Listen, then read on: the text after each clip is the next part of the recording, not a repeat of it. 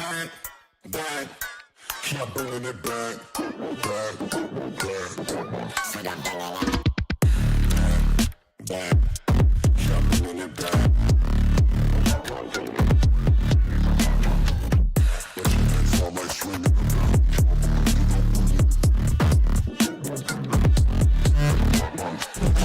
Back, back. Keep bringing it back.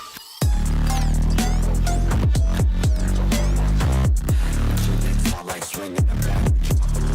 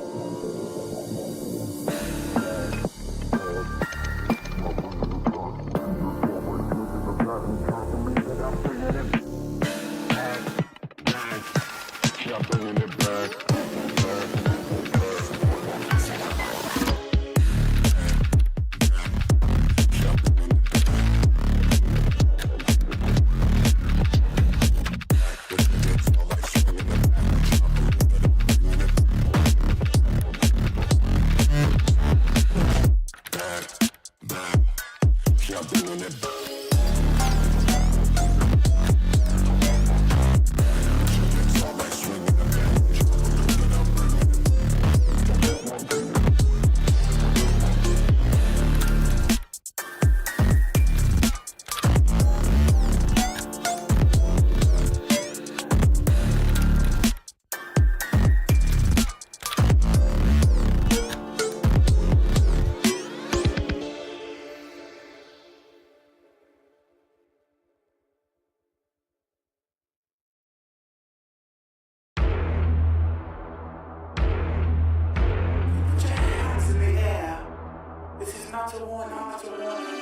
You think that I'm running in place? Y'all really testing my patience.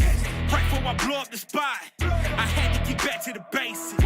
What if my talent is wasted? It's sick, but I'm lacking the placement. Thought since I rap in the basement, but my come up is legend, is greatness. I don't care now, it's pedal to the metal. I can never quit now, I will never settle. Puppet to the game, I'm pulling strings like Geppetto. We in the same game, but I'm on a different level. I passed it. Gotta keep grinding till I'm laid up in the casket. No fake round, but you feeling too plastic. Yeah, y'all feeling too plastic. They say my style crazy, but then it's straight jacket. Wow. Why you still testing my patience? Trying to turn me into something I ain't trying to be. All the hate is in heavy rotation. You gon' lose yourself, quit testing me. Don't make me lose my mind. Don't make me lose my mind. Don't make me lose my mind, cause I'm looking like Wesley, test me. Don't make me lose my mind. Don't make me lose my mind. Don't make me lose my mind, cause I'm looking like Wesley, test me.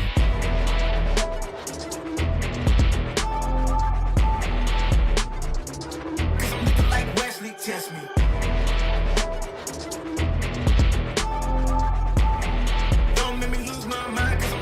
Wesley, test me. Yeah, guess I know no better. I ain't got no chill, so they call me a devil, I know. Look, I am just a man on a mission. If I want it, then I get it, I go. And if you're trying to test me a beast, you gon' need Liam Neeson. The chance that you're taking is flagrant. You're testing your luck. If you think you make it out, then you're sadly mistaken. Careful what you putting your stake in, cause I ain't got no patience and no limitations. You trying to figure me out, and I know I don't make sense, but no one's there when you call like you're trapped in the Matrix. You need to take a break from it. I think you should take 6. Cause yes, I hold a throne and no one else can replace this. The pain will only go deeper the harder you chase it. I'm the greatest that you ever met. It's time that you face it. So tell me, why you still testing my patience? Trying to turn me into something I ain't trying to be. All the hate is in heavy rotation. You gon' lose yourself, quit testing me. Don't make me lose my mind. Don't make me lose my mind. Don't make me lose my mind, cause I'm looking like Wesley, test me. Don't make me lose my mind. Don't make me lose my mind. Don't make me lose my mind, cause I'm looking like Wesley, test me.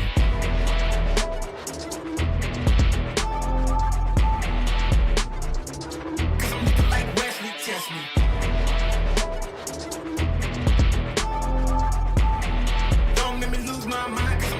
Wesley, test me. Kiss like that, Kiss like that,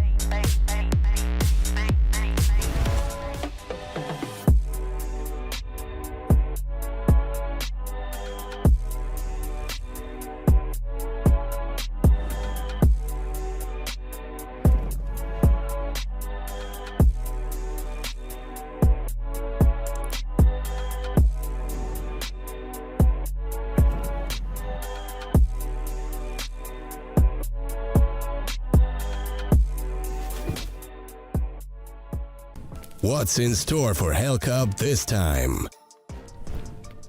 An enormous giveaway of skins worth over $15,000.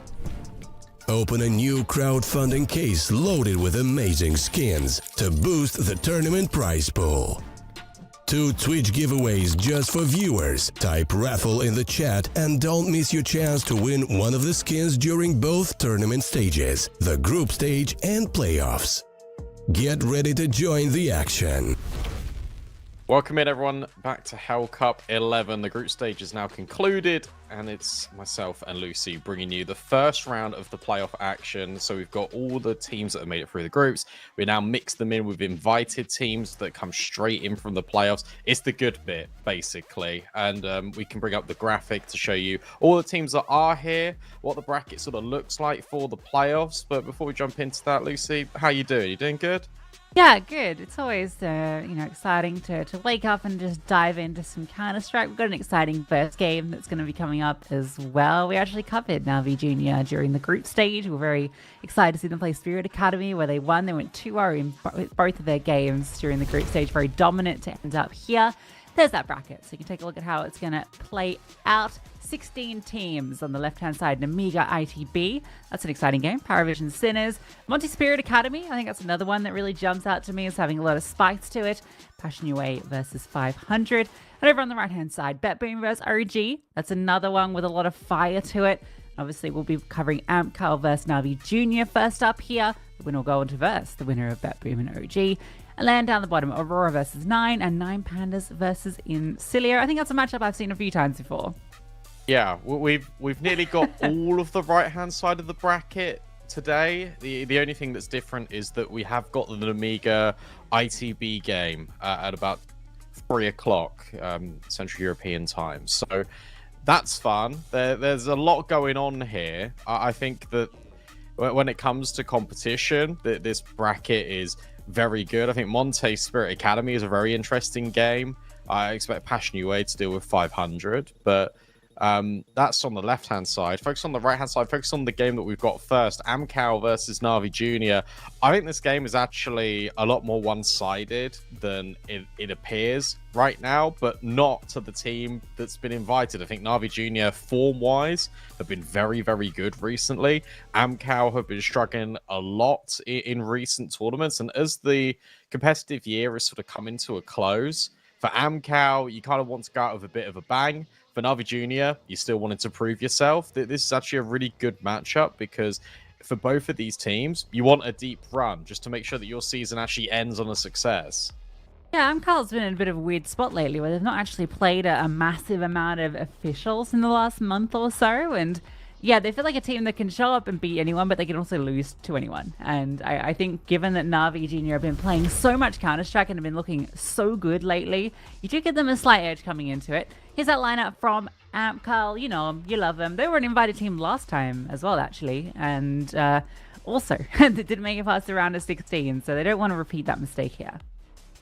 The issue with this team is, well, actually, there's a couple, to be honest. But for me, if you're taking a chance on youth, which I like, but the fact that you made 2 changes so quickly is the downswing for me with this team. And the reason why is because the core is just not consistent. You've got consistent players that have been around in the tier 2 scene for quite some time in Forrester, Travis, and Crad, but the level of quality of Counter-Strike that they're bringing, especially in CS2, isn't good enough to accommodate 2 youngsters coming in. Obviously, Nota from Rush B, the buyout reportedly, it was really high to get Nota in from AmpCal. It makes sense because he is a very good prospect. But then you bring in Topo, who hasn't really played in the scene. They've taken a very big risk on bringing these 2 in at the same time.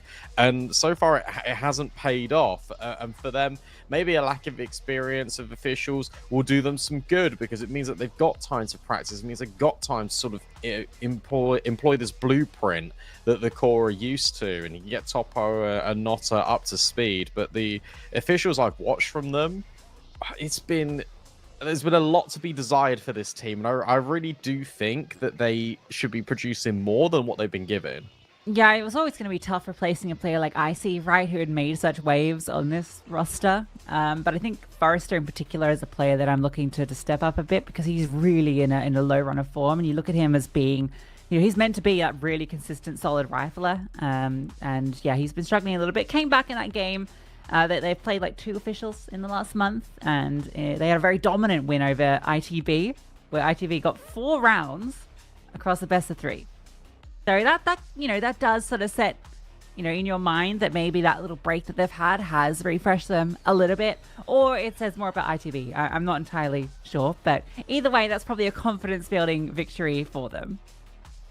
Yeah, I don't know. To be honest, I don't know. I think that actually says more about ITB because we watched them the other week and they were interested in the group stage, to say the least. Let's look at Na'Vi Junior because this team, all you can do is give this team praise because they've been brilliant. And the first time I watched them was in Hellcup, was last week, and I was really excited watching them. I thought they were really good against Spirit Academy. Since then, they've gone on to lose a couple of best of 3s, but to be honest, the sky's the limit for this team. Mikaze is exceptional. I think Krebeni is a really underrated addition to this Na'Vi Junior squad, and it's also been really nice to see Demon sort of have an uptick in form because he's been part of the outfit of Na'Vi Junior for quite a while.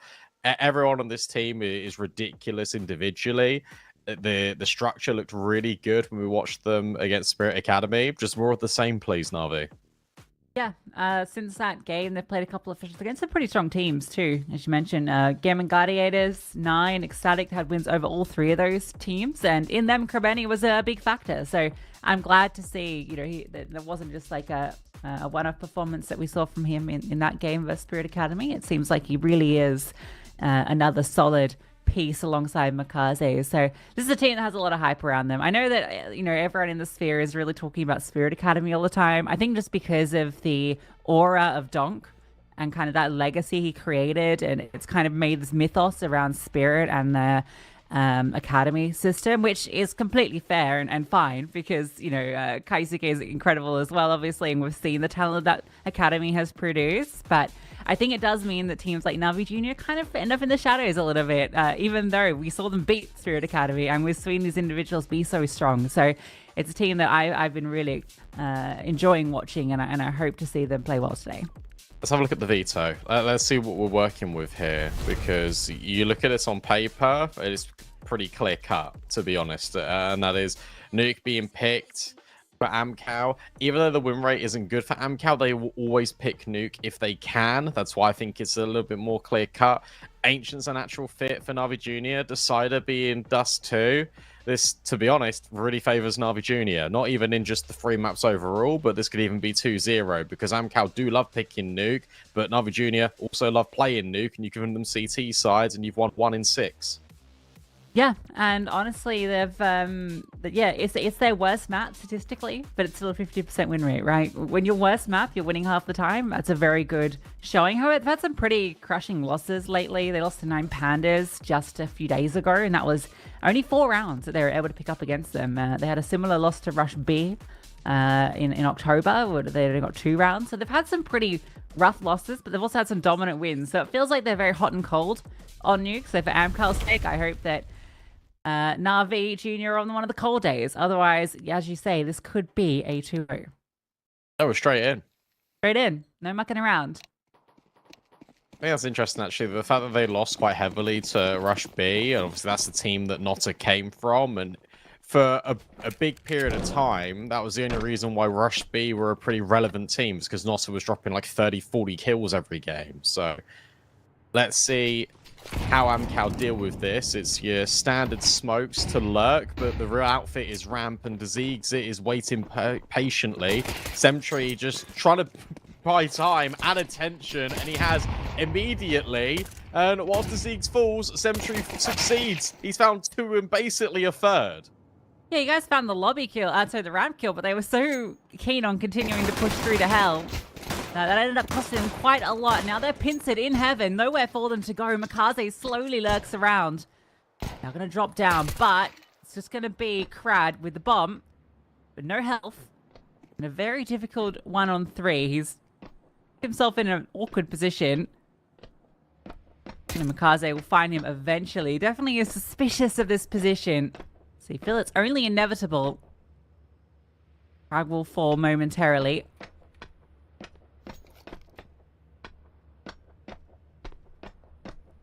But a well-handled pistol from Sentry in particular.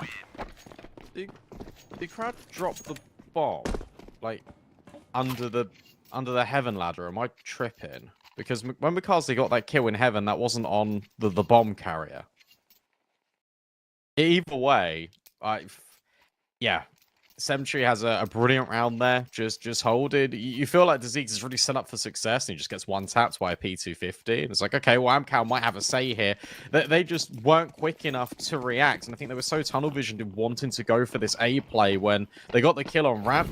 You're losing your players to the hell push. Maybe just reset and go back down B. You don't need to commit to this plan if you're losing players. Yeah, it's one of those gambler's fallacy kind of situations, right, where you've already committed so many players in that you feel like you just need to get this kill now, or it just wasn't worth losing all these players, but regardless, they lose them.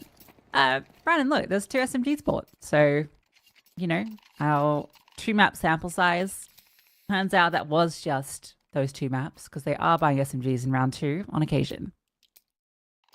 I don't know, maybe they got destroyed by Fabbet and 9 Pandas last week. They were like, maybe we need to have a little bit more of an economy. Yeah. We're good aimers, Not sure. but we do need to, you know, support ourselves. We saw Mikaze on that garage angle that he was using against Spirit Academy. Sort of loves that play. Krebeni's also started to get into secret from outside. Travis is now taking a lot of damage. That would have been heard as well by Krebeni, so he should be really aware that Travis is here.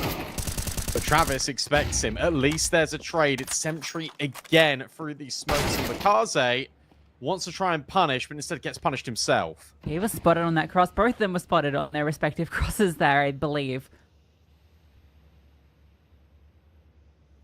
Bomb's allowed to walk down. Forrester going to be crunching points. The Demon is ready for it, but the MP9 not favored in that duel. Six will make his way down, but Sentry... Oh, no, maybe he's going to be okay. Block versus the M4. The M4 will win it. That's precious HP lost, but maybe Disease can still make something happen here with the MP9. Oh, he can! Absolute brilliance. Give Sentry a chance. 1v1 as the bomb gets planted. They looked the wrong way. They thought he went round to the left-hand side. Now Sentry's already crept in. Literally standing on the corpse of his MP9 teammate. Creeping closer. Topo not prepared. And Sentry gets all of these necessary trades and then is the one to close the round as well. Significant impact on the pistol. Significant impact in the first full gun round. Na'Vi Jr. keep it clean. Keep it clean with a 2v4 as well. See, Travis got that opening. The trades are clean. Demon goes for the info play. Leaves it now. Just like mentioned, he almost gets caught, right? He's trying to throw his incendiary. Doesn't even end up throwing it. He has to jump into the air and try and dodge back. But running out of bullets does Forrester, and the double up with the MP9. This little creep and crawl also, really nice. I think that's comms as well for Amcal. Just the fact that no one is sort of swinging left and right, covering both bases. Everyone's looking sort of the same way.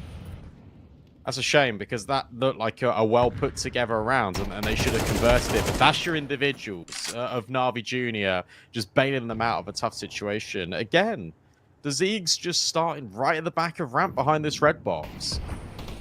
Yeah, I think knowing that it's the Tech 9s and you want to play an angle where you can't get overwhelmed, and Commentary's on the quick rotation, but now he is spotted. But again, it is the Tech 9, so he's in a good position to deal with them, can dance around the box. Half by only finds the one thus far. Almost found none.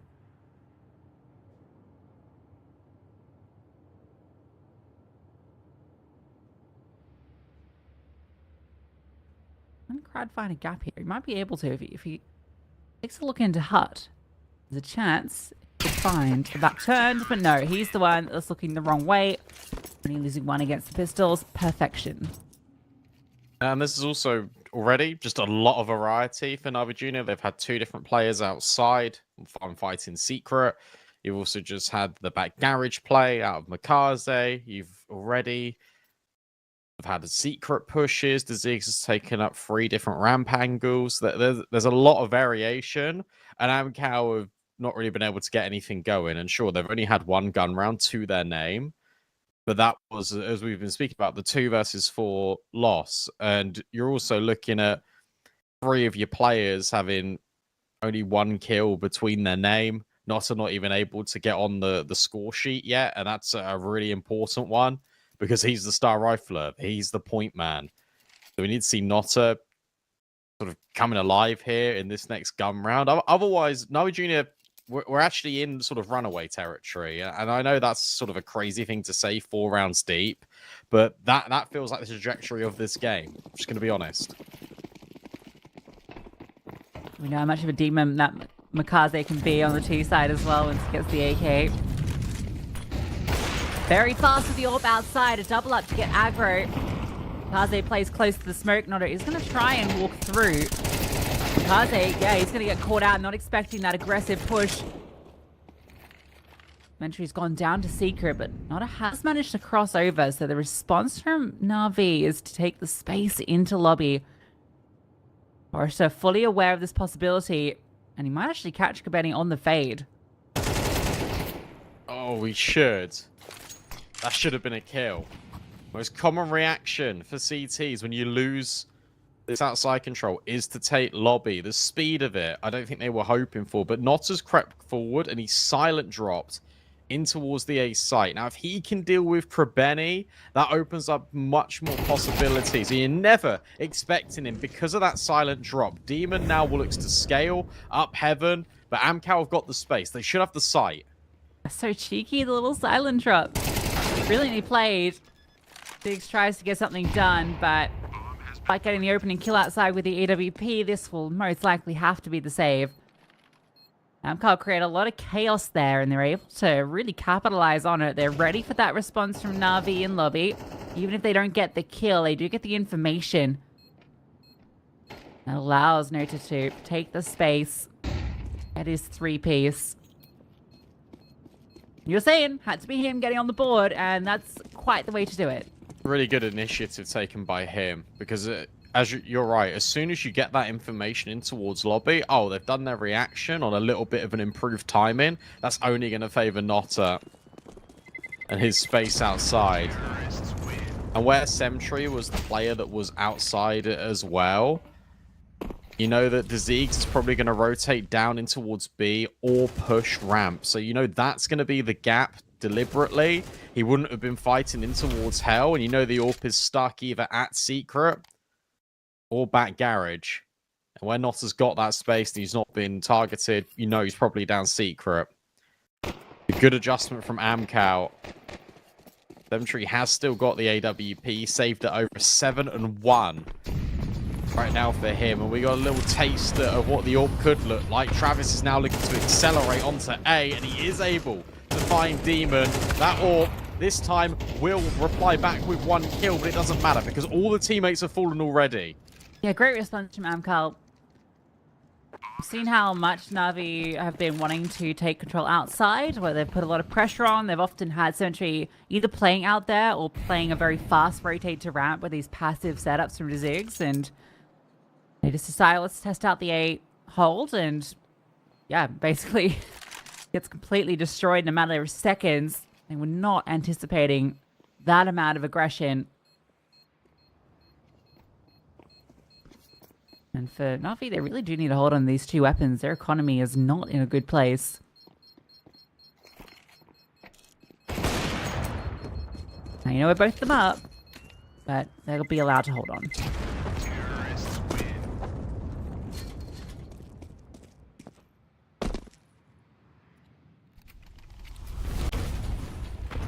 Yeah, I mean, look at this. You're just not ready at all. I think Demon was caught and spotted initially with nades out. Avi tried to push back through ramp. Tried to have that quick response. Hoping that Semtree hits his kill. If Ziggs is able to get 1 on the back turned with ramp. You're then worried about that. If you're Amcal and that slows down your progression in towards A. Didn't happen. They might just run it right back. This time utility's a bit more disruptive at the start. They're going to go for it. The orb's here, though. And this time, yeah, you're not catching them sleeping. Noda will get one, but the trade is immediate. The bomb delivered. Seems like Na'Vi Jr. were anticipating this. The double up on the smoke's a bit unnecessary. That shouldn't be a problem as they have the two-player advantage. Unless Travis can find this kill, that would completely open up possibilities for Amcal. This is very important. Oh, he falls. With over a minute on the clock, there's a lot of room for Travis and Topo to work with. You are right, but I think the bomb is on the other side of the door. Is. And where Mikaze smoked it, initially they've got full info on it. So Sentry can hold outside, but the timing isn't great for him. Topo should have him. Back turned, that's an easy one. And suddenly you're back into this round. So the double up into Hut, you can get a boost up to get a player on towards the rafters. This feels a little bit nicer, but you still got all of these angles to worry about. The burden for Amcal is that there's 30 seconds left. Yeah, that's not going to matter if they just get the kills, you know. But the Molotov will let them know exactly where this player is. So Demon will be able to hold the angle. Travis can pick up the bomb and he can just try and drop. Yeah, he'll get down. Demon cannot deny. And in fact, he's the one that falls. Kaze will get the trade back just about around that corner. Now it's a one-on-one. Travis, bomb down, goes into single. Kaze anticipates it, pre-fires, but Travis wins it out. And that is perfectly played by Amcal. You have to worry about the way Na'Vi hold that because they go hunting solo with the AWP. I know they want the information, but they have the bomb. I feel like that's the wrong play to send looking for information. But even in the 2v2, I think Topo's given them a chance to win it back out again because he just pulls out his molly. But I suppose by doing that, you're still creating a tension. That means that Travis can walk through Squeaky and have that timing to get the bomb go down then. It felt like they were so safe, and then all of a sudden it's just a rush of blood to the head for this AWP. Topo just hits a perfect timing. Dotta now knows that there's a deep stack involved. We're trying to get the rifle boosted at a back credit. He'll be the one to dispense his util, but it's the USP that profits from it. Oh dear. And then Topo fights. Travis now has to try and come and deal with this. That was the bomb. That was the bomb. It should still be okay with Forrester on his late lurk. Amcal should be able to spare their blushes, but that was terrifying. You got a little spooky. If they go down B, it can still get spooky, but it feels unlikely. Krebeni's on half HP. And I don't think they'll make the same mistake they made against the MP9 last time they came down lower. Mikaze is just out of position. I'll pause, looking to see if Na'Vi will look for clues, because they have shown a propensity to do this.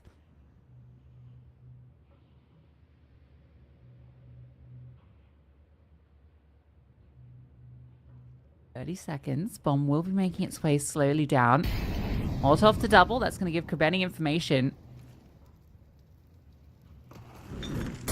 Out from single, they will be most likely coming. With the time on the clock, there's a real chance that Krebeni could really be a problem. Can't get the second kill, though. That trade is everything, and Mikaze just has a USP. Oh, there's a hole in the doorway. Oh my gosh. That was close. That was honestly too close. You walk into that round, Na'Vi Jr., with one rifle, everyone else is on USPs, and Amcal walk out alive. Round one, sure, but with two players, that gets too close for comfort. But at least they're able to reset. It's the late lurk out of Forrester that sets the wheels into motion for Amcal. But they're back. 4-4. This feels a lot better, especially when it's your map pick. And now you're looking to go aggro. You open that door rather than blowing it open. It's faster for Topo. And Krebeni's the victim of it. Amcal coming alive. Couple of close calls, but they're coming out ahead in these rounds. Mikaze trying to feel his aim, and he'll win that duel out.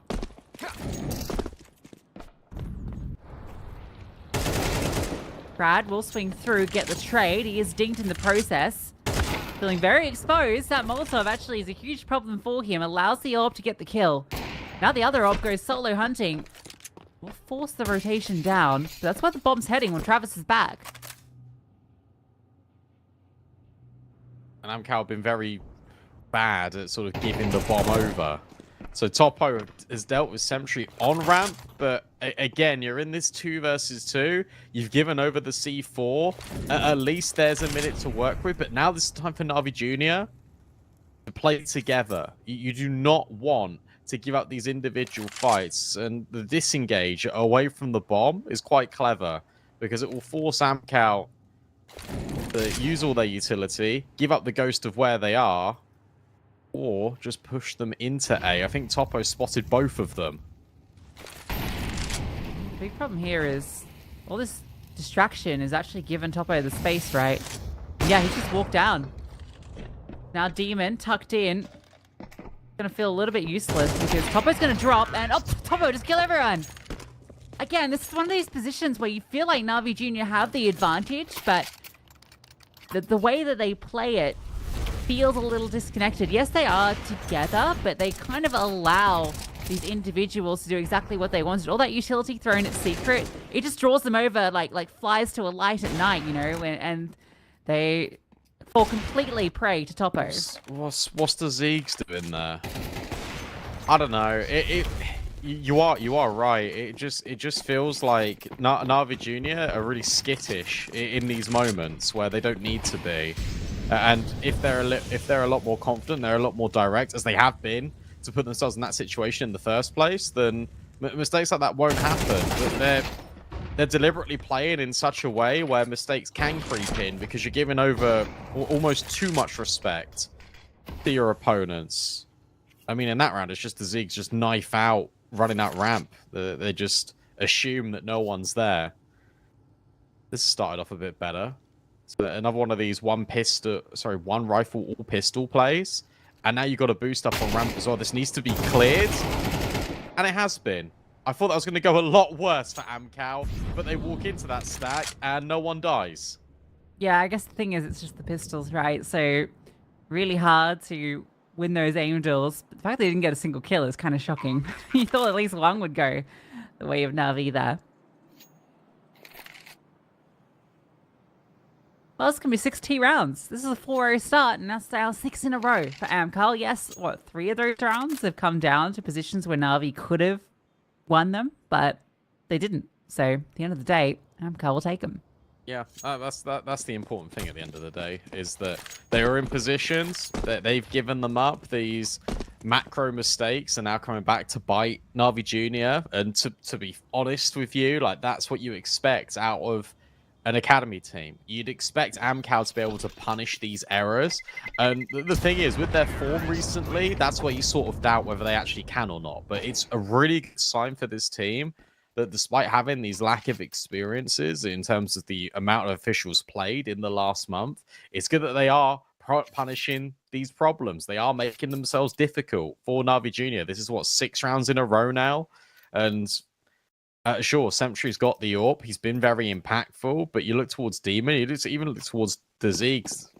It's like, okay, well, we need something more out of you. Even Makaza, you could actually create that argument for, because the kills have been very impactless.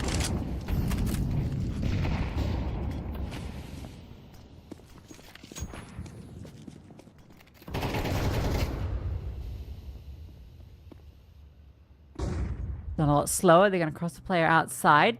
She will be waiting for him, but Nota absolutely deletes the offer. Picks up the off his own, fires off a shot. Rennie feeling the pressure now. 2 players pushing him. If that molly had landed in there, would have been in trouble, but that's now full control down lower. Rennie goes looking for information, and he'll actually try and fight his own offer. Doesn't win it out, though. 1 HP. Yeah, this is Na'Vi Jr. have got one reaction, and that is to push lobby. And this is, we've already said it before, but this is the most common reaction that the CTs will do. So now Amcal are just like, okay, well, we'll just hold for it. But they're losing out the individual fights to Makaze. Brad has now scaled back. He now sees one more. Makaze's even being spammed through the silo. on the bomb site. Ziggs is now feels like he needs to help his teammate. What's happening here? They're just waiting for this push. Yeah, Noda walks up heaven. He was on his own little adventure the whole time. Ziggs will find a nice timing. Remember, 1 HP here on Topo. Noda's not feeling that much more healthy. That HE. Oh, actually, we'll get the kill. I cannot believe that does the damage, but he only needs to do a single point. Topo jumps towards the silo to get the bomb down. He gets blown out the server. Now, this is one of the rounds that Amcal has all the advantage in, and they're the ones that let it slip. This is the first round in which the individual aim bails out Na'Vi Jr. here. And it's just Mikaze just taking these fights, winning out these kills. But this is such a mistake from Amcal, but also it's inconsistent nade damage on CS2, because you feel like if he throws that nade, 5 times out of 10 it does the damage, 5 times out of 10 it doesn't.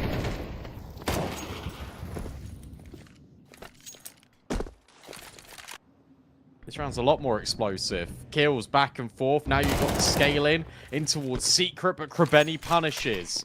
Might be aware of another player. He gets ahead of the smoke and now creates an off angle, but Travis predicts it. It's a 3-on-2. It's still in favor of this T side. How necessary was that, you know? I guess he's just feeling that moment. Travis fully aware. Advantage shifted. And a double up down lower from Na'Vi. They're moving as a duo. Amcal, if they pause and they continue down lower, that's where they'll be in trouble. Emtree has the AWP. Move to mini ramp. Still a real world when this goes wrong for Amcal. Question is if they continue to commit, right? So they're definitely going down lower. And they see this AWP. Do they keep pushing? There's the AWP, fires off, and there's the swing from Ziggs. Now, can that bomb be picked up? Oh, he's gonna, yeah, just get out. He's still got the bomb. He knows that both of them are. Bomb to be planted, a 1-on-2 for Topo. Yeah, but he had the bomb the whole time. Just get out of there, man. Topo can reposition himself to watch the main cross. Oh no, the door's closed. No, he can't. So now you're in a hut. You're in a horrible position now. You just got to win out your aim fights. Wide swing. There was the chance, but the Ziggs punishes. Na'Vi Jr. set themselves up to succeed. Amcal walked straight into the setup. And whilst that was 6 rounds on the bounce, it's Na'Vi Jr. to get 2 right at the very end to make things even as the first half concludes. Yeah, some scrappy Counter-Strike between these two teams, most definitely. A lot of these rounds came down to some funky 2vx's. I think we saw, like, what, 3 2v4s or something along those lines play out. That last round, Topo, I think, would have won that if the door had been blown. Like, he was going to beat them to the cross out from main, and I think he's guaranteed a frag there, and in the 1v1, you definitely favor him. Door is stuck and shut. So we're tied up. Na'Vi have a chance to get on roll on this T side. After a 4-0 start, Amcal put them through their paces. That was looking to be fast. Instead, it comes through hard. Nota with the dualies only finds 1. But Topo and Forrester combine in towards main instead. Advantage still very much with Amcal. Demon, who's only got the kills for Na'Vi Jr. in this pistol, can't swap between the targets. Amcal able to recover that 8 attempts from Na'Vi Jr. They draw first blood in the second half. Yeah, I mean, not to you know, comment on how the pros play their pistols, because I'm sure they know what they're doing, but I feel like if you got to play a going door, you should maybe just buy like a HE smoke and just smoke off main. I don't know. I feel like that would have probably helped a lot in that situation. But they just go straight in with the guns. No Viewtail. Almost works out. Demon gets some nice kills, but yeah, that double up in main just devastates them. It is the force fight back. They've got a Hero AK that's been dropped by Demon. And interestingly, it's not to Mikaze or Krebeni, it's to the AWP that gets the spoils. Yeah, fair. I mean, he's 14-7. Shows confidence just in the youngster. It's actually Demon gets the kill with his Tech 9. Nota's already dropped down the vent. Krebeni's got really quick scaling here. Nota's not going to be prepared for this. this vent timing, it's not going to be cleared. Oh, I think it's been missed by both parties. Yeah, I don't know who this favors. You think it may favors the T side, unless Krebeni goes back? See, there's an awareness from Nota this might be a possibility, and yeah, he will clear him. That's so unlucky. And there's Nota. What an absolute round. Catches Krebeni on that lurk, swings open the door, and slams bullets into their faces. Yeah, that's unlucky timing for Krebeni. Because as soon as Notta's been it sort of 5 seconds, he can think, well, actually, there's a timing that could be hit on a player coming down then. And that's where Krebeni lies in wait. But afterwards, the mechanical brilliance to get the second and the third kill is everything that Amcal needed. That was your force buy out of Na'Vi Jr. Now it's the eco. Amcal, they can be in cruise control. They just don't want to let things slip away from them. But now how potent these deagles from Na'Vi Jr. can be. For Amcal, it's all about damage control. And that's not the best start.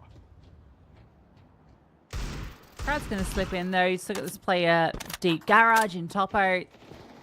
I think it'll all be okay. Yeah, they'll get cleaned up. Pushing Crad and Forrest up. Find kills apiece with the MP9s. And even an upgrade for one. Yeah, you know, when this game started, we were like, oh yeah, okay, Na'Vi Jr. have come in looking hot, looking good, but Amcal have been firmly in control of this game for the most part. I've been pleasantly surprised with Amcal, to be honest. And I think what's interesting is actually the rifle core has stepped up and delivered moments. And that's allowed Notta to sort of breathe life into his own game. He's now up to 15 kills when he started. He had to have been like 1-6 or 0-6, sort of in that vein. Nice break on the smoke to give Topo an opportunity. He'll then try and create another window, but instead, it's the riflers that do the damage. He keeps going back for it. That is incredibly over-aggressive. You don't need to do that, especially after the first like 3 shots. Yeah, I think also the way he was doing it, it was like based off flick shots rather than kind of just like looking around the edges of the smokes, trying to find like a little bit of a head. No, he was kind of swinging in the open and just like that. Yeah, you don't swing in the open against these guys. There's your last player. Forrester gets an upgrade. The Na'Vi aren't done yet. Not by any measure. I really wish he just held an angle rather than trying to like flick to like 4 of them. Yeah, he just kept swinging. I mean, he's a KZ player at heart, so I suppose it matches up. Like the fast flicky style, like trying to hit your jumps, right? I don't know. I don't play KZ. My movement is so bad. Yeah.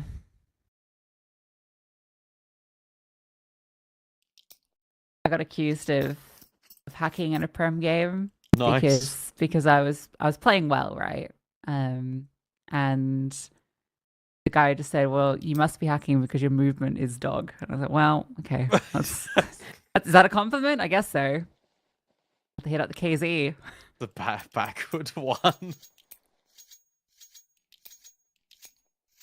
Oh, never change, Counter-Strike community. Never change.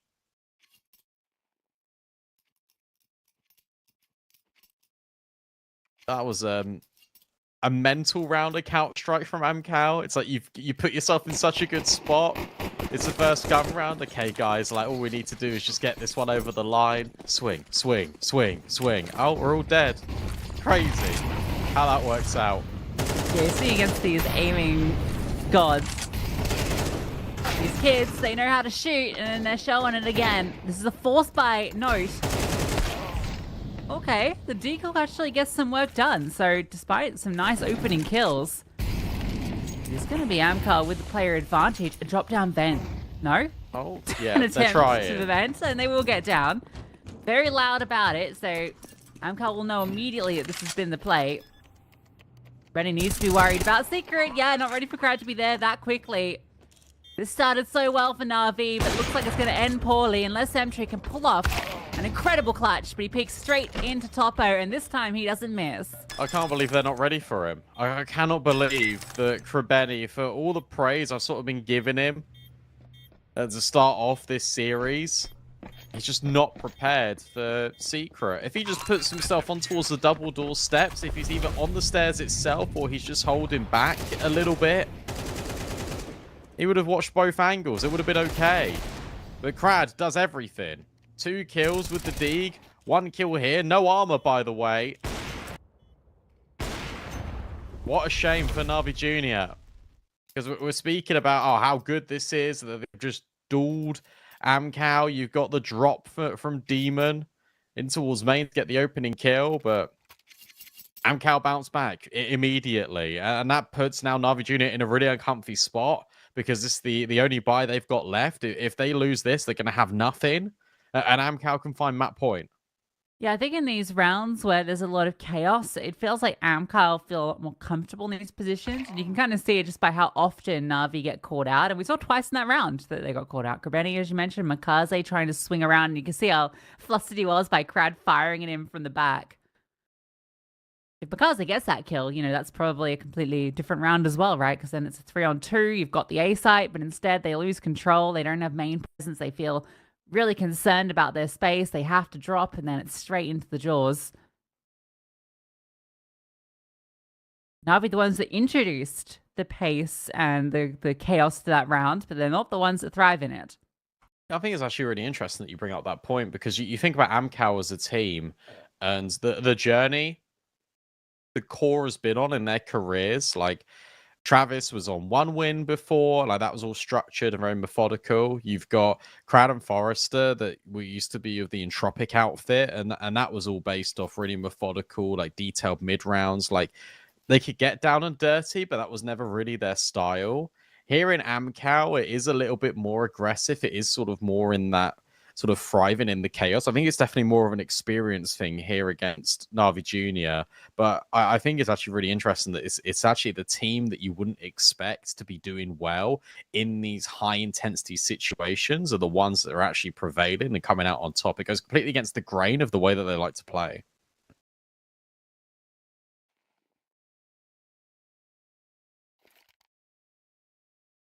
Technical pause. Looks like Travis has dropped, but hopefully back into it shortly. Na'Vi will reinvest. It's getting desperate now. But it'll take us that 1 round, right, to break through.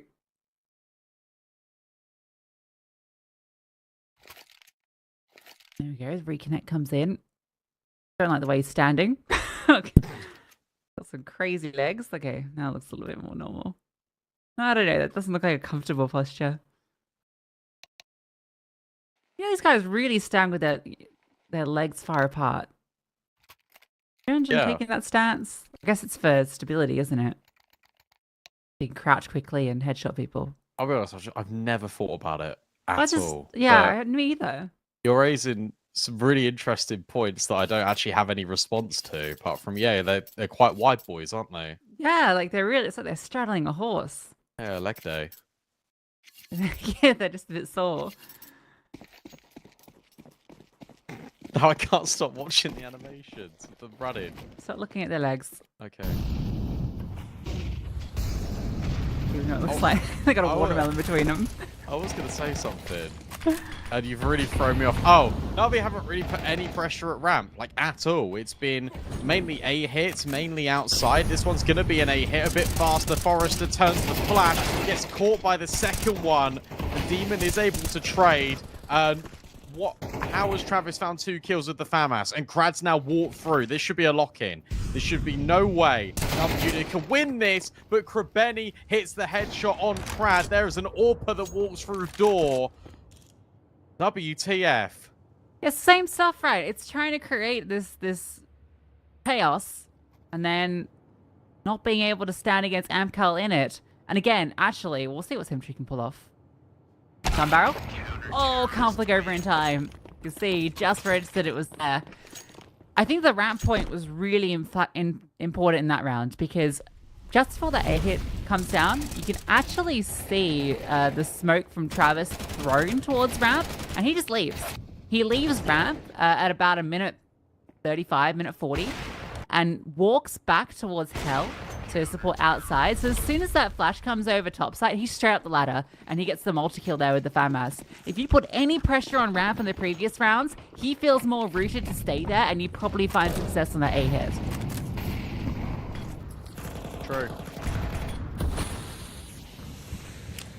And this is also Topo rising to 18 kills, and we've not even seen that recently out of him. I didn't expect him to be just popping off. Like, where has that actually come from, Topo? This is a make or break. Has Na'Vi have actually decided to invest in again? I mean, they'll just be forced into the end of the game.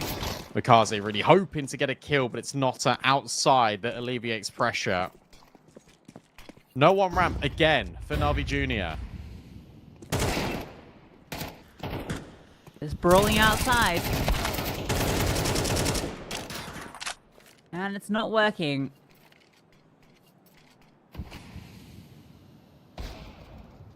That's a smoke and a half. That has created so much confusion that it allows the up to come and peek. And here comes Travis outside trying to help out Notta. You now know that the Ziggs is hearing towards main. You've already got a lurk.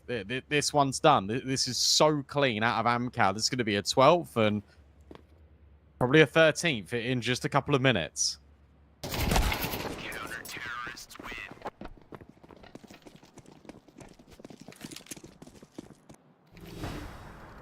Yeah, it's really, it feels a little sad for Na'Vi, but it also feels like it's incredibly one-dimensional. Amcal have been ready for everything they've thrown at them. And I feel like Amcal are mostly just playing reactive CS, and the reactions are very clear on what they need to do, so they're not really having to be pushed too much.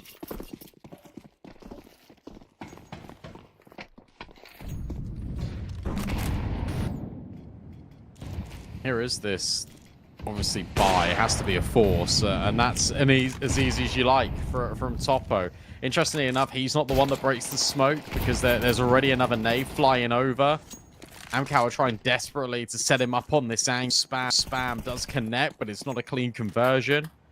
The Na'Vi will cross. You've got the Ziggs out of ramp. He just takes that risk. That's something that Na'Vi Jr. have been needing for quite some time. Someone just to grab the game by the scruff of the neck, take a risk, and they've done it. Yeah, now they've got these players down secret as well. You feel like they're in a good position. Crouch is going to walk through this. This is crazy. And he's rewarded with all of the space. Just brazenly walks through. We have Travis down with the FAMAS. Gonna creep and crawl towards single. This fight, very important. Krebeni, will he be ready for Travis on the off angle? Travis will spot him, so Krebeni falls back, but it's straight into Notta. It's all by design. Now, Topper's down. Everyone is here again. They're just reacting to what's in front of them, and it's working out perfectly. Player advantage for Amcal. Ziggs on ramp. He's going to be incredibly influential for Na'Vi, but not to lose everyone. Sentry jumps over. He jumps over the corner, spots two, gets them with the Galil. The crowd now looking for the trade, will collect it. Means it's back onto the Ziggs. His position is known, I believe. You can see both of them looking towards him. Bomb planted behind the silo. The Ziggs can't get involved. They're just going to defuse right in front of him to take the map. Yeah, they had to know the Ziggs was ramp there because they've pushed lobby and have not seen a reaction. And you've also got the secret control. You've also got the rotation down ramp. So well played from Amcal. It just felt like they came into their own there in that second half. It felt like they really grew into that game. And Na'Vi Jr., you said it, literally the round ago, one-dimensional. They couldn't get warmed up into it. And then Amcal were able just to create these risks because of their confidence.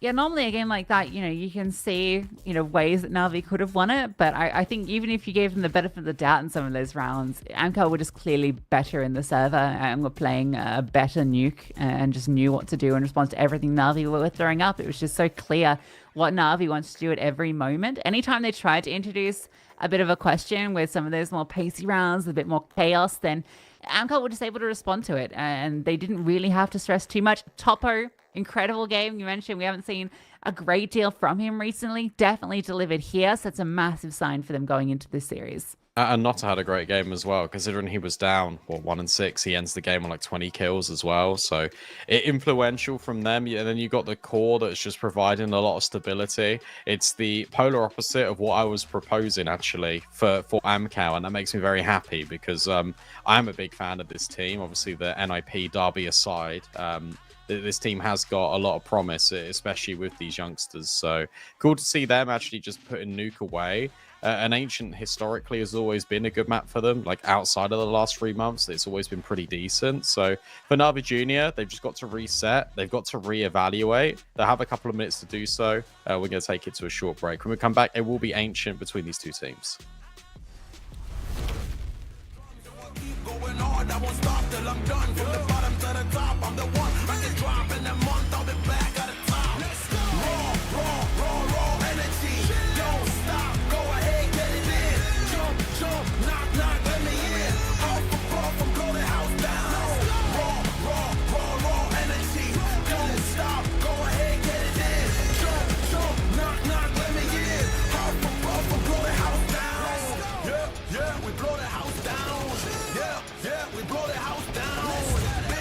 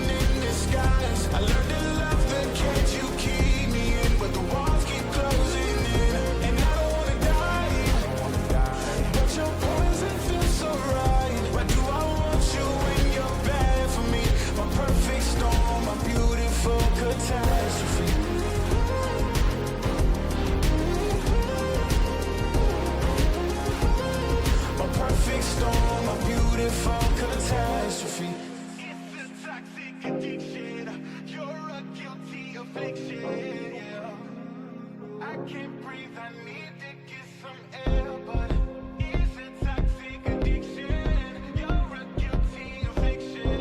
You can't breathe and you just need some air. Give me all of your lies, 'cause you're my demon in disguise. I learned to love the cage you keep me in, where the walls keep closing in, and I don't wanna die, but your poison feels so right. Why do I want you when you're bad for me? My perfect storm, my beautiful catastrophe.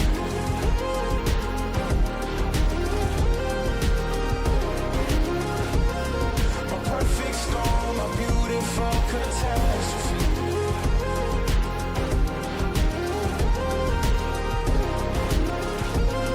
My perfect storm, my beautiful catastrophe.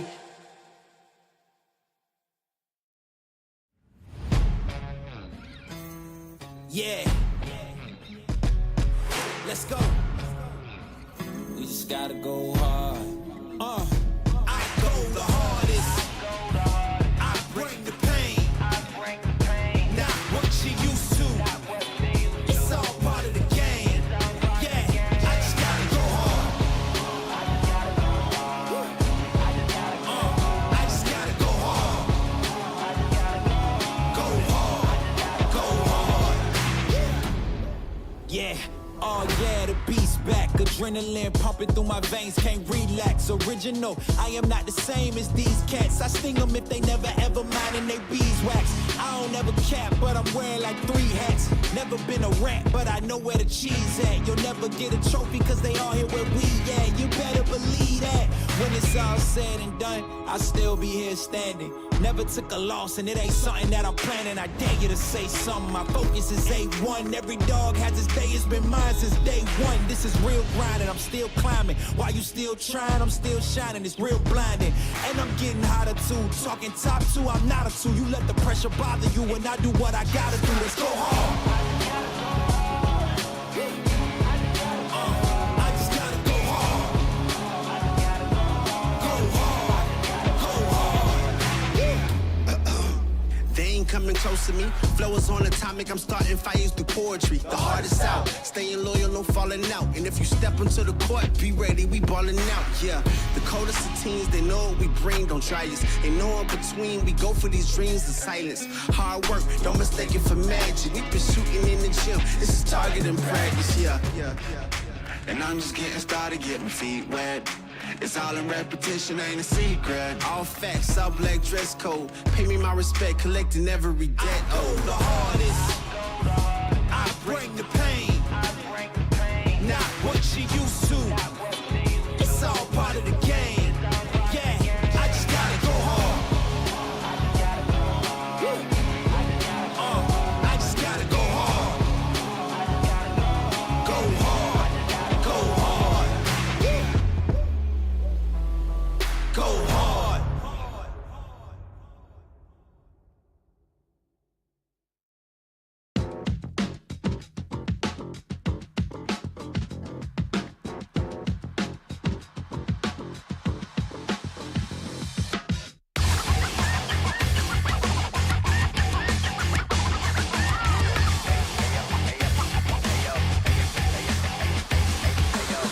From the club with a baddie or two. She was looking in my eyes cause she wanna be my boo, be my boo, be my boo. I'm tripping in the stew. If they tryna get her back, then they might've got the loot.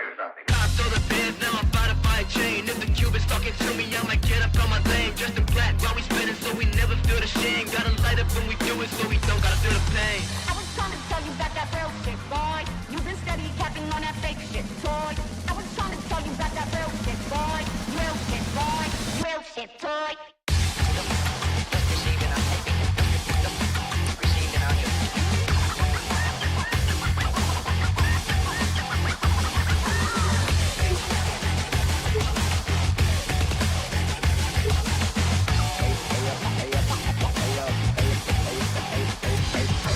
Been around, burn out, flow it to the penthouse. Shotty's going crazy, then they quiet like a church mouse. Land up with the customs, then we never get to get it out. Nitro in the engine, so we see what it's about. Always wanna talk, but you never want to smoke. If you flashing all the guns on your live, you a joke. Closing up with bodies when you never ever broke. I'll be pressed to find a shooter who be lacking in the soul.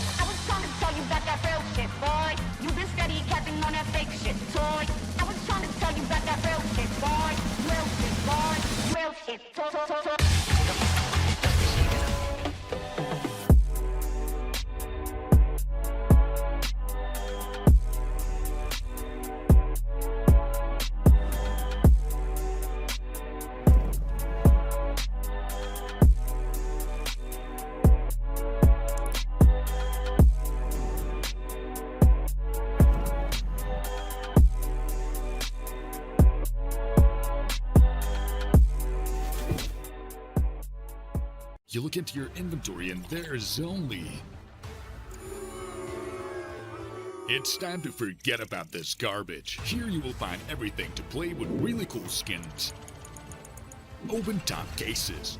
Upgrade dropped skins and turn your junk into a cool gun using the contract system. Every day, thousands of people upgrade their inventory with us. Hellcase.com. Look at yourself in a new way.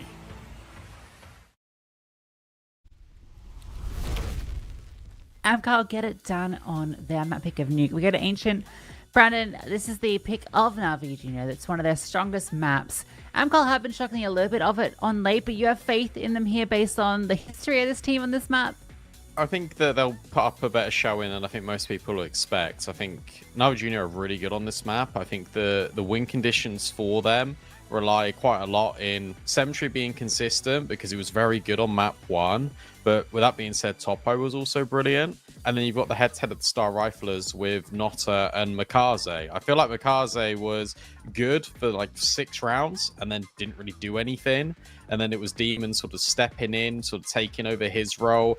I think Dzeeks had some like important rounds, but that was far and wide. I just think that there needs to be a little bit more consistency here for Na'Vi Junior, to be completely honest. I think Amcal have got more of it currently, but historically, this should be Na'Vi Junior being able to sort things out here. We'll have to wait and see. A fast A play. This has now been heard by the Donut player, so Forrester should be on red alert.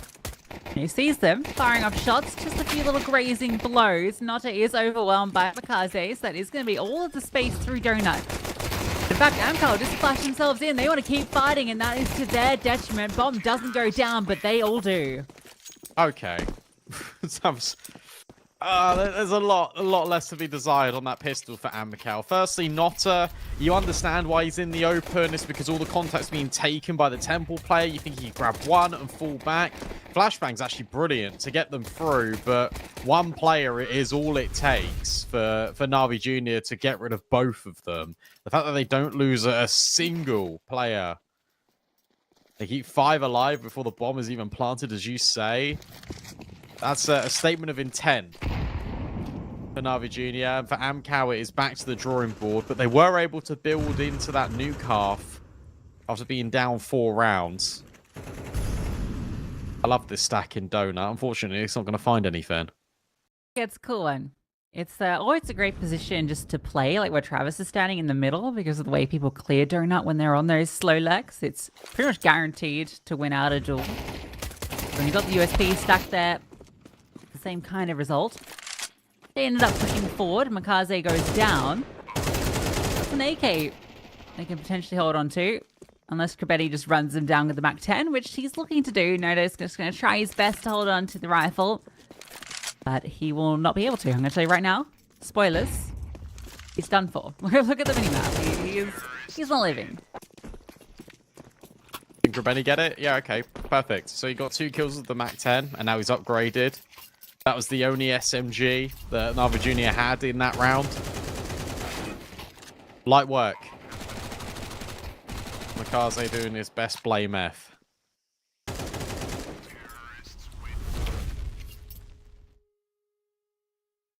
Oh, not again, Travis. Come on, mate. Yeah, not right now. It's the first gun round. This is what we've been waiting for. Oh, no. Oh, no. Not Danuta. Not another one. Oh, he's back. Okay, that's good. Yeah, that's okay. more... Maybe that was just a game restart. Oh. Never mind. Maybe it's not a game restart. Okay. He's just adding to his death count constantly. Oh. Or match med ticket. When Travis is back, Yeah. it'll all be restored. He's there back. We go. Yippee.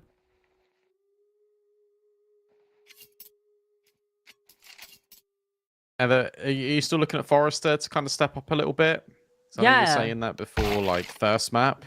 Even on the first map, I feel like he wasn't having a hugely impactful game. I think he ended up he was put on the board. 9 kills, right? And I think that's not really what we expect from from Forrester on this team. Yes, you've now got, you know, Nota in the squad, and he's obviously going to take over, going to take over a lot of space, but you still expect that level of performance from Forrester that we've come to expect over the years. It has been a bit of a red run of form. Save that ITB game, but everyone got a good rating from that because it was a stomp.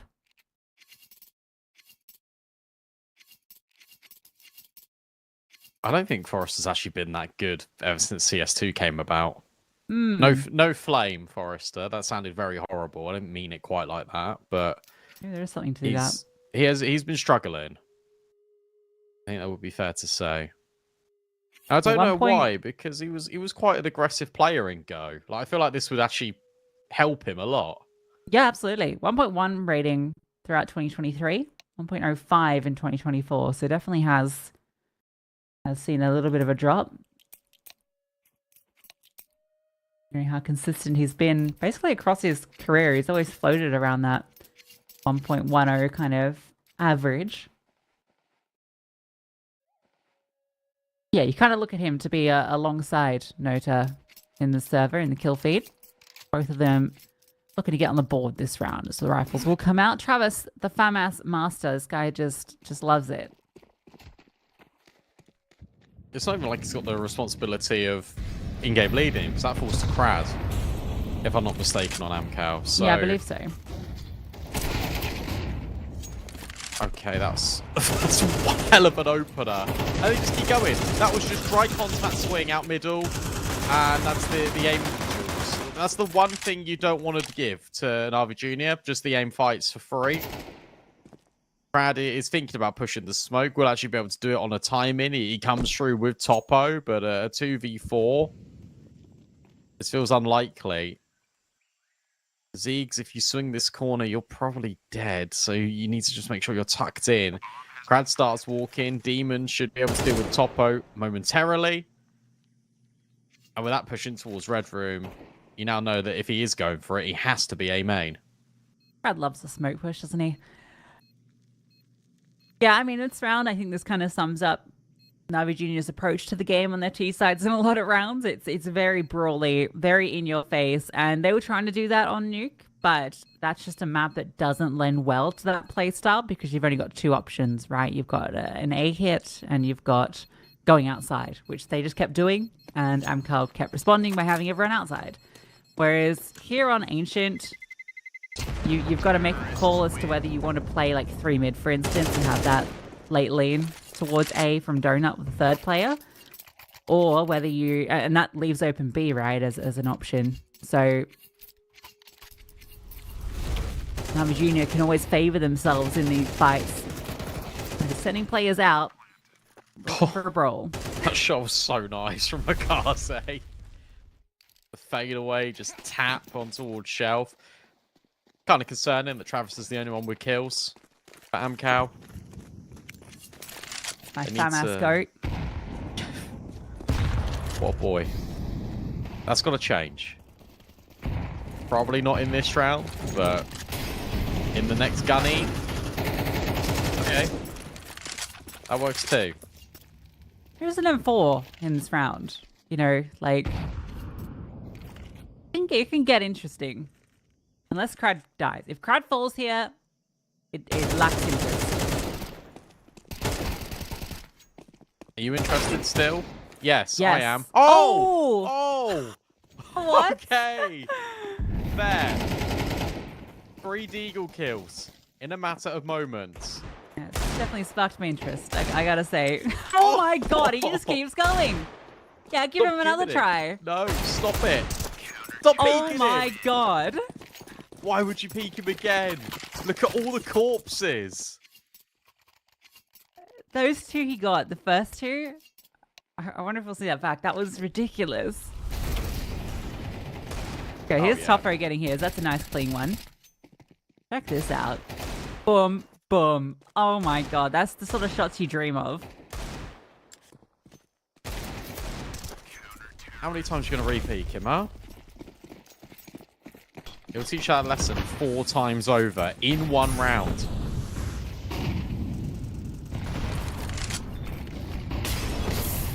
Oh, that's a much better start. I said it wouldn't even be in that round. And now Notta's got to be feeling confidence flowing through his veins, surely. Zeus goes ahead. Notice how the AWP doesn't fire off a shot. He just waits in case there's a second player. Lets him run by. Rifler takes contact. Krebeni finds Travis. It is a 4-on-4, and they've got space out mid, Na'Vi. Kazi looking to push forward. Topo is here with that AWP, and as mentioned, hasn't fired off, and he's scoped it on the angle. Oh, that timing could not have been worse for Topo, though. Kazi's just able to cross over while he's repositioning. Oh, no. Okay, this is fine now. Yeah, I thought he was going to push forward, but...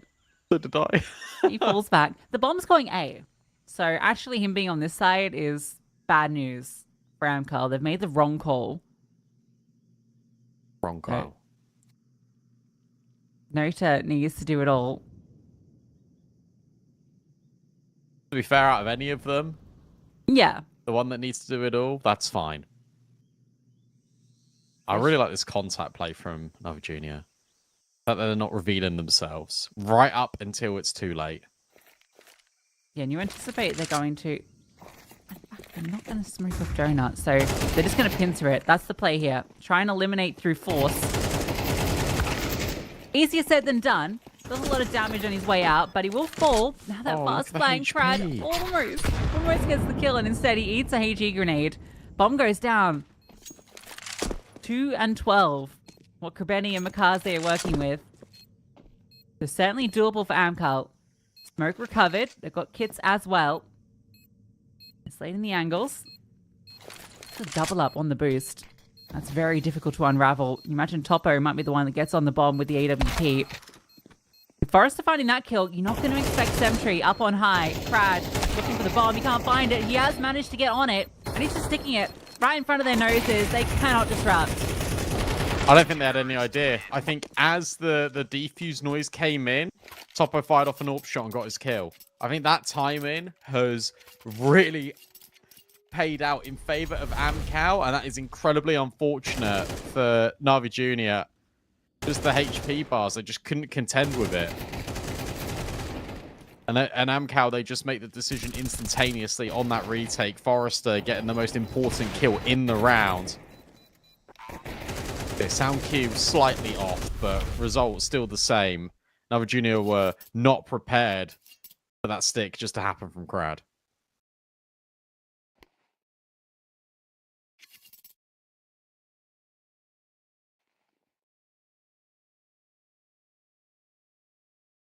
Not a round that you expected Amcal to get on the board, considering Na'Vi had played that right up until that point, right? They go to the site with no one on it. They deal with Nota, who is the only one close by. They have a very nice little pincer that comes through. Yes, he does a bit of damage on his way out, but they do remove him, give themselves the advantage. They're unraveled by a smoke grenade and a defuse kit. That low HP setting them up for a very passive hold. I'll throw right in. And that spam is a full 20 bullet clip straight through the smoke onto Makaze. Oh, Forrester. He's chill. How? How is he chill? He gets bailed out, and he even gets a kill on Krebeni. I have no idea. I have no idea how to be able to find a second kill there. He should have been dead to rights. But Amcal have won all the gunfights in this round, puts themselves in a 5v2. Semtree looking to open up onto Travis, but it's Crad that can step in with the FAMAS as well. Nades are brilliant. Travis doesn't even get to have a fair fight. So at least that's one kill back, but scaling up here is going to be tricky. Because it's the FAMAS taking the first contact. Then it's Forrester. Will be traded out by Demon, but he's got 14 HP and 3 players to deal with. And that's without even mentioning that the bomb's not even planted. Yeah, no chance here. He's holding in the right direction, but doesn't get the instant headshot, and the trade would have come through. Nice drive-by tap on the FAMAS as well from short. Really set up Amcal for that round. You can see Na'Vi Junior had ways to get back into it, but they were on the back foot from the get-go with Forrester getting the spam kill. Swinging out forward as they tried to scale into Donut. He's ahead of the Molotov, so they're not anticipating his position there. They went out both those fights as well, the one on the lip and then the one down lower swinging donuts. So nothing goes right for Na'Vi Jr. in that round, and they are now back onto pistols. It was that double setup in Donut again with Topo and Nota to give Nota all of the space with sort of Topo taking the contact away from him. Set up by design. And now you've got the nades being really intrusive. And Na'Vi Jr. still look to unravel things on B, but it's just not working out in their favor. Nice shot out on Mikaze. And maybe that gives room for the bomb plant. 1v2 for Sentry.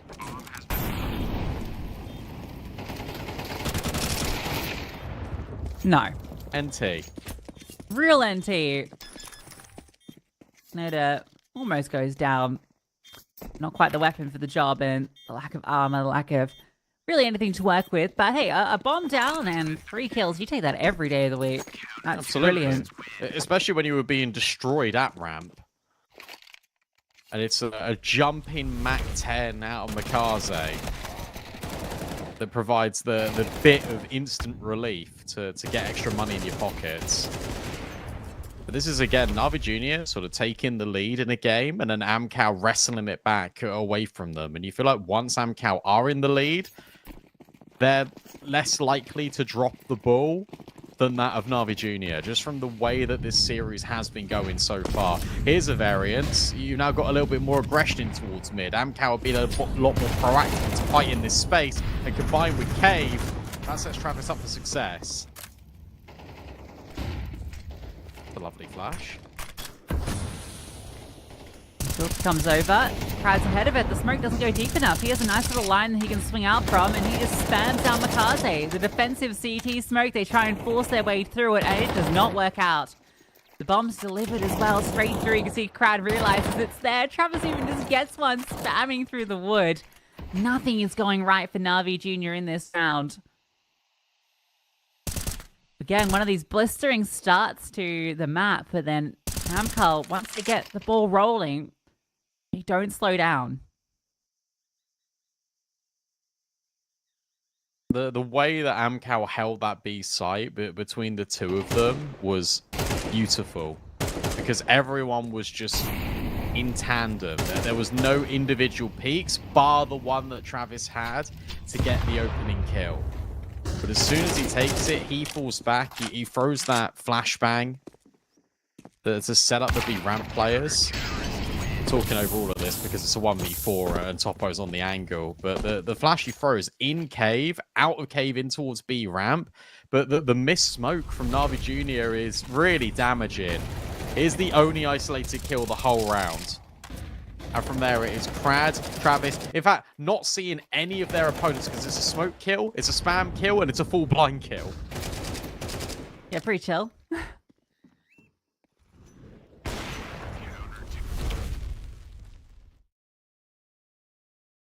Well, the good news for Na'Vi is they at least have money, given they've got full stage loss, so they're just going to keep investing into breakthrough.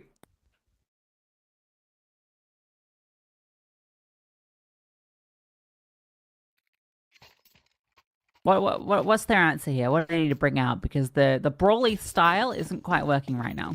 Go back to mid. Like you had a lot of space in towards mid. You don't need to push in towards red room. I think that's where they were being undone with their mid control, is that they were trying to take too much space. But if you take mid away from Amcal, that prevents Travis from being in cave very aggressively. That will allow you to then reset and go back towards A, right? And it feels like B, there is no answer here at the moment for Na'Vi. So taking the space and actually Krebeni just swinging on Travis, that helps. That certainly helps. Yeah, that's what they were looking for. Is that mid space being taken as well? This is a much better start for Na'Vi. The bomb is over towards A by itself. Okay, he's just checking to see if anyone had pushed. They're going to move back to B. Amcal's response is to start to take mid control, but I think Sentry is tucked behind the box. So it's a tough clear, and you'll imagine he's good for a kill at least. It's difficult for them to hold. It's needed a multi from Forrester. Crowd has walked down the ramp, so he's not there to support. He'll be fast on this flank. So he might be able to catch one for free. Oh, no, that's a little messy. That was the chance. If he'd gotten that, it would now be a 2-on-1. Instead, it's the other way around. Topo needs to be the one that comes up clutch, and a smoke lands in his face. He's forced off. Picks up the orb on the way out. This will be Na'Vi answering back. Much Topo better. goes down too. Oh, yeah, I think he is. I think Demon's going to have him. But much better, right? You take the space in towards mid, but you never overextend. And the reaction out of Amcal is where you got to reset, and you got to take the space back through middle. And because they haven't got any space in towards middle, it means they can't have space in towards the first stage of cave, and it means that Na'Vi have got so much more map control.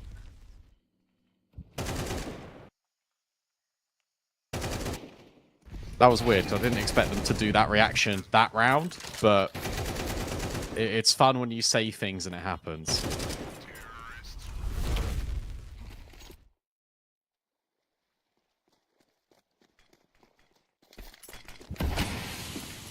And now for Amcal, the reaction would be 3 players in your next gun round fighting in towards middle, trying to take the space more aggressively, which would leave Travis with more room to have shelf.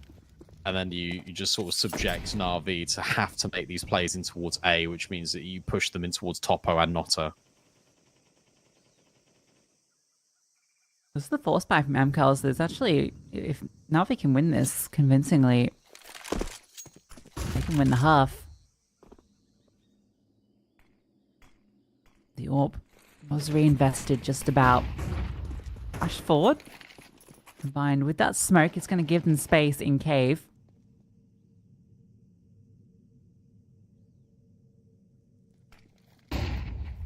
Great flash. Topo doesn't fire though. Just going to slide back onto the angle. Missed the chance though. Has to fall off. Makaze starts to charge forward. Baits out the M4 too. So now they know 2 players lying wait on A.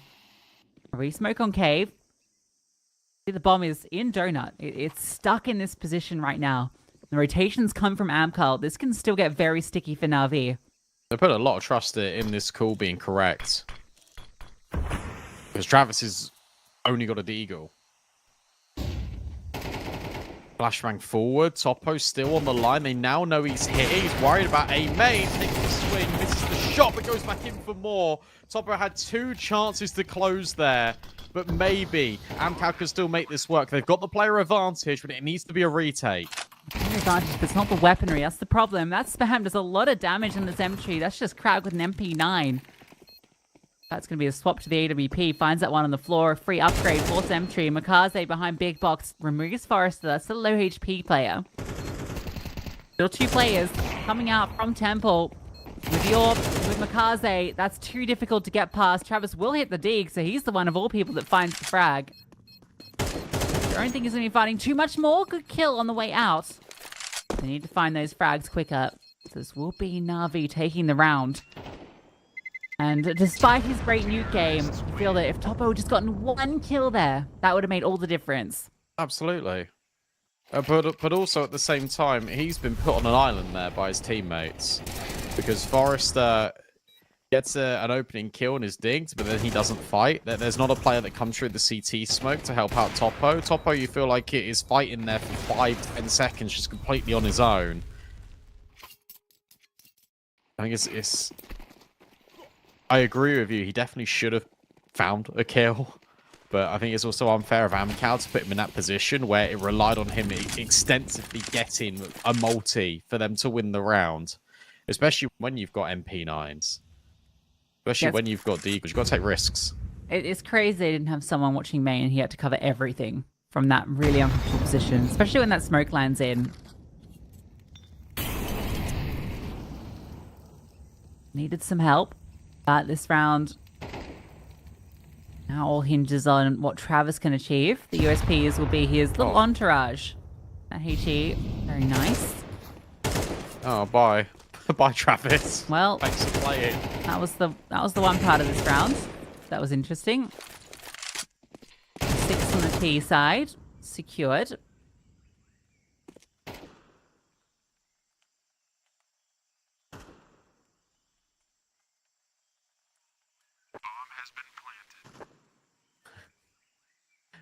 Oh, it's just classic. It's like, yes, look at all these pistols. Try to help the rifler, and then the rifler just gets one tapped, just instantly. And it's like, oh, okay, well, the round is cooked. Can Topper get a deeg? Can he take an AK? No. He can take a bullet straight to the head.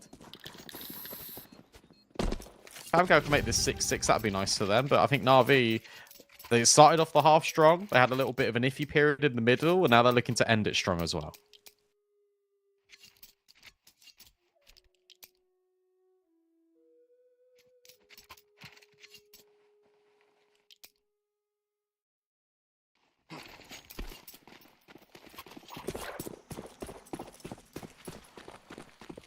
Yeah, here's that reaction I was referring to earlier, where you've got 3 players fighting middle, now more aggressively, trying to take the space. The reaction at Na'Vi Junior is they anticipate this, and they're trying to scale up B fast. There's a catch out from Krebeni. It's a 3-on-3, but they've had to disengage out of B. Yeah, Crowd's very low, so this still favors Na'Vi, especially with so much time on the clock after finding those kills. Oh, Crowd's going to go looking. Nice pause from Na'Vi. And again, Amcal starts to move forward. Nota pushes in middle. That's being held at the moment. In fact, they're going to double up, go back. Maybe there is a chance for Nota here. Yeah, that one's free. Little jump peek. Doesn't see any further further players to frag. Oh, wrong read, though. I think it's A. Wow. He saw the player, I think, being exposed from ledge, and then that gave him the idea that, all right, well, maybe they're not going B.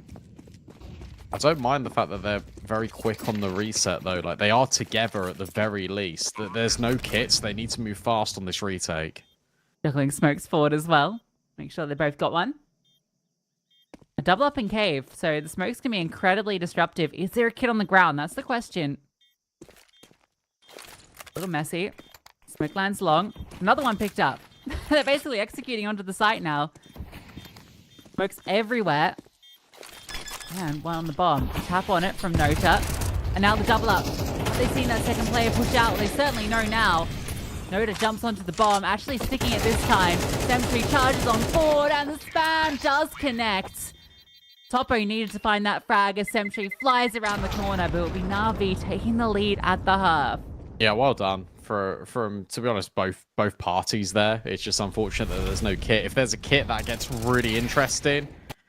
But for Amcal, never had one on that site. Slowdown in the mid round from Na'Vi Junior was brilliant, and Krebeni's even on an off angle to punish.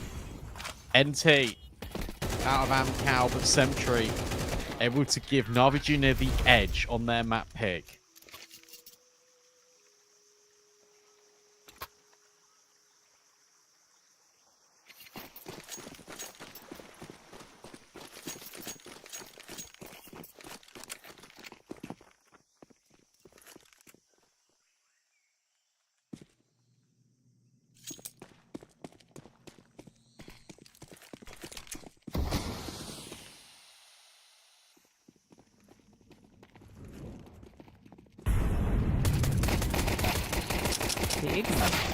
Stands tall for one. Oh, actually, it's a team kill, actually. Never mind. Now Forrester finding one as well. This has not gone well. They had the bodies here. But they hit the floor. Krebeni will get one back with the dualies. Give Demon the chance. They're going to allow them to get back into this. A 2-on-2. Krebeni's just spamming everyone with these dual Berettas. Flashbang is great, and it's all on the Travis. Krebeni has found all the frags with the dual Berettas, and Demon will win that one out somehow. Some way this round goes for Na'Vi. That is the I'm speechless. I've never seen a pistol round like it. Amcal smoked A early, so you think they're all coming through A main. There might be a couple of players in Donut, but they get every kill so cleanly, right up until almost the important frags. This was a 2v4 that should never have been destined for a Na'Vi Junior close, but Krebeni does everything. Demon is just positioning himself perfectly at the same time.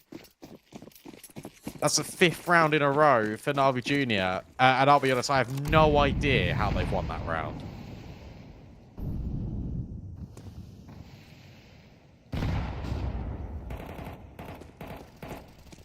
The power of friendship and the dual Berettas. It's a reasonable force buy, and I'm going to try A again. This is the perfect call because it's just as Zeke's here with the MP9 stuck behind default. And rotations are very far away, so if Amcal commit right now, it's a perfect play to make. A boost up, Molotov goes over, and second one too. Zeke's in an uncomfy spot. Demon will deal with Travis. Now the rotations will get here quickly. Where are the smokes? They can't block off these angles, so it's a wide swing out from Makaze. Goes 1-for-1 to Ziggs with the MP9. Gets a kill as well. Good damage done. Both of them incredibly low, and the bomb's still not down. Where's the CT smoke?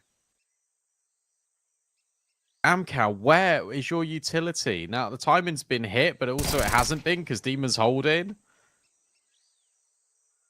I think Ziggs plays that exceptionally well. Because he waits in the corner and then he sets himself up where it looks like it's a pop flash for him to come out of CT. It bounces off the wall. It's really loud. It's like, okay, well, he's got to go for this play. And then there's a donut player. The rotate was there in the nick of time. And Amcal were severely underprepared for there to be another player there who just pushes through the smoke, takes a chance based off of the utility set forward by Ziggs. Well worked from Na'Vi Jr., but that was a mess from Amcal. That was a mess. Yeah, I don't know why they didn't buy a smoke grenade. Like just one smoke grenade. That's all I needed. Just a single smoke grenade. Two would have been even better. Well, they had the donut smoked off though. CT.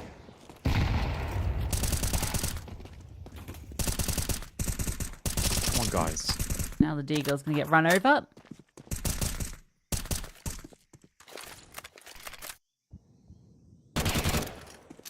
Nope. MR12 is crazy to me, Lucy, because this was 5-5. This looked really competitive, and now it's 10-5, and it's like, oh, well, this didn't feel like a stop. We're nearly at the end of map 2. But it has been a stomp on this CT side. That's the thing, right? True. Uncle haven't broke through. Listen, if they win this one and then win the follow-up, then it looks more interesting. But they're not winning anything right now, so let's see. AK's out. They get their first proper buy round, seeing as they forced in to the previous one.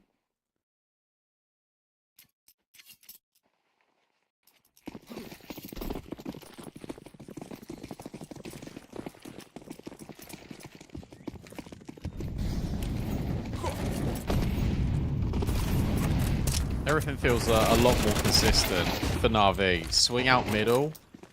Kaze now just self-flashing to try and fight back in towards middle. 1-for-1. This is still favoring this T side. Only Sentry remains, and Travis is holding for the B walk. But Sentry passes the testing donut, sees the shadow, and is able to hit the instant headshots. It's Na'Vi Junior's individuals that raise the level, and Amcal, nothing is going right for them on Ancient. Yeah, it felt like it was about to go right when Travis gets that kill, and you're like, okay. Na'Vi, it's a 2-on-1 in Donut. It's given one-on-ones. That walkthrough, I just don't think he was aware that his shadow was so exposed from the lamps there. That was too easy for Sentry.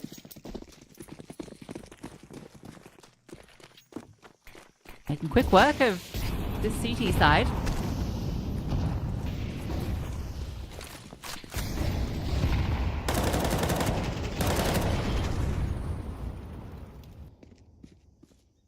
Mid control established.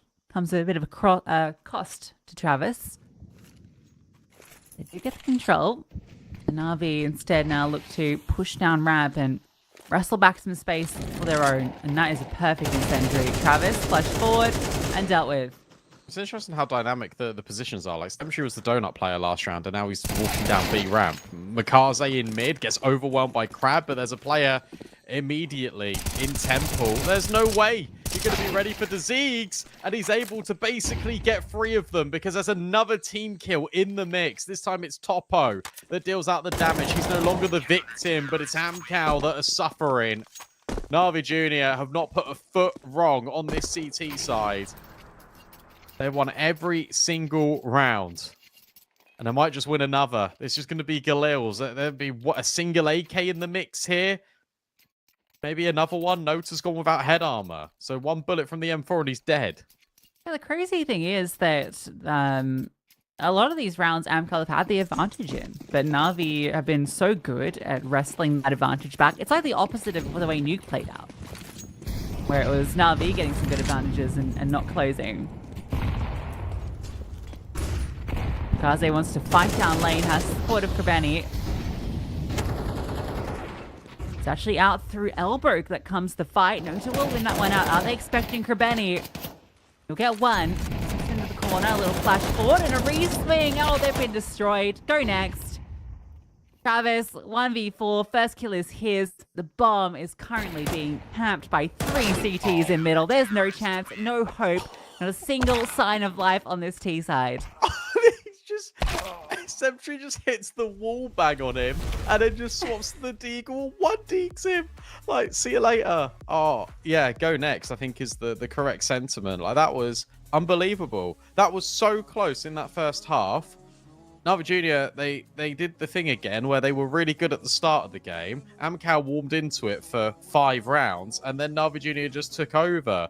It's ever since that pistol completely collapsed, because that was a 2-on-4 that Amcal lost. And imagine how different that scoreline looks. It's diabolical the way they let some of those rounds drop. Multiple rounds, right? Yeah, as you say, it wasn't just the pistol. It felt like there was at least 3 of the rounds in that CT half where Na'Vi were able to bring back around. They really didn't have a right winning. Even that full spy round, you feel like that should have been Amcal's. They have a single player on site to deal with, and he gets a kill, stays alive to do more damage, just because they didn't have that smoke on CT. It's just these small things, but Na'Vi, I mean, they show their prowess on Ancient. Both teams now taking their map picks in pretty dominant fashions for both cases, which means we now go to our decider. It's going to be Dust 2, Brandon, and it's coming up after this break. Don't go too far.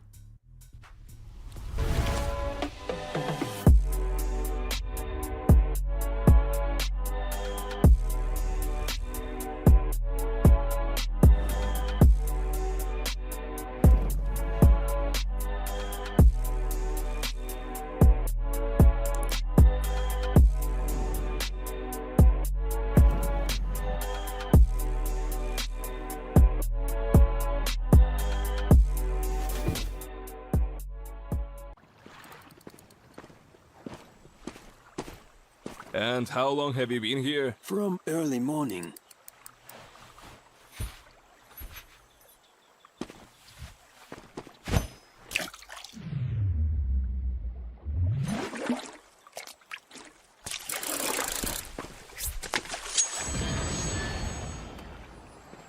Take notes, kids. Hey, was that a bite? Will you share? Hellcase, don't miss your luck.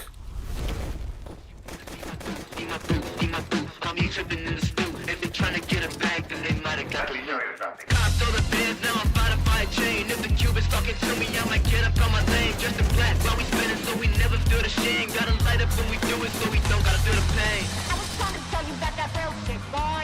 You've been steady capping on that fake shit, toy. I was trying to tell you about that real shit, boy. Real shit, boy. Real shit, toy.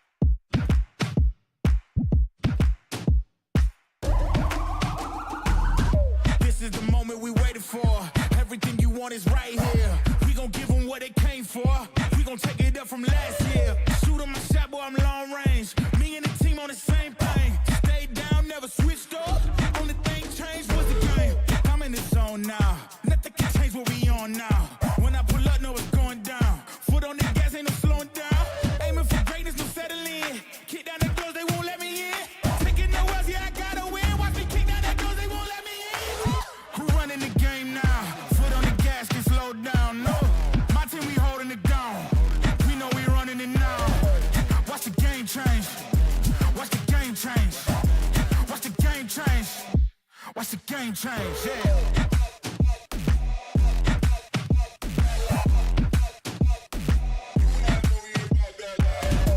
Watch the game change. Watch the game change.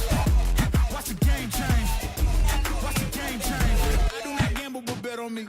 Tell them that's life, yeah, it's still la vie. I'm taking a shot for my enemies. I can't waste no more time on my energy. I know they know I got it on lock. Go against me, that's a long shot. Cause I'm counting wins all around the clock. Never doubt me, boy, I don't stop.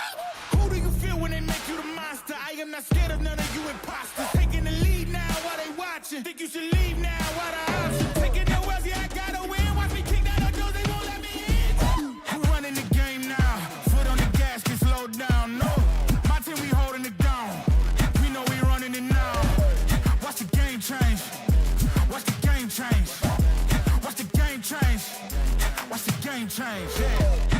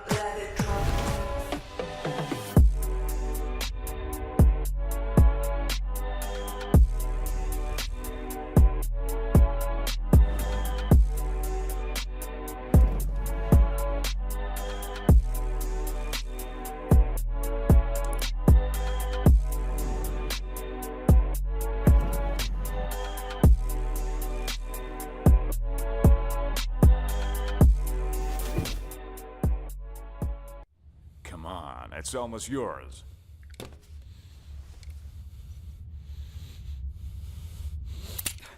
When are you gonna get another chance like this? Go ahead. Go ahead. Why are you slowing down? You almost got him. Come on. Whoa, whoa, whoa, whoa. What's going on here? So, this is what you decided to do to me, to all of us, for pixels?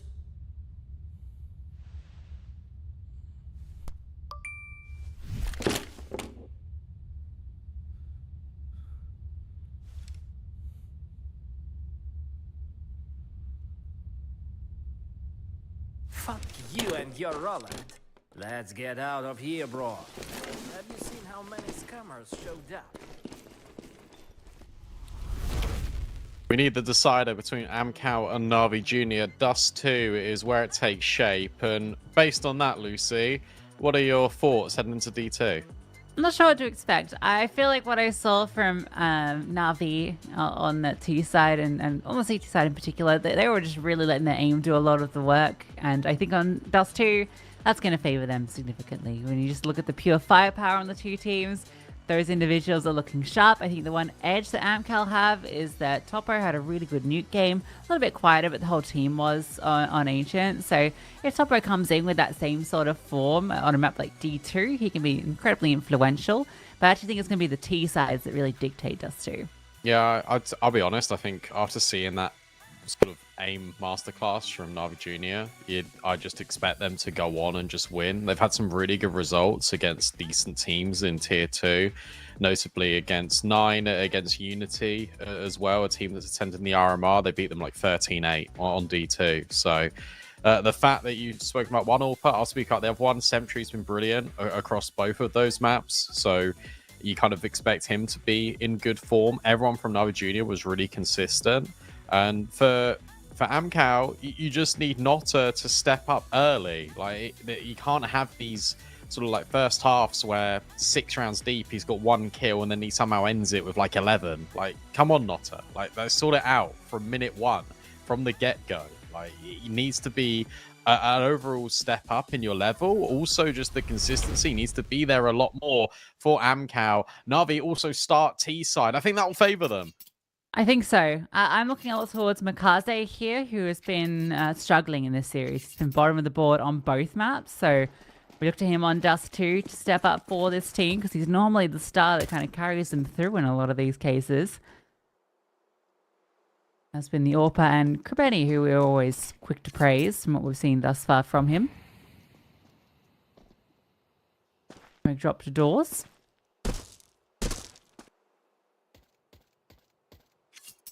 Has been given a smoke of his own to deploy if they pop up. And he'll see them. So he's ready to drop that one down, do Berettas if they burst through, but that will keep them at bay for now. Instead, they flash through the mid doors to get Makaze over. Good crossfire here between Travis and Crad. Navi Jr. just sort of spreading their wings across this map control. Well, the bomb looks pretty assertive to make its way in towards short, but look at this setup. Counter flash thrown in by Amcal. The second one is what they go on, but it's Makaze to find the opener. Topo wants to try and help out. It's a 1-for-1 with Crad. Navi Jr. got the space. That find out long is actually huge, because now they can take that full space for free. It's short that's the threat, and it's short where they're planted for, but maybe it won't matter, because there's Makaze. Nice little double up with the Glock. One last player spotted. Topo brought down a little bit low. Makaze falls off. Not going to give up the advantage here. Allow them to scale out where they have to deal with these long-range fights. He'll deal with that first kill pretty handedly. The time is ticking. There is not a kit in play, so he needs to find these frags quick. Fakes the drop down. Tap on the bomb. We'll have to peek this, but now they know he's not on it. Time is past the 10-second mark anyway, and Makaze ends the round with a 4-piece. This is going to sound like a really silly and maybe simple thing to say, but I think what you notice about like the likes of Kiyosuke, the likes of Makaze, especially in a round like this, is that they're just so confident. And it's almost like their confidence actually gets them over the line in a lot of these rounds. Like, he's out in the open, he sees 2 players in short, he's like, right, I'm killing them both. It's crazy the individual level these guys have got, sure, but also the confidence that they've got behind it. I really like the way Navi Jr. approached that pistol. This time it's just a flash play out long, trying to set up the 5-7. Travis is trying his best, but the weapon disadvantage ultimately undoes Amcal. The fact that Navi Jr. are just sort of expecting there to be another additional reaction offshore after that first flashbang, it is really impressive, especially when you got to consider the age of these guys, the amount of experience that they've got in comparison to Amcal.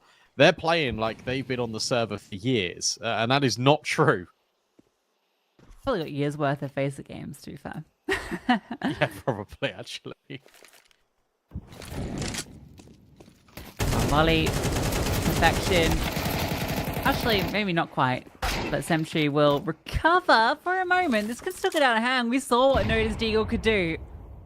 Devastate them on Ancient, but I don't think it's going to be allowed to do the same here. Demon makes sure the Force Buy does get a few frags, but not quite enough.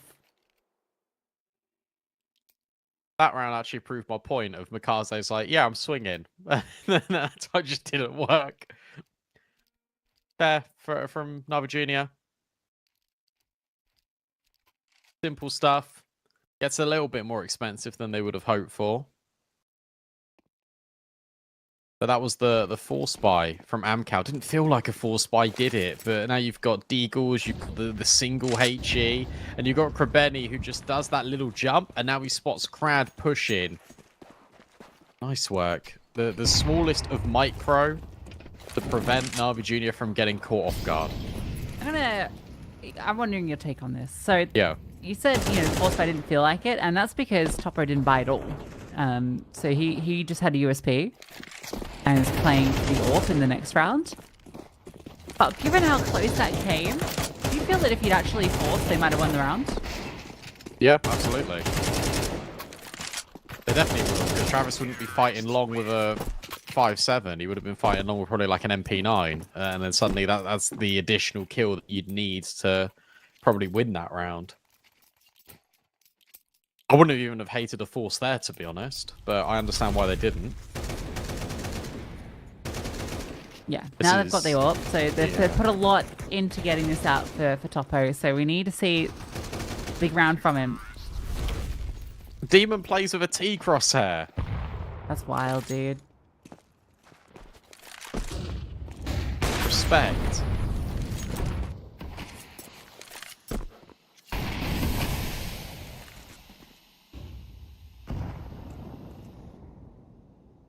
I was actually thinking about swapping back to that, actually. Not that anyone cares. Gun round in full flow. This AWP for Topo is playing a bit more passive. He has got the support of Crad. Mikaze waiting diligently. They've also put a lot of control in towards short. Navi Jr. got a lot of map control, and when you're on the CT side, you have to have a reaction. You have to force Navi away from short, or you have to take middle. And they're not doing that, Amcal. They're playing so passive, and that might do them in. Travis gonna get walked on, loses the duel. Mikaze swings that last second. The AWP is in play close by. Smoke, that's completely negated. They're already ahead of it. And Mikaze kills Rita. That's an outrageous spray. That's the round. Top row doesn't even want to get involved. And this is why you need to react if you're Amcal. That it's so important on Dust 2 especially now that you have reactions almost immediately. Because the second you give away that map control, the second you don't even look for info, you saw that they had to put 2 players over at B. They split the sites up evenly. They had no idea that was going on.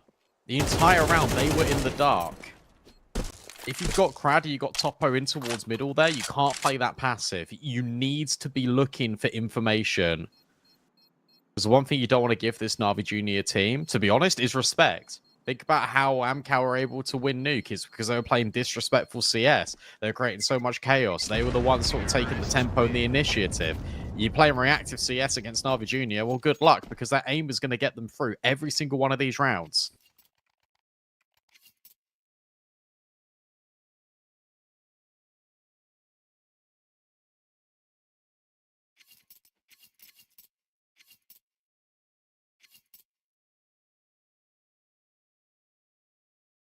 A second chance for Topo to have impact with the AWP.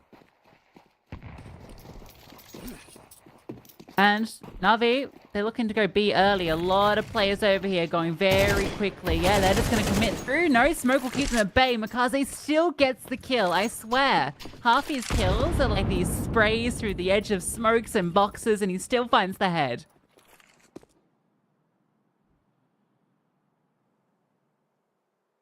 The beast. Yeah, he has a point to prove after map 1 and 2.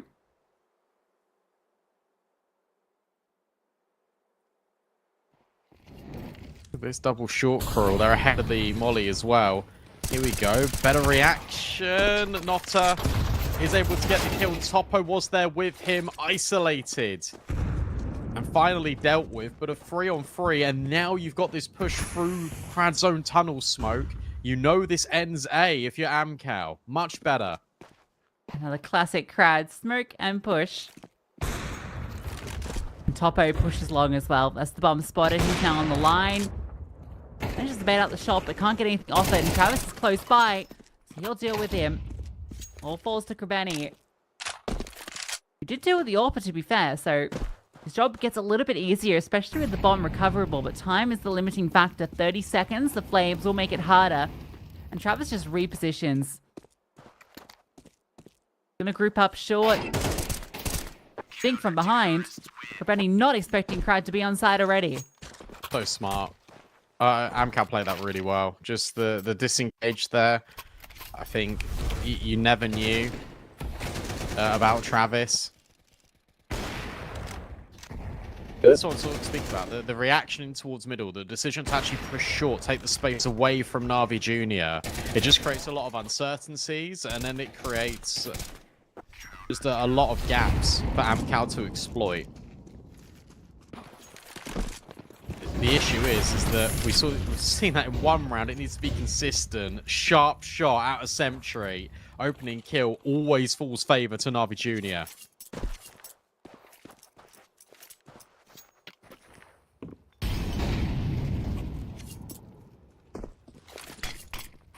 I'm looking for that one. Finally finds it.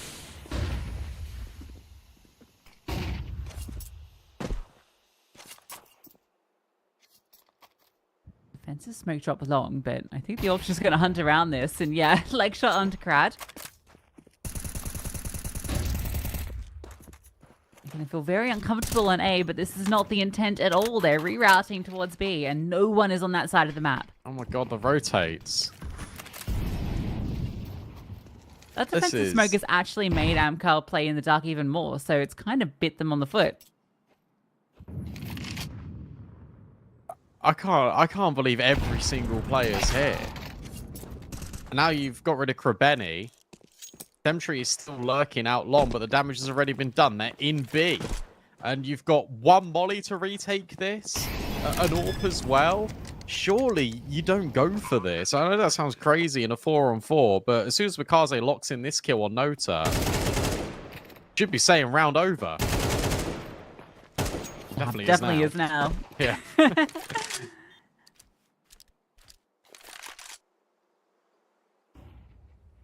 So if you're going to try and cut off Savers with the AWP, A long? He wanted to. Yeah, I think Topo finding that kill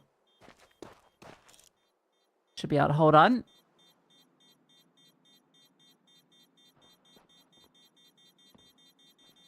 We're now 6 rounds in and Makaze's on 11 kills. That's almost a multi-kill every round. Actually, that's completely false. That's about half the rounds multi-kill. We did get 4 in the first round. Yeah, but law of averages. Yeah.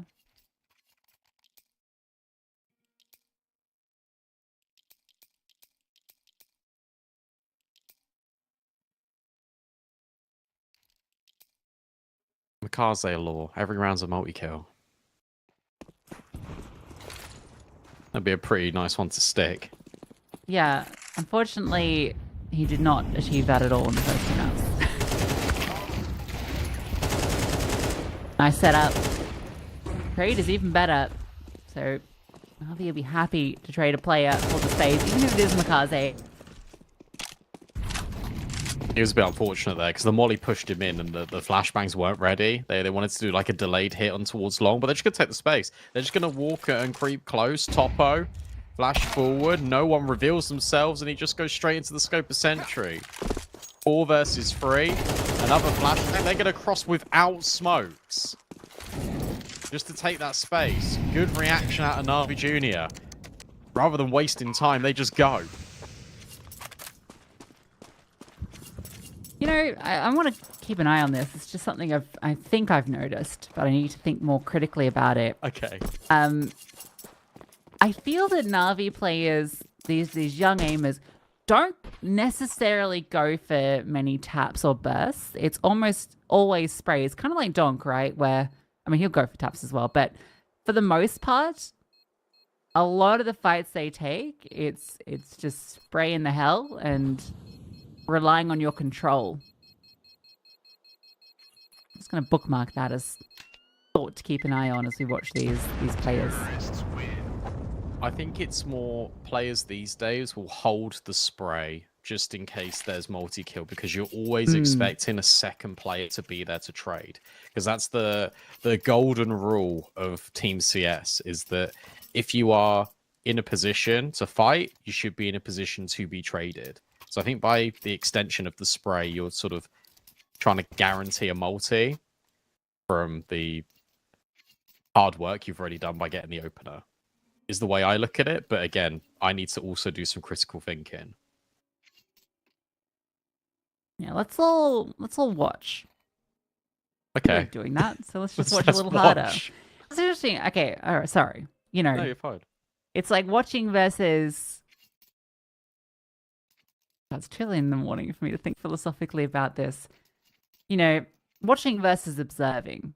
You know, you can passively watch something. We're actively observing the little micro details.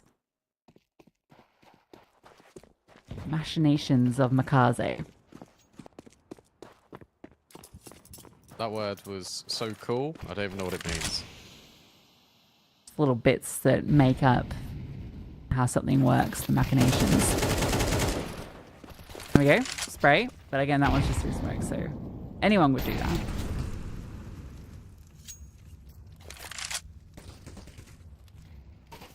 I'm really liking the variations on these defaults. He says observing, because Na'Vi have been prioritizing long an awful lot in the early stages of the round. Amcal have now reacted, and Na'Vi just go, okay, we'll go mid. Notta got boosted over the top of that short smoke, though, and he does deal with Krebeni. Demon's now forced out because of that molly, but isn't punished. Okay, nice opening pick, and they're going to reaggress. 3 players, again, prowl down, and again, it's noted it finds the kill. 3 looking with the orb, can't quite connect the shot. That looked like it was on. And he flicked off right at the last second.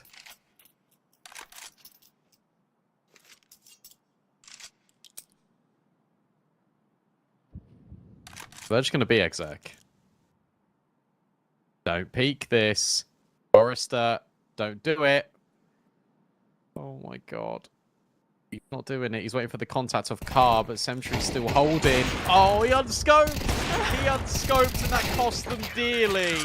He was holding the whole bloody time. The one little half second that he unscopes, that's when he peeks up. Now, you might call that unlucky, but that's also Forrester using that timing perfectly, because at any point he could have peeked for the info, but he plays it patient, knowing that Car needs to take contact first, and he used to play off it. He holds just that little half second longer after his teammate falls to peek. But that's his whole job. His whole job is to hold for that fight. So why would you unscope? I think because they lost a player, right? And he feels like he has to support his one remaining player that's scaling into sight at that point.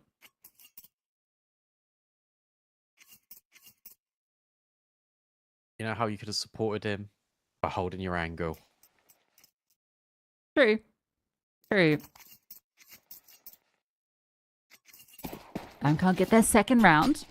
And Na'Vi will reinvest, but they're kind of running low on funds. They're going fast. straight into B. Forrester up on high, gets a nice kill, drops down, staying alive. Rotations on their way. Topo gets one. Flashbang is perfection. For his second shot, doesn't quite hit, but he's supported by the flash. So another high impact round from Forrester. And see this off angle from Travis. We'll deal with him very quickly.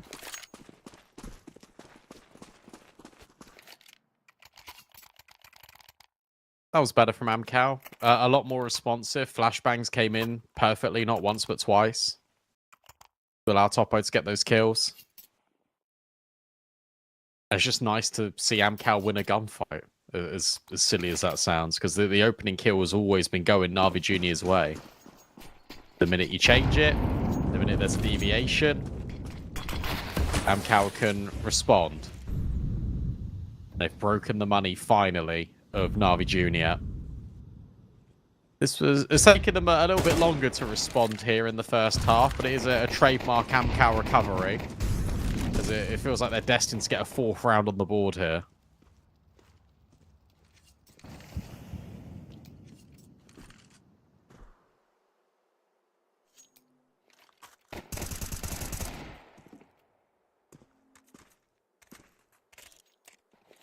Should be.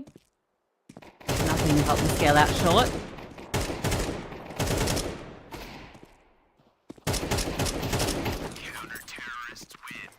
No to taps.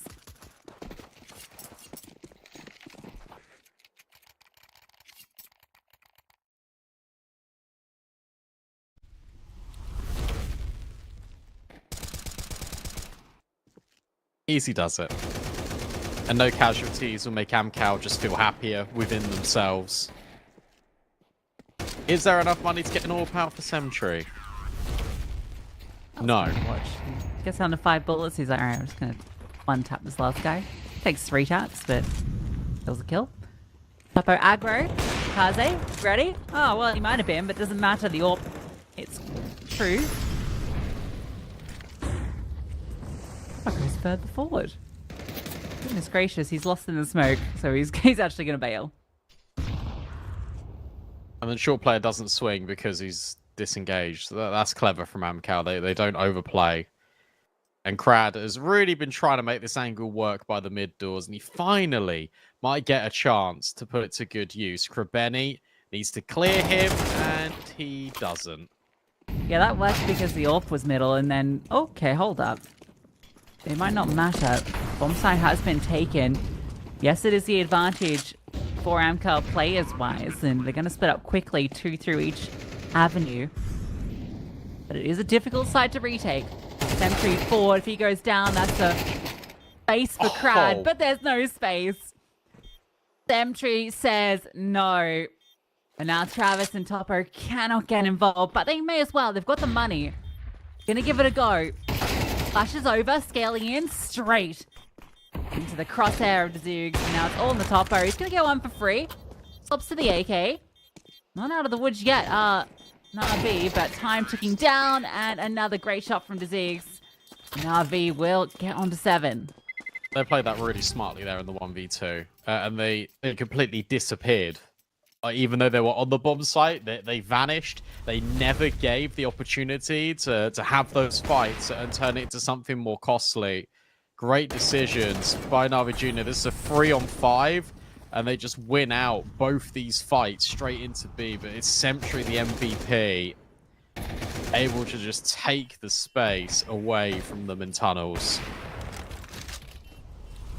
I didn't think that would be the 7th round. I thought they might get 7. They're looking to even make it 8 with a very big push in B. But it gets cancelled quite quick. They're not going to repeat the success this time. B has been a little... harder to break in. I think that's the first success they've actually had getting into it. Topo. Oh, he almost had a terrible timing. Was he spotted? No. No, he actually has a brilliant timing. That is not where you're expecting the EWP to be. And there's still no swing because everyone is over this B side. That's so bold that he actually does that because they've got no info, Amcal, that there are players top... There are no players top middle. But now they have the info because he didn't get shot in the head. Oh no, travesty speed, and damage has been done. So that means this B defense needs to hold. Forrester's being burnt out. The flashbang's good enough though. Crad will find 2, and look at the HP bars. Non-existent basically for Na'Vi Jr., but Demon still finds the shot. Sentry can't quite hit the flick. Notta and Topo versus Demon's 3 HP. It should be enough, even with this disconnect, to get Amcal their 5th round. A smoke on the doors, the nade doesn't do enough damage. And with 25 seconds left, the bomb's not even planted. They also know he's low. It's only a matter of time, surely. But they've just mollied each other. They have just mollied themselves out of window. They've got to go through doors. Bomb planted. It's all okay for Amcal. Even if they make a meal of it, they still win 4 rounds out of the last 5 to give themselves a lifeline. Yeah, you're kind of happy they won that too, seeing as Travis DC'd. You want to give it to him. And Crad holds well here. Forrester was just burning alive, looking for the timing to swing. And while he doesn't get any kills, he does draw attention to him so that Crad can get that double up. And the 2-on-1, yeah, it's a little flustered, but they get it over the line. A little of that pause as Travis has to reconnect. But despite that round not going the way of Na'Vi, the half does. We did anticipate the T sides would be the strongest, and I would argue it's probably going to be the case for both of these teams. The 7-5 feels like a fairly even place to find ourselves.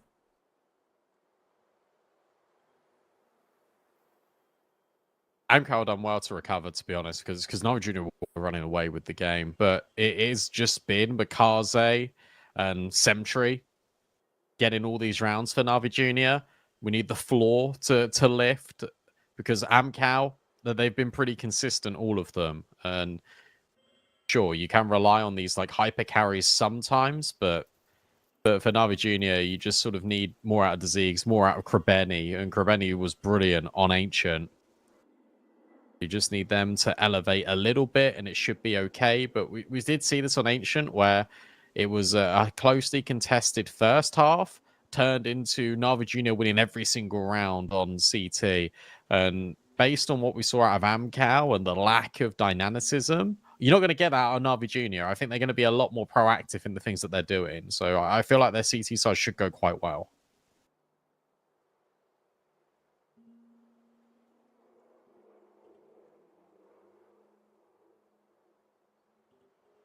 Hopefully not having to wait too long for this one. Oh, well, there you go.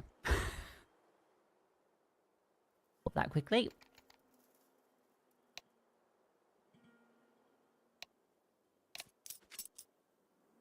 You know what, yeah, considering Na'Vi did get the pistol and then Amcal forced and it didn't work, it's actually a very respectable half they brought through.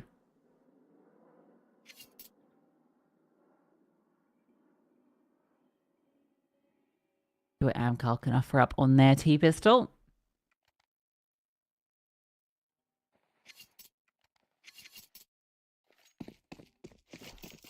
These maps have been fairly one-sided thus far, but I feel this is going to be a little bit more contested in the second half.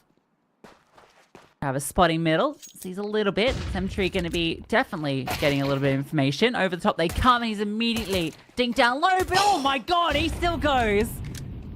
Pushed out the onset. Hits 2 follow-up headshots. Drops the bomb, and now Zieg swings through. One man. One job. Even the bomb doesn't get away. This one just feels completely devastating for Amcal. Unlucky. You know what?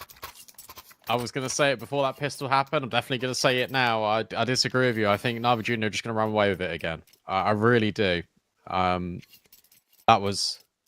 Well, I think that round speaks for itself. He gets dinked, and then he headshots too. It looks like he's just started secondary school, and he's hitting shots like that. Like, what on earth? Bro, like, chill.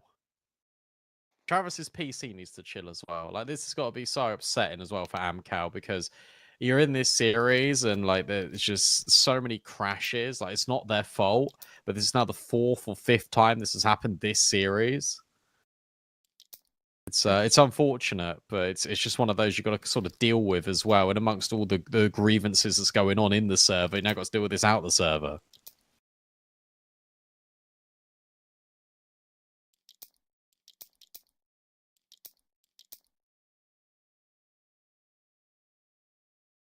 Yeah, it's definitely not going to make you feel good. You know, that's just that added frustration.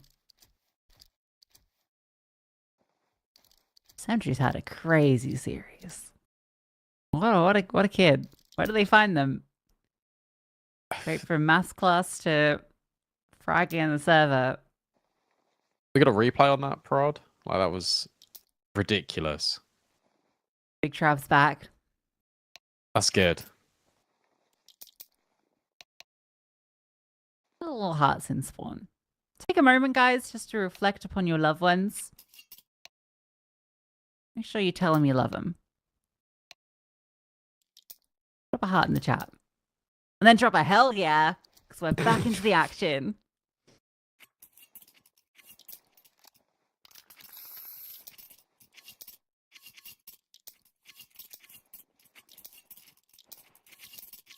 Hell yeah. Hell yeah. Force buy for Amcal.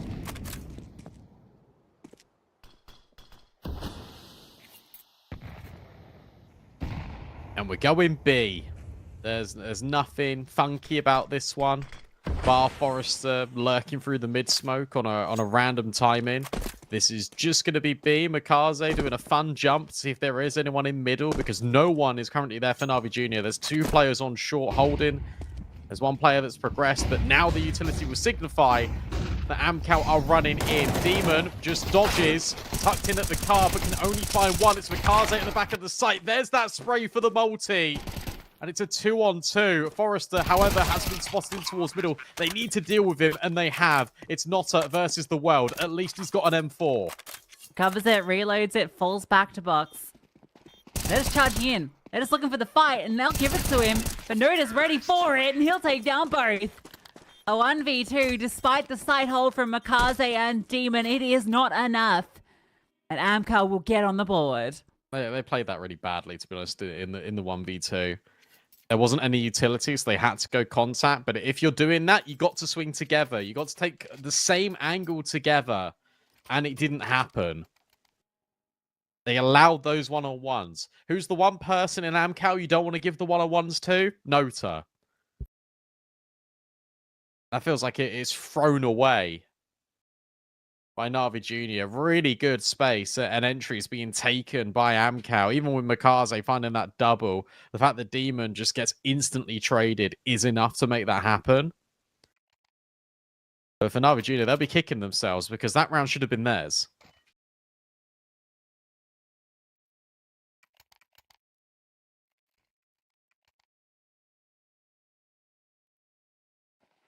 Look what it's done to them.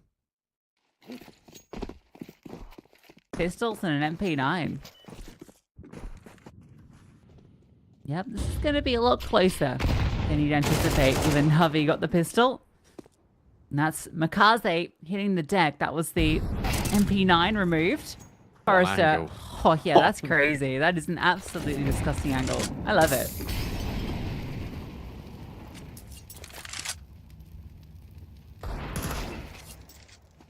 Oh, okay.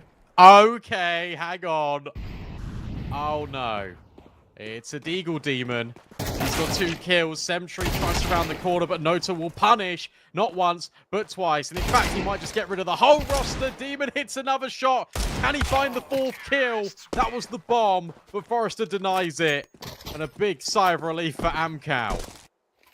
Oh, a little sweaty there. Demon hitting some sick shots. Not quite enough, and this was the force buy. See those back again. Takes a second to warm it up. That T-cross there. Maybe it does work. Nota dealing with both was brilliant. We're going to be tied up in a moment.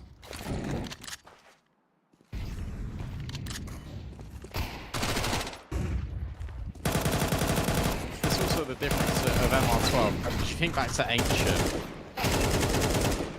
Okay, you think back to Ancient. Just have to give it a sec. And it's like that 2v4 pistol. It's like if that goes the other way, like Amcal are actually poised to have like a good half immediately. This time they've won the force by they've broken the economy immediately, and now this looks a lot better for them. It's crazy how fickle the finances are still to this day in CS2. Lotte is 19-9.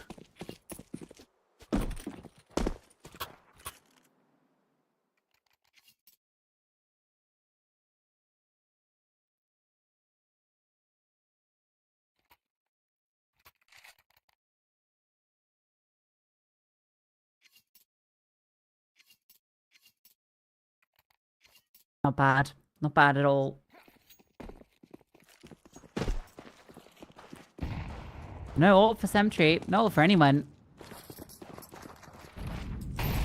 Been allowed it. Fight out long. Na'Vi will get that control.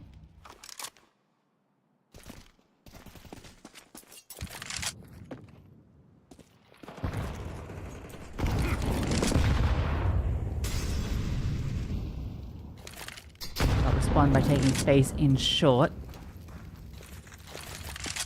What's their oyster where they want to go now?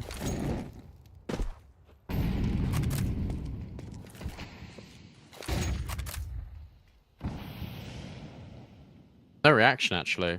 I thought there'd be more proactivity here for Na'Vi Junior. Instead, there's nothing. They are just playing very passive, Sentry boosted in CT to try and hold the cross.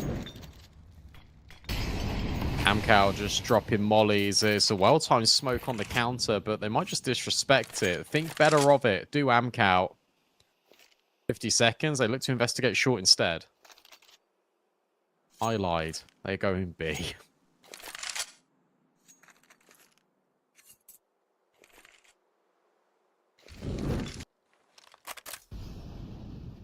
Kaze tucked down. Sentry. Oh, gets caught out. Forrester peeks behind the flames. Now Demon has to worry about middle. This does not feel comfortable on the B defense.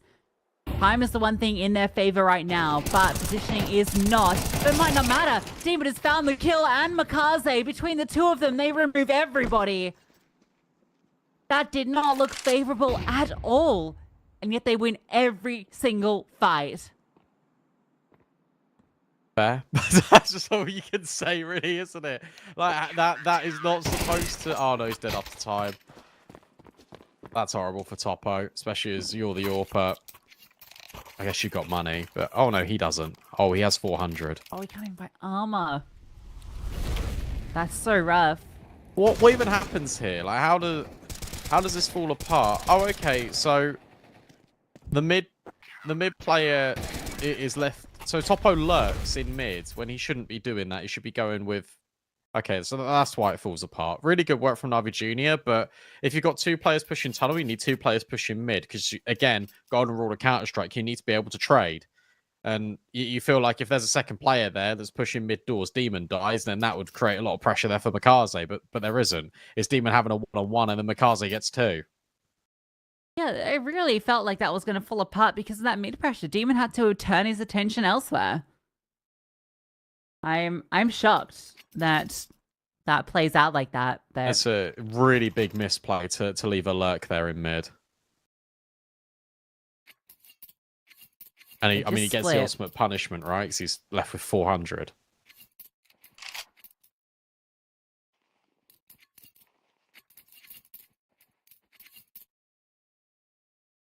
Travis, no.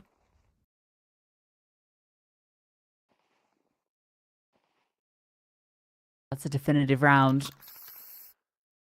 What do you do here if you're Amcal? Topo's got $400.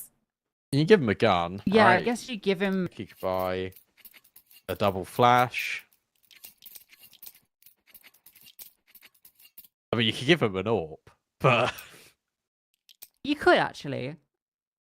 But it would mean that Travis can't get a rifle. Travis is having internet issues, so... Would you take that risk? Honestly, I wouldn't hate it the more I think about it. Yeah. Travis would have to get like a Mac 10 or something. That's fine. He can just run in and take the space, and then Topo can just be behind him, going pow, the orb. Or just getting destroyed by like a HE that's thrown or something.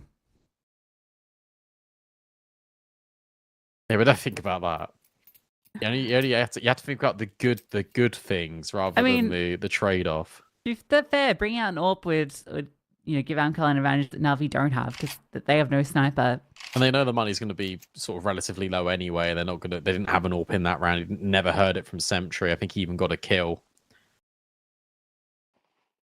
Maybe. Whilst we got this sort of interlude, as soon as I say that, he joins back. But nice. Make sure to check out Hellcase as well. It is gambling, guys. Please make sure that you're at the appropriate age. Please make sure you gamble responsibly. But over there's a case you can open, and it gives and it feeds money directly into the Hellcup. You can see that we've got the current price pool at the moment stands in at 185 and 40 cents extra. Kind of cool, and that's all the proceeds sort of taken from that case. So you can directly support the players by opening that case. He's got a scout. Hell yeah. Okay, well, yeah, that was my initial proposition. Glad they went with it. There it is. Use code Hellcup11 as well. Hell yeah. Yeah, the price pool's massive now. 45k. Not bad. I love a crowdfunding model.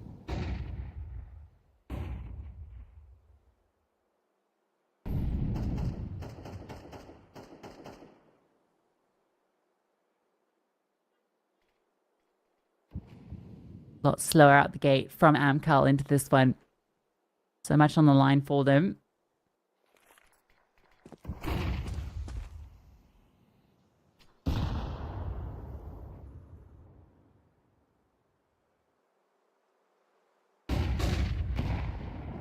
Flash is over. Response is coming. Gonna have some support, but now he's isolated from that smoke, and it's perfect to remove him. When he hears this player pushing over,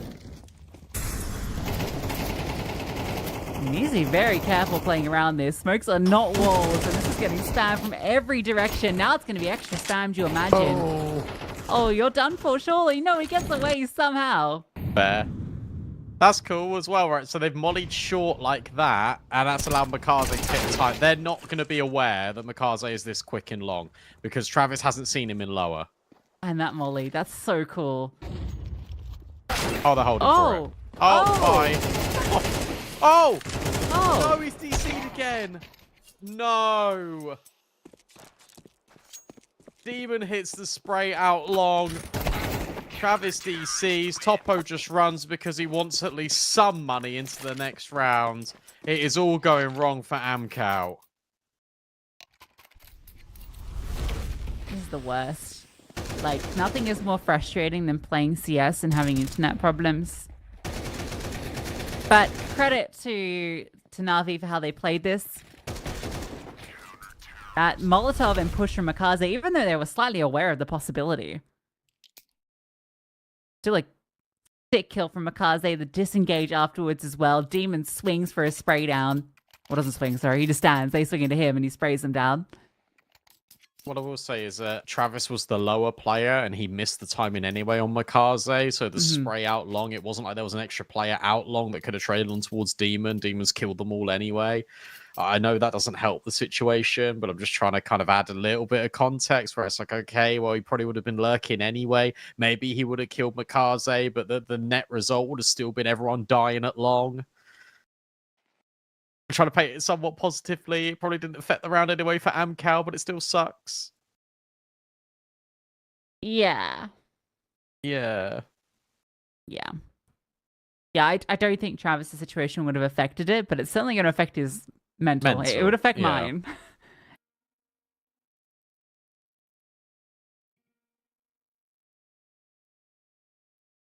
Now you've got no money as well. You need to eco here. So you've got Na'Vi Jr., you'd imagine, just ascending up to 11. Essentially putting themselves 2 rounds away from progressing further in the competition and eliminating Amcal at the round of 16. And as you said, the same position where they were eliminated last Hellcup.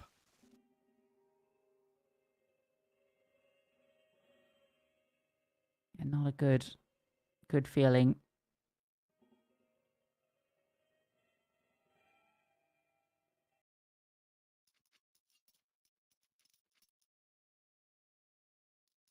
What we got coming out next, Brandon? We've got a 11:30 today. Well, no, it won't be 11:30. 11:30 now.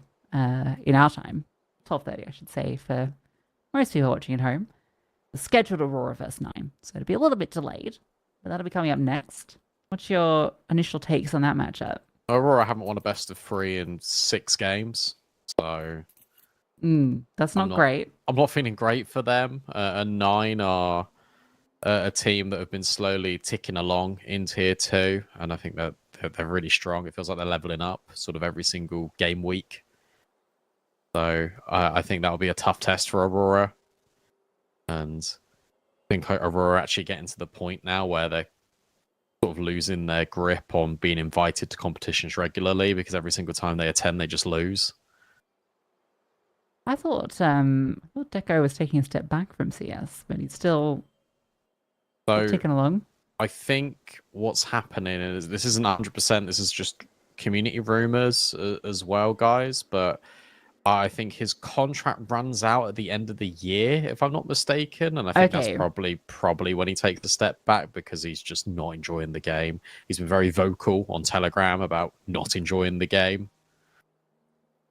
So, yeah, I imagine that causes a lot of internal conflict in the team when you've got one of the players that just doesn't really want to play.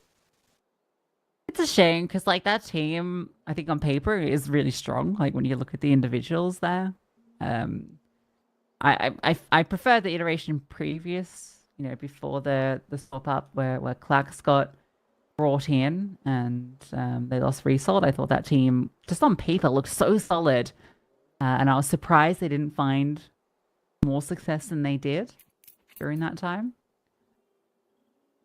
But there's always more than just having firepower, isn't there? Yeah. To be fair to Deco as well, like he's been top fragging like every single one of their games. Like pretty decent ratings as well. So he's doing all right. I'm not sure what's happening here with Travis. I hope we can get him back. I can hear some typing in the chat, so hopefully this can get resolved. But for now, production, if it's okay with you, I think we're going to throw it to a short break. Normally when we do this, the player comes back. So we're going to throw it to a break. When we come back, we'll resume the conclusion of this best of 3.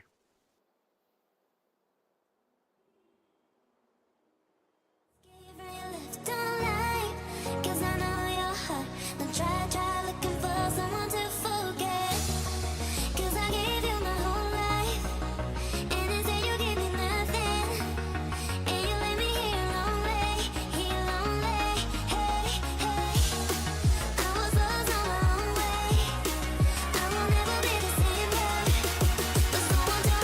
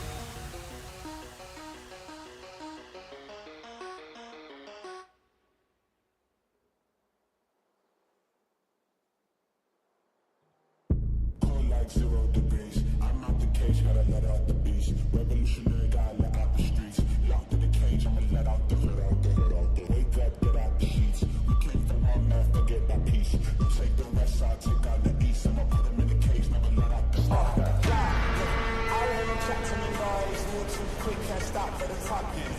I hear him chat with the boys, man's so tough, but man's keep rocking. Just too sharp with the boys, white girls gotta tell me I'm awesome, yeah.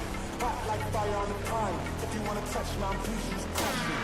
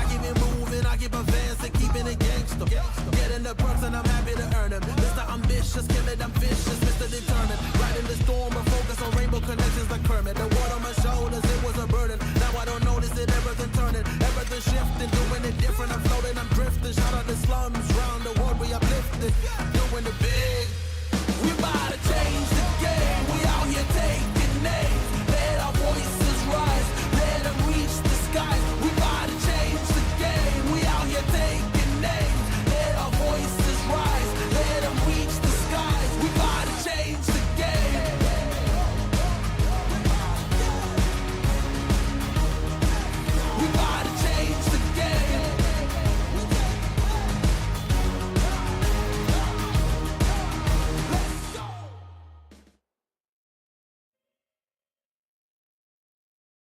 We did it. We're back. We're here. Travis is here and ready to go. Sorry about the wait, guys, but we were just as excited as you are to get things back underway. It's an eco for Amcal. If you're just tuning in with us now, Nova Junior looking pretty damn good on this CT side. They're looking to put the game to rest and potentially only play 3 more rounds. Yeah, this one certainly should be a walk in the park for them.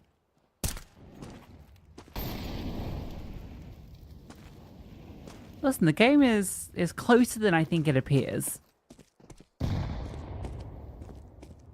But don't count Amcal out yet. Come down to the rifles in the next round. And Thor's getting key into some fights, and they will take them easily. And he will get a nice little double up for his troubles. Kaze finds his. Crowd just hopes that someone will walk into him. I don't know. He's not going to get it, though. He'll be the one that walks. Demon will delete him in a moment. There it is. Just the instant headshot as well. Stuff you love to see. And to be honest, that's actually a really important round. That sounds silly, but keeping 5 players alive, building up your economy, even just a little bit, helps and goes a long way into potentially closing this one out. Good work out of Krebeni.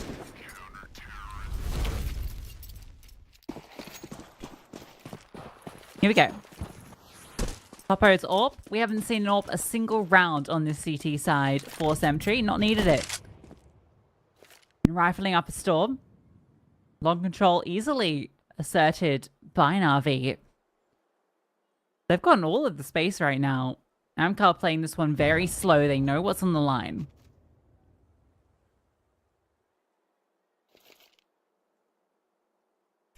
Yeah, just a creep in towards short. Letting Topo lead. They should know there's no AWP. They should. It's all about how quickly they want to go for this execute. These nades look pretty good. That is a lot of damage on towards Topo. Krebeni's also got a molly to further disrupt. 1 minute left and there hasn't been a single gunfight. Smoke deployed in towards short. It felt like Amcal weren't really gearing up towards short. It's a reset to go mid to B, but Makazi, as soon as he sees anything, he's just dropping a counter smoke. At least it's Topo that's brought low from that HE before. Lurk smoke. Out B. And 1 smoke from the catwalk. A drop down from Nota. He's spotted. Now he's stuck in CT spawn. Ball comes out. Krebeni can't quite hit the shot, but they're doing so much damage to these players, even if they're not finding the frags. Yeah, time. Such a big issue. They have to go through short. Sentry finally deals with that player, and the bomb needs to cross safely. It's just about managed it. And Krebeni's just so locked in on long. He does not expect that swing to come. Somehow, Amcal have ended up in the advantage in this round.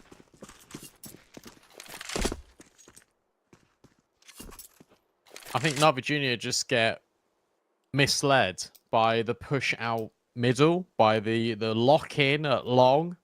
They completely overlook that short angle. And I think where the player goes into CT to clear Nota, that's what gives the room. And Krebeni needs to make a decision there. And I think he gets caught in 2 minds. He's so certain the long player will give him a swing, and he doesn't. And it's just too easy for Amcal. Imagine if Krebeni was looking at sight. They could have gone the other way, because all it takes is that bomb to be dropped and the round is a completely different story. Instead, it's Amcal that throw all of this diversion in, and Na'Vi Junior bite down hard. And also, I don't know what the Zeeks is doing there at long. Oh, that was the shot. I mean, he was standing still, but I don't know. Krebeni, he had a chance to disrupt everything. They saw the bomb crossing. He was just so worried about that long push coming. Makes the wrong gamble. Now we finally get the AWP out for Sentry. It's basically the same start to affairs.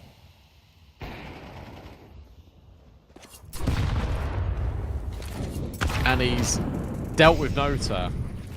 Because he tags him and then the nades do the rest. Important kill to find as well, because it's Nota who's on 20 kills. Next highest is Topo on 14. So good start into the round for Na'Vi Jr. But whether they can hold on to it, a triple push potentially formulating in short. Instead, it's going to be the contact being taken from the AWP and then the swing from Krebeni, who's currently playing anti-flash. Resmoke lands, so Crab can't swing. So you wanted to. Let's have a look, although he has the bomb. Drop some util down. Yeah, pass it away. You're going to be scaling. You don't want that. GG. This double up with Sentry splashes. How well are Hellcup prepared for this? Oh, very well. Expecting it. Crag goes down, but that's a fine price to pay. Put it back into the 3-on-3. I feel like that's really unnecessary. Don't need to do that if you're Na'Vi Jr. Look at this move that Travis has made. He's pushed through the smoke. He's in spawn. Sentry is now on a timer. He's got to be so careful. Looks back in at ramp. The flashbang. Not sure if that was from Amcal or from Na'Vi Jr., but there's 15 seconds. Topo hits the shot. Demon will deal with Travis in towards CT. It's a 1v1. Topo locks in the plant. Knows that this player was in CT. They both spot each other. And Topo goes high, but it's Demon that strikes and brings him right back down to reality. Na'Vi Jr. are on series point. That's the type of swing that Topo was doing on Nuke that just was, it was kind of working, but also kind of not working at different times. Where he's just relying on his ability to just hit the flick. Keeps going different angles, keeps going for the flick shots, reveals too much to Demon, and we know he's sharp with the headshots. Sentry also extends a little bit unnecessarily there. He throws like a flashbang up to flash himself to peek short, expecting Topo to have already scaled, but Topo was still in that deep short angle. So when he threw out the flashbang, he revealed his head, gave Topo the chance for the clutch. At the end of the day, Demon bails them out. Ankar looked like they'd worked that well with Travis's position, but it's not enough to capitalize upon. And Sentry's just wallbang Topo, full blind through the doors. And Ziggs is set up for success. You don't expect a rifler here, or maybe you do if you're not. Good trades immediately out of Amcal. They've made this into a 3-on-3, and now Sentry needs to remain rooted in towards spawn to watch middle. Yeah, really nice trades. These wide-swinging players, so hard to hit. Smoke lands. Sentry can walk through the edge of it. He scopes, though. Yeah. I don't know about that one, mate. Yeah. I mean, walking through it, that's fair enough. It's a tough play to make with the AWP, but scoping, you just let him know. You're like, hey, I'm here. Kaze, who's been very solid, has 3 players coming to him. He is completely alone. Flames come over, sees the first. That one is free, and he doesn't take any damage till he walks back into the flames, not expecting Travis to scale, though. Leaves it to Krebeni, 1v2. He wants to give it a look in. What a round from Travis. The player that's experienced just all of these issues, and he finds 3 kills in this round. Maybe hoping for more. Krebeni thought about going for it, but has made a step really close to the doorway. So instead, he's just going to grab the AWP and try and get out of there. It feels like he's just done enough to hold on. There's a lot of unnecessary fighting going on from, to be honest, both Na'Vi Jr. and Amcal, but you feel like Amcal have to do it. They got to take more risks here. Especially going up against Na'Vi Jr.'s playstyle that is quite volatile. It's one that they will just rely on their individual form quite a lot. So it is Amcal sprinkling in this chaos. Something we saw on Nuke that was enough to sort of get them over the line. It's enough here to at least keep the game close. It's through long, not mid-doors, but the result's still the same. Sentry finding the opener, but Na'Vi Jr. not able to convert. Yeah, I mean, Sentry gets a nice opener, but the way he went down was not ideal at all. Big misplay.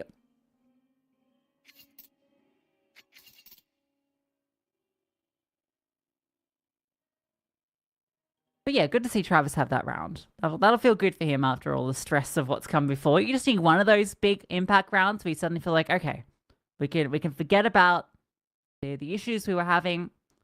DCs, we're in the server now. We're finding the impact. We've got a chance to take this to OT.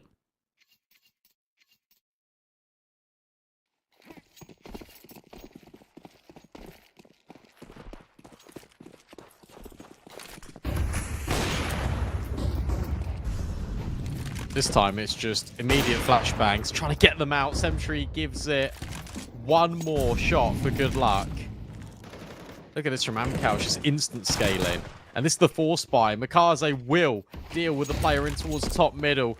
Quick flank is on, so Amcal needs to push on towards the site. Sentry looking, searching, hoping, but not finding anything. It's Nota instead. The one reliable piece for Amcal opens up A. Absolute devastation of utility that flies through. Crowd removes Mikaze, who'd found himself a rifle, and that's going to be the save call.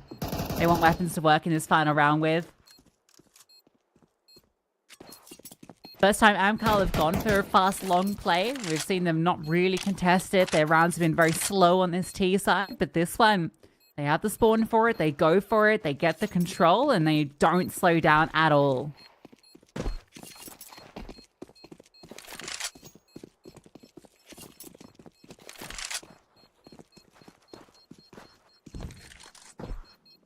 I really like how dynamic that is. It's just instant.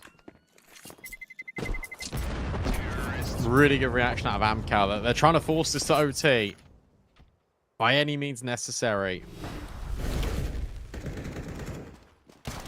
At least Na'Vi Jr. are able to save. That's the key shot.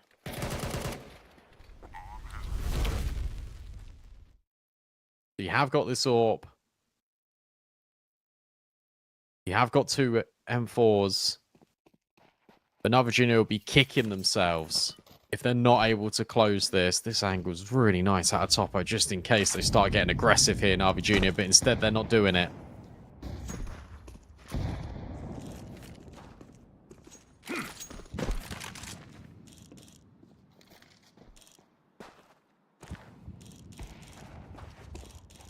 Well, fires off, lets them know his presence. It's going to give them space to work with.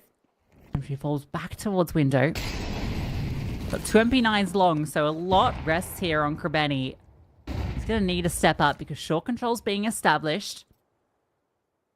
Waiting for the time to drop this smoke. Knows how important it is to hold on to this until the last possible moment.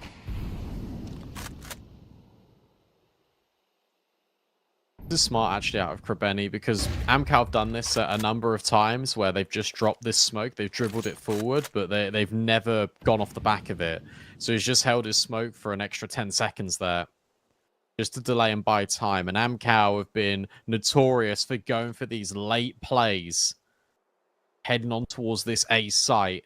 And whilst two players lie in wait over at B, they won't see action. You look at the long play because this is the bit that needs to hold. Because if the long defenders can hold, then that means they can come and help out Krebeni. There's the first test pass. Mikaze also now is aware. And Krebeni hits the shot. Travis will at least trade back out, but you've got, again, 15 seconds. The bomb can go down, but there's quick rotates on the way. Krebeni just pre-firing, hoping someone walks in. That's a little bold. Will go down, and Crad catches off Sentry. Now you got this MP9 alongside the rifle coming long. Travis, can he find the impact here? He's looking for this headshot. Teasing it, but it's the MP9 that overwhelms him. Topo falls back to Gandalf. AWP in hand, misses that first shot. Crad known, and it's all Crad. Can't do a thing. Throws the molly. But they got kills. You think for a second, okay, maybe there's something to this, but no, there isn't. It will be Na'Vi Jr. taking the series. It takes every round on the decider, but they do it. Yeah, I mean, they make a meal of it. I think it's fair to say, but you've also got Dzeegs on 8 kills, Krebeni on 9 kills. Like, it takes Mikaze and Demon to have like 20 kills each for them to get it done. It's unfortunate for Amcal because they went through a lot of issues there with technology. And do you feel like if they're actually a little bit different, maybe it goes the other way? That they're the fine margins at the top level, but unfortunately for them, that means they're eliminated and Navi Junior progress. Yeah, sad story for Amcal. Second time they've got that invite straight to the round of 16, and second time that they've fallen flat. They're definitely going to feel like they could have taken this. It was very close. The pistol rounds, if they just got that on that first half or won that force by, right? You think about how this game started. It was 0-4 down for Amcal. They had to fight back into it, and they were winning the almost the majority of the gun rounds. It's just that a few tech issues slowed them down. I feel like Travis was struggling to get into the server, literally and figuratively, but when he did get in, he had a huge amount of impact. So in another world, Amcal could have taken it, but not today. Navi Junior will progress, and some really strong individual showings as well from Navi across the board. Makaze had a resurgence after a real strugglesome first two maps, and he's a player you definitely want to see thriving. Demon with a lot of impact, and Sentry just across all three was the real star of the show. Yeah, shout out to Navi Junior. They move forward in Hellcup 11. Plenty more games to get through here on the broadcast. We go to a break when we come back. It's our next matchup. It's Aurora taking on 9.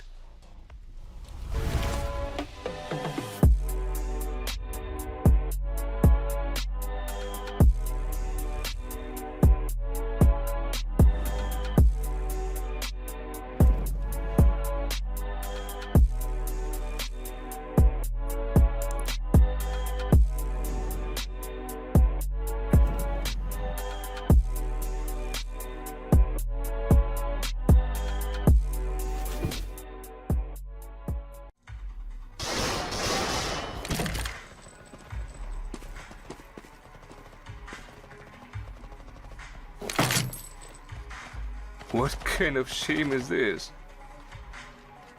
Are you new? Have I heard of Hell Case? Best cases in the world. Book a rookie on me. Don't be shy, come on. Haha, newcomers are lucky today, huh? Hell Case, the best cases.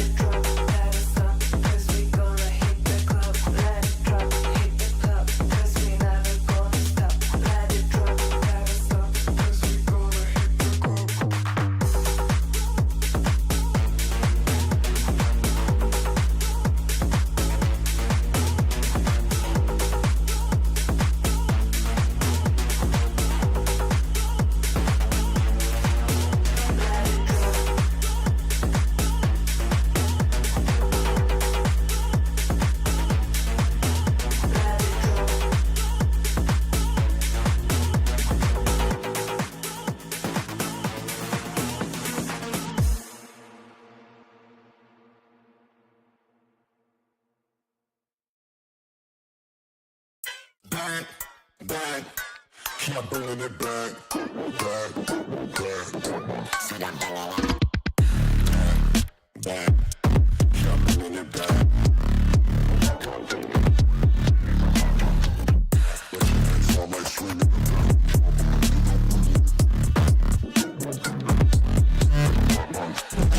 back, back, keep bringing it back.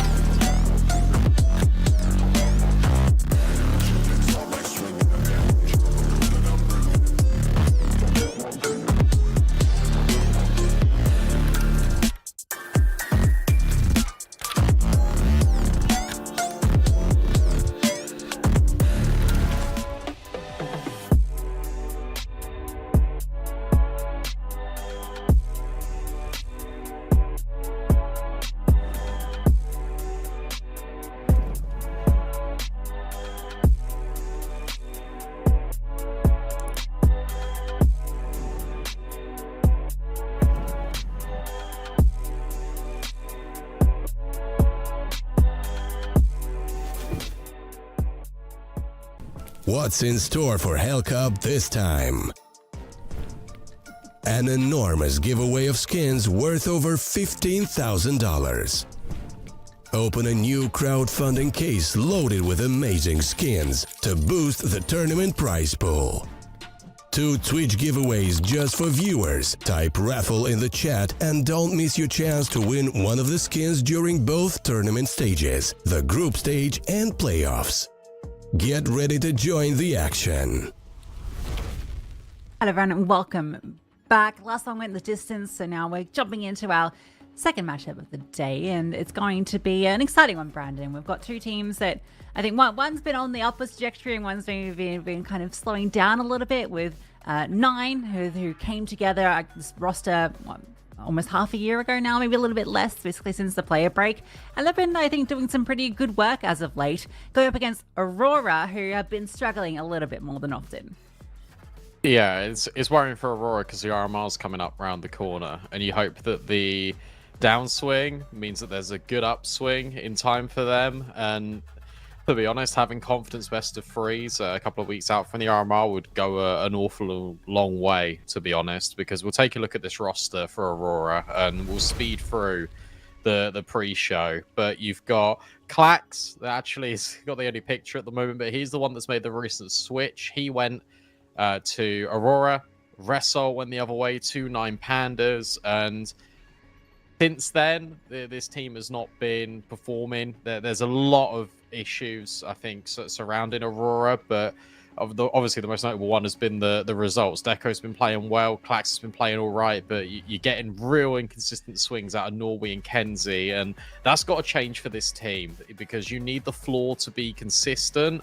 It's actually quite a similar situation to Amcal, where you hope that your core should be doing a lot better, and to be honest, this core should be doing a lot better. They're just not.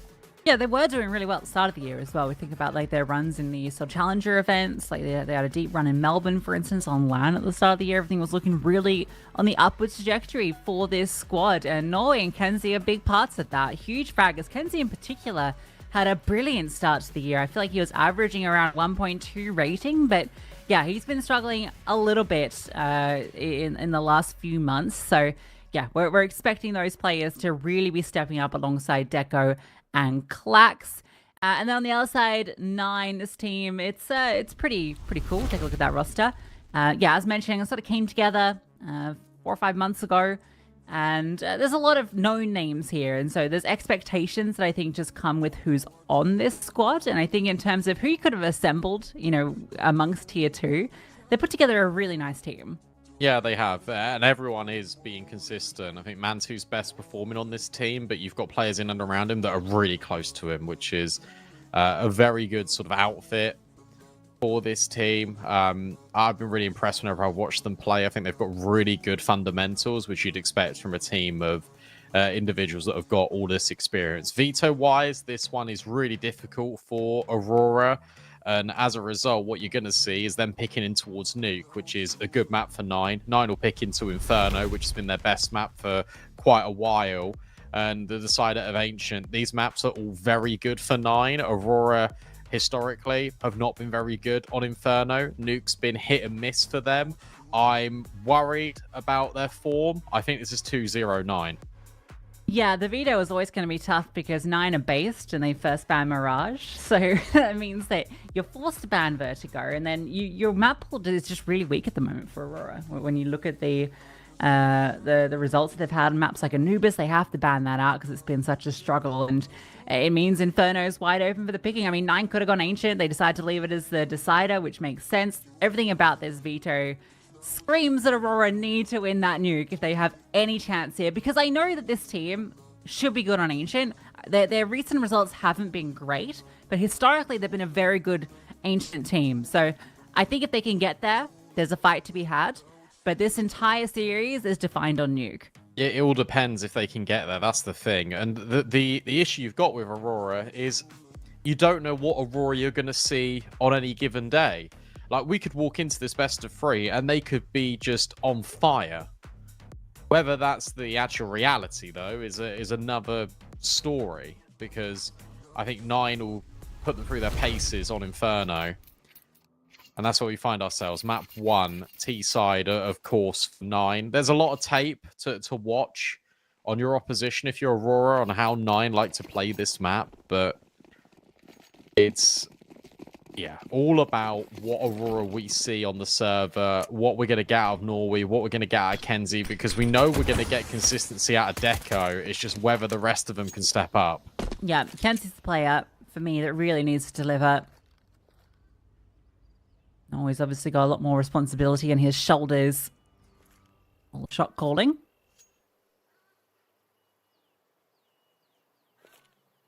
Particularly in the angle at the moment, Kenzie's going to rotate over. They're push middle, so they've got in control of Aurora. They know that this is going to be the B finish. Smoke lands at a good time.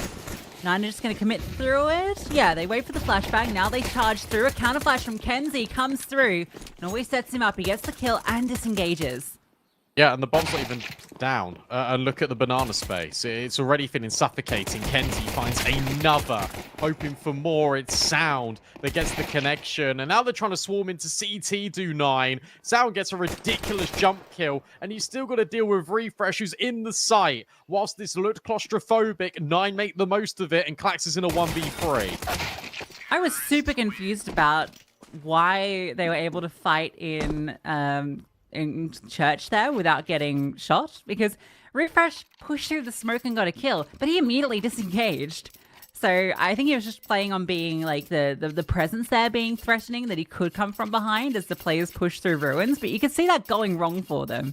His reposition ends up really setting them up for success. So a massive round from Refresh. Sound gets the most absurd double kill with the Glock. That's the sort of stuff that always happens to you when you're on the receiving end, but you can never pull off yourself.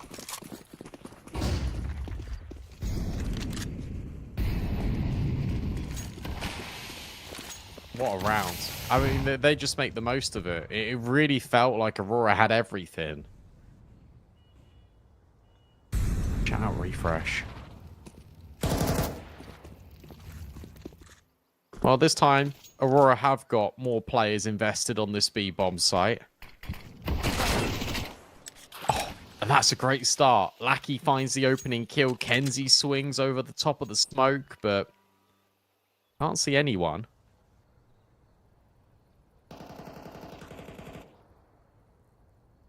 Boost up for Clax in a good position.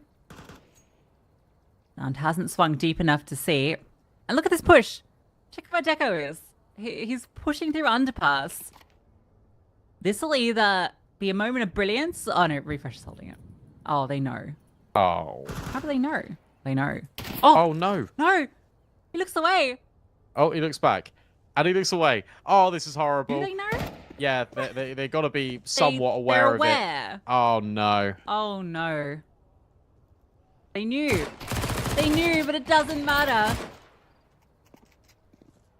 Deco waits for the perfect moment to strike. That's a blow straight to the heart of 9. Manti 1v5. If he had more than 15 seconds, he'd be like, all right, well, maybe there's a chance here, but he has no time, and he's getting pushed from behind. So living, even unlikely. In fact, he wants to make sure he goes down before that clock ticks over, and he will. They were so aware. They were so aware. And it just doesn't happen.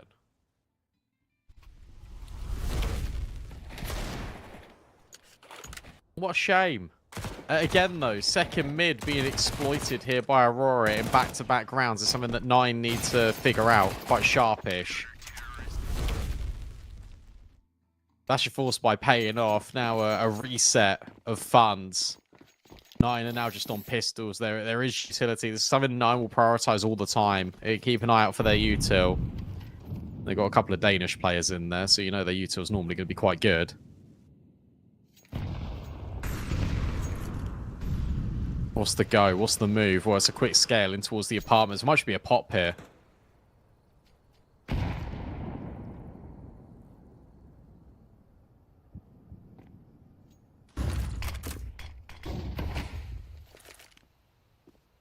Defensive smoke drops. The wrap is going to be set up. They've got all the space.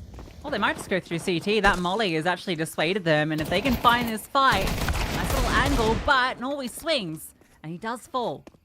Now they can make their way to B if they can get past Lucky, who tucks in towards tree. They're going to be fast on their heels, so they need to be able to clear Lucky. Can he get anything done? 1 kill is his. Oh. How does he get that second? A millisecond to pull off that shot, and he lands it. Mantu to plant the bomb. Smoke will land, and he will stick it down. Refresh is very slow on this lurk timing, so it's all going to be whether he can get here in time, because Mantu is currently alone. At least he picks up another smoke. That's huge. And now that sells the idea of refresh. The issue is he's only got a Tech 9. So Kenzie's even able just to dispatch him quite quickly. Bomb halfway gone. There are kits available. There's also a smoke to place on the bomb. This gets even more tricky. Now for Mantu. Clax will just take his head off as well. So whilst it looked doable, unfortunately, the fact that Refresh only has a Tech 9 is to his detriment. And Aurora able to stave off the pressure. But hey, for 9, it's a bomb plant. It's something to work with when they get a little bit more money. Because it won't come in this round, it will just be the eco. Yeah, the actual call was great. It's just unlucky for 9, or I suppose well done by Aurora for Lucky to get a second kill there. Because that's ridiculous. That's just one bullet he gets to fire off in that moment before he gets deleted. And then for Refresh, not able to find that flank kill. If one of those things goes the other way, it's probably a different round. Bomb plant will allow some deagles into this one, but it will be Aurora having all the advantage to establish a nice early lead.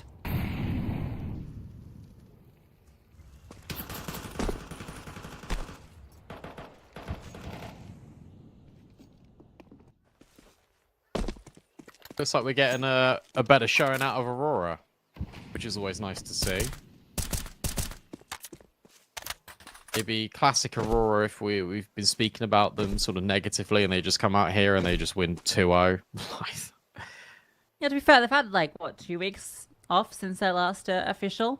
When they got kind of humbled at Thunderpick by Big and M80. Tough teams to fight, to be fair. They've had, despite this kind kind of run of L's. The L's don't matter so much if you've had that break between to reset and to go back to basics.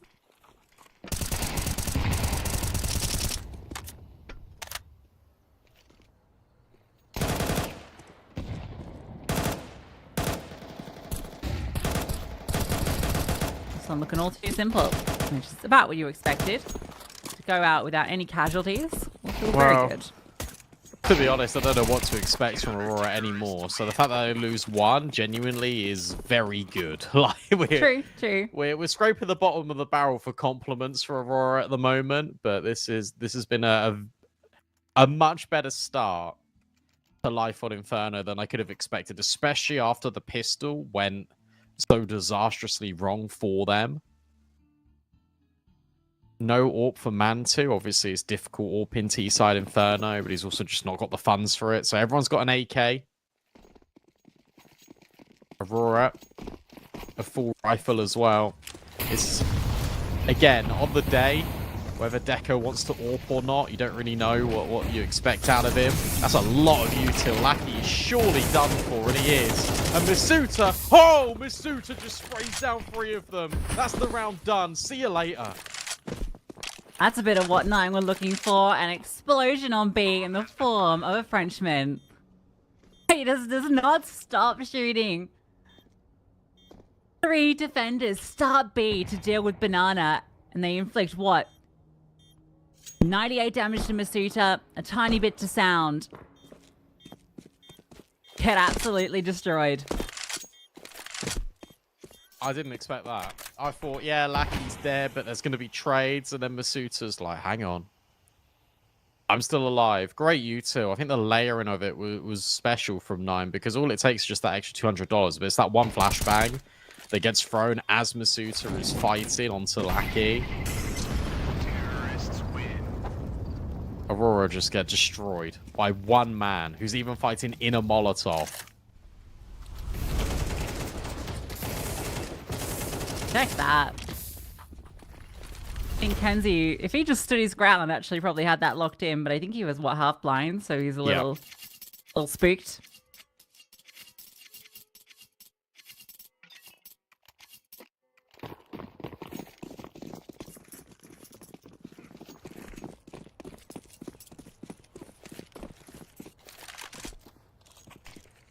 Deco gets the AWP, jumps over, spotted. And the smoke lands in his face.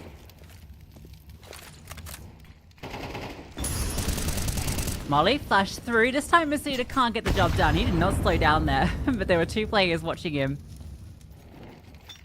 Wasn't really a lot to support, but they're going to go for a second try, and Norway holds his ground again. You've still got Lucky tucked in. He will reveal himself at the final moment to put down 2. This time the B hold holds strong. Becco should have him here. Oh, no. Never mind. It's Lackey. So we'll find the follow-up. Much better out of Aurora, even though they get undone by the sandbags utility again. It's the smoke put on to extinguish the flames, and then Norway just keeps fighting, and that baits in Lackey's position. They're aware that there could be a player there, but they don't know on the timing of which he's going to swing. So a little bit more coordination. Get Aurora. More of a stranglehold on Banana. And for 9, they need to maybe rethink their game plan. But they are getting sort of half wall for free in the majority of these rounds. Clax looks to get aggressive in towards second mid, but thinks better of it. Will just drop the incendiary and back off.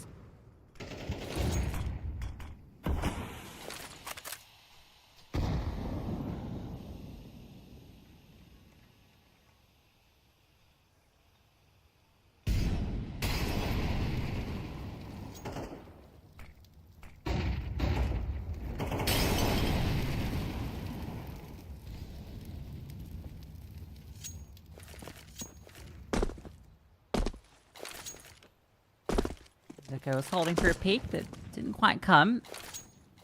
The flash set Kenzie up for something, but they've not progressed past brackets, so Kenzie sees nothing. Misleading information. Now they do creep forward. This is now awkward for Kenzie. Because Deco needs to hold short, and he does. He can now look back at long. Flashbangs forward. You've got to worry about all these different angles. The player at Mini Pit is also covering off bases on multiple fronts. Kenzie trying to get back in, but he will adjust. He will bail out his teammate. That was scary, but only for a moment. And now Kenzie's taking all the contact. Clax is low, but it's Deco to strike. And Kenzie finds another. It is ridiculous how that round works. But hey, it does. They don't lose anyone. Oh, that They was don't so lose scary. anyone. That was so scary because Deco is like standing out in the open for a bit while they're readjusting their defensive setup. You can see Clax is walking over to Mini Pit, but there's a huge timing when Deco's butt is completely exposed to long. Which you see, Oh just as my he turns. I mean, I saw him. What can I say? Got the reactions. But Kenzie does get the job done, so it's all good. Lucky 9-3. Let's go.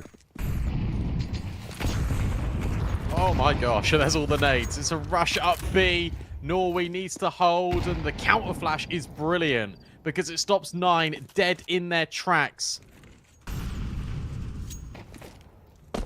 In fact, for a second there, it looked like we weren't live, you know? Like, everyone was running back. Like, Deco deliberately didn't over-peak, and when he dropped the molly, I was like, oh, no, never mind. We're still good.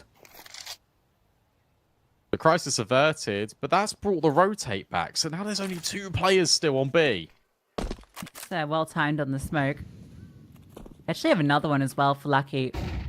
He's throwing it over to Norway, but not going to matter. They're just going to shoot. Oh, you know what? It's not a problem at all, apparently. Oh, there's the final kill. You know he's there. Yes, look for the techie. An ace for Norway. Looking for it. And you'll get it. All 5. Hell yeah. Hell yeah. That was nice as well that they even gave him the ace. Lackey was like, go on. You've earned this one. Easy pickings for Norway. 1 clip, 4 headshots. Take that every day of the week.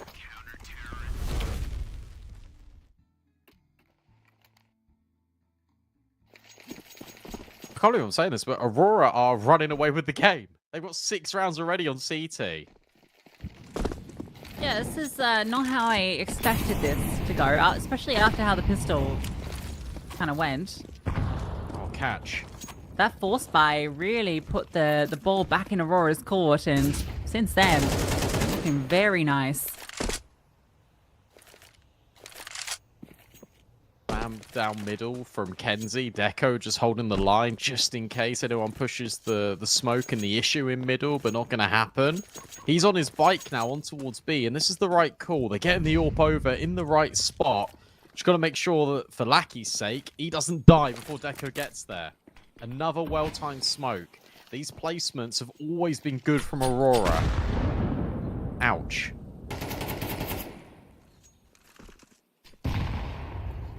And Lucky's still going to stick. Bomber's in Banana, which indicates that maybe the finish is here, and they're just going to try and fake out that the A presence is on its way, which will keep these players here, but Kenzie's going to see no one's progressing. 40 seconds left. The B site. Lucky is half HP. Deco's AWP is here, though. That's the key thing. That's the difference this time. They've got the molly, though. Mantu can get rid of Lackey's spot. And there's no smokes here to block. The Deco needs to do sort of all of this work, whilst Lackey needs to find safety. Good counter flash, Deco. That was the chance. And then Lackey can't find anything. So needs to hold on. 10 seconds left. But 9 will breach the site. Bomb gets planted. Really nice swinging there. Refresh does his favorite maneuver, pushing through the smoke, tucking into tree. And Aurora need to make like one and leave.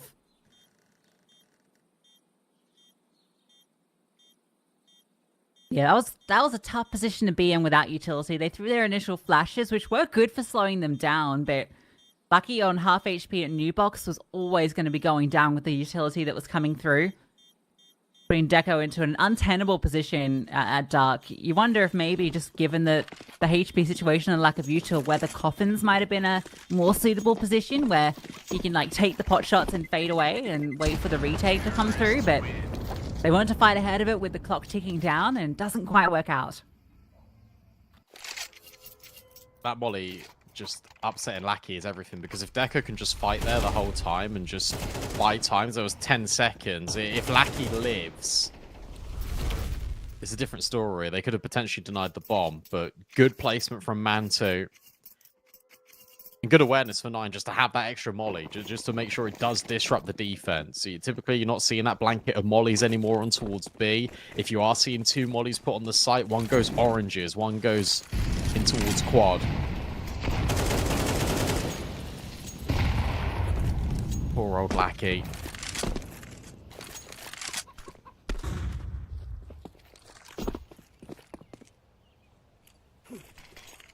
This time Aurora have got a really aggressive setup on towards B. This is the first time they've actually taken the space. Spam, brilliant. But it goes both ways. Masuta comes off worse for wear. And Aurora, they gain all the map control, and now they can start to rotate players back. Spam goes both ways. A double-ended knife. Sword. Dagger. Warp. And pointy.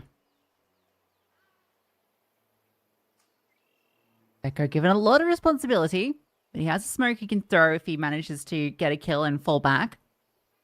And that one's easy. A little bit of shoulder spotted. Take a swipe at it. Now we can fall back.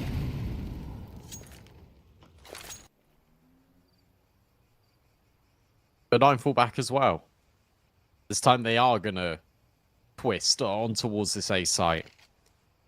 Kenzie tucks in the corner. There are 3 riflers here ready to defend. Lackey's also got a flash he can put over Pit. And Klax doesn't swing. It's just used as a block. Nade goes deep, but that doesn't matter because he can still get the contact. And then Kenzie can swing off the back of it. Perfectly played by Aurora. The decision not to swing off that flash from Lackey really sells the idea that Klax is never really there. And Man2 just trying to hold on. Doesn't want to die after time, and he won't.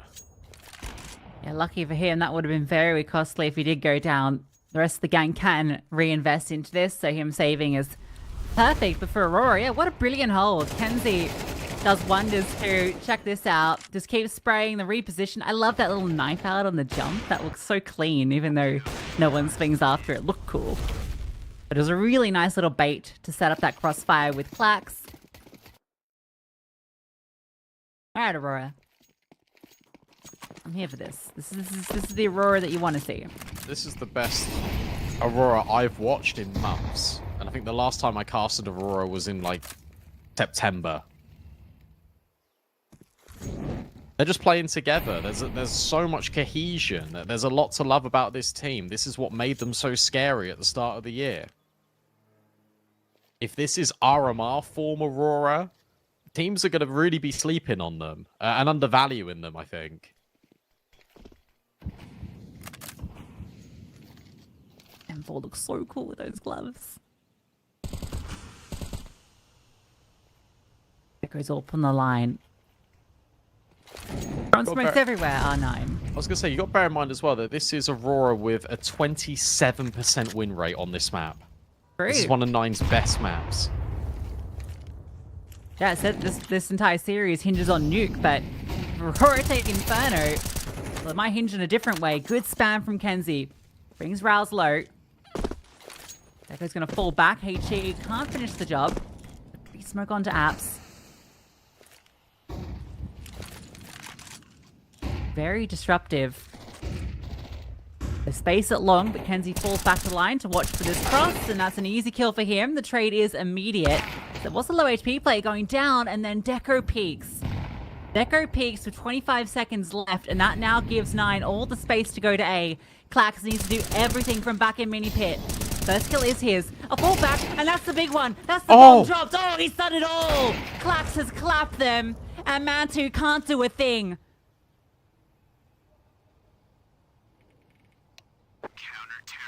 Does he live? Does he live after time? You know, he was in towards short. Oh no. Worst case scenario. You think the round is done and dusted. When Deco Pizza looked for info, it was actually the right idea. I don't hate this, but it's Clax. This third kill, the snap onto refresh. God.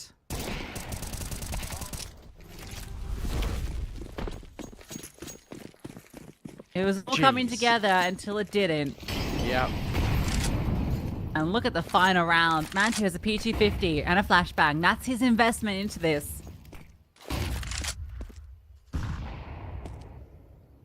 That video, the guy was like, everything looks good. It's like, yes, yes, yes. And it's like, no, no, no. Flash. Oh, actually, right. Again, you take the contact first. Never mind. Never mind. You still got Kenzie here. Oh! No, you don't. Well, that's a fumble. That is a fumble and a half. You just have to walk this one in. To be fair, you didn't deserve the last round, really. So... Hey, Clax deserved it. You gotta give him this one. Yeah, well, 4. Likely what 9 walk away with. Don't fancy Clax and Deco in this 2v4. They also don't count them out either, but the smoke is frustrating. Especially after the CT one only just landed. He's got a lot of util here, Clax. Yeah, I guess. A lot of players too to deal with. They've just got no time. Yeah, true. No time. No chance. Mine will take 4 at the half, so at least something to give them to work with on that CP side. I'll bring back the stats, and I just looked at it. Aurora's CT side typically sucks. And the only reason that they have any sort of leg room on Inferno is their T sides. So the fact that they got 8 rounds here is exceptional for them. And I'd still be a little bit concerned if I'm 9. Now, I have watched 9 play Inferno quite a lot, and their CT side is very good. So I'm not ruling them out yet, even though the scoreline is 8-4. But this is Aurora's favoured side on their worst map. In fact, it's not even their worst map, and it's 27% win rate. Anubis is worse. I know, that is shocking.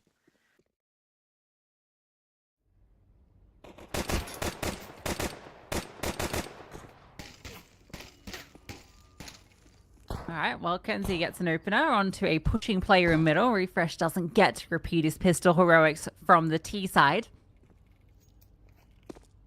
You gotta remember, that's 9 with 4 rounds with the pistol on that first half.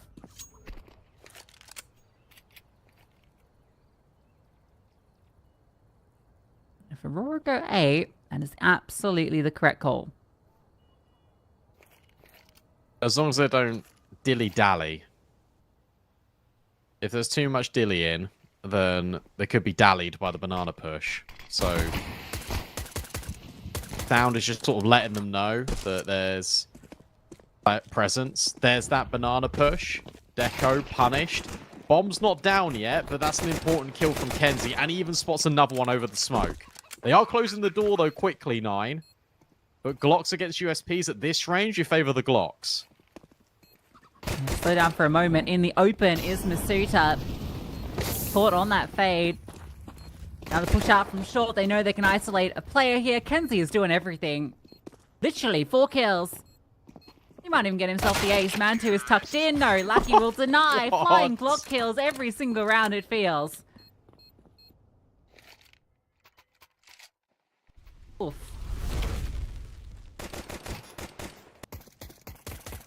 NT out of 9 as well, by the way. But I mean, it's just Kenzie killing everyone, I suppose. But you've got a really nice reaction there. The triple push into Banana came in at a good time. On the same vein, though, triple push in towards short is exactly the right read for Aurora, just to isolate the fight, guarantee that trade to keep the man advantage. And they keep all the momentum with them. It's a full eco out of 9. A full stack on the B bomb site, and Aurora want nothing to do with B. Really good to see Kenzie back in that superstar kind of form.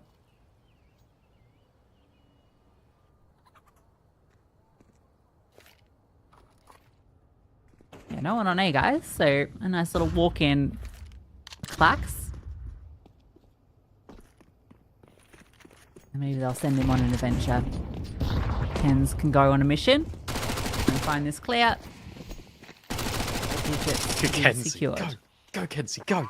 He's so hungry. Go get the ecos. Yeah, I thought that's what you were doing.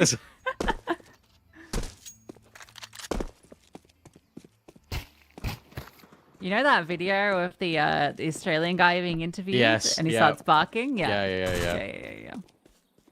Probably one of the most iconic things to come out of Australia, honestly. Yeah, absolutely. That and the succulent Chinese meal guy. R.I.P. my friend. I do It's remember your what that hand is. Well, off I'm not my s- ecos. Yeah. Okay, not to. Deco, stop it. The Mac 10s need these kills. They're actually losing a lot of players here. Was it worth it? Do you know what? For Aurora, yeah, it was. Because I'm letting them know.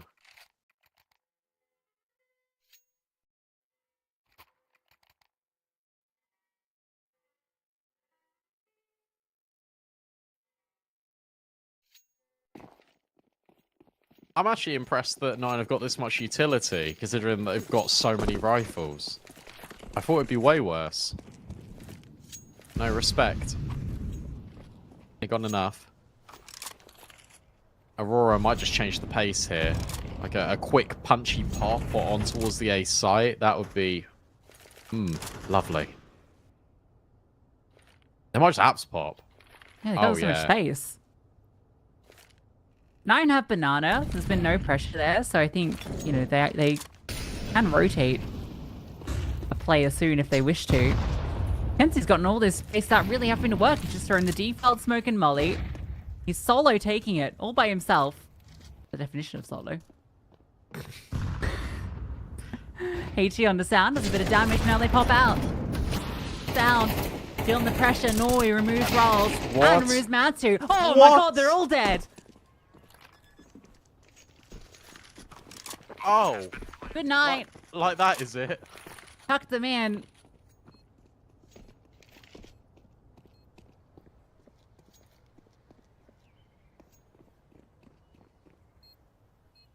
Right. That was... Damn. That was one kill, and you think, okay, yeah, not bad. They got the opener. Norway finds a second. It's like, okay, that's pretty good. Surely there's going to be a trade here. Is there a trade? No. In fact, no one dies. It's crazy because you feel like a lot of damage was done. You can see how low that all of them are. They all got dinked, and then the thing is, that's M4 v AK. Oh, it's all Norway here. Just this push out is brilliant. Sound should have had that kill in the collapse. It wouldn't have made a difference at that point because Norway had won the round with a double kill out long. No. But that is a kill that you kind of expect to come through. Uh-oh. They're going to give over map point. For OT. I can't lie, I did not expect this. Did not. Ah, it's cool though. Yeah. Unless you're a 9 fan. No, yeah. Then it's not cool. Then you're it's not cool. Then you're that's a big hell no. Put a hell no in the chat if you're a 9 fan. Put a hell yeah if you're an Aurora fan.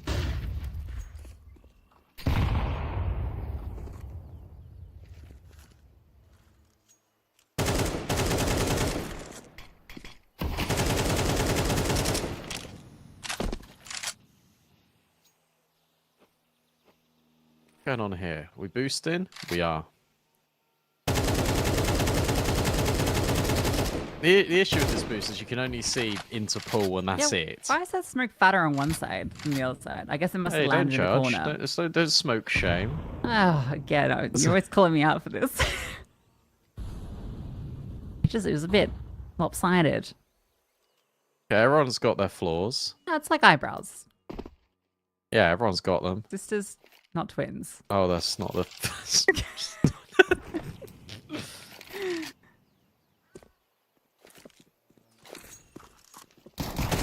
Oh, I was thinking of the opinions of assholes. Never mind. Ah. Yeah. Everyone's got one. Oh, Yeah, go I away. guess so. You got 20 seconds. Oh my god, they got 20 seconds. Oh my They gosh. have got 20 seconds, and they've got to get to A. Sound's got armor and now an AK. Oh no, this is done. How have they done this? Wait, A fumble? it's not done. Recoverable, Kenzie. Oh, done. Oh, lucky 1v2. One to be planted. Now no armor on rolls. He's got this AK. Refresh fast up. Very loud. Very loud. The swing from Lucky connects. Comes down to the 1v1. 10 HP. No kit. No kit. No armor. Minor for short. A tap on the bomb. He believes it. Yeah, he's not gonna peek. He knows this isn't the stick.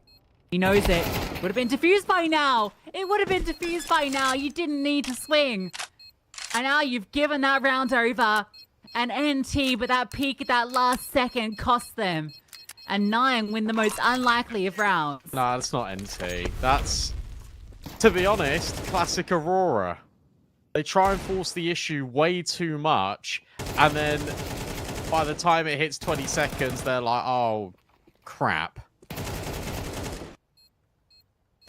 I don't know why he swung it. There was no need to swing that whatsoever if you're lucky. But you're in a 1v1, pressure gets to you, you feel, well, maybe he's going to get back on it in a sec, maybe I've hit the timing. No, you haven't. But how is he supposed to know? Important round for Rolls, who's had a rubbish game, let's be honest. He comes out with a really big round, and now Mantu's found Kenzie with the opener.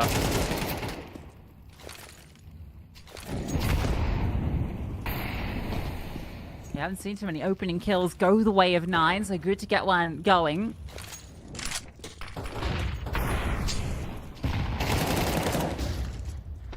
Masuda gets a chance as well. Yeah, a couple of players struggling on this 9 squad. I mean, Refresh got a 3k in the first round.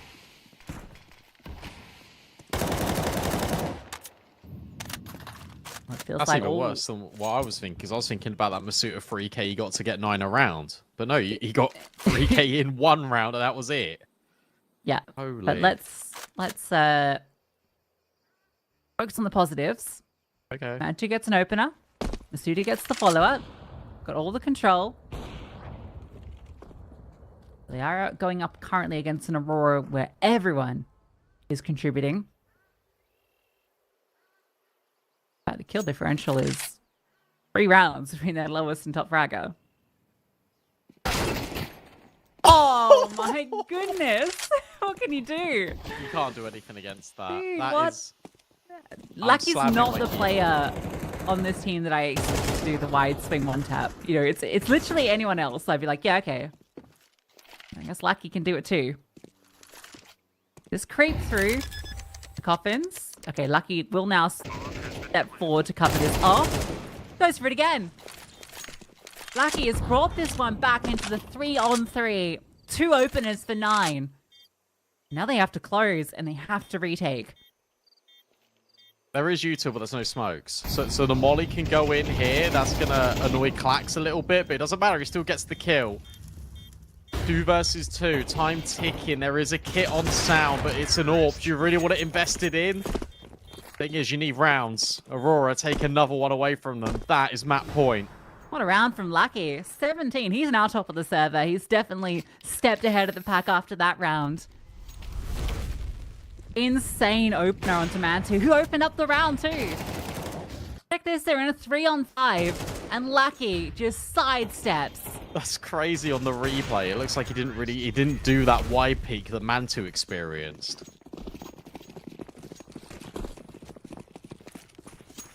It makes me very happy to see Lucky do well. Come back to that in a moment. Oh my god, he's done it again! Oh my Lucky! goodness. Oh, he's certainly not lacking in firepower. Rolls will at least find 1. But this could be the beginning of the end. 19 kills. Rolls hits a blinder. But it's Clax lurking in the apartments. Needs to get rid of Refresh in the bedrooms. Rolls is trying to do everything to keep his team in it. With Refresh now potentially on the backstab. It looks like 9 will stay alive for at least 1 more. What? How did this happen then? Lucky gets 2 insane openers and they're going to lose the round. Well, I know how it happened. Rolls with the AWP happened. one through the smoke, one on a crazy reposition out through coffins. I don't know how he hit that shot. Incredible round from him.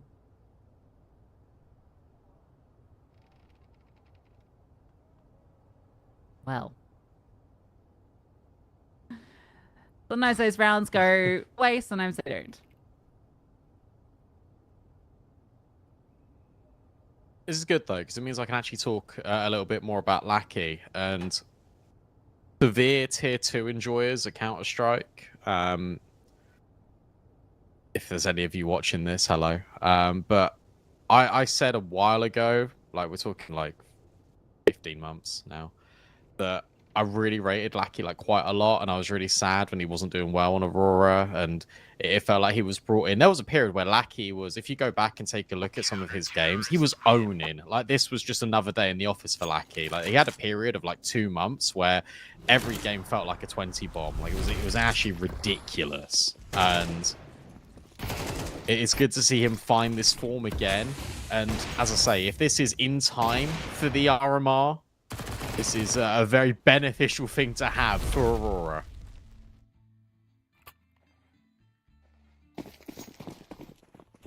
Okay, well, no, he's got the Glock armor, so he's relying on one of his teammates dying and then picking up the weapon from the corpse.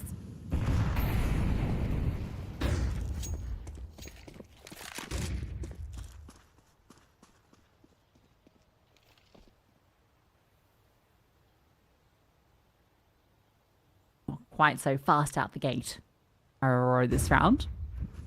Oh, but what if they choke a 12-6 lead? No, I mean that. No, wait, don't say that.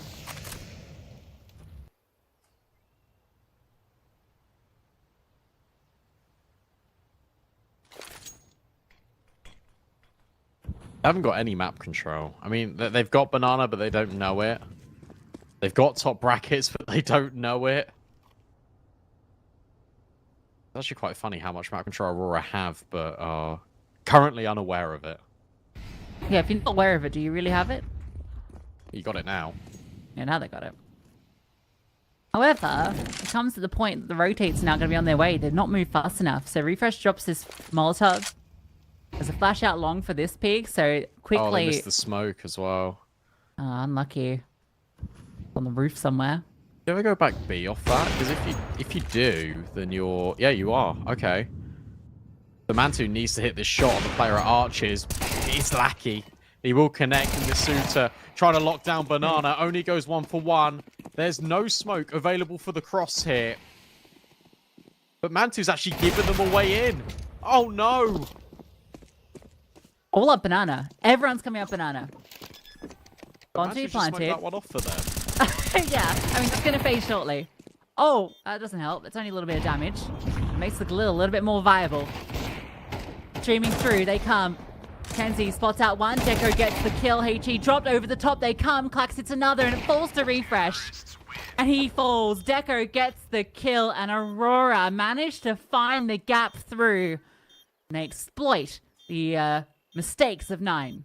Yeah, the mistakes of Mantu, honestly. Not that he knows it, but that trickles down completely because it's his missed smoke on Banana that gives them the way in. Because if he just holds the cross, I don't think they'll be able to get the bomb down. So what a shame for 9, but for Aurora, this is really good news. This is only one map. We can't get too overhyped, but we're now going into their map pick. If that's one of their worst maps and they looked that good on it, it would give you hope that they've also improved some of their best maps, and 9 are now in trouble a little bit. Yeah, I was going to be critical of Aurora in that last round, because normally he just runs in with the Glock first up Banana, not in a tradable position, and he loses the bomb, right? But luckily his team were able to get there and get those trades, but it looked a little disjointed.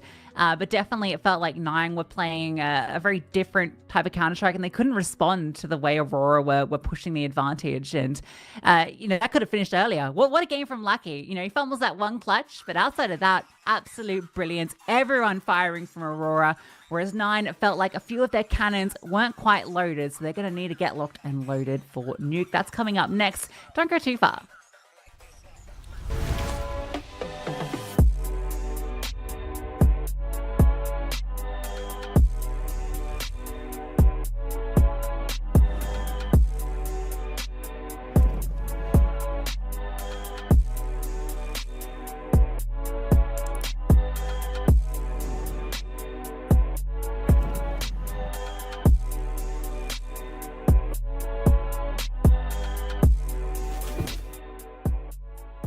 You look into your inventory and there's only... It's time to forget about this garbage. Here you will find everything to play with really cool skins. Open top cases. Upgrade dropped skins and turn your junk into a cool gun using the contract system. Every day, thousands of people upgrade their inventory with us. Hellcase.com. Look at yourself in a new way.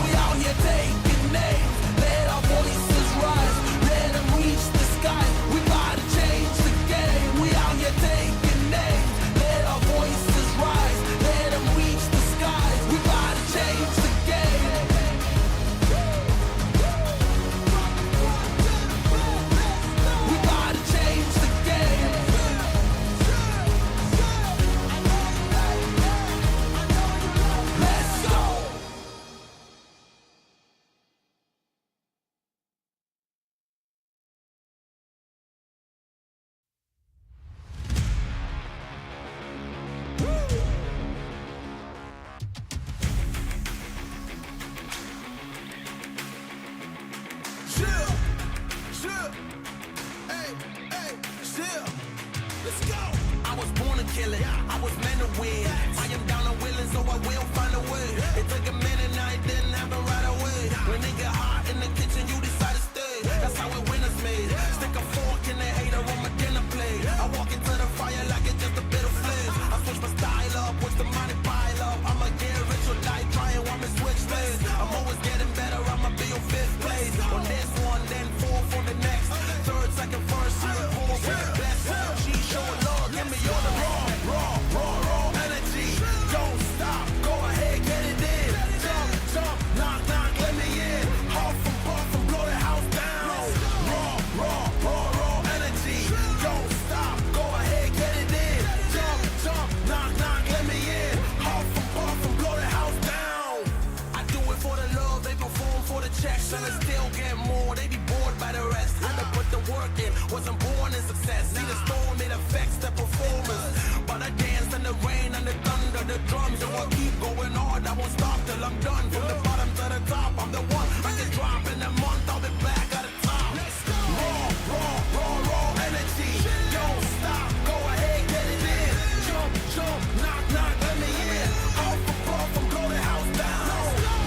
Raw energy. Don't stop, go ahead, get it in. Jump, knock, let me in. Off and puff and blow the house down. Yeah, we blow the house down. Yeah, we blow the house down. Big moves will shake the ground. All the greats who came before us, we about to make them proud. We've got to make this count. Take the ball and raise it now. Make noise and crazy loud. It's all moment, let me hear you shout. Don't give up, we can turn it round. We got the fire, we burn it down. Then we'll pop champagne at the back of the club. Then we're back with a sweat, tears back with a blood. How to get it out of mud, kinda like Predator. Get to the chopper, pockets getting fatter, so she call me Big Mama. Raw energy. Don't stop, go ahead, get it in. Jump, knock, let me in. Puff and puff and blow the house down. Raw energy. Don't stop, go ahead, get it in. Jump, knock, let me in. Puff and puff and blow the house down. Raw energy.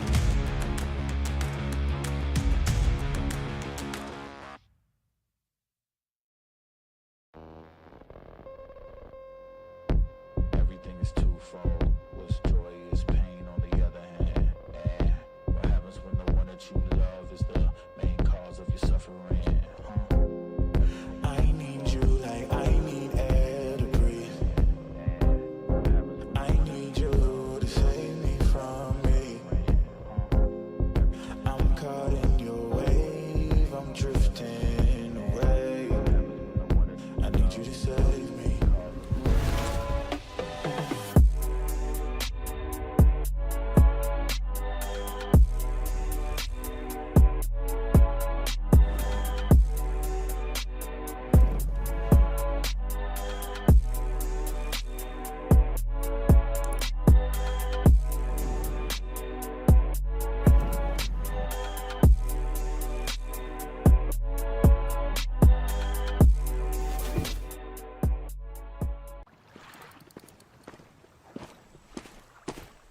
And how long have you been here? From early morning.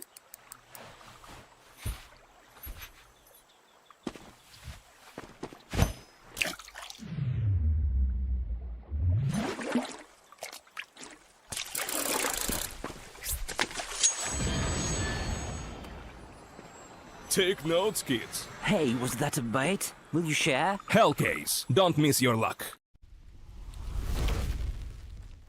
Welcome back in, everyone. Hellcup 11 playoffs are kicking off today, and Aurora are kicking off their resurgence after a very dominant win against 9 on Inferno. Let's be honest, on paper, it feels like Aurora, with their lineup, should be beating a lot of these tier 2 teams, but it's good to see them actually doing it because they've been really struggling recently. Yeah, I'm really impressed that we saw from Aurora. Well, we kind of came into this series expecting Inferno to be a massive struggle for them, but they were the ones that put 9 through their paces, stealing their opponent's map pick.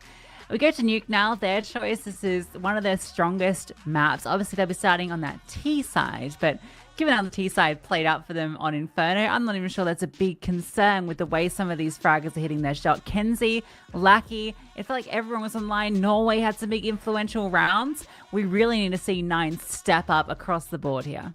And this is where Deco can really take over. I think this is Deco's best map by far, being Nuke, which for an AWPer, you don't really associate that, to be honest, but I really always think about Deco AWPing on Nuke, especially when he was on one win, just destroying people on this map.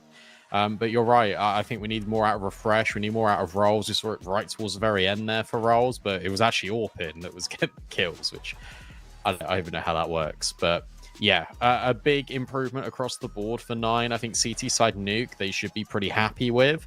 But I think coming into this, they'd be thinking, oh, we're a map up, we're looking to take this in 2. And now it's the other way. Now it's Aurora really threatening them. And I'm excited that this is the way it's turned out. And what's so fun about Tier 2 Counter-Strike is you go in with one expectation, you leave another map with another. Now it's 13-6. I'm like, cool, Aurora taking this 2-0. But you never know. You never know. Leon Bet certainly think that Aurora are taking it. 1.2 odds compared to 4 of 9 for the series. And that makes sense when they've lost the map, but damn, those are big odds.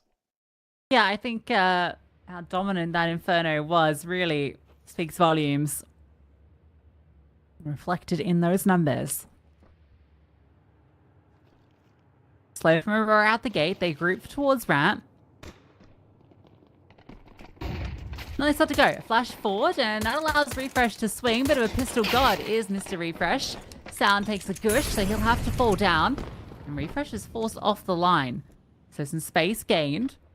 There is a rotation down below already. In fact, 2 players go down. Klax is going to hear this. But the problem is his team is committing down lower. Norway's alone. This round is surely done. They really overplayed their hand there, Aurora. They had everything.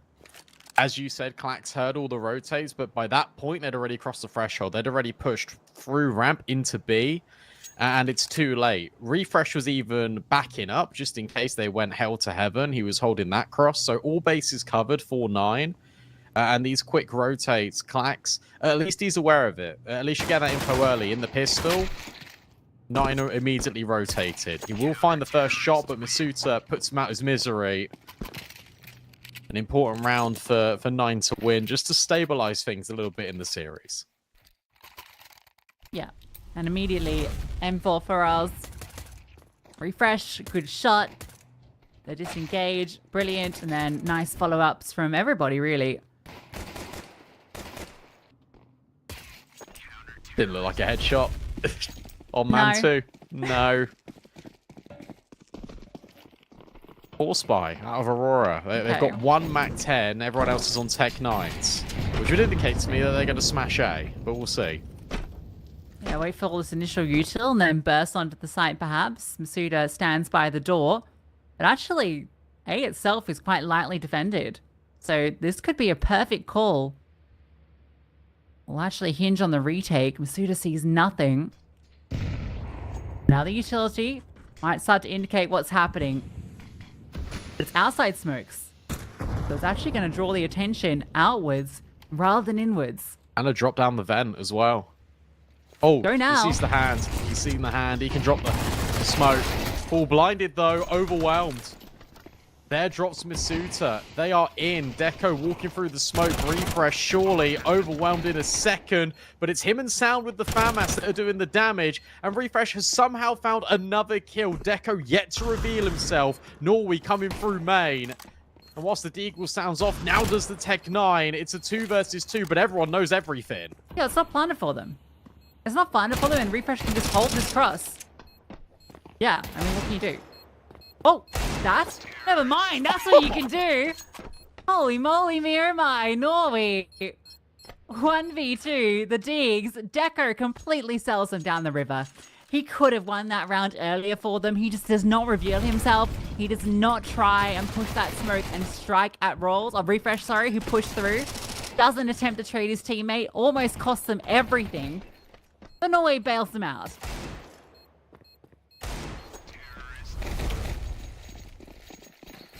Okay. Sure. And I would argue this is now worst case for 9. Because you won the pistol, now you've lost the follow-up, now you're on pistols yourselves. A slow default out of Aurora this time, holding ground just in case there's aggression. But it's Kenzie, the one trying to take the initiative. Rolls. Not spotted, neither's Kenzie. But at least he's in secret. The issue is, the rest of the team don't know what's happening. Really rough for 9. Both of these maps have started the same way, where they win the pistol and then lose against the Force Spy.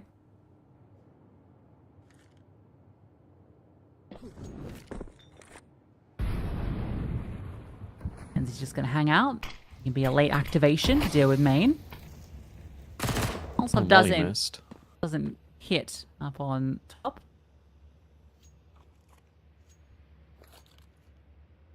Aurora doing the thing where they're making the eco rounds take forever. And we've seen this come back to bite them a few times. 35 seconds. No, at least they're making their way down towards B. They just need to speed up.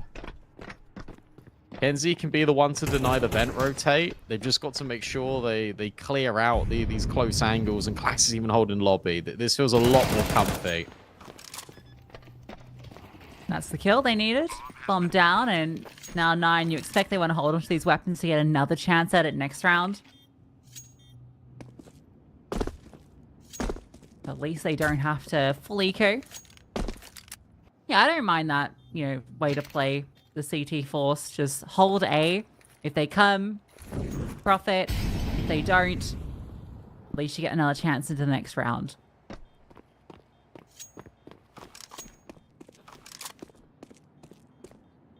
Lucky will give it a look, but you could potentially give them an upgrade.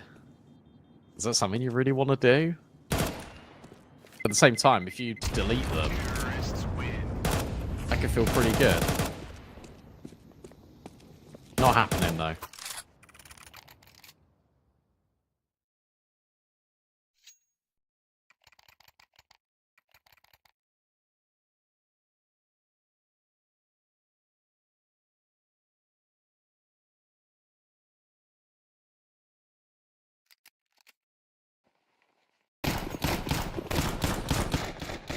Second chance.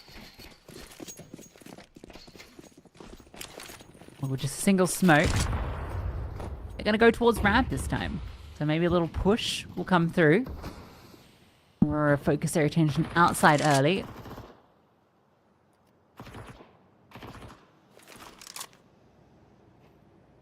Again, they should know what they're up against here.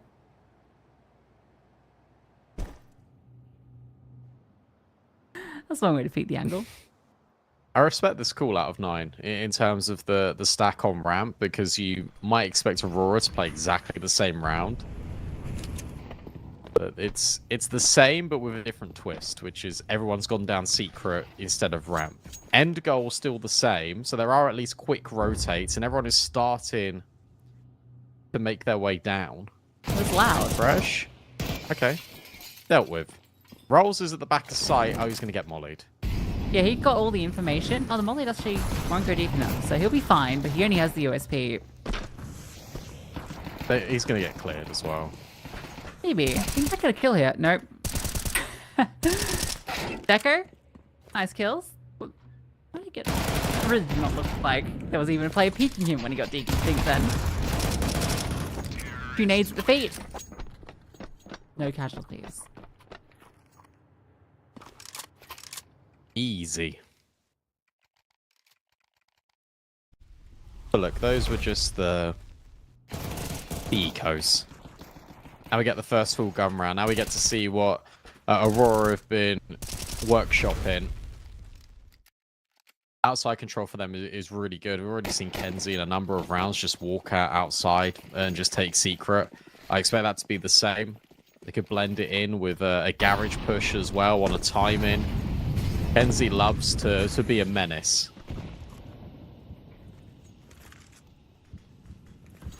Yeah, off he goes.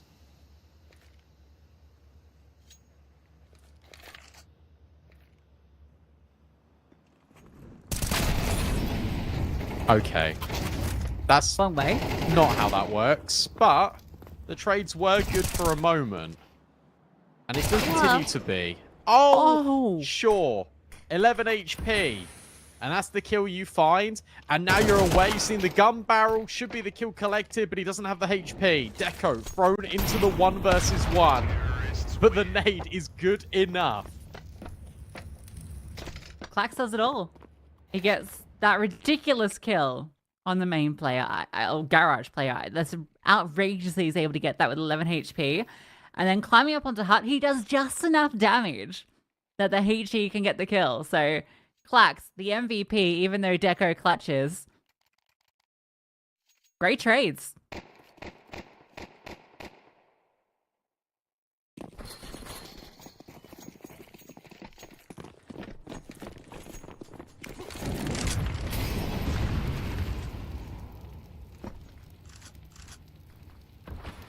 Back to basics again for 9. Just pistols.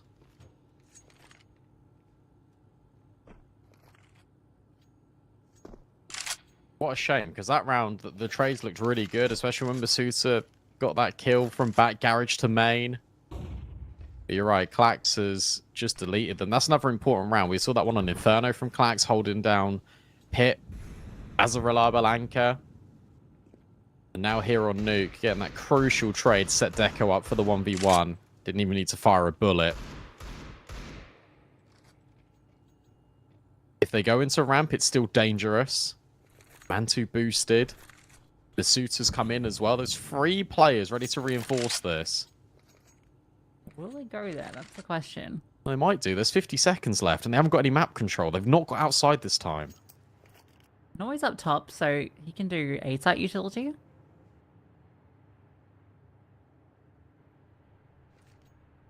Going A would be good. They go A, that's great. Well, if players start to move, maybe it can still be a problem. Rolls in the vent. Surely he's noted when he dropped that smoke out. No? Okay, sees all the players come past, now he comes up, and with the 5, PG-50 even. Gets 1, and the rest of the pistols getting it done. It's on to Deco. Time an issue. 10 seconds. Bomb on his back. Can he make it? Yeah, he can. Just about. Oh, no, he 6, can't. 5. No, yeah. 4, 3. No, he doesn't have it. No, he doesn't have it. Unlucky. I honestly thought he had it. 1 more second. He needed 9 seconds, not 8. He was so hesitant because he didn't know where the bomb was. He looked at his feet as soon as we swapped to his POV to see if the bomb was there. No, it was just around the corner. Riles does everything. But you're spot on. They should have known. From the trajectory of that smoke. I've even seen an arm poking up. I know it's a harsh thing to say for Aurora, but it's another one of these rounds that they leave really, really late, and it punishes them. Yeah, I mean, there's a lot of cues that should have given that over, even though, you know, you only see the nade. Obviously, we get the big hint with the trail, but not enough to at least give it a cursory glance. Not the nade Clax was looking for. No, not quite. The 9 on a pistol buy, able to get their second round. Or keep it costly.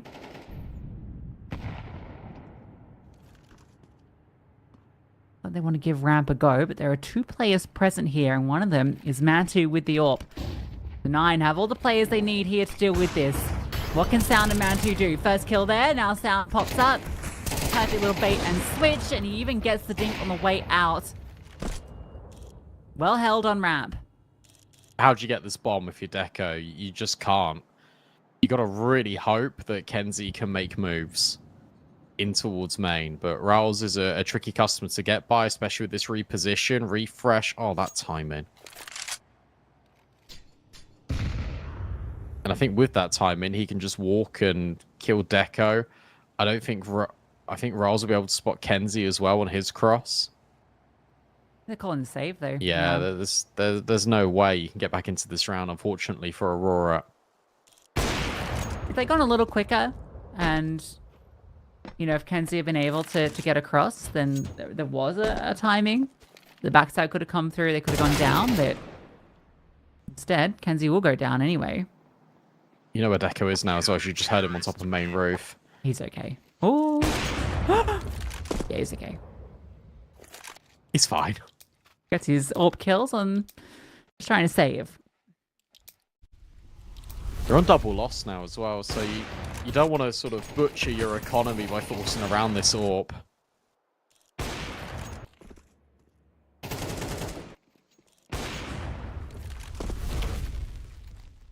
I'll take a pause to think about it. I think you just got a Tech 9 armor. Deco can drop a hero AK to someone. Oh, I don't know Actually, if I like this. You've got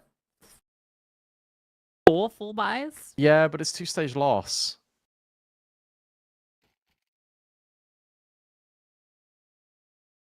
I mean, is your buy in the next round going to be any better? Not significantly. I suppose if you do this and you win, you break the economy of 9 again. Do you know what? More I think about it, you're right. This is actually the correct thing to do. They've definitely got a propensity to force buy anyway.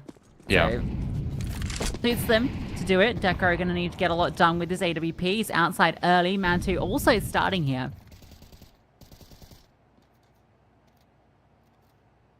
Just going to hold passively, waiting for this red peak. They're dry at the moment. No smokes landed. Now they'll start to throw them. HE goes forward. They've not committed out yet. Deco's just on top of red. If Manti went around that corner, Deco would be done for. And instead, it's Norway that hits the deck. But there's Deco. You gotta be feeling pretty aggrieved by that. I think both parties. I think Norway thinking, why is Manti peeking that side? And then Manti thinking, why is Deco up there? Clack's left to lurk ramp late. But Rolls now has the next test on Lackey. Will pass it and refreshes on a really nice angle to guarantee the trade. And Clax and Deco, once again, in this 2v3, incredibly disjointed. And he can't get the bomb. The bomb is still down secret. Clax will have his time in. That does force Misuta into Deco. And the 1v1, you know Refresh was over at ramp. Deco just charging forward, picks up an AK and the bomb. 30 seconds and refreshes topside because that's the last time Deco was seen. The Deco will get this bomb down. Refresh, is there a kid he can collect on the way? Deco spends a bit of time off the clock before he plants, but it's only just now that Refresh descends down the ladder. He has found that kit. Position from Deco, he spotted him. Flash forward, a fall back.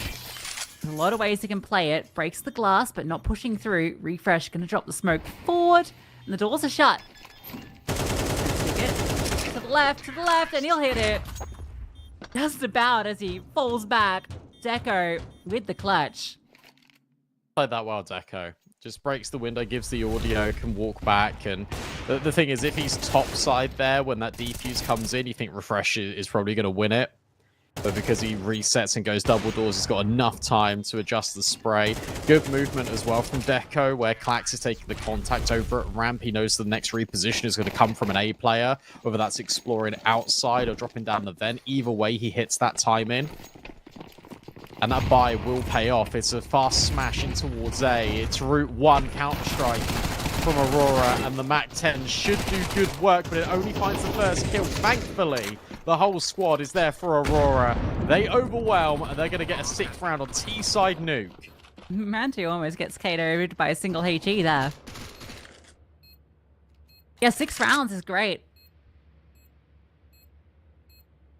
Going into this, expected that Aurora's T-side would be very strong.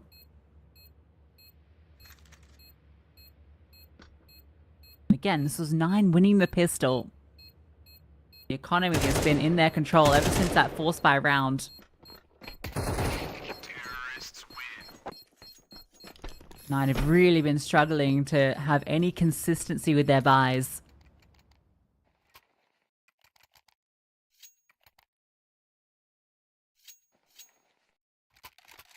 Deco is 13-3 as well, which just doesn't help.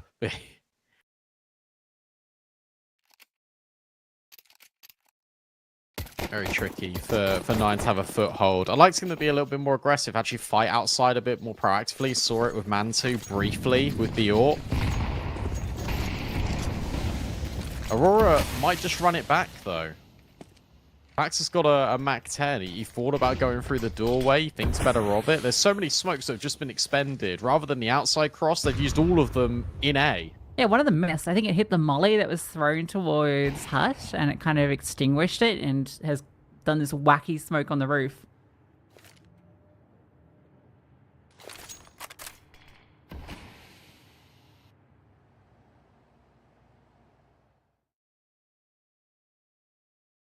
If they walk outside here, it's free. If they go secret. If they go towards main, Riles has got a good angle. It depends on two things here. It depends what Aurora want to do. Oh no. This is not ideal. But also it depends on the timing of these, not only lobby players, but ramp players. So if Masuka and Refresh double push door at the same time that the ramp push goes, this squeeze is going to be really effective. Lucky might even just get caught with his util. Almost was. That's the bomb spotted too. Utility gets thrown out. They're actually not committing. And Sound walks in. Mansu by his side. And both of the lobby players fall. And now you can go ramp. Ramp's open. A reroute down lower. It's all been heard though. They know. Fully aware. And Clax coming from behind. Will surely trade this out in a second. Clax. No? Oh, he's waiting for Masuda to come back. Cheeky. And now you got Refresh penned. 15 seconds.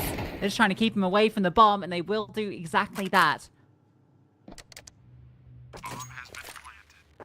Well done. That time they use time to their advantage, and they use Clax's lurk really effectively. The fact they also expect the second player at radio is really important.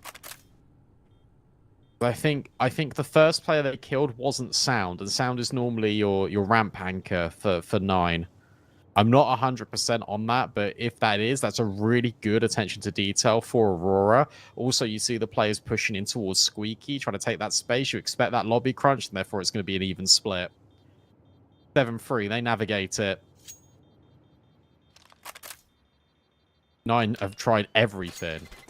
And they're coming up with nothing.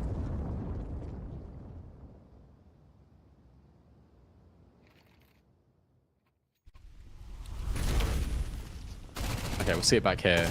Okay, no, it was Sound first, but it doesn't matter. I think it's because you see the two players pushing Squeaky, you expect another player. Good awareness, nevertheless. That's a devastating one for 9 to lose. Just one player lives. I can't believe how Aurora just running away with this. Alright. Let's kill with the M4, but the trade immediately there. Push through from Masuta finds success. This lobby crunch, making them sweat. Still very uncomfortable. Kenzie, can he deal with these two players that are pushed? No, we can't. It's Lucky with 30 HP. They've got full bomb control. He's trying to play to his outs here, and that is going to be ramp back to lobby. He needs to reload. He can do it here in the next couple of seconds. They won't hear him. But he obviously doesn't know that they don't have ramp. This feels impossible. Especially on 31 HP. And now they're even considering that he can be ramp. There's another one of these eco rounds. You've got to remember, this is the pistol and 2 eco rounds at 9 of 1.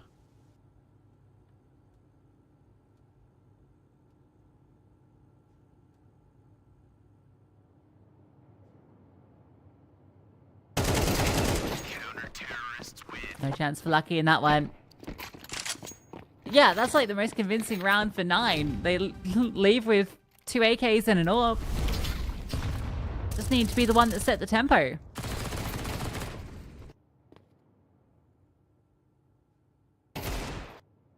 Sure. There's just no one looking hot for Aurora. I think they were relying on Deco getting the opening kill, and then they were going to all just go through Squeaky, but because Riles gets that kill, it then just delays things, and that just gives Masuta the space. He just runs at them.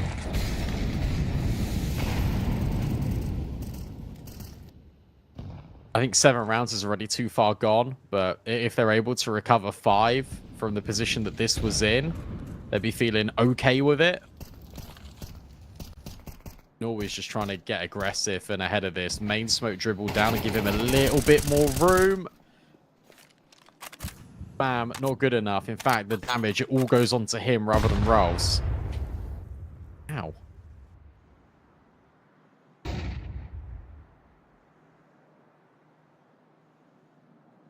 Okay, so in this tiny little slither, and well, it's actually over the top. Rolls just runs straight into him. Not expecting that boost up angle. Deco from Redbox is often finding success at various elevations.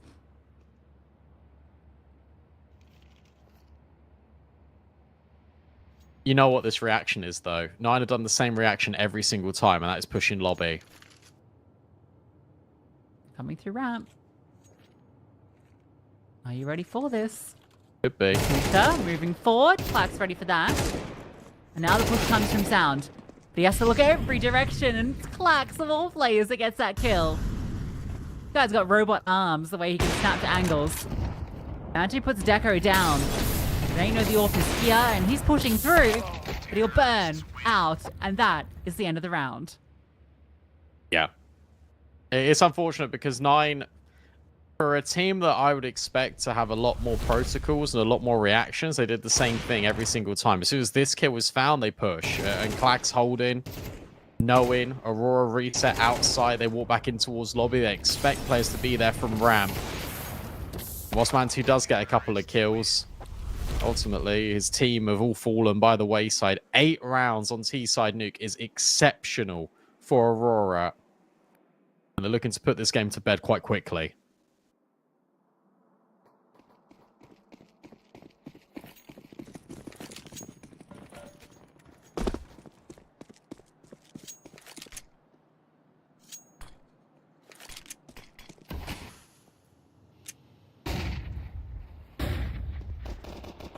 And they get the second pistol. They got the first, and just like on Inferno, only end the half with 4. Sometimes secret. Always here, though, with the dual Berettas patrolling. Yeah, but Refresh has had the rotate, so now he's going to maybe explore into A, and you can bring the bomb up back up main. Going down here would be a mistake. I don't know what he's shooting at there. Ghosts. Now he sees a few phantoms. Yeah, now Clax goes out A. Okay, smart. So you actually show the bomb, that convinces the rotate. But Kenzie's found Rolls, and Norway finds a follow-up, crossing back in towards main to join Refresh has been hard. And now you've already got Clax here in lobby. He can open the door and kill Masuta. Oh! Manti's on the deletion instead. Norway. Oh, Masuta blindsides him. These guys are sick with pistols. I'll give them that. As they pick up both in this map. Yeah, I can't lie. I didn't think that was happening. Masuta just hits a blinder, and then Mantu deletes Deco, who's already pushed in towards lobby incredibly quickly. Fair play, 9. But it's never been the pistol that's been the tricky bit for you. That was even a 3v5 they just won. It's always been the follow-up round that's been the most tricky. Sharp from Masuta.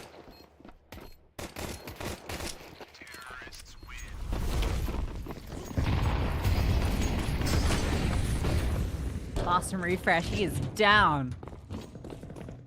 And the whole squad comes with him. It's crazy they managed to get 3 players down there without a single casualty. And in fact, they're the ones that get the first kill. This is a force buy, as Aurora have been wont to do.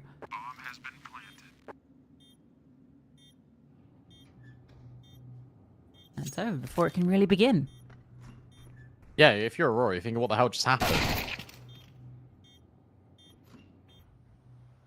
That was incredibly fast play. Normally with those nades, you expect them to be popping over towards A. Instead, they just go straight down the vent. Nice call. They are losing players. There are guns to be gained here for Aurora. Mackenzie's at least trying to get one. Did it fall off? So sad. Oh, Oh, wow. no. What? What a ragdoll. He had full HP. He had armor, right? Yeah, they forced into it. A little too close to the bomb. That I sucks. can't believe that. He's top silo. Make it make sense, Valve. It's okay, he's been given a deagle and he's bought armor, so he still has the same kind of investment, just less money. I guess cannon-wise, like it is a nuclear power plant, so it is going to be a lot more volatile with the bomb radius. But I mean, come on. Like on Anubis, in Dust 2, you can save in the B bomb site. You can save in the site. A little accurate nuclear power plant. I'm looking a lot better on this T side. True. Very decisive. Flax is here with the Galil. This is the strongest weapon. Got a multi-kill. Actually, it's very doable. He was given the opportunity, but can't convert. The thing for 9 is they just don't need to overcook it. You just got 2 kills down B. You've now seen 2 more players up A. Just go B. Just stop mucking about with it, you know? It looks like they will stop mucking about with it. Yeah, they've locked this one in. So it'll be a single round game. Aurora tried to do what they did on the first half, winning back to Force Buy and resetting early, but it doesn't work out. You gotta actually really wonder about the Force Buy when you are that many rounds up. Because it feels like you are giving the other team a way back in. I know the Force Buys have been successful for them, but they're not always going to be. Can we talk about charms and how it's really cool that they're smaller when they're sort of like on the muzzle of the gun?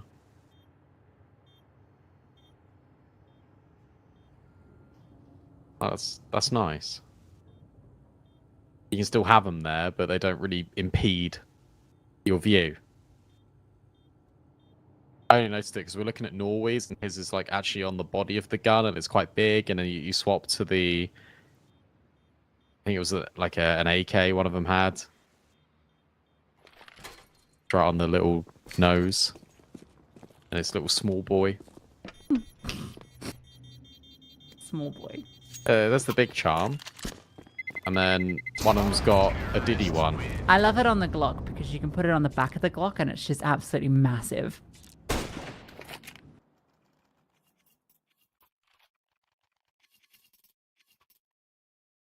Yeah, I like charms. Yeah. I thought I'd hate them. But No, I think it's really cool. Oh, they are cool. Love it when there's the big dangly on the back of the Glock.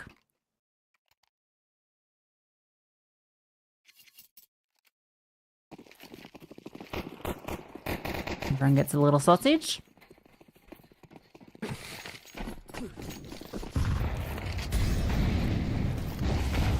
Block tour. Outside smokes 4-9. No commitment this time. Low on it to allow a little peek through. They see nothing. Bam, bam, bam. Oh, almost. They are Meanwhile, at at ramp. Yeah. Norway's found refresh though, and sounds on literally 4 HP. This is bizarre. Deco, oh no. Oh, what are you doing? Sorry, but that Deco does that all the time. Yeah, he does. Oh, oh no. Oh dear. This was a 5-on-3, and now it's a 3-on-3.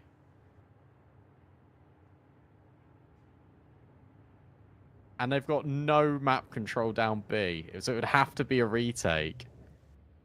How have they fumbled this? Well, Deco just ran to secret with no information.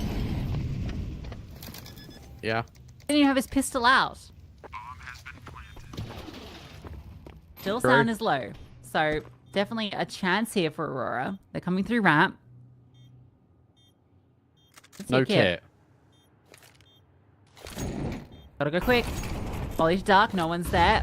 Norway's felled by Masuta. Yeah, call it I off. can't believe that. You had the bag in your hands and you just let it slip. fingers covered in Vaseline the way they fumbled that one.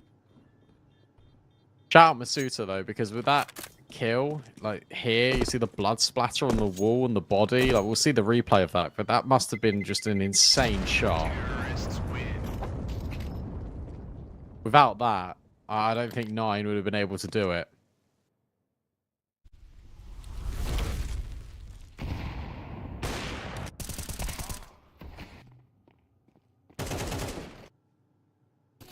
This one here.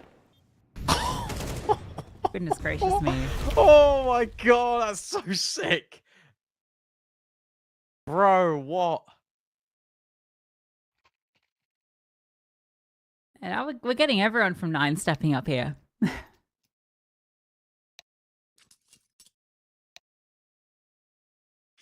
This is the Aurora that we've been seeing more often of late.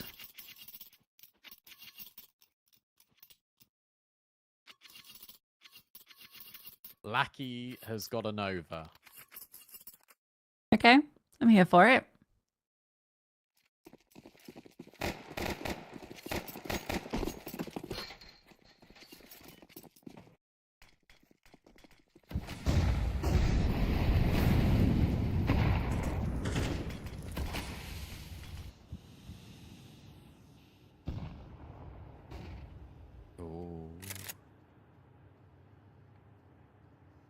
My gun, something rules. I say my rules. Don't know. Doesn't matter, really. Oh, he's going down B to be a little bit of a pain. And oh, hi, Clax. He's pushed off. That's the bomb. Oh. He wants to trigger discipline, wants the multi, but instead he's just going to lock in the Oh, he one got it. and makes the double anyway. How'd he get there? You just walk through. That's crazy. He did wait a little bit, and that's going to be maybe a slight issue because now the bomb went forward. But if they go double up on Silo, how do you recover this? Lobby's being covered. Sound's got no armor. Sound, you got no armor, mate. Oh, dearie me. This is like watching a Splinter Cell gameplay. Everyone's just playing silently, walking around, dropping. Sound has just realised that he's got no armor because of that aim punch. He's just thinking, oh my god. You now know one's at Silo. Masuta's found Kenzie. There's no time. Oh, maybe there is. There is. Norway needs this kill. Norway needs this kill quite desperately, and he doesn't get it on refresh. Can you plant? Oh my god, maybe the Nova. Nova! No! How did you... Again! There's 20 seconds left, guys. The bomb's under Silo.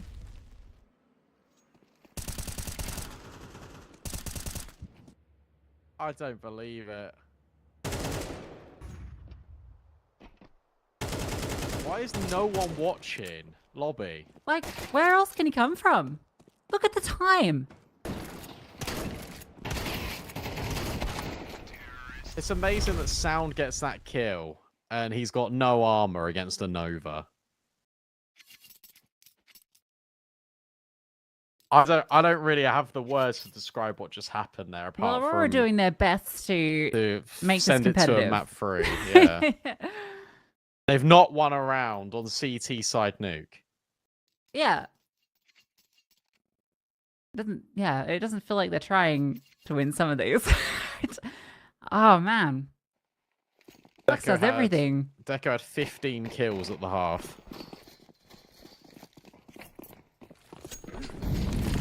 Well, that was the kind of half investment, so Yeah, but they should have won it. Like Yeah, that's they yeah. should have won it.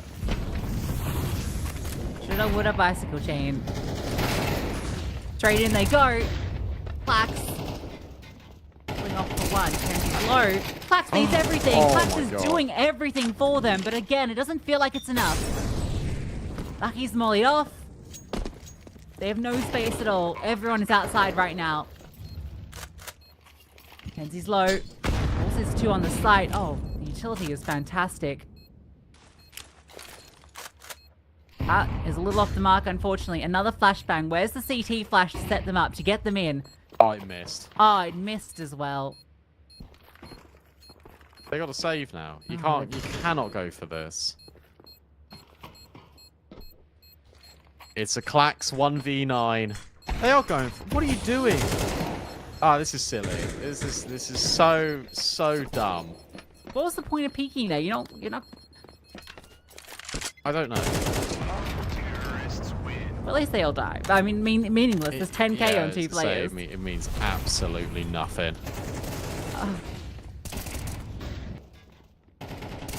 Very decisive Counter-Strike from 9 on this T side.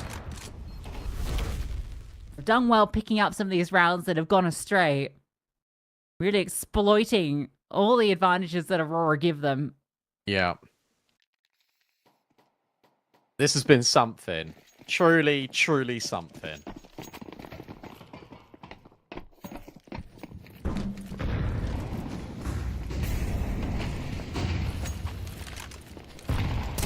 They're still well within it as well because they did all the hard work on T side. Like this is still like very much in contention for Aurora to come and win, but they need to pull their socks up. They've got ramp space here, 9. A lot of it as well. Okay, you got the kill outside, so you know there's no lurk coming there. They've rotated players down. 2 are down. Everything they need. Work under control.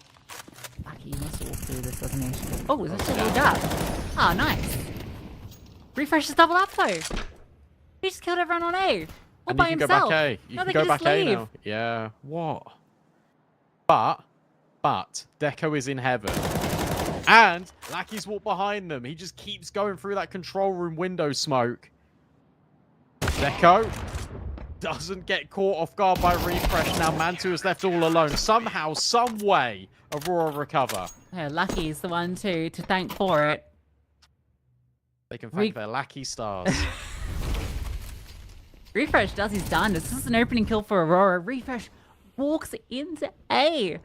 Check this out. Back's turned. Free as you like, but Lucky takes his own initiative. That slowdown. 9 didn't want to be loud on the fallback up ramp. If they just ran, they might have been able to get out of there. The thing is, at that point, you know that A's open. But you should just go A. There's no point you trying to sneak away like he. You don't know. Well, you do know, because Refresh has got a double. An A-pop with Sound walking around in towards main is on the menu. Black's doing his best to deny the util. He should be confident that they can get into main, and he does. So Norway's able to adjust into the Suitor and Refresh to open up the site. Kenzie is shooting on the ladder. And it's a 2 versus 4. That's just silly.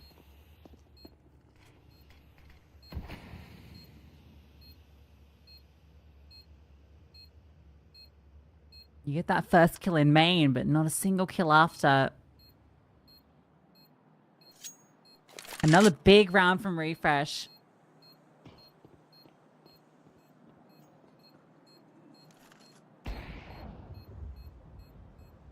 Might be allowed to keep these weapons.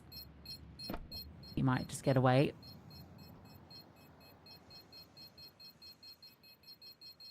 Yeah, I don't know why Kenzie starts shooting from the ladder. You ain't simple. Just go up it.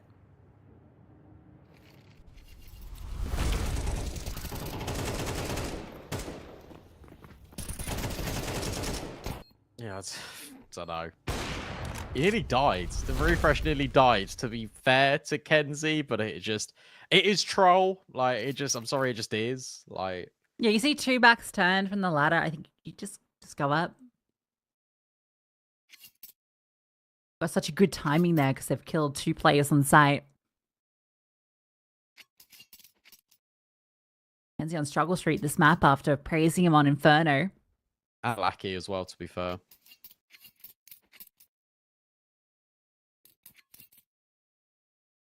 In fact, it is just the core that have been struggling. Deco's doing all right. Max is trying his best to make sure that Aurora get this over in 2-0, but Aurora, at the moment, they want to get more practice in. Maybe they need it.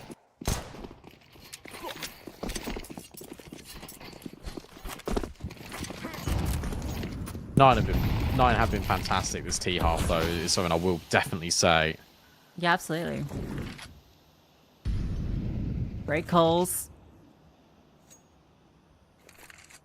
Kenzie playing around the smokes outside. They've crossed and there was nothing to disrupt this. However, lobby control has been established by the CTs, so they should be able to, again, be ahead of this. Only one player currently. And it is Deco. Niner towards outside. 3 in secret itself. Alright, Deco. Have to deliver in this moment. There's the jiggle. There's the shot. Exactly what he needed. HE over the top. A lot of damage done on the 2 low players, but not a kill. Kenzie will find his and he'll make it a double. Flames at his back. Deco can't get away. With this HP, Masuta and Sound have their work cut out for them. It should be a lock-in, but at this point, you never know. Molly towards default. Yeah, can't even get the bomb down. 4v1 for Sound. Got 20 seconds left. Objective bomb plant. Difficulty. Impossible. Instead, he might just be able to save the AWP and get out of there, but Kenzie's holding from main. He can live in secret. If he pokes his head up outside of secret, that's the no-go. But now he's worried about being pressured in. He will find solace in the corner. Aurora, because of it being an 8-4 half, this is still a 1-round game. Yeah. They could have been done and dusted by now. You think about those 2 rounds that they should have converted. Now in an interesting position where Aurora, if they win this round, series point is theirs for the taking. Let's see. Let's see. Norway's just going to push hard. Oh, they've naded each other. I don't know. Okay. Maybe I do know. Kenzie gets the kill outside. Never mind. 9 have been gifted that round. Oh, a little jump from Mantu. Oh, no, it just gets naded. Like, what are you doing? Why was that nade thrown? Good work out of Rolls, though, because despite all of those antics going on A floor, it was really aggressive out of Aurora. They're pushing towards ramp, and he just headshots both of them. Yeah, And again, he doesn't take a single point of damage. They're just swinging on him one by one, you know? Isn't like a flashbang or at least trade space, like good trading? I don't know. I mean, it's good shots, for sure.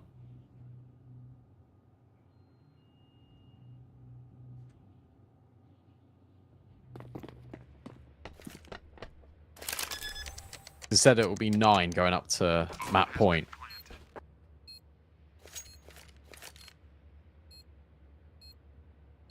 This has been one of the most bizarre Nuke games. I've watched in a while.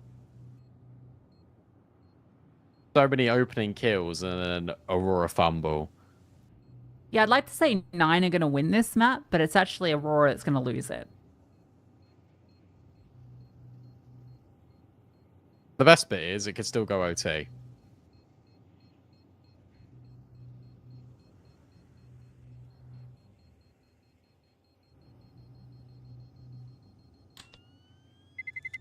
This has been one of the CT halves of all time. Yeah, Norway living means that he can drop a rifle. Lackey can drop Kenzie can drop an AWP to Deco. Oh yeah, this trade spacing was horrible. Yeah. Really has to work for it. Nice shot. Flex had a good chance on the Mantu and misses it. Okay, this is your opportunity, or we're off to Ancient. Or I don't know what happens on Ancient.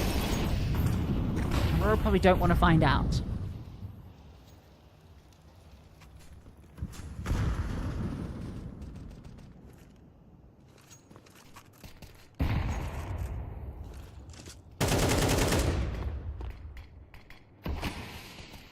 This one is a lot more slower from 9 because they're expecting Aurora to do something a bit wacky, and they currently haven't. They're playing a lot more reserved here. Both teams, that is. Going Yeah, you towards can't ramp. blame Aurora. No, you can't. If they're going towards ramp here, 9, you're going into the AWP. They've got a minute left. They've also got all of their utility. They've not really put down any smokes to disguise what they're doing. Here goes the outside volley. Max is trying to juggle all of these different angles at once. He needs help, and he's got it in the form of Lackey in Heaven. Yeah, A has proven very difficult for Aurora to hold, so it's no surprise C9 wanting to test this. Flax hears this reposition. 30 seconds. A big issue. Still another set of util to be thrown. Norway in the hut. Difficult to deal with. Sound gets the outside kill. That's the first frag. And now they find all the kills. Time, not an issue. Not for 9. Nuke is theirs.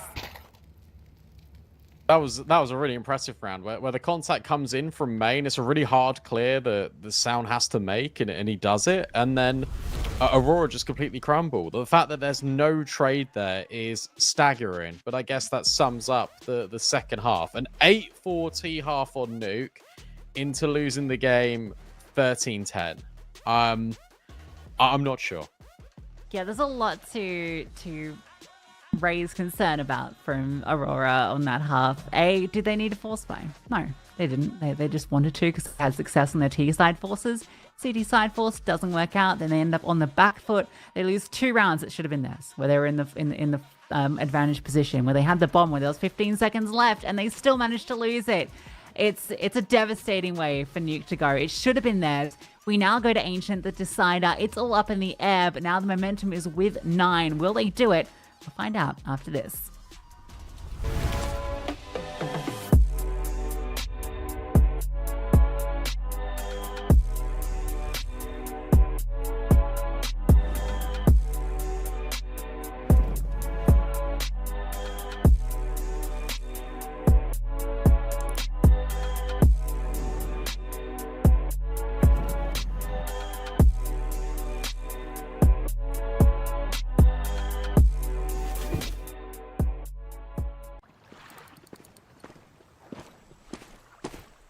And how long have you been here? From early morning.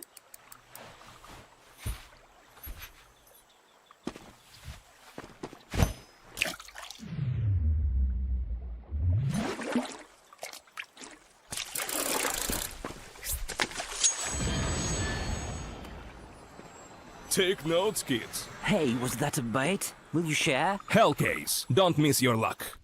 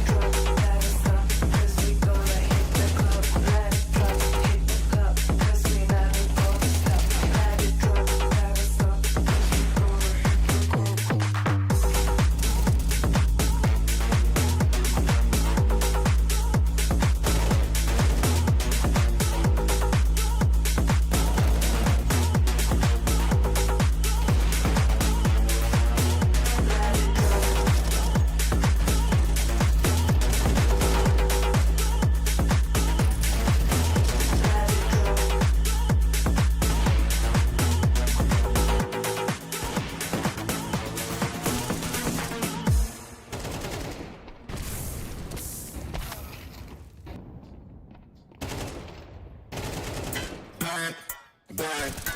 Keep bringing it back. Back,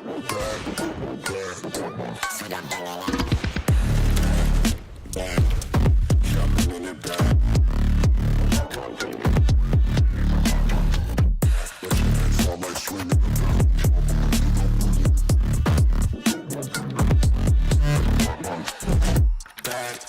back, keep bringing it back.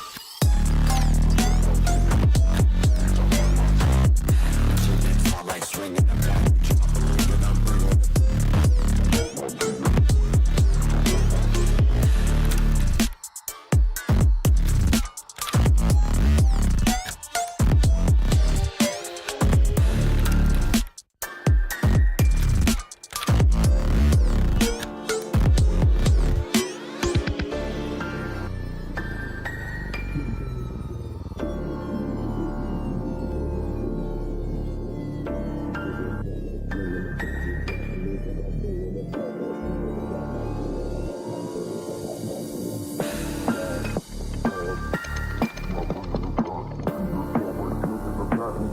then I'm bringing it back.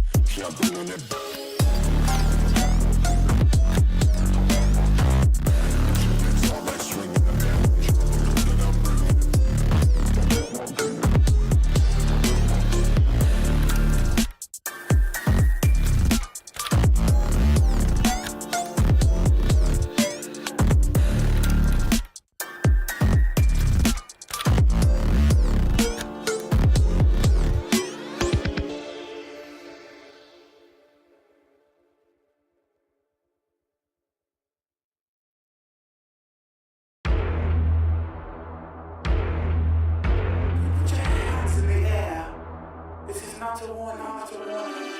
think that I'm running in place? Y'all really testing my patience.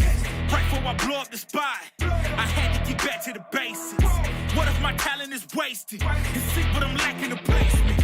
Thoughts as I rap in the basement, but my come up is legend, is greatness. I don't care now, it's pedal to the metal. I can never quit now, I will never settle. Puppet to the game, I'm pulling strings like Geppetto. We in the same game, but I'm on a different level. I passed it. Gotta keep grinding till I'm laid up in the casket. No fake round, but you feeling too plastic. Yeah, y'all feeling too plastic. They say my style crazy, but then it's straight jacket. Wow. Why you still testing my patience? Trying to turn me into something I ain't trying to be. All the hate is in heavy rotation.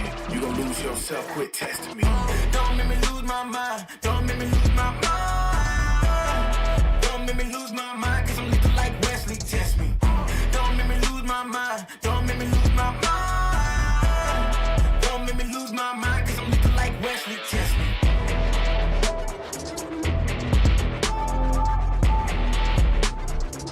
Cause I'm looking like Wesley, test me.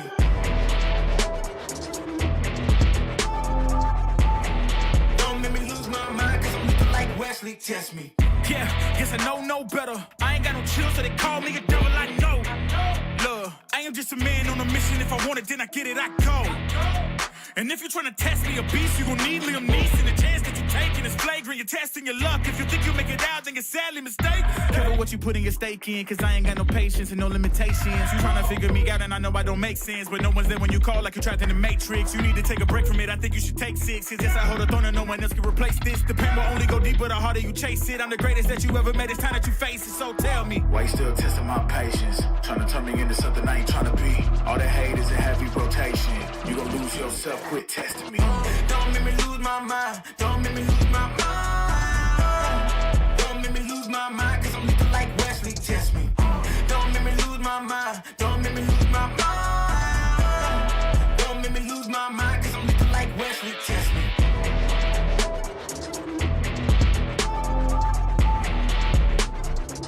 Cause I'm looking like Wesley, test me.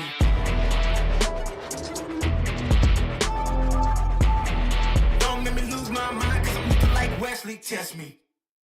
Kiss like that. Kiss like that.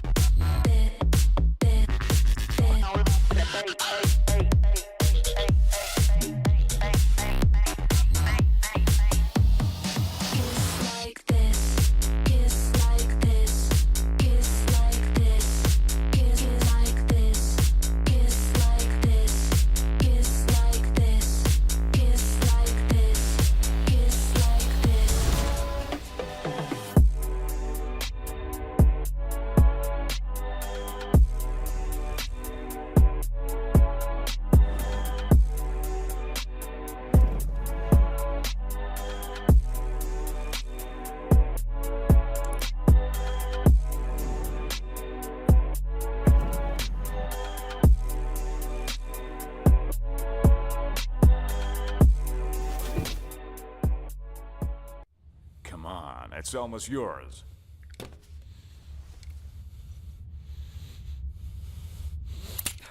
When are you gonna get another chance like this? Go ahead, go ahead. Why are you slowing down? You almost got him. Come on. Whoa, whoa, whoa, whoa. What's going on here? So, this is what he decided to do to me, to all of us, for pixels?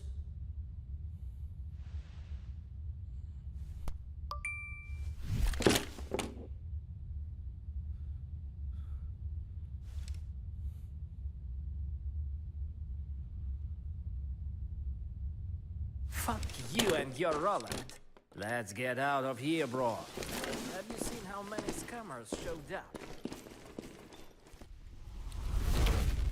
Do or die for either 9 or Aurora here on the final map of Ancient. After we shouldn't even be here really, but it was a really good T side from 9. It was not a good CT side for Aurora, and now we're here on Ancient. Lucy, I think anything's possible at this point. Yeah, I think getting to this point, it happened in the way I didn't anticipate. I thought it would be the other way around. I thought it would have been Nuke that Aurora were going to win, and then it was going to be a one-sided affair on map 1. It was that, but it was the other way around. So they exchanged map picks, which now puts us to Ancient, and I'm not really sure what to expect here. I think if it had been the other way around, if Aurora had won Nuke and forced us here, I'd be more interested in them taking this, but I think 9, all the momentum's with them with how they won out on Nuke. The main thing that Aurora have in their favor is some of the individuals looking pretty snappy in the server, but they did not look like they were playing as a team at a lot of times, whereas it really did feel like 9 were a fully cohesive unit. Yeah, Refresh is having a really good game. What I will say is overall for the series, like Rolls and Masuta, like Masuta's had some good rounds, but he's not been consistent throughout a whole map. And on Nuke, you had Deco that his stats looked good. Like he had a 1.31 rating, but that was, I think, 15 kills. I think he had like 4 kills, like all second half. And it's not a similar story for Klax. I think Klax instead was, yeah, like he was the 7. only one that I think was stepping up on that CT side. You know, he had a couple of big moments, but he had no one else helping him. Stepping up, he had 7 kills, and that was the most on Aurora. Yeah, Deco had 4, Norway had 4, Lackey had 5. Like, it was not a good CT side, no. to be completely honest. Yeah, interesting from Aurora. For 9, you're at this point where you've been giving yourselves a lifeline now, and you've got to find a way back into the game. And Ancient has been a pretty good map for them recently. It used to be really good for Aurora, but they've been struggling on it a lot recently. So I'm not sure anymore. But I feel like 9 have now put themselves in a position to win the series, and that would be devastating for Aurora if that does happen. Yeah, considering they felt like they should have had this in 2. It's kind of shocking. Now, I will say Aurora recently haven't been great on Ancient. It's been a pretty bad run. In fact, 5 in a row in terms of the loss count that they've been on. But historically, they were a very good team on this map. You know, I don't want to just look at their recent results when we look at Ancient, because Inferno, when we look at the recent results, also wasn't good, but they showed up and they really delivered. If you look at Ancient overall for the year, it's actually been very positive for them. You know, they've been very strong on it. And so I still give them a good shot going into this, but it feels like T-side is really where they can do all of their work, and that's about it. So we need to see more out of the CT side here. Yeah, I mean, you can look at it historically, but I think that the fact that they've only got double digits twice in 5 maps is pretty terrible, especially when you're losing against like Paravision, teams that you're used to beating. Like Fatbet, you lost 13-4, Game Allegiance 13-11. Like that one you can excuse a little bit. They're doing the knife round now, so I think if you're Aurora, kind of want CT side, but actually maybe you don't. Maybe you want T side if you're Aurora. I actually think they'd want T side, because then you can set the pace and you can just sort of run at them. And that CT side was really bad on Nuke. So I imagine they would prefer to start T side. Who knows though, really? Yeah, I think looking at mid's going to be important here. I think Kenzie is going to, again, be a really influential piece. He was so strong on Inferno, but he went a bit absent on that Nuke, and that was even on that strong first half they had. It felt like he wasn't really the main reason that was brought over. Had a couple of rounds, but overall wasn't having the same impact he had on Inferno. So he's definitely a player that I look at when it comes to Ancient, that should be delivering here for them. You know, it used to be him and Result, right, that were really the big hitters. So expect him to step up if they want a chance here. Yeah, and Lackey as well, right? Because I think Lackey will always go for these lurky plays, especially on T side. Like, he'll try and walk Red Room quite a lot. And it's that play that 9 needs to be accountable for. Aurora loved doing that. Aurora loved taking mid and then trying to exploit the timing in towards Red and CT. So for 9, it's all about making sure that they have got that space, or they've at least got protocols in place to deal with that. I think the B ramp control will be 9's if they look to contest for it. But Aurora should have middle, because typically that's what they always aim for in Ancient. It just all depends sort of what game plan 9 have got coming into this. I've spoken about the utility on map 1, and it was very good just all throughout the series so far. But obviously utility is a big proponent on having that map control in the first place. And if 9 come in with a plan to shut down Aurora's mid control, that's going to be the key to success. If they let Aurora sort of walk all over them, then they're in hot water. Yeah, and I think that's what we saw on Nuke, right, with that T side. It felt like 9 could just never get anything going on their defense, and they were just ran over. It felt like they could do no wrong. But that went both ways, right? So, yeah, there's clear issues in Aurora. I feel like 9 just across this series have felt a bit more like they are playing more as a singular unit. Even in that wipeout on Inferno, it did feel like everything they were doing was as a team. Whereas Aurora can be a little bit more individualistic at times. And then we'll get that T start. So I think they'll be happy. 5B. Oh, yeah. This is cool. I like it. And it's right. It's the correct read. 4 in cave. Jump in for Clax. Not happening. Kenzie will at least trade, but are you ready for the whole squad here? Well, apparently you are. I mean, Sound and Misuta walking by him, but you've got this cave player lurking. Norway needs to convert the kills, and he will. 5 players B, no problem. Say Aurora, they take the pistol. And that's the first time they've taken a pistol all series, if I'm not mistaken. Yeah. Maybe. I'm not sure exactly. They might have got an Inferno one. Yeah, I think they might have got one on Inferno. But regardless, yeah, they did. Oh, sorry. Yeah, they got the second half pistol. So yeah, first time they actually get it on for a minute. No force buy from 9. They're not taking any leafs from the Aurora book. So they're going for the fun little stack in spawn. So it's the exit kill setup. Give some time to reflect. By what comes next. I can't believe they stacked B and lost. Like, that was such a good call. It's crazy, isn't it? Rolls just looks into spawn, just making sure his teammates are doing what he's asked for. Are you still there? Yes, okay, good. Oh, go back in the corner. Oh, that was the second round. Do we get a unicorn round? No damage? Everyone lives? Probably not, especially with Clax running at A main.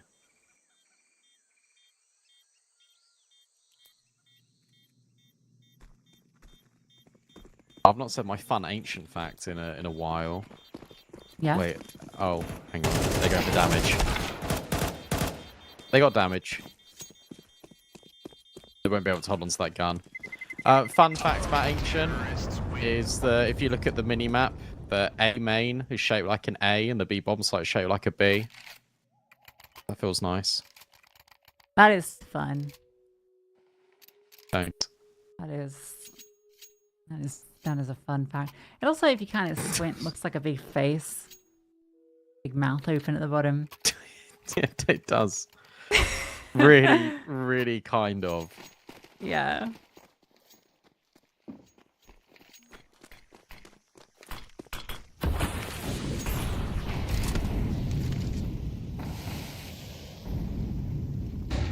A main's like an ear.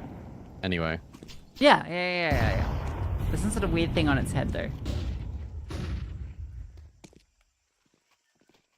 It's a crown, because it's one of the best maps in the pool. That our ancient one time. It'd be sad to see it removed to add in train. Oh, if they do that, I might Can actually you imagine? cry. Ancient of all maps, no. They won't do that because it's their project, right? Yeah, exactly. I think that's why they're not removing like Vertigo. Also, why they won't add cash because it's not theirs. So don't get your hopes up. It'll be train. This is fast. Straight through the donut smoke. Masuta under pressure, but Mantu boosted up, comes in to help. A 1-for-1, and oh my goodness me. That was great initially for 9, but through the CT smoke, Kenzie needs to help out. His team can't do it. Norway's there for the trade.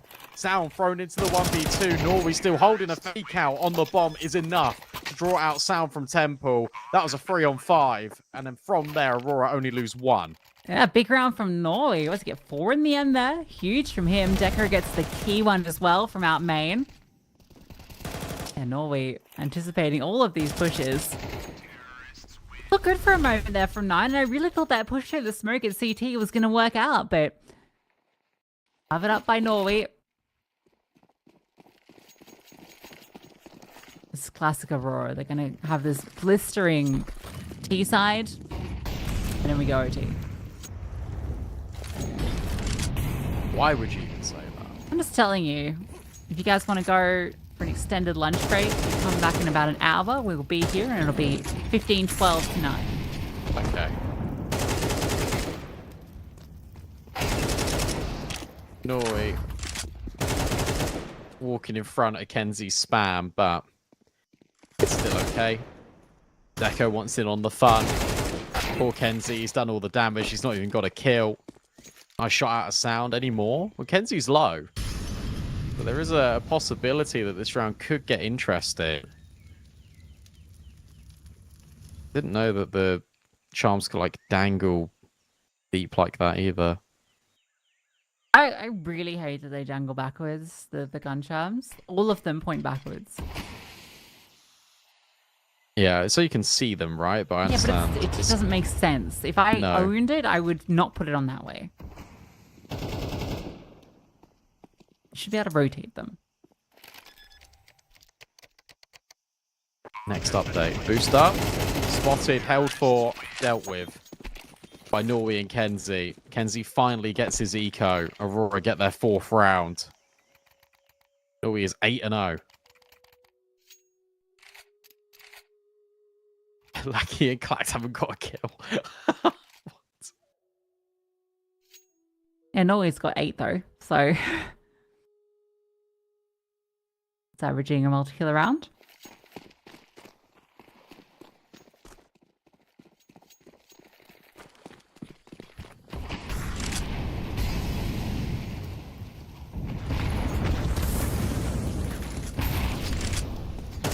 Oh, that's aggressive. Oh, that's so aggressive. He's looking the wrong way. They're looking the wrong way. Norway will at least trade rolls. A 4-on-4, but damage dealt and exchanged. And what have Aurora got to show for it? A little bit of control, but that means that 9 will give up the space in Donut. Mid is open to Aurora. They don't know it yet.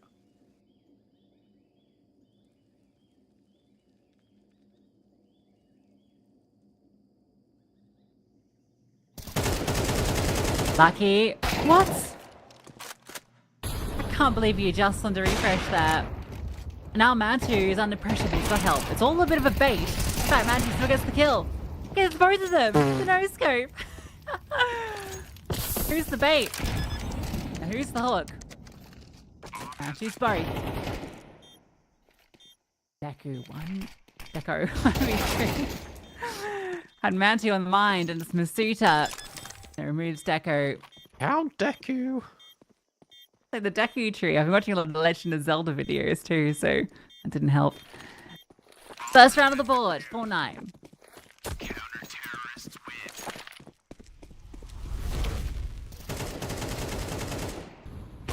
I can't believe this double K setup. It results in Mantu actually hitting both. You felt for sure that the rifle was going to at least trade. In fact, nothing happens. Except the one thing you least expect, which I guess is par for the course for this series so far. 9 will at least respond. Now they need to do it again. Run boost over. for Masuta, but no one peeks elbow at the moment. Smoke off, and nade goes deep as well. Finally, 9 have got ledge control uncontested, and that makes them really curious about A. 9 have all of the control. Respect to Lost Kenzie. Lets him know he's still hanging out. Goes to the past. Ooh, the replays.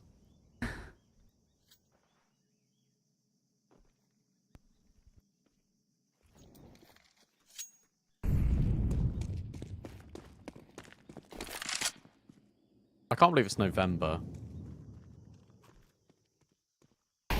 How's that time gone? Don't say that. Okay, I'll say this. When the specific finishes, it'll be dark outside. That's the UK.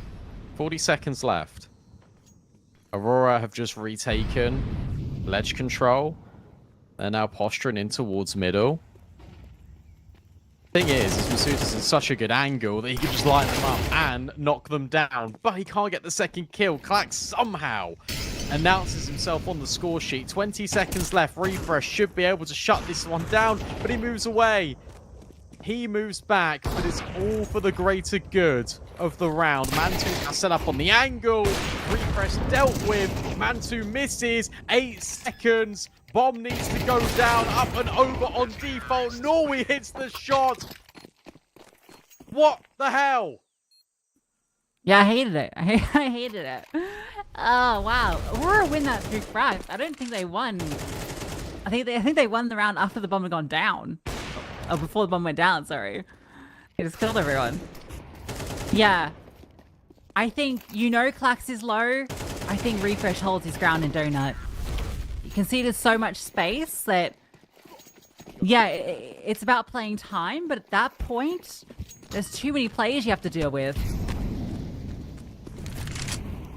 You had to hold it because that would actually generate less pressure for Mantu had you fallen back, right? Because if you were able to get that kill, Mantu could keep looking A main. Suddenly, if you die, okay, well, you got the incredibly early warning system of, oh, Mantu, please look donut. You're safe, you're in CT. Okay, cool, we've won the round.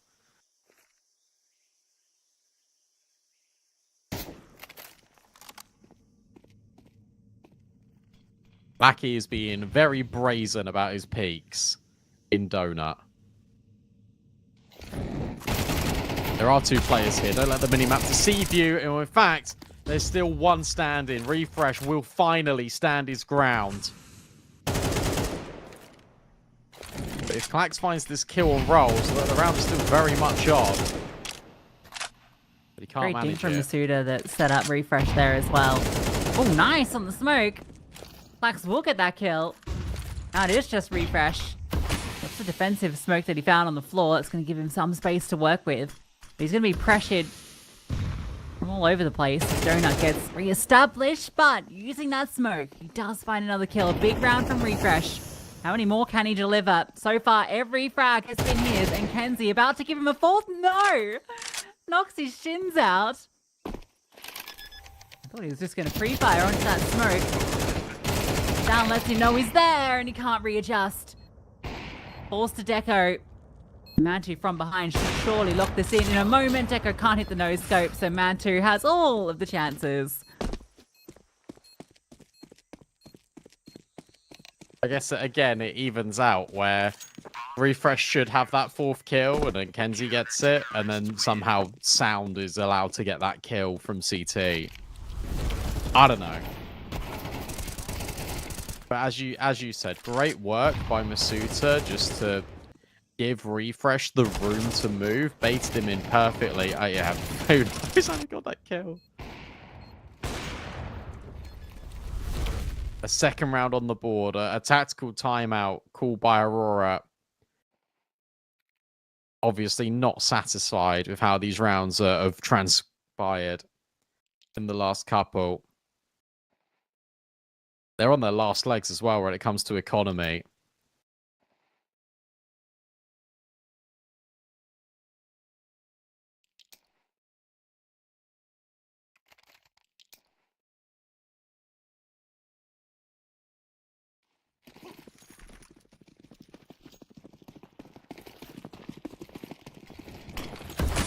occupied in middle. This time 9 aren't going to concede this space. Suda. Oh. That hurt a little bit. Now they will push through. Refresh holding strong. Suda helps him out on the reload. There will be a punish, but still 2 players to deal with. Mid is 9s. Yeah, D9'd our Aurora. And that was just, again, Aurora trying to create a round out of them being aggressive and using their aim. And it didn't work. Good rotation from Mantu to come and help out middle. When Masuta is incredibly low, as soon as Masuta gets traded there, you think, okay, well, Refresh surely goes one and done, but Mantu is there to help out. Guarantee it. Now a technical pause, an eco for Aurora. 9 can make this a 1-round game.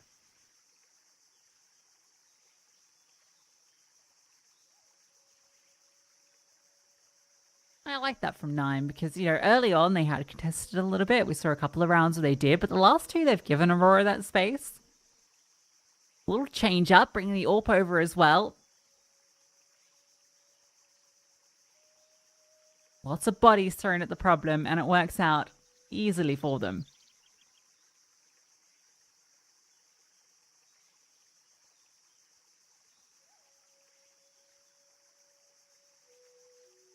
Already taste the overtime. What was it, 4-0 you said that? Yeah, we'll throw a few technical pauses in along the way just to really draw it out. Rooted here. What other games have we got coming up? ITB Namiga. That's a banger. And then 9 Pandas versus Insilio. Tomorrow should be an interesting day as well, because it's Passion UA versus 500. Passion UA going up another level ahead of the RMR in 12 days' time. Monte take on Spirit Academy. That's going to be a really interesting best of 3 as well. And Paravision Sinners and Bet Boom OG. A lot of very exciting games. Tough to call how this bracket will play out.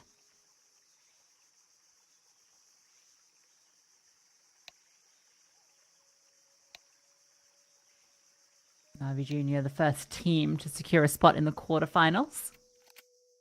Their win over Amcull earlier. That was a 2-1 that almost went OT. Saving the OT for this one.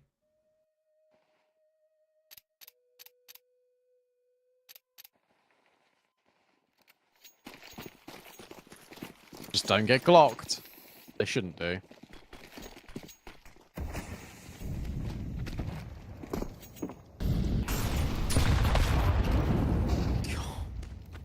No B-rush today.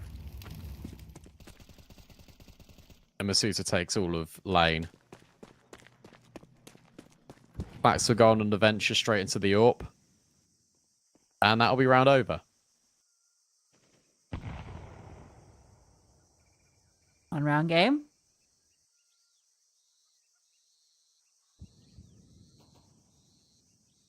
We're going to drag this one out a bit, but... Oh, just to waste that util.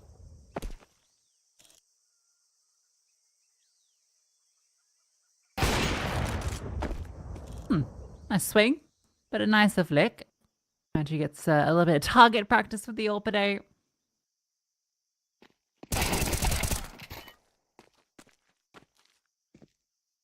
They tried. Yeah, I mean, think if they're PG-50s, how threatening that would have been. But obviously it's Nico, so they don't have anything. Can't get the AWP out on Deco either, so it have to be all AKs again for Aurora. I think they need to go back and take lane. When they were getting really aggressive in towards Cave, that was working because it disincentivized Masuta to go for that push in towards ledge from mid. it forced him back quite frequently. Interesting to see what the go is for Aurora. Now they've got everything again. You keep seeing this run boost. Oh, he's dodged the molly. Oh, he's dodged the molly. And he's been naded. And this time, Refresh loses his head, but Masuta still finds the kills. And Kezi's been dinked down incredibly low. It's a 2 versus 3. One in which Deco currently can't get involved in. Kenzie would have heard that, but it doesn't matter. Done for. Deco. That's out. Again, this aggression. Masuda gets up on ledge. There's no one really fighting it. And so he's able to get that space. Yeah, you do find that kill by forcing your way through the smoke, but he's so quick to trade. And this smoke that he dropped, or at least one of the CTs dropped in middle to allow him to stay up there and extinguish that Molotov, gives him such a nice angle to fight over the top of. So serves 2 purposes, which is really nice.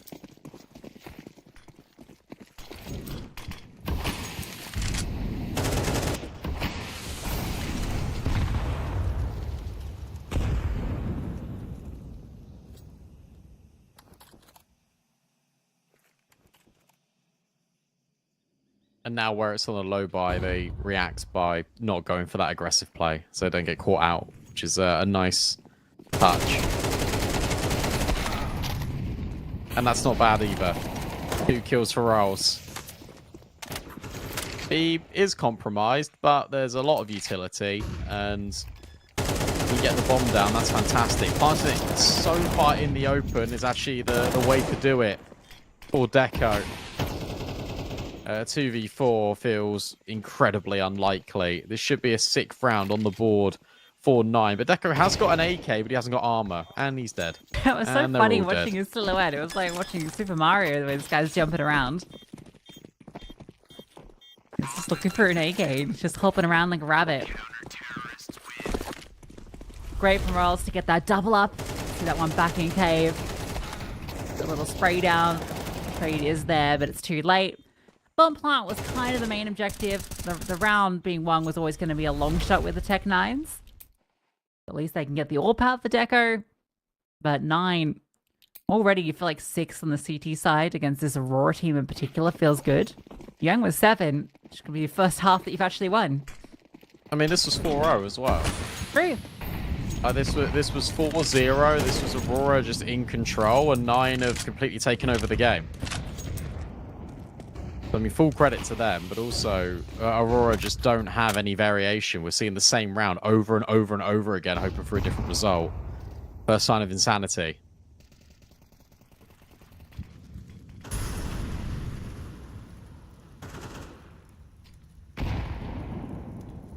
Kenzie gets an opener.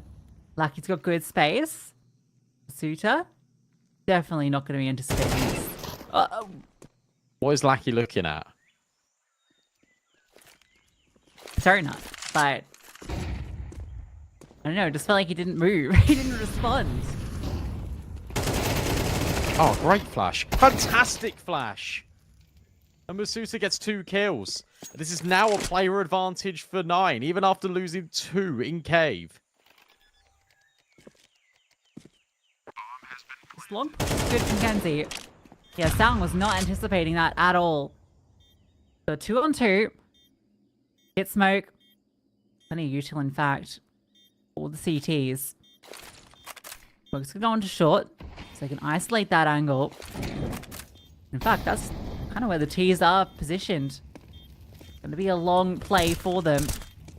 Flash over, refresh starts to scale, and the flash not quite hitting onto Clack, so Mantu a tap on the bomb, but he's not committed to it. Now he has to commit to it, and they should just run him down, so 6-6. Oh! Nice flick on the way out, but that's all it's going to be. Bro wanted another kill.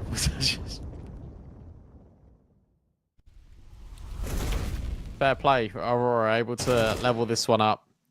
Great opening from Kenzie. The fact that Masuta does this is despicable. And splash as well. Brilliant. Actually, look at that replay. I think that was a T flash. I think the way it bounced in too high. and it popped, and he got blinded through the little crack in cave. So it actually wasn't a brilliant flash, but it was for 9.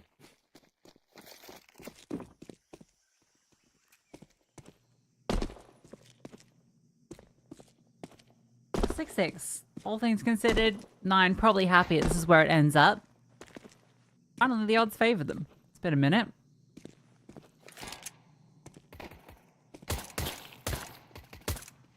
But pistols? Looking good for Aurora on Ancient. 2 opening picks in middle. Here's space up B, so if they get the bomb down, that's already a pretty big win. But if you just try peeking and not using the smoke you bought, you're not going to get that bomb down. It's like you're selling them off. Like. Well, yeah. Could have got the bomb down. That's all I'm saying. Or just use that flash that you have to set up your player that's taking fights on site. Yeah, you could have done But anything no, with the you utility. bought smoke and flash and didn't use it.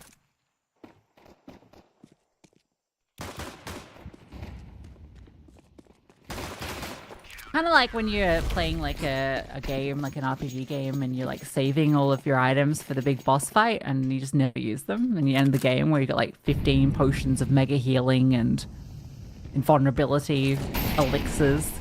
So well, probably could have used those, but I didn't. What was I saving them for? Oh yeah. Head armor. You take it. 2 kills and a bomb plant. Nice. That's an M4's lost too, because the other 3 have all got M4s. Lovely.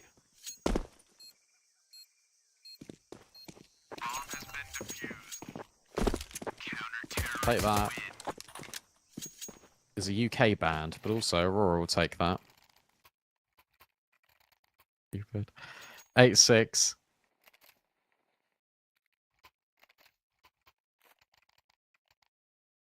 I love you, Gary Barlow.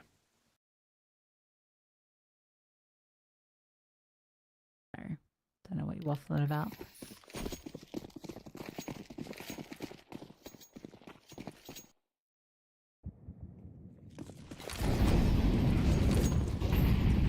Aurora in the lead.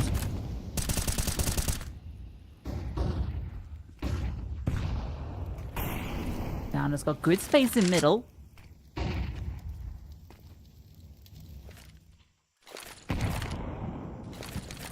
Two players in red. They're about to get smoked off. Spam. Brilliant onto Masuta. Kind of smoke. Fresh gets the kill, and Sound just walks through. Oh, that's cheeky. Lucky seems aware of it. Sound doesn't push further, but Sound gets the angle. And bomb's being planted. A saving. Yeah, fair. Just the tricky maneuver through the smoke. And that was even after Masuta's walked down to 5 HP. Refresh finds that jewel on Clax in Donut, and from there they just accelerate immediately. I think what's been really good about watching 9, especially in this series, is the responsiveness. It's as soon as they get 1 kill, they don't rest on their laurels. They don't reset. They don't sort of peter out the round. They go, okay, we got the space on T side, right? We're going immediately, and it's too much for Aurora. And that creates an opportunity for Sound to go and lurk through Red Room. It's interesting because I actually posed the question of Lackey doing that on T-side for Aurora, and whether mid-control was so good for 9, we just didn't see it at all. There's your first example of it, and he's done it really early on in the second half. Oh, damn, he actually just walked out A-main. That's crazy. Yeah. Say what you will about, you know, some of the maps the refreshers have. I feel like all of his kills are incredibly impactful. Like, he doesn't get low impact frags. It's a high impact player.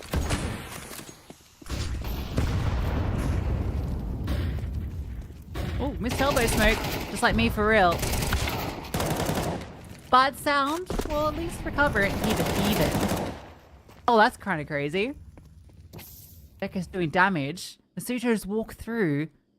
Kenzie seems aware of the possibility. In fact, he seems very aware. Oh, Masuta, you've been tricked. You've been bamboozled.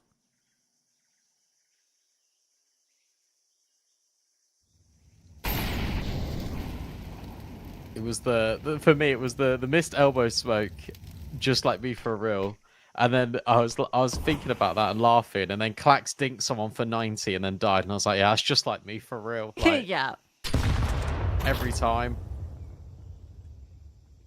Great work in middle though. Like they keep the pressure on, and they make sure that they can just instantly swing, and then you've got the connection of the players in towards ledge. I think they took B ramp as well. That was so intrusive from Aurora.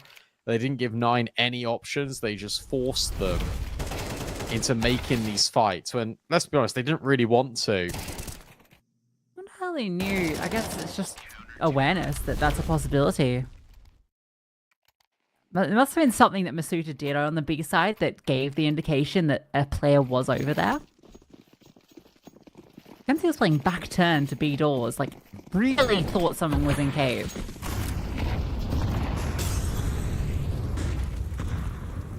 This time, Elbow Smoke doesn't miss. Lackey gets to do the play he wanted to do all along in the previous round. And that's why he wanted to make it. Masuta will find Kenzie. But what about Norway? Not prepared for him to also be lurking in the cave. A 4v2. And the T side are disjointed. Aurora starting to run away with this now.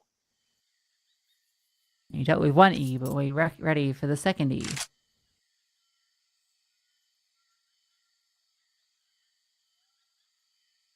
Rolls and refresh.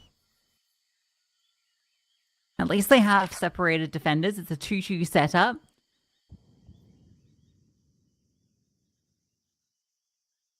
Always off angle. Just out from the cubby. You feel like this is good for one. You're most likely not looking at this angle as you come round. Okay, not good for one. Let's refresh with that impact. The trades are there, and Deco, he is already on the rotation. There has been some banging shots today. It's been such clean Counter-Strike. The fact that Refresh is just obviously prepared for someone just in the cubby, but on this off angle, damn. 3 rounds away, our Aurora from progressing and knocking out 9. Eco as well for this European squad.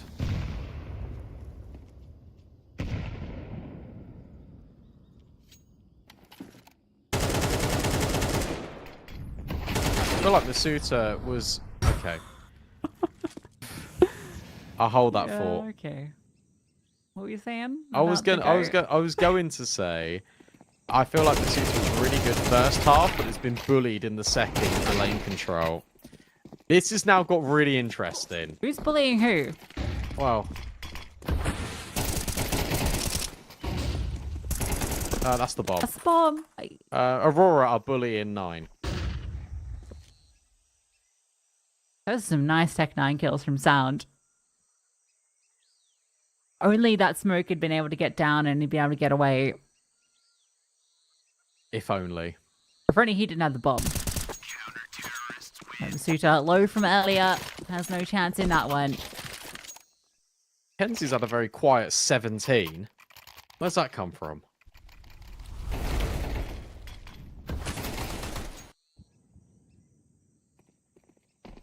Let's see these Tech 9 kills from Sound. Never mind. Yeah. Okie dokie. 4-round lead for Aurora. Now anticipating 5 in a row from 9. And Aurora will get that final one to send us to OT.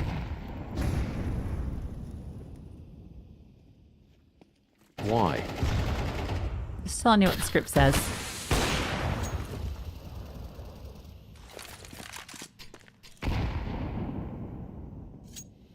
I always think it's funny when you watch the silhouettes through the wall when they get dinked by nades, and it's like their neck like snaps back in half when they take like 4 damage. Oh, here's Sound again. They fixed that thing where everything was headshotting when you just got tiniest bit of need on you. That was horrible.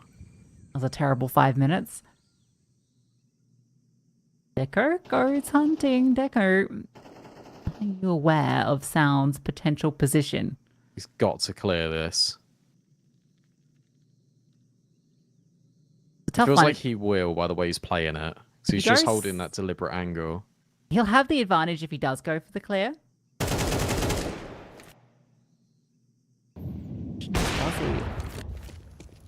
Plus another player falls back. Now they start to accelerate. Through Donut they come. Clax drops the defensive smoke so that he can face forward. And he stands in the open. Can't convert the spray. And Deco now swings out with his AWP. Mantu pulls out the bomb. And he hits the floor. It falls to refresh. 1v4 with 20 seconds. Nothing is smoked.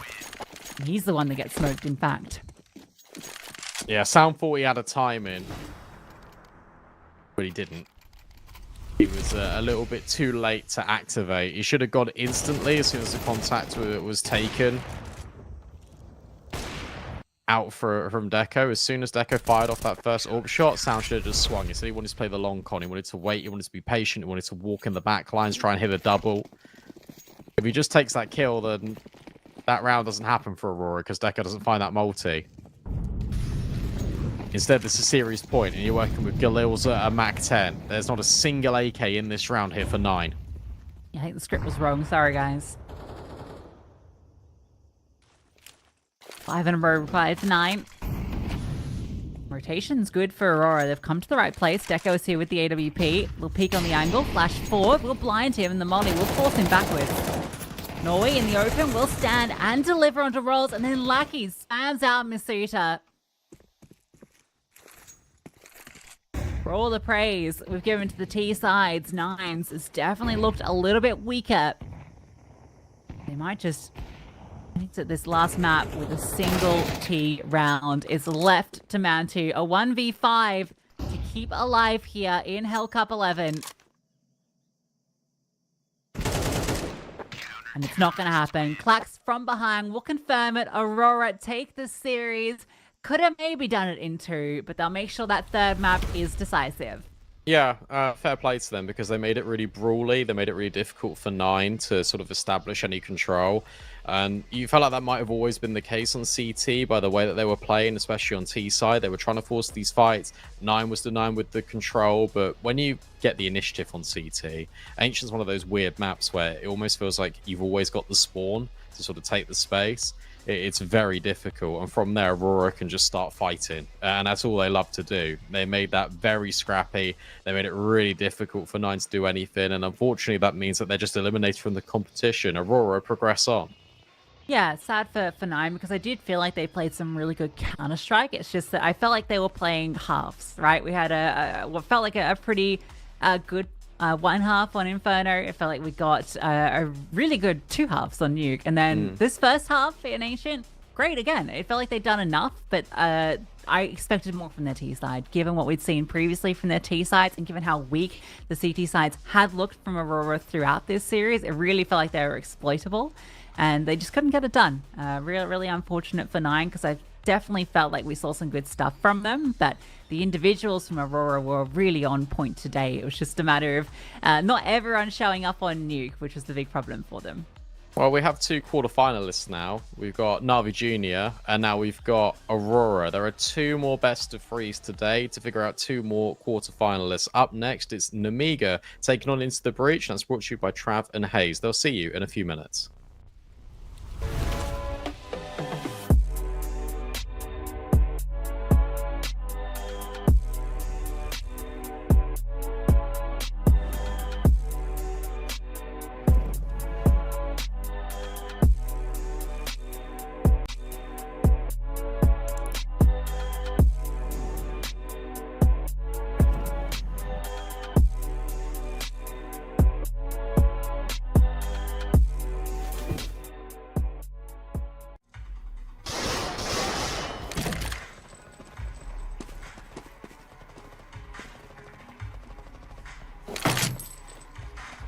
What kind of shame is this?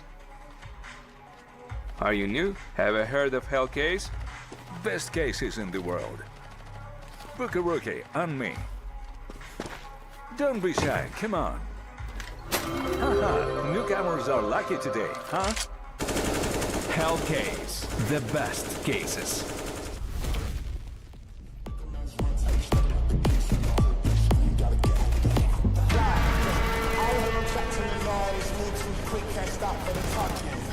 I hear him chat with the boys, man's so tough, but man's keep rocking. Just too sharp with the boys, white girls gotta tell me I'm awesome, yeah. Hot like fire on the pine, if you wanna touch man, please just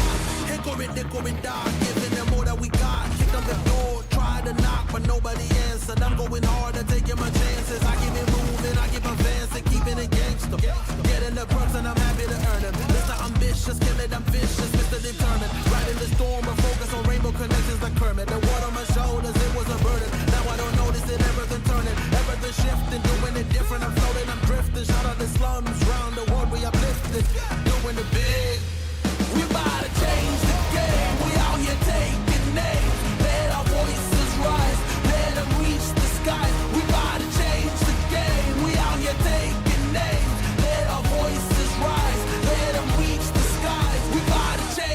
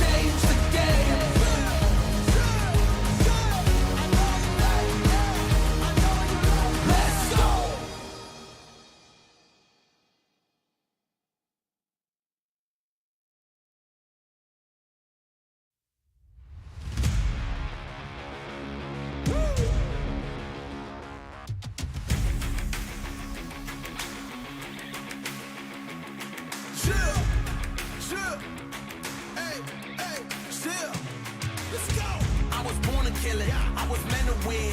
I am down and willing, so I will find a way. It took a minute, now it didn't happen right away.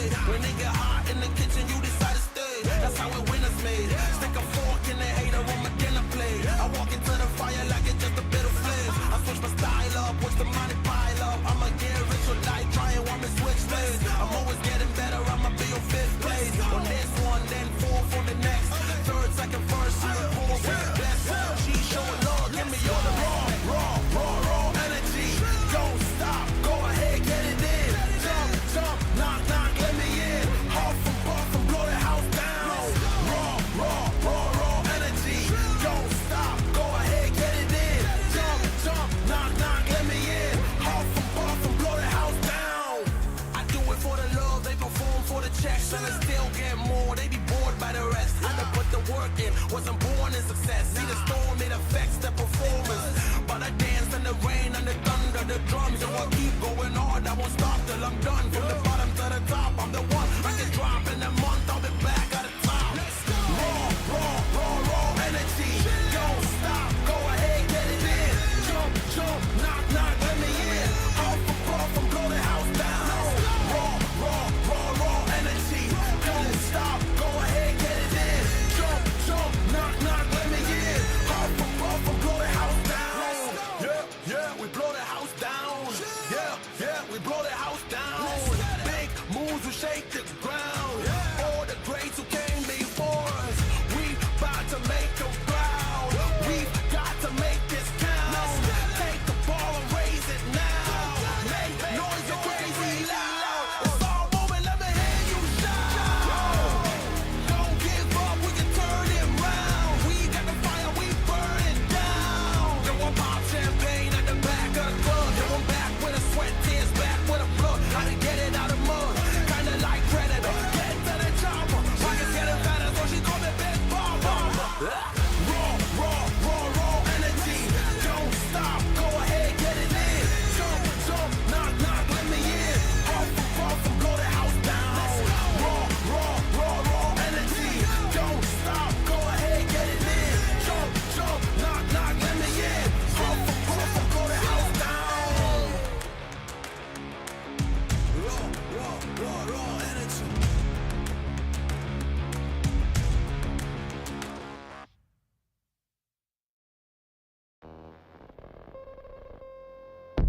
Everything is twofold. What's joy is pain on the other hand. And what happens when the one that you love is the main cause of your suffering? I need you like I need air to breathe. I need you to save me from me. I'm caught in your wave, I'm drifting away. I need you to save me.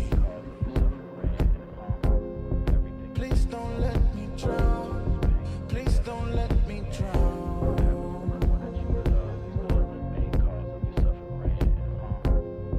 Please don't let me drown. Please don't let me drown. Whoa. Give me all of your lies, 'cause you're my demon in disguise. I learned to love the cage you keep me in, but the walls keep closing in. And I don't wanna die, but your poison feels so right. Why do I want you when you're bad for me? My perfect storm.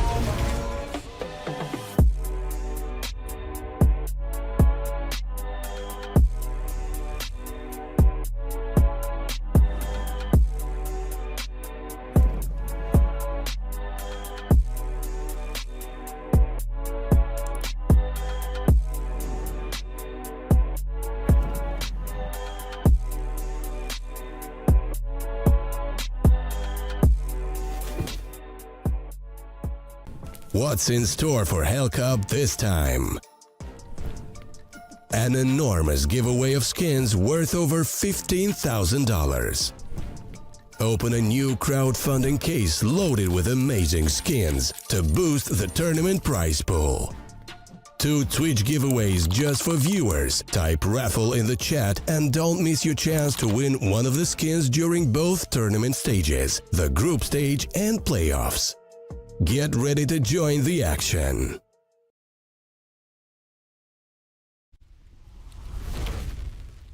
Hello friends, we're back for more Hellcase Cup action, and we're in the playoffs portion now in Hellcup number 11, looking for another winner to add to the rostrum of champions for the Hellcase Cup over the years. And we've got the defending champions, Matt, Namiga, in action here, and I'm looking forward to seeing how they do.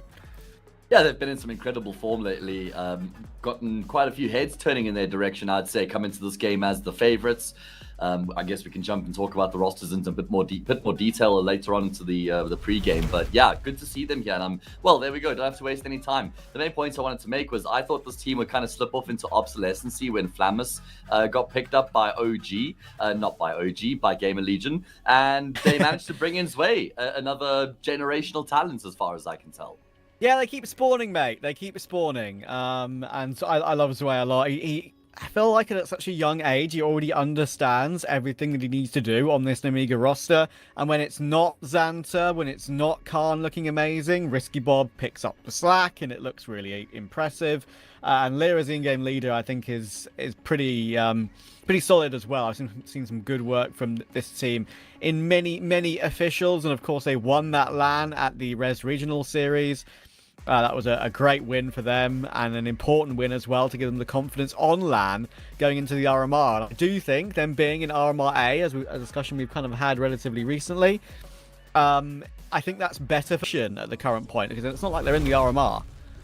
I feel like it's just building into next year. That's what it's about right now. Try and cap off 2024 in positive fashion so that you can take a good energy into the next year. But it is difficult to just try and keep that motivation grinding in and out. I mean, they've got this cup here, and there's a few other online tournaments that they're a part of as well, as we do get a look at the head-to-head. Now, of course, it's Orp Smooya versus Rifler Xanta. And Smooya's been playing pretty good Counter-Strike lately. He's been an important cog of Into the Breach, and he seems to be, I mean, this is one of the teams we've seen him perform on for a long time. I mean, feels like he's been in and out of the teams. I guess it's only 4 months, so I'm maybe getting a little bit ahead of myself here, but he seems to have settled down into the Breach roster, which is not something you can really say about Smooya in his recent teams. No, it's been a bit up and down over the course of his career. I think the main thing for me when I see his rating compared to a Rifler's rating as well is how is he going to perform against a team that is at the RMR, has won a LAN recently? Like, there's a world here in which Namiga could completely farm them, because ITB have lost to some really weird opposition lately. I guess you could say weird is maybe the strong word, because there have been some decent teams, but they're losing 2-0 to Rebels. Sure, they're at the RMR, but you'd expect them to pick up a map there. They got beaten by Eklot comfortably, again, an RMR team, but you'd expect that to be closer. Insilio 2-1, they lost to Illuminar pretty comfortably. Like, results are very up and down. They do have their occasional good streaks, but this tournament has been one of them. I think they beat Sashi and Permitted to get here, so that's not awful wins at all. But yeah, I think Xanta could just run over the entire server today, not just any individuals on the team. We're going to have a look at the maps, I believe, here for this series now. And the main thing, Matt, that's interesting about the Veto we've got here today is that they share a permaban of Nuke, which is a very, very strange permaban for two teams to share, I feel like. I don't see that map being a shared perma very often. Yeah, it's a happy hunting ground for most of the teams generally, right? So it is quite surprising. The question is either team going to be confident enough to float it in the Veto, like we had with Cloud9 versus Fnatic in the Thunderpick World Championship, where both teams had the permaban of Nuke. It ended up as the decider, and we even got to watch it as that third map as well. So let's bring that Veto up now, and we can have a look and see which maps are going to feature here between these two teams. Yes, you got me? Hello? I'm afraid I have a black screen on VMix right now. Oh, I'm frozen on VMix as well, Trav. So yes. I'm glad it makes two of us. I'm glad it makes two of us. That's a nice change. But it's okay. Very nice change. We can hear it. We can hear it. There we go. I was going to say, the stream can still hear us because they take, a volume through TeamSpeak. So all good. And now we're back. I can see it once again. I can see the Veto in front of my very eyes. Good. We are good. So there's that Nuke being floated, right? Because it is that permaban to the second phase. We get Inferno, we get Ancient, and then we get the Decider of Anubis. So I actually quite like this Veto in terms of, I think, the competitive back and forth between these two teams. I still think, though, Namiga should be taking it 2-0.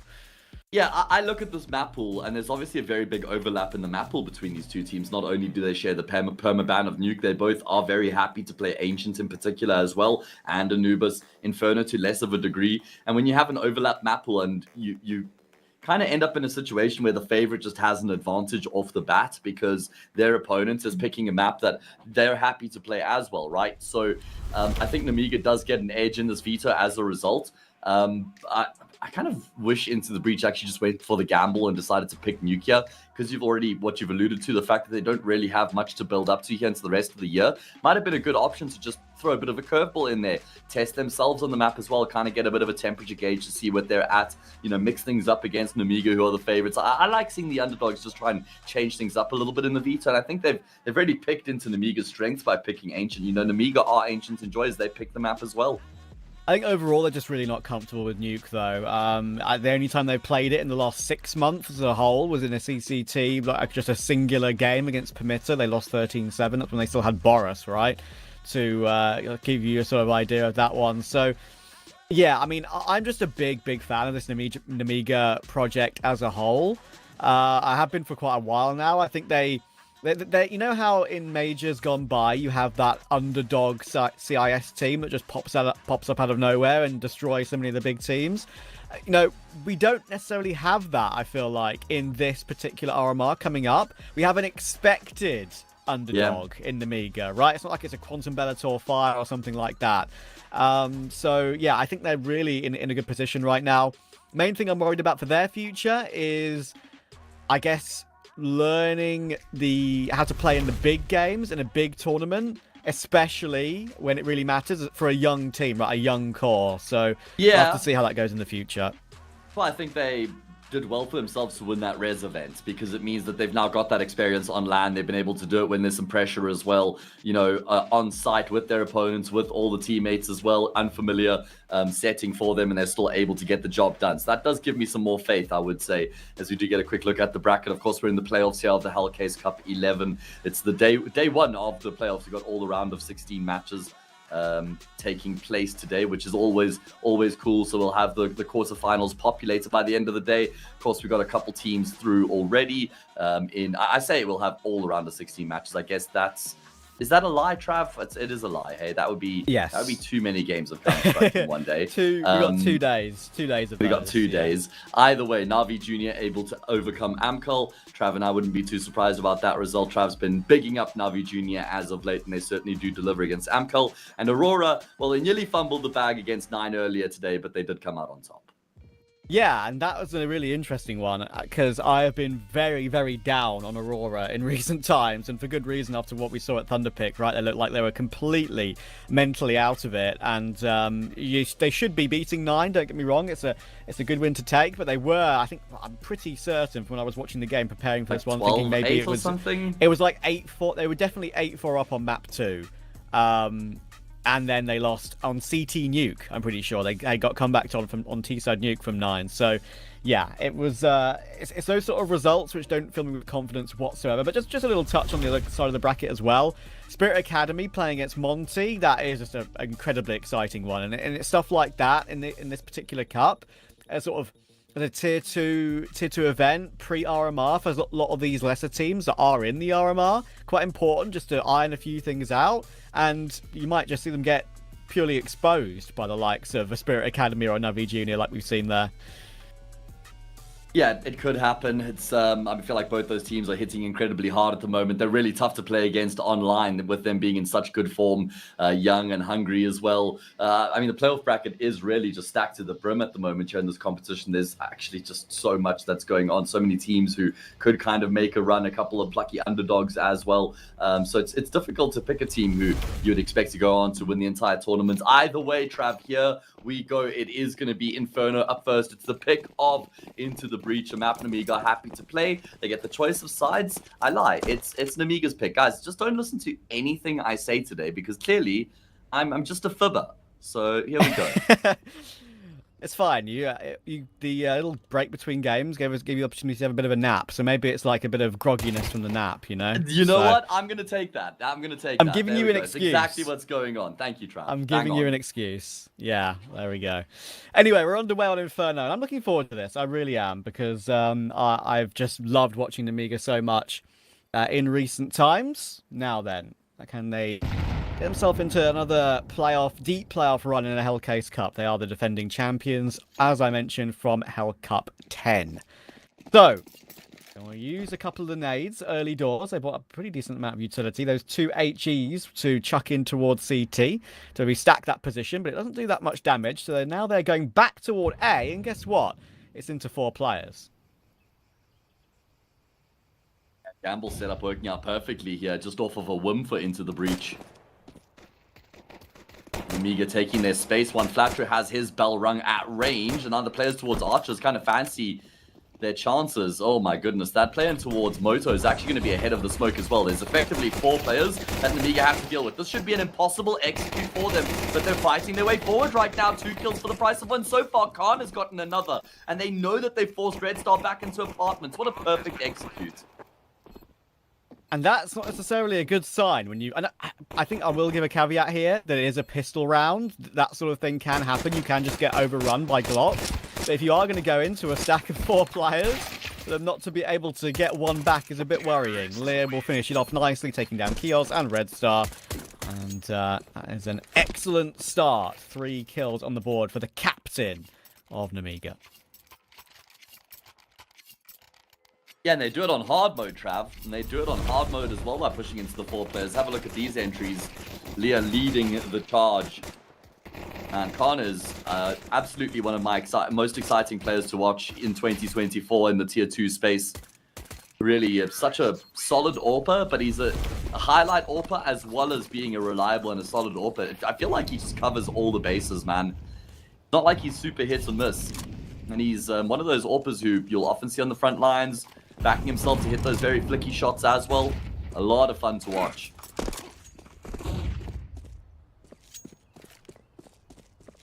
ITB choosing the Felico option to get the M4s in the third. They're going to be pushing down mid now, and it might be a bit of a problem for an Amiga ever so slightly, because Way hasn't caught the timing on this. He's let I say all 5. Now 4, will it be 5 now? Ooh, been seen. You can see the minimap turnaround there by Synopsy. So he's seen that there's 1 player toward that TX position. Thankfully for Khan, he has realised it at the last second. So it's just now about trying to keep numbers alive as much as possible when you've got everyone coming their way, and Leah will just hold the line with 1 player above him, 1 player next to him. He will get 3 of them, and that is the expected result. Yes, sir. And it's as clean as it could possibly be as well. Keeping all 5 players alive will be a good boost to their economy as we now get to see Into the Breach get into the gun round. And they've got a couple players who are fairly aggressive-minded, right? You look at One Flatro, Red Star, probably Synopsy to slightly less of a degree, but not a huge amount. Smooya as well. I'd say all 4 of those players love taking gunfights. You know, you think back to the Bad News Eagles days. Of course, that team was known to be hyper-aggressive, always looking to take gunfights, be very active around the map. Red Star's always been a rifler on his respective teams, where he's been the guy on the front lines that gets set up. Smooya, I mean, known as the Pug Star, the guy who also, like I said, wants to be in the action. So I feel like Inferno kind of lends itself to a team like that. You know, CT side, T side, you can get away with playing a very active style. So I'm keen to see what this half is going to look like, particularly in towards Banana 4 Into the Breach. How aggressive do they feel like they can be or want to be at any given point when that's so important in the modern day meta on the CT side? Santa. Up he goes with the Molotov, looking to Angel corner straight away, and they're not necessarily entirely ready for that, but thankfully he tries to go for more, and that's when Synopsy has an easier headshot to take. He'll take him down, and with the Mac 10 on his way still, with this sort of bonus round still in action, see how they make it back from here. And now Khan is more utility as well. Actually does well to find 1, but it was never going to be more than just that 1. Yeah, ITB fighting tooth and nail right now for this banana control and doing a very good job of it, trading favorably. They'll remain in control, and that's going to force Namiga to pack their bags and head elsewhere. A bomb site going to be where they find themselves into the breach have kind of caught wind of this because Kios has deep banana control. So rotating an extra player across. That's a big gunfight for one Flat Throw to win. Might have gone down there without a frag. That would have been a problem. Big swing from Smooya as well. Gets past that Mac 10. And this round coming together very nicely here for the CT side. And a nice little catch from Synopsy to finish it off as well. Important for him to get off the board with some confidence. I mentioned he can often be the man to take point when it comes to the numbers for ITB in recent games. It's seen quite a good amount of work from him in recent memory. And yeah, it's actually cool to see Synopsy play so well. There's memories, as we've spoken about the old Bad News Eagles, Guild Eagles roster. I think Juan Flatcher used to just run riot, and he, honestly, for me, was one of the most exciting players in Tier 2 for a really good period of time. Still is. The times are changing a little bit now, where some of the younger stars, like your Xantas, like your Zways, are a little bit more relevant. But he wants to regain that relevancy. He doesn't want to fall into irrelevancy, because he's too good a player to do that. He must have one of the craziest leagues in Tier 2, right? I feel like that's absolutely a hallmark of his game, is his Desert Eagle capabilities. Risky Bob, going to push straight into the crosshair. Nice angle there from Red Star. Never going to get cleared in that position, and now he can go back in towards his B-bomb site. I like that they've got Red Star and Kios playing over towards B. I think that's a really good combination to have. Just, you know, supportive element Kios who will set Red Star up. You don't have two players who both want to be on the front lines and taking those fights. Like, mate, will you flash me? It's like, well, was kind of hoping you'd flash. For me, maybe a little bit of overlap in that regard. Either way, it's way in a very good position, and Smooya will kind of venture into his crosshair. Great trade back from one Flat Throw, though. Oh, you can see there he tried to go for more, knowing that there's a lower chance that he's going to get away. Tries to fight his way out, and as you can see, the readjustment on the aim was not as he would have wanted. Sometimes when you're maybe a little bit colder, or as I kind of touched on earlier, these two teams have been waiting to play for a little while. It can affect different players differently, but those smaller micro adjustments can often be the harder ones rather than the big flicks, right? So yeah, it's it's because you got to be more precise. I think exactly. You know, it's not just like a huge swipe across the mouse pad. It's a small movement there to try and adjust and get the head. And of course, that second player who was swinging top mid knew that one Flat Throw was there, so he swings that angle with conviction. And well, one Flat Throw comes off second best. Good round from Namiga to answer back, get back to winning ways. 3-1. And now we look at ITB and we think, okay, I guess you can drop a couple guns here, but round afterwards could look a bit rough if they don't win this following round.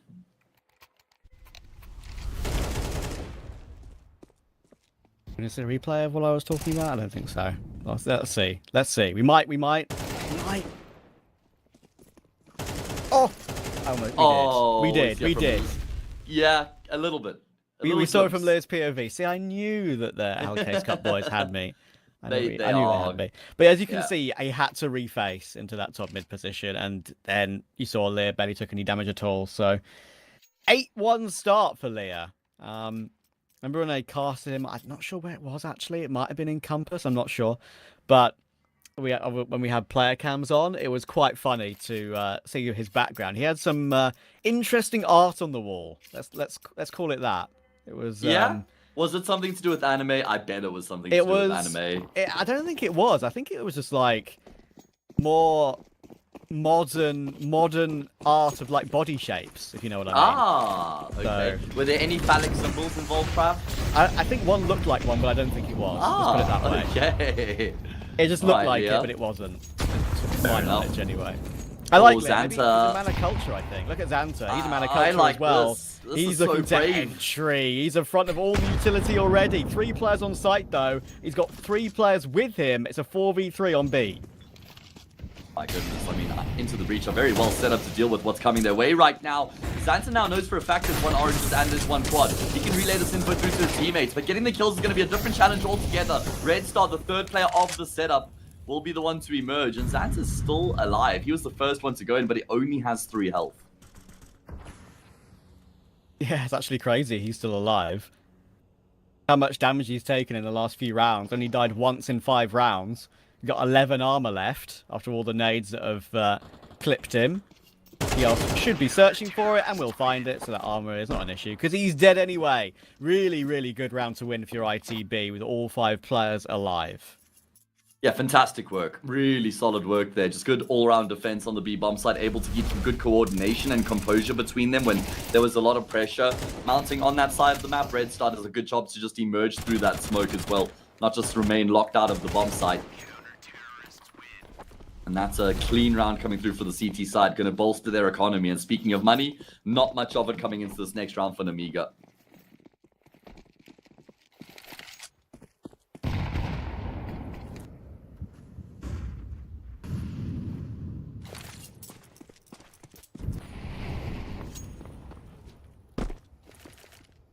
Chance here for ITB to actually put some pressure on Namiga early on Namiga's map pick as well. They win this 3-all, get an upper hold in the economic battle as well, and get the lead then. An opportunity. This commitment for an Amiga. Bomb has been dropped back at the past position in mid. Thatcher just shoulder peeking. So we're preparing a, I think that is a, no, it's an HE. I was going to say, I thought maybe it was a right-click flash to pop over the top of default box to help out Flatcher if he needs to peek, but no, it's just a nade for now. Going to re-incendiary top mid now. And Red Star's rotated around next to this arch position, so he needs to hit a headshot immediately, you would think, because that is an angle you can get caught off on. He does get away, and he's got utilities to help him out, but they've realised how much damage they've done to Red Star and how much of a pivotal position it is. There's help coming in from Library, but he should go down and will. 4 versus 3. Kios has to go back and check it, and Flatcher has been caught out by Khan's Tech 9. That's the big kill. Look where Risky Bob is right now as well. Is Kios going to be able to pre-fire this one? Leo's making his way up Banana to pinch it. In comes the smoke that will reveal his position. That gives Kios a chance, actually. He just about gets the kill, but it's still a 2 versus 3. Only 1 bullet really needed to take him down, and it's a headshot anyway from Leo. Smooth, long rotation, 1v3. Oh man, this round's been on a knife's edge, back and forth. Smooth has a tough touch ahead of him. Very good flashbang, completely blinds him up. Not the cleanest spray, but Khan will come away with the kill anyway. And that is such a well-constructed round from Namiga, I'd say. You know, able to just kind of on a dime there, make the decision to push their way through Archer's pressure CT. That kill from Zway was huge, because if he doesn't get that frag, Synopsy wrapping around CT might actually have been able to help Red Star out in Library. Red Star does really well in Library. I think it was Red Star in Library. Might have been Synopsy and himself switched positions, but still, points in cases that those two guys could have combined to lock CT down. But with the way that the kills play out for Namiga, it means that they can't really help each other out there. And Kios also getting isolated. Good frag found from the Tech 9. Xanta really looking to force Legion towards top and honor. Again, there's 3 players here. Xanta will best one, but he gets traded straight afterwards. Leo. Only the 1, but that's not bad considering he was being overrun slightly. Flatcher's taking his way on the other side of the map as well, so suddenly it's down into a 2v2 with Risky Bob getting that one. Got to recover the bomb from T-Steps. Going to pick that up back now, but I'm going to be wary of another duel coming through, and Flatcher gets a great kill there. Great check. He realizes that's the bomb that's been dropped as well. It puts Khan in a tough position. 1v2. I mean, there is a window of opportunity here where you could scoop up the bomb and then go back into that B-bomb site. It's all about the timing right now. And because he's staying in middle, well, Red Star will just best him anyway. I was going to say, so he can just keep him interested. Then one flat row can flank him out, but doesn't even require that second player to get into the fight. And ITB just making sure that Namiga aren't able to tear ahead here, because they're constantly in a position where they're, you know, they win a round. If they win the next round, they break that CT side economy. They can tear ahead, but ITB just making sure they keep Namiga within reach.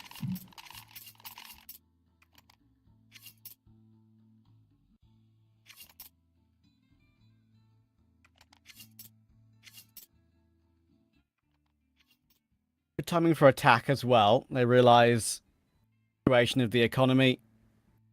They know they have the ability to win these lower investments. We've seen it already. One tiny misstep from the likes of Flatro cost him his life against the Tech 9 one of those previous rounds. It turned it. I think that the main thing that I want to see from Namiga as they push forward into the next portion of their calendar year, the last portion of it, the most important portion, maybe a little bit more consistency from Khan. I think he's very high rated for a good reason. And maybe sometimes he can go missing in slightly bigger games I've seen this year, but it's a nitpicky thing perhaps to say. We're going to go for a very aggressive fight. Down Banana, Lear and Risky Bob will get a 2-for-1 in the end, so Nopsy's Molotov will get the kill from the grave. But again, despite the investment, they've got an advantage. Yeah, goodness me, I spoke about how Banana would be a big highlight between these two teams here on Inferno, and it certainly has delivered in the rounds we played so far. Both teams just fighting tooth and nail for that control. And it's only Smoothers over towards the, say, bomb site right now. He's going to clear the archer smoke out, give himself a bit of a peek, but effectively swings into 3.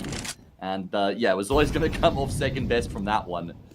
Maybe fourth best, I guess, is a better way of putting it, with there being 4 players fighting there. Either way, on Flatro and Kiar's no business here in contesting the rest of the round. They're just going to have to accept it. Bomb has been planted.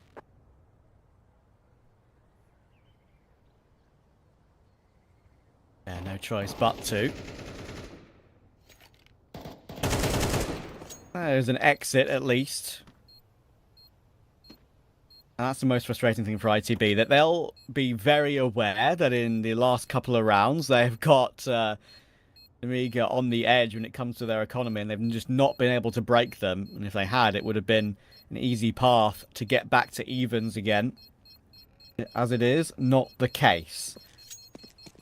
Actually, just double checking to see if anyone's still exiting towards short, looking for another free kill, but he's got enough health to get away. Absolutely fine. 5 players will remain up, 3 and 2. Yeah, I feel like both teams have been in a position where they could have put their opponents on the back foot, and neither team's been able to win the round that would do that. Really ramp the pressure up on their opponents. So Namiga are in a position where they could do it here. Are ITB going to force? I mean, they've got only a $1,900 round loss bonus. That's not enough for an investment in the next round. It's a bit of a late decision, but they will spend their money here. Look how late it's going to be that they actually get onto the speed bomb side. If Xanta goes for the full contest like he has been, he'll find there's nobody home, but not going to be the case this time around. Khan just wide swings the top of middle. And Smooya says, well, I didn't have a gun before, so it's unfortunate that you lose your life out there, Mr. Kiaz. I guess I'll just pick up your rifle.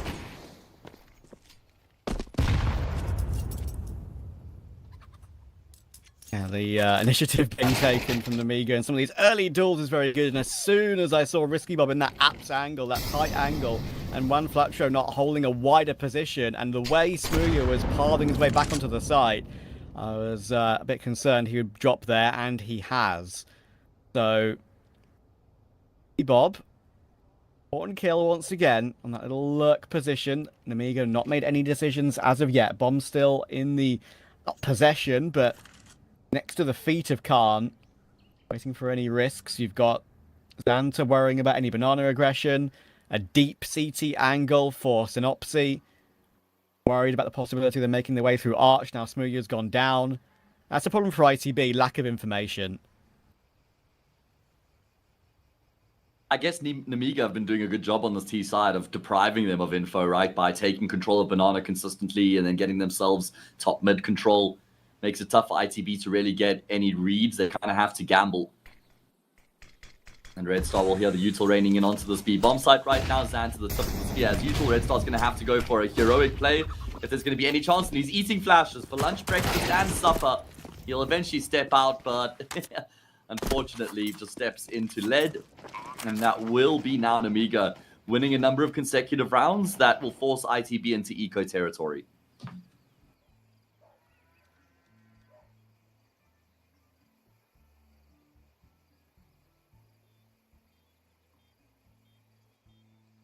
Finally, it's kind of been broken. It's not been the Force by wars that we kind of know, right? But it's been back and forth the entire way. Finally, Namiga going to break that and get in a slight lead here. 5-3 will turn to 6-3, guaranteed the at least tie on the half. I think this is one of the main things as well why I like Namiga. Again, maybe ITB isn't the best litmus test. You have to look at their LAN performances, Namiga, for a real idea of what they're made of, especially wins against Fnatic and the like. But I really do think even when the stars aren't going above and beyond, I think their leadership and system is just really, really solid at the moment. Yeah, I'm right there with you, and it's not really what you would have expected to say about a team that have got the names that they do, because it's not like they've got crazy name value, but these guys really have been able to bring it together and form a formidable force, a really formidable outfit here. You know, who would have thought that Leah would be the IGL that would see Namiga transcend to the next level? And there he is on the front lines as well.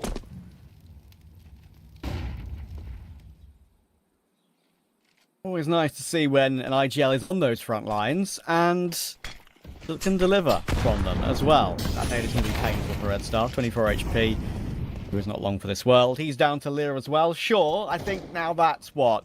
1, 2, 3, 4, 5, maybe 6 or 7 of Lear's kills have been against ecos or maybe pistols, but you know what? They all count.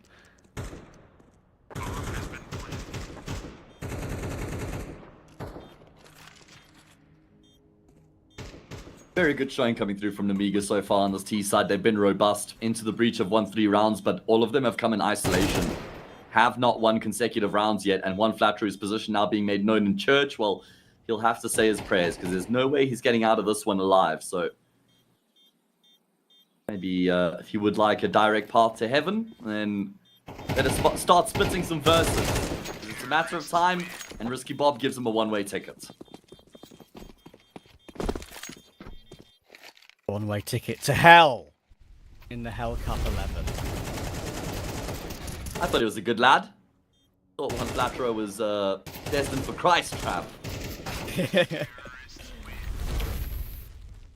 He was in the church for a second. Yes, sir. I think I mentioned to you before, haven't I, that the ambient sound in that church position is like really, really nice. If you just turn this, like your game sound up to like 1.5 and just sit in the church behind the altar, it's one of the most relaxing mini soundtracks in the game, I feel. Is it something that I should search on YouTube and play while I'm trying to go to sleep? Yes, Fall actually. asleep, just a little Yes. background ambient sound. Yes, I agree. Okay. I'll put the whale sounds on pause then. Smooya, this is very aggressive from him. And rightfully so decides against committing, but he is still going to step out. He's got to kill on Xanta. It does take a tick or two to the molly as does Kios, but both players will be able to get out of dodge with their life intact. Bob, another opening. What did I say about him getting so many impact kills? I think 5 or 6 of his 7 kills have been pretty important, it feels. Another one in this gun round here. We're with a good opening on Xanta. That's a big threat to drop. That was our head-to-head, of course. Latro, wanted to peek again, but now he's been caught once again by a very spicy peek, and Way will get it done. This is awkward for Red Star. Unfortunately for him, he's got a lovely flank on there, but he only had a FAMAS, and then the second player exits into pit, gets a better angle, and then he's met by a nade, and Zwei will finally take him down. It's a triple kill from the young star. And Red Star is now a dead star. Yeah, exactly. That's a pretty good way of putting it. It'll take a while for his light to die out though, Trav, because, you know, stars, depends how far away they are. The speed of light is incredibly quick, but sometimes it takes years for a star's light to diminish after it's actually died. True, very true.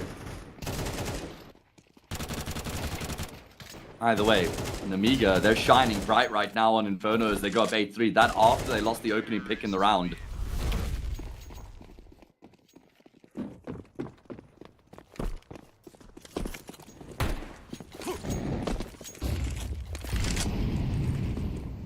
Unfortunately for ITB,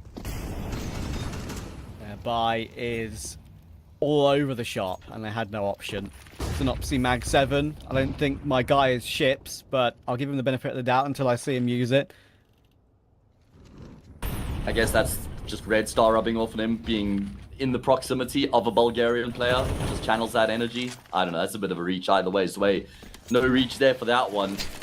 That's an easy collection as he takes down one flat row and Kios goes down 2. It's just looking looking like Namiga are so strong across the board right now. They're contesting apartments, they've got a player holding mid, and they're fighting Banana all at the same time. Often a team who doesn't have such composure, they have to sort of focus on one part of the map at the time, get that control, and then they can shift their focus elsewhere. But Namiga are so well oiled at the moment that they're able to accomplish multiple goals at once. Ah, and Xanta's done it again, just dealing with Red Star so beautifully. They're Look all at this, over what the I'm map. talking about. There we go. Explain Just it more, like I Matt. I want to say. hear about it. Oh man, I just can't believe we're Wax keep on lyrical. fighting top mid at the same time. They're fighting top Banana. Everyone's winning their gunfights. The comms are clearly still so clear, even when there's still so much going on the map around them as well, which is not something you normally expect from a lesser experienced team with younger players. Yeah, love it. I really do love it. And just look at how they take some of these duels. I mean, even the small things of how they pre-aim top Banana angles and stuff like that. Like, it has got the, for the lack of a better term, zoomer expertise about it. Do you know what I mean?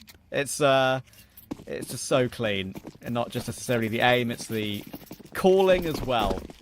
Amiga looking like they want to fight aggressively once again. I was going to say maybe they might even choose to push down Banana with a couple, but what we're doing is we're boosting one up toward half wall in CT, pushing two close Banana and playing one back on the site, maybe trying to lure ITB into the fact that there are less players on the site than there actually are. Good flash. Yeah, important opening frag found. Has to be more where that came from, though. In fact, there's now nobody home on the A-bomb side. I don't think Xanta's going to expect Red Star right behind half wall as well. And there we go. Ventures forward. Red Star will collect the head. But Kill comes back immediately afterwards. So we're down to a 2 versus 2. ITB do eventually venture into that completely vacant A-bomb site. So they're in a good position right now to win this all-important pistol. And that's going to be such an annoying smoke for them to try and traverse. And the crossfire's even been set up here as well. Leah. He's got a smoke, but he's got no kit. And he's got no armor either. He should be comfortable for ITP, yes.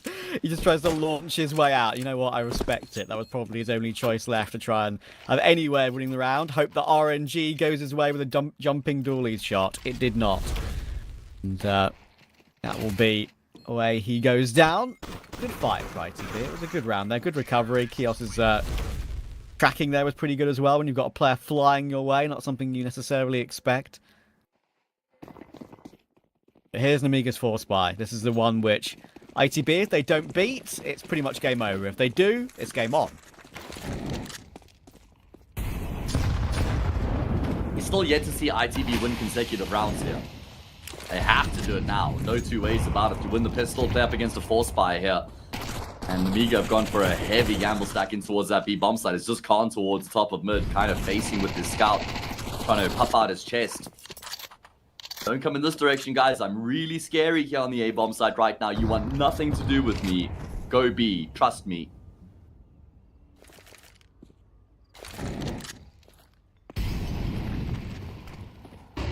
Trust. They are trying to take it. They're making noise that they've taken it. They want Namiga to know. For now. He's smoking towards CT. Whiskey Bob puts his crosshair on the angle.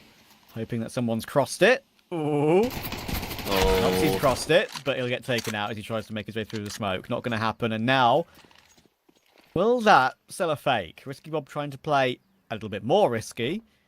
His namesake might suggest to lure them into the 3. And the bomb is in Banana right now. If Khan is spotted on long, they might not choose to go too deep on this one. Let's see. 30 seconds on the clock now.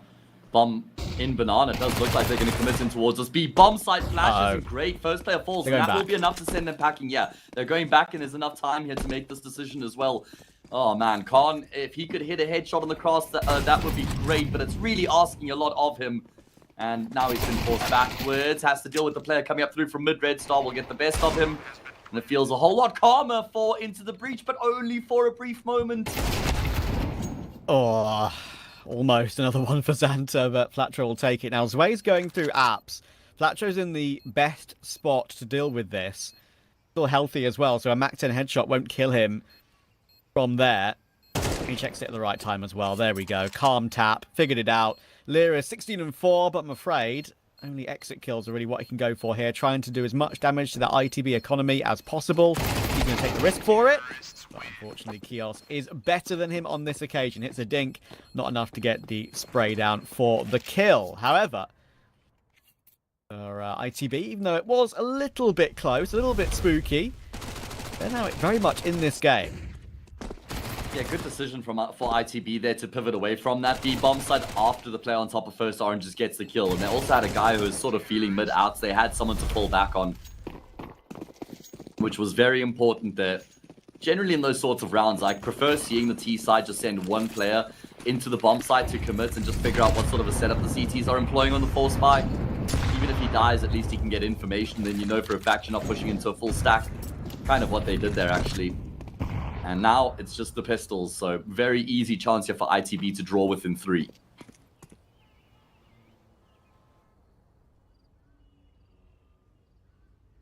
Game on. As long as they get past this round, which would be a shock if they don't.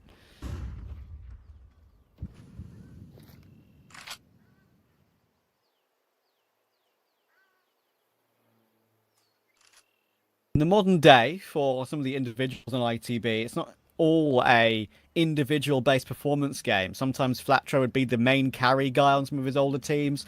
Ditto Smooya. These days, they, well, of course, maybe would love to play like that still, but it's more of a team effort that they're trying to put into place here. Just have fun, enjoy themselves, especially at the end of the year here where they're playing necessarily for anything, just to try and improve for 2025. Flatro will get a couple of extra kills there to add to his tally on the ecos. Give Smooya one more eco, dude. He needs it. Come on. He deserves it. Come on, get in there. Let him have it. Oh, to be fair, the Mac 10 got it. The Mac 10 got it. It's fine. Yeah, but the knife didn't, Trav. True. Yeah. Knife would have made a bigger difference. You're right. All right, well, here we go. Namiga now have all the weapons that they would like coming into play here. They've got the AWP rifles and a whole lot of utility as well. A chance here to take a big step in the direction of putting this map away if they could win this next gun round here. Lose this gun round, and then it starts to get a little bit more nervy.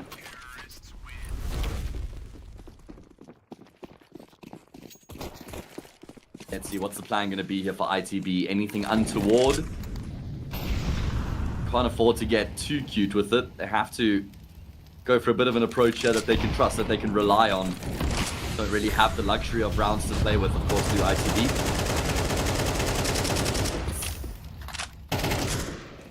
That's one way to cover an entire smoke with one magazine.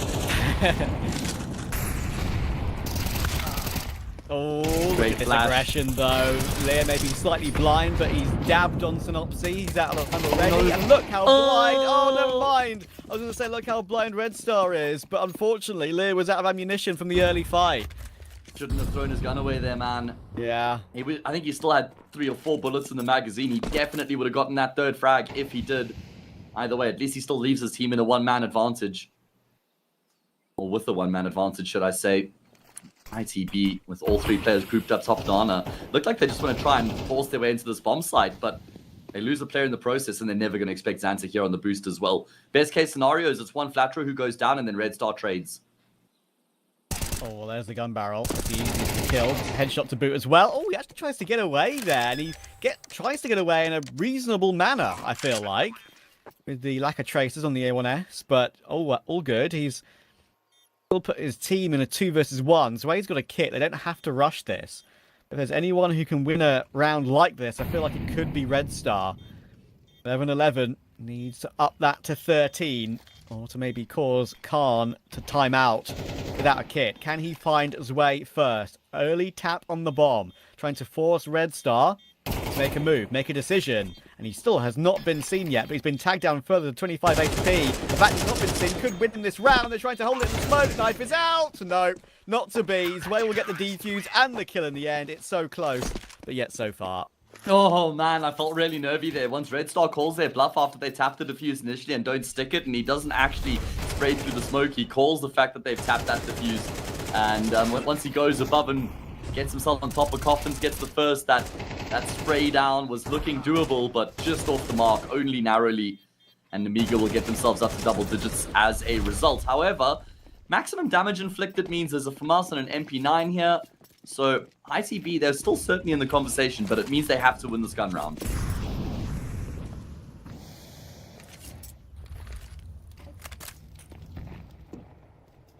Does.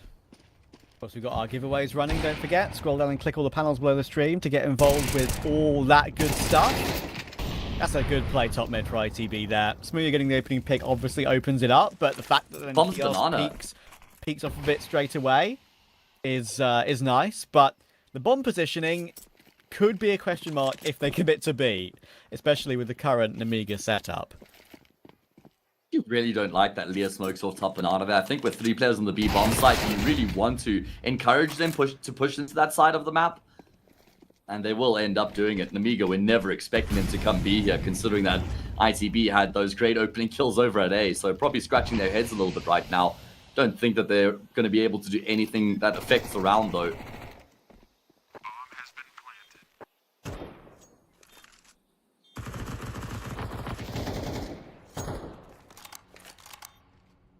Santa will just try and look for some exits. He knows he can't really leave with Risky Bob right now. Just a point of trying to stay alive for as long as possible and get a few kills to aid your exit. But depending on how much damage they take, that bomb might just take them anyway. Risky Bob's got full util in that kit. And with Red Star's position, he's not going to have any sort of successful ninja here. Hang on. What's just happened there? Hang on. What's happening here? They're winning fights. Are they going to get on the defuse? They're getting on the defuse. Matthew, they've got on the defuse. And Risky Bob has won the round for Namiga. Oh, it's the Michael Scott meme from The Office. He's just cringing. He's grimacing. That face, you know it. You know that face I'm talking about. How on earth have Namiga just done that? That is a disaster. So well planned from Namiga. I was wondering what they were doing hanging around for so long. Imagine what goes through Xanta's mind when he just emerges out of church. There's a player in the tree cubby there. Hasn't spotted him. He gets that kill. Risky Bob is able to just jump on the defuse. Xanta covers him appropriately. And ITB have dropped the ball. Oh, in the most massive way possible. That is a huge blunder from them. Oh, I could see it being planned. I thought they were going for exits. I thought they were just trying to lock themselves in. But late retakes work way, way more often than you'd think. On so many different maps. I've seen one on Ancient from Gamer Legion in the past. I think Volt was the main man to hold off the push at that point. ITB had no idea. No idea they were planning anything of the sort. Goodness gracious. Sure, ITB still have a good buy. They had so many players alive because all the issue was the defuse, not necessarily the kills. Only a couple came in. But Namiga now ever closer to the finish line.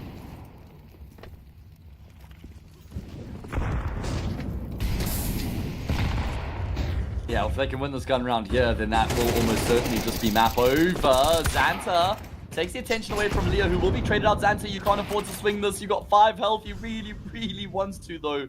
Khan is here to try and assist him as well. Provide some support. Deckle's down for just a moment. Big flash completely blinds up Khan. Was he spotted? It looks like it. Looks like Red Star knows he's got Khan locked in here. Will commit to the swing, finds the frag, and ITB still showing some signs of life here on Inferno. A good bounce back, to be fair, after what went before. Putting it out of their minds ASAP. Gotta respect that. I will not be winning this one. Even with his position and choosing to stay on the balcony, fair play.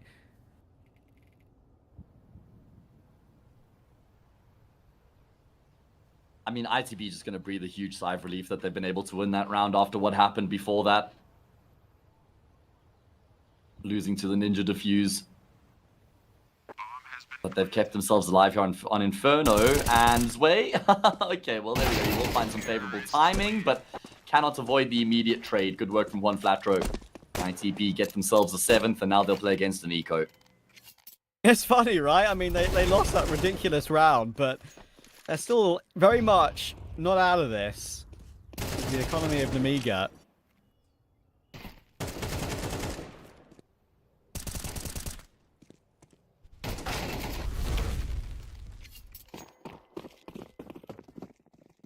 And now they should be able to draw within 3. Like you suggest, not much money here for the CT side, so it's going to have to just be the pistols they carry over and a few upgraded, or a few pieces of utility as well. Oh, Synopsy inadvertently plays catch. That's going to do some good damage to his armor. True. See, look how much it does in the modern day of CS2, What right? I'm saying, yeah. It's not mentioned by, I feel like, anyone else.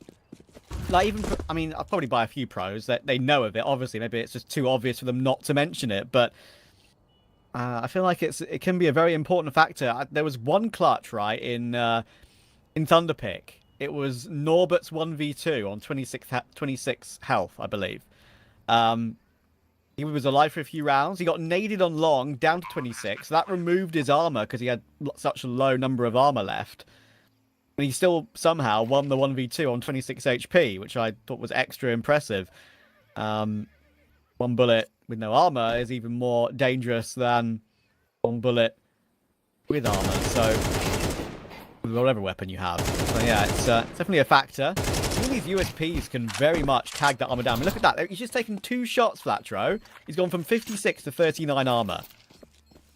It makes a difference. It really is a big deal these days. I think it's a good thing as well, because the T side deserve to be punished for a few things. They get a lot of things the easy way, you know? Yeah. Meta. Goodness, this is very scrappy here at the end of the round. Smear's going to be able to collect quite a few anti-eco frags as they go hunting for the pistols. Most would say not necessary, but ITB say, hey, we want the extra money, and pad the stats up a little bit as well. But I'm right there with you. I feel like it's something that often goes overlooked and probably will be considered more and more as CS2 just continues to play out. It's one of those finer, smaller details, not much attention paid to it, but it is an important consideration. Actually, it would be cool to see if he has topped up his armor. Smear's on 64. He's going to go venturing here with the AWP as well.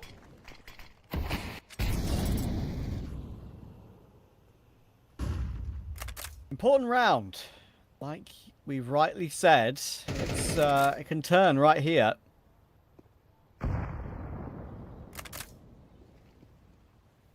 Already has started to turn. But the setup for Namiga is cool. Look at that angle for Risky Bob. So annoying for Flatro. He could I guarantee you he barely saw Flatro there. Even though he got shot at 3 times. It's down to 18 HP already without even seeing where his nemesis is. Great advantage to start the round with.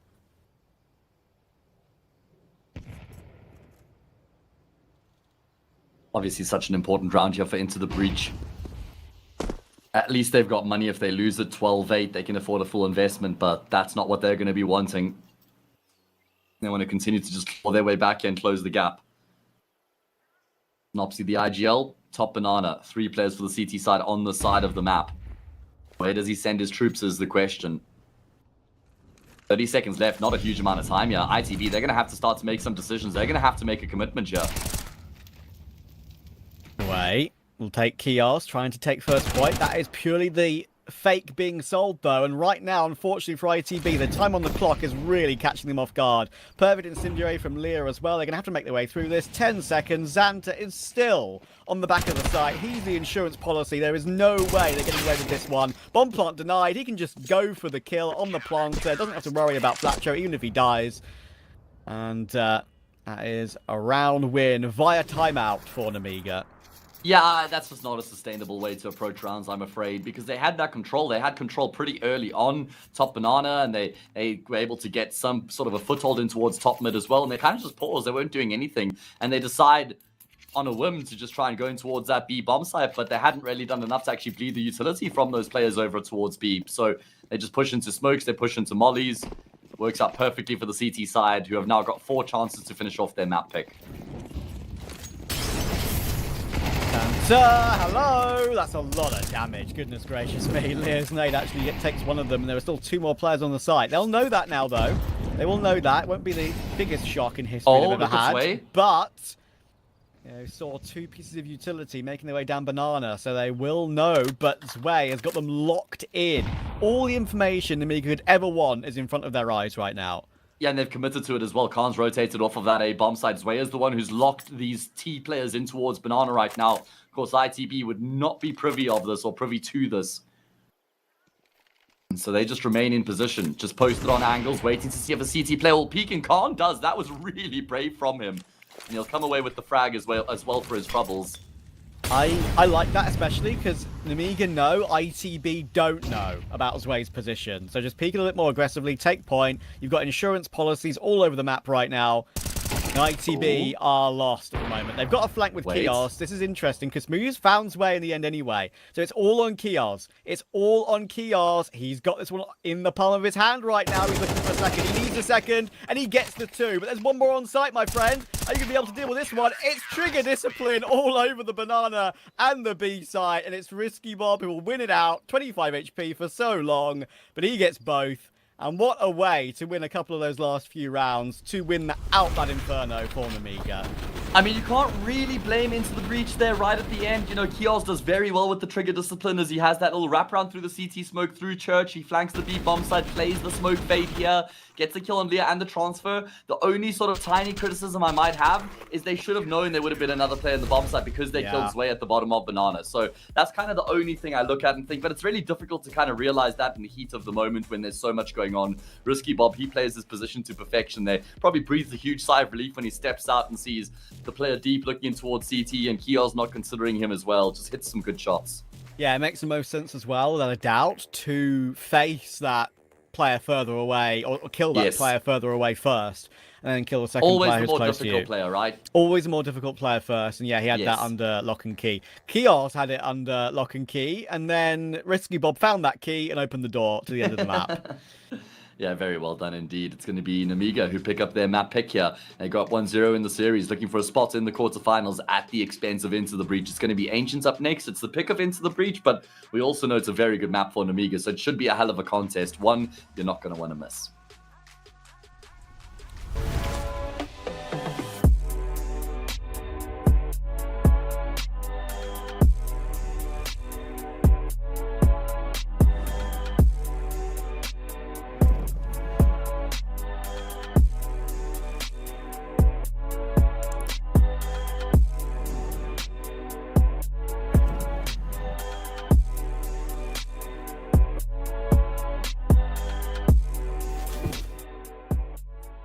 You look into your inventory and there's only... It's time to forget about this garbage. Here you will find everything to play with really cool skins. Open top cases. Upgrade dropped skins and turn your junk into a cool gun using the contract system. Every day, thousands of people upgrade their inventory with us. Hellcase.com. Look at yourself in a new way.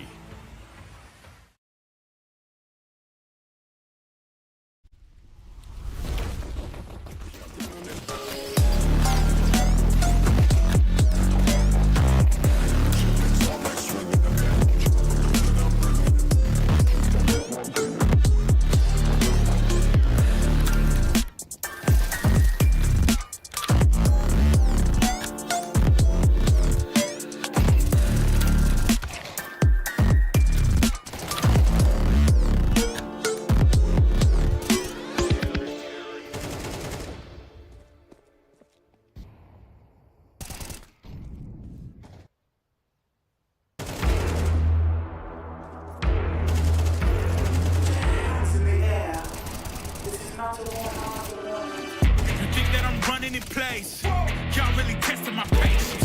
Right before I blow up the spot, I had to get back to the basics. What if my talent is wasted? You see what I'm lacking the placement.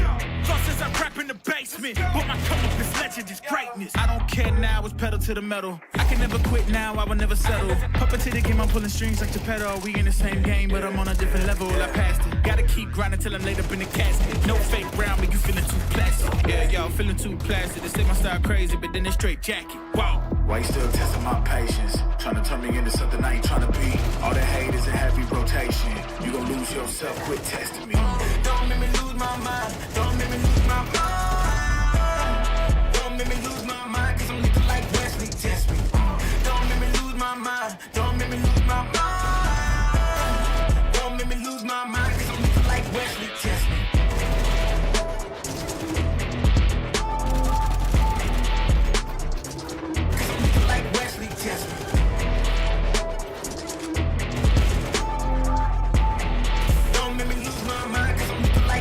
test me. Yeah, guess I know no better. I ain't got no chill, so they call me a devil. I know. Look, I am just a man on a mission. If I want it, then I get it, I go.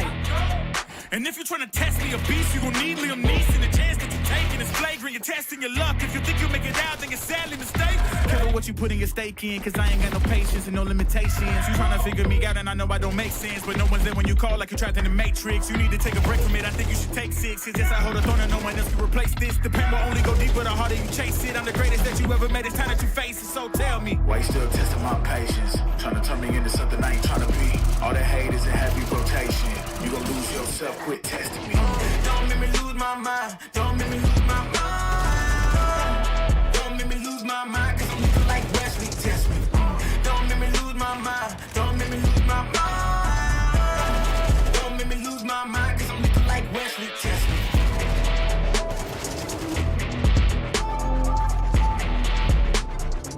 Cause I'm looking like Wesley, test me.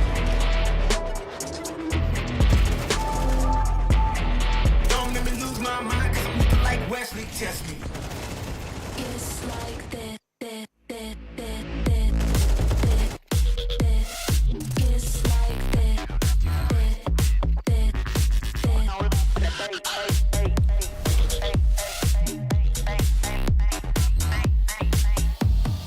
It's like this. It's like this.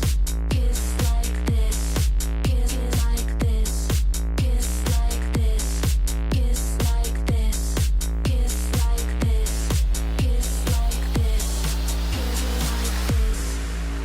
this.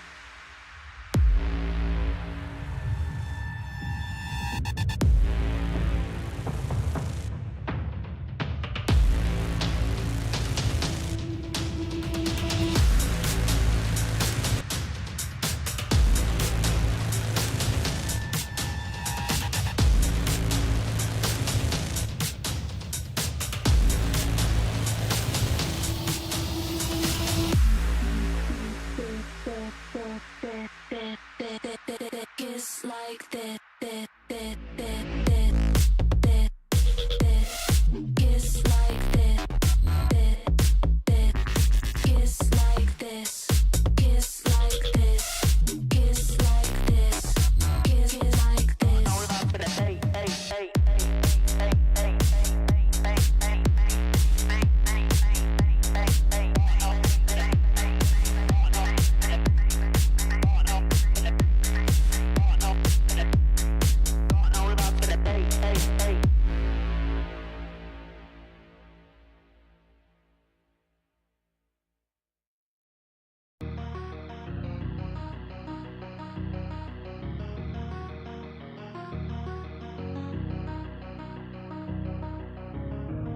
we can come back. The time is gone. I'm running to escape from your left. Don't lie, cause I know your heart. Don't try looking for someone to forget. Cause I gave you my whole life, and instead you gave me nothing. And you left me here lonely. Hey, I was lost on my own way. I will never be the same girl. But someone told me that I love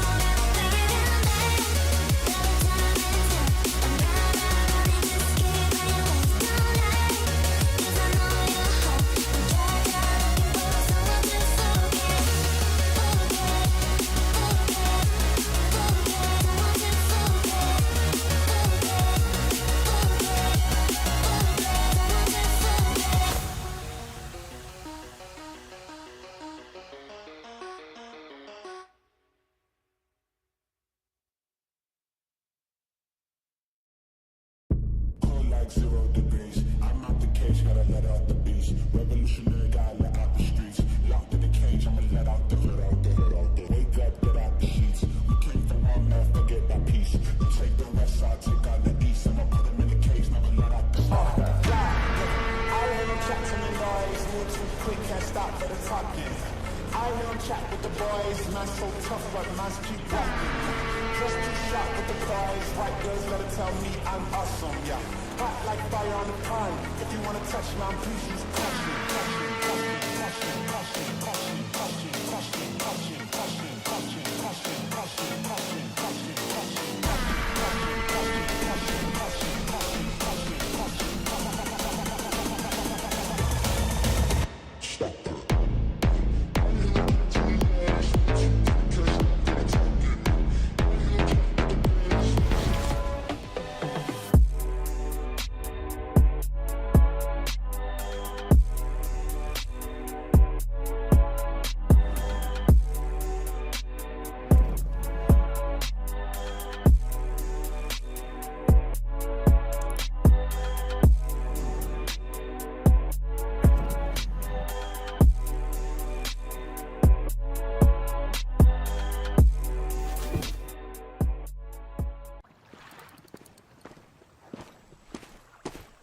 And how long have you been here? From early morning.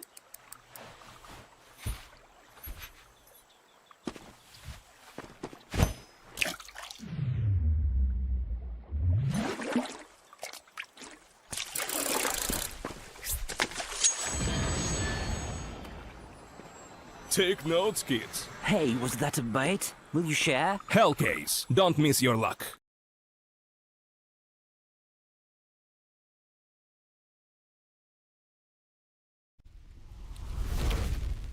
One of the more entertaining ends to a map of Inferno, I think it's fair to say. The Xanta Risky Bob duo of getting the kills and then somehow getting the ninja.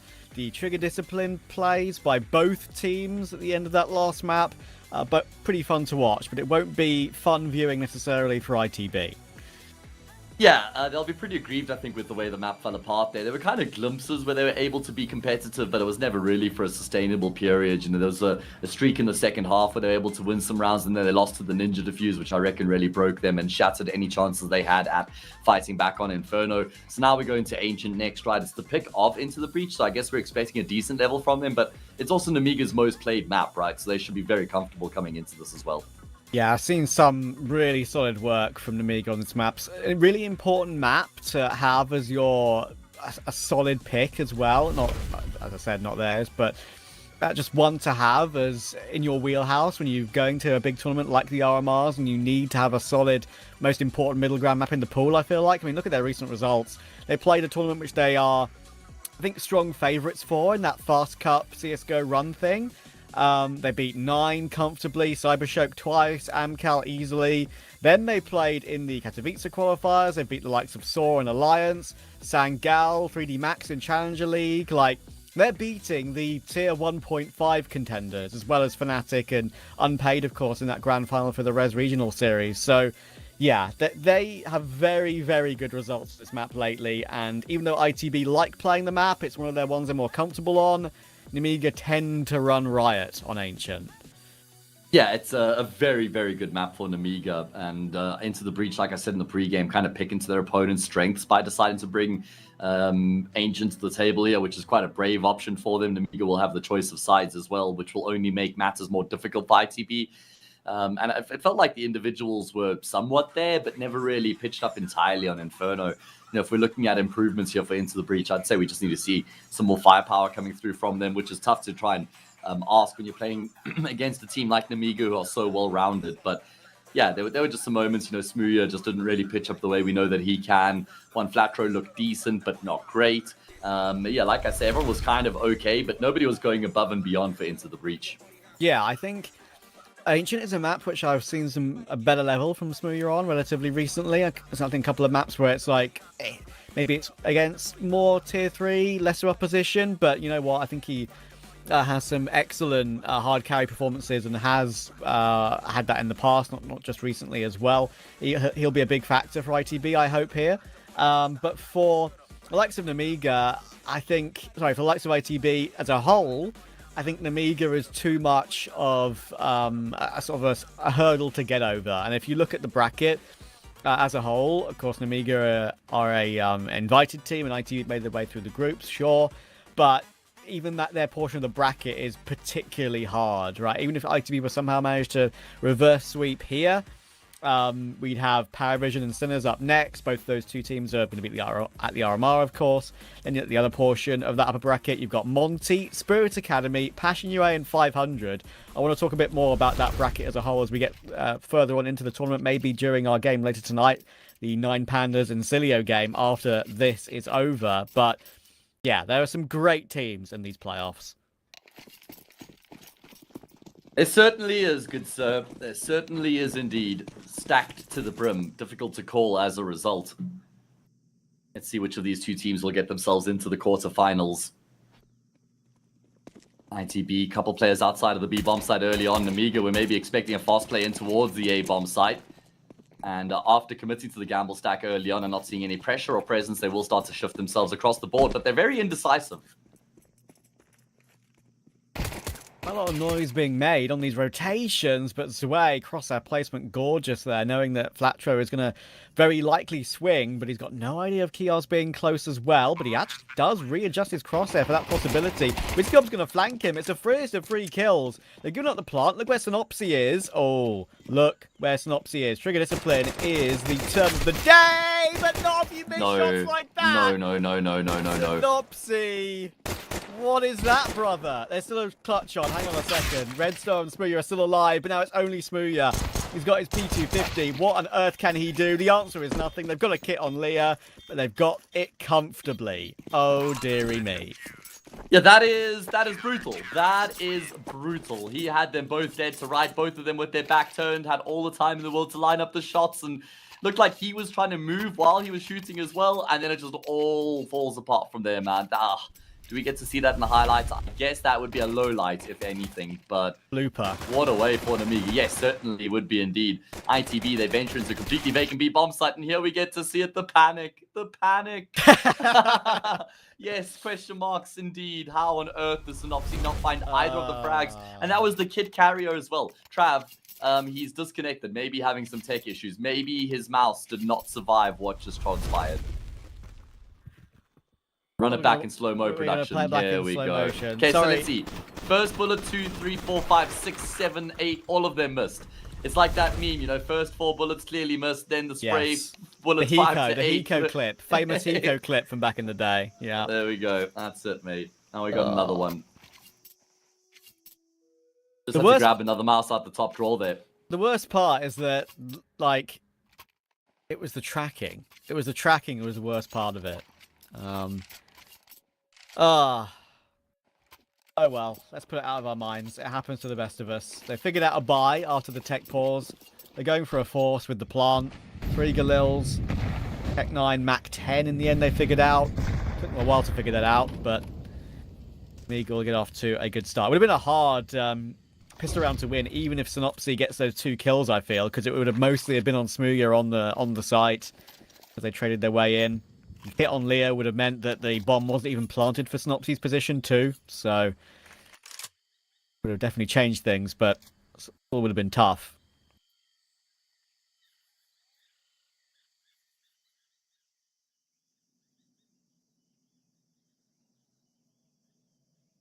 Right, well, brutal for ITB, who will spend all their money coming into this next round just to try and answer back after losing that pistol. Xanta, he is playing anti-flash. Unfortunately, he gets hard cleared there. No flash to kind of prompt him to look back in that direction. Thankfully, though, Leo will find 2 immediate kills, and Zway's peak is time for perfection. Red Star is going to step out, and he bests Zway. And Snopsy will get a frag of his own. Does the man advantage get restored? No, it's a man advantage now for the T side. Risky Bob is going to come through that smoke nade himself, and Red Star have traded positions, and Red Star will look back in that direction, find the frag. What a round coming through from him. Well, that's the Red Star we want to see, and saving the blushes of Synopsy somewhat as well.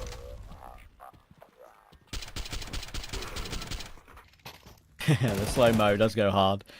But yeah, Red Star, that's more of the form that he needs to show in these important mid-round situations as well. Not just early entries or anything like that. Especially on a round that gets you back equal very early game after a bit of a tilter, that's for sure.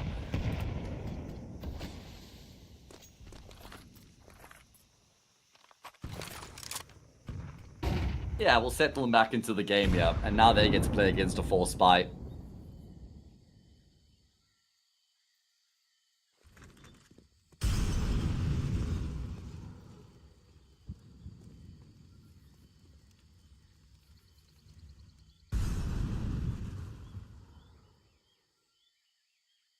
All the 4 spy wars go in again here. 4 smokes, nade, and a flash. There's got plenty of that in toward that cave position, and Astro should realise there's 2 there now. 1 shoulder peeking, 1 in the corner. Could see the corner of that nade. So seeing that could make a on the call for ITB and where they want to go in the end. Rotation has been pulled away. They've got 2 back toward A now and 2 checking for the mid lurk. So it is actually all on Leah in that cave position. So you'd think ITB will be fine here.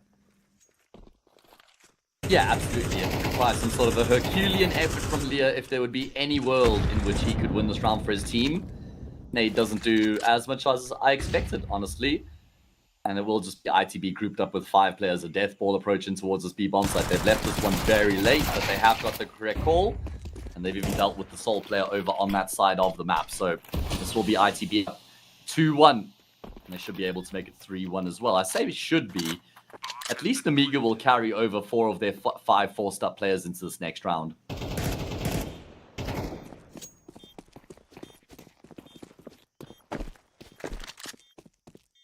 One thing I'll give some props on for ITB in this game is they've had 2 incredibly tilting rounds, either via a whiff or just a bad play, but they've bounced back straight away after that. I don't know if we've joked about Synopsy leaving and maybe the tech pause was due to him after a little bit of a smash. Sometimes if you just smash your desk, your monitor can just turn off. Happens to the best of us. But sometimes relieving stress and relieving frustration can just let you and help you mentally reset a little bit. It's like a tennis player smashing their racket in a way and then going on a streak of games in a row. Yeah, you got to let it out, man. Yeah. Yeah. Just have that release. And that's what kind of makes a professional as well. Somebody who's able to have that moment where they do have that release of emotion and then they're able to just focus up immediately afterwards and not let it linger and carry on affecting their game afterwards, right? That's the key. Yeah, exactly.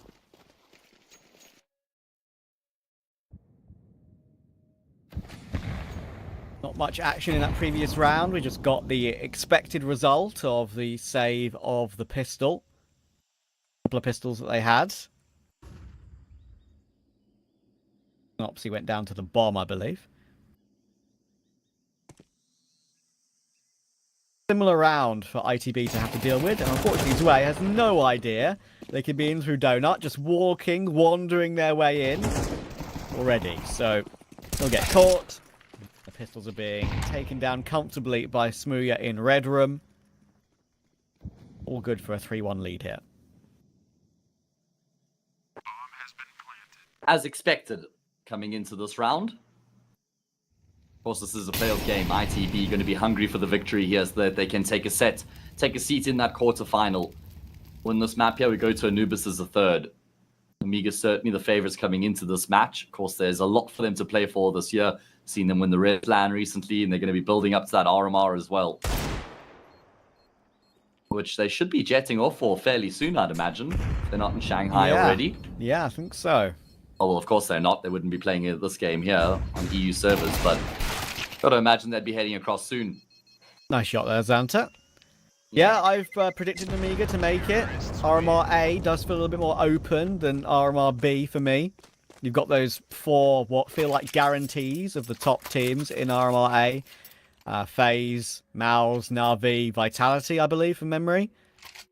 And then you've got 3 slots available, and people will probably look at the likes of Falcons, Cloud9, Fnatic, but they are the established orgs. They are not the form teams anymore. The likes of Sangal, Namiga, Saw, they've been the ones winning things lately. Those are the 3 I've picked to join them. Go check out Trap's video, guys, at TrapCS. Just did some content around the major recently. Thank you, Matthew. There we go. You see, you're not allowed to plug it, but I certainly am. Yeah, I would never do that. Okay. But you're allowed. Yes, sir. Smooya, he's allowed to do that, blinded up, able to find an opening frag, taking down his opposite number. Good way here for ITB to start off this all-important gun round. Namiga have some very deep positions right now, fighting for middle. They've got a player in Jaguar as well. That means there's no one home on the say bomb site. Okay, they're really desperately trying to fight for any kill back right now, as you can see. They're just spamming all these smokes, seeing if ITB is still around this position of the map, trying to force them out. The fact that they get nothing done there will make them realise what's going on toward A. Zue is first man to respond to this one, but you know that smoke bounces a bit weirdly. It should still cover the angle it wants to cover, and it will absolutely do that. I think the save will be committed to. So Namiga trying to be active, especially when they're a pick down, but in reality, as I said, looking better on Ancient, Screw's 1 kill is going to be enough to win this round.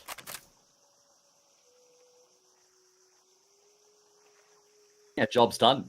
Namiga going to be bunkering down, carrying their weapons over into the following. Lots of emphasis on mid control, and I feel like ITB kind of clocked that as well, because they just hear the constant spam coming through, wave after wave of utility, elbow being smoked off, flashes in towards lane as well. So kind of realized that there has to be numbers in towards middle for Namiga, and they kind of assume that there should be some space over towards the A bomb site. As a result, they're able to just walk into that vacant bomb site and get the job done. Yeah, that's just good reads. Simple as that. A is very commonly a site that's either left open or just with 1 anyway, so right thing to do at that particular time of the round. So we opened up that possibility. Does mean that Namiga will basically have a full arsenal of weapons coming into this next round, bar and AWP, which is a big part of the CT side on Ancient. Not a huge factor, but certainly is a big contributor. I feel like, especially later on in the round, ITB looking to wrestle for control early on here, able to get out the double doors at the bottom of ramp and trying to spam through the smoke and elbow as well. Oh my goodness. Well, a chip damage does not kill. So near, but yet so far for these spams. They're so close either which way. They're still wary of the possibility of Kios making their way through. Now Khan realizes he has to fight. He takes 2. That's really good work. He's got Xanta in support in toward Jag as well. And that cave position, Kios never chose to face bottom mid. So no trade possibility. And Synopsy to maybe win a duel, and he can't complete that kill on Xanta.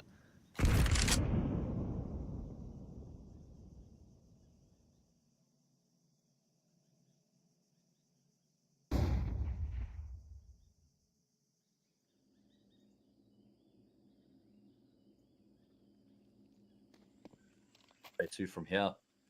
Footsteps going to be heard. Kiel's in a forward position. ITB look to try and get in towards this B bomb site. That frag is a massive one though, because now the CTs can shift all their focus in towards this B bomb site.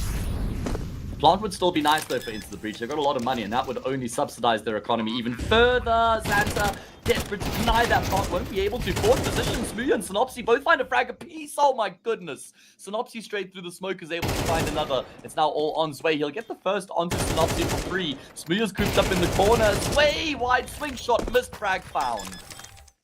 And Diffuse will be found as well. He played that one to perfection there. Sure, Smooya had a chance to hit the shot. Actually, be curious to see what that looked like from his POV. I wonder if we've got that production. It's a very quick request, but if you can find that for me, I'd be curious. Because Zway jiggled a little bit, pre-fired the box to maybe put Smooya off a little bit as well. And then went for the swing. We might see it here.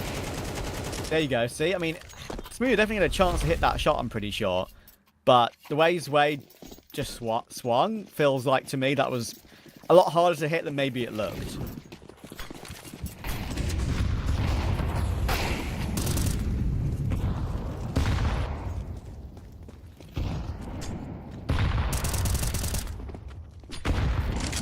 Okay, well, good way to follow up. Look at the aggression from Namiga. Oh, a good counter flash, though, will actually keep them at bay. One flat throw would have been a dead man. And they're still going to try and search for him, and Zway's going to be the one to get the trade, but he only has a single point of health. They actually would have preferred it to have been the other way around. Zway going down, Leah getting the kill. And in the meantime, Kios is taking a lot of space in A main. Does he continue to venture in that direction?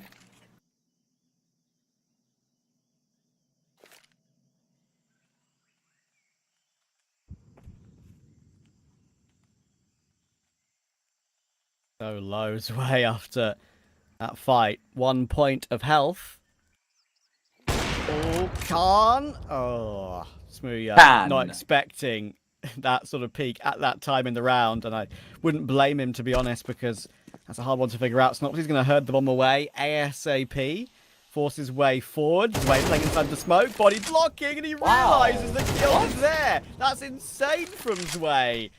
Incredible awareness. Now it puts it down to Synopsy 1 versus 2. He knows that Khan's in toward that or that donut position. He's going to try and move his way and duel CT instead. That works, and Khan's missed another. Now Synopsy knows where he is to commit to a rotation immediately, but guess what? Khan realizes that as well. He's hot on his heels right now. Yeah, but Synopsy's still going to be able to win the foot race here and towards this B bomb site, plant the bomb, and then get a post-plant position of his choice. Khan's going to realize this. Khan... Oh, man, he's really just trying to save his own blushes right now because he had that free shot on Synopsy who crosses the smoke. Khan missed, and that could cost him his life. Does Synopsy decide to try and swing out here? He's on an off angle out in the open. Khan steps through. Perfect position being taken up by Synopsy. A 1 versus 3 to win the round for his team. Who cares about the pistol round? You only lost 1 round since, and one of them is a 1v3 from the guy who whiffed. It's only 1 round at the end of the day. And that is a great recovery from Synopsy. Good trade on the 1 HP of his way. Hits the headshot anyway. And he realizes that once the AWP's in toward that donut position, just taking the heads-up duel on the other rotator is probably more advantageous to you. Because then you can make a decision up against that AWP. Sure, you're right, Khan should hit that second opportunity shot, but didn't.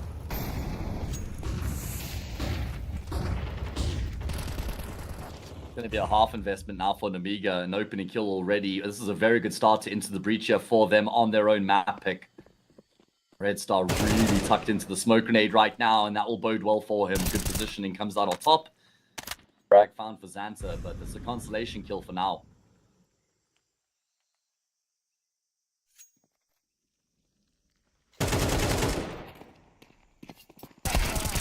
Hello, Xanta's here. He's going to find 2. Right, there's a world now in this round. Back into a 2 versus 2. ITB don't have a sight yet. Xanta's got no armor. But he's got his, now, what is 3 kills. On for the ace, somehow. The AK he's picked up has got 12 bullets left in it. Right now, he's just playing for the intel on the plant. But the reason he's staying here is because Risky Bob has wandered through A, completely cleared out A main, but probably going to go for the full rotation instead. So it's going to be all Xanta once again, and Smooya is trained on that angle. No risk there at all. And now Risky Bob has to clutch with the P250 only, and I don't think that will be happening. He's found the AK on the ground. Unfortunately, he's made some noise, holding E a bit too long, and switching to the M4 as well, and he's thinking maybe that could have been heard. Maybe there's no point anymore. Time on the clock, bomb down, no kit, so he's out of there. Yeah, Zway's also said, mate, maybe pick up the AK there and just carry it over into the next round. I need a drop, so that gun could go a long way here. Amiga, not with the start they would have hoped for here on Ancients after the blistering performance we saw from them on Inferno. It was a very good display on their map pick, but ITB have certainly had a favorable start here on Ancients. That 3 versus 1, how impactful that will that be here in the grand scheme of things on the map? ITB have looked very solid with their opening round so far here, Trav. They've looked very comfortable. I haven't seen any massive mid contests from them here. They're certainly prioritizing fighting for ramp and fighting for lane, and then taking middle a little bit later on in the round.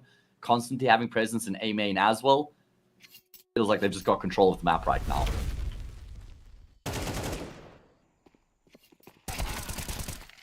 And they're realizing what best to do at any given situation. 6-2. BT side looking a little bit rough around the edges.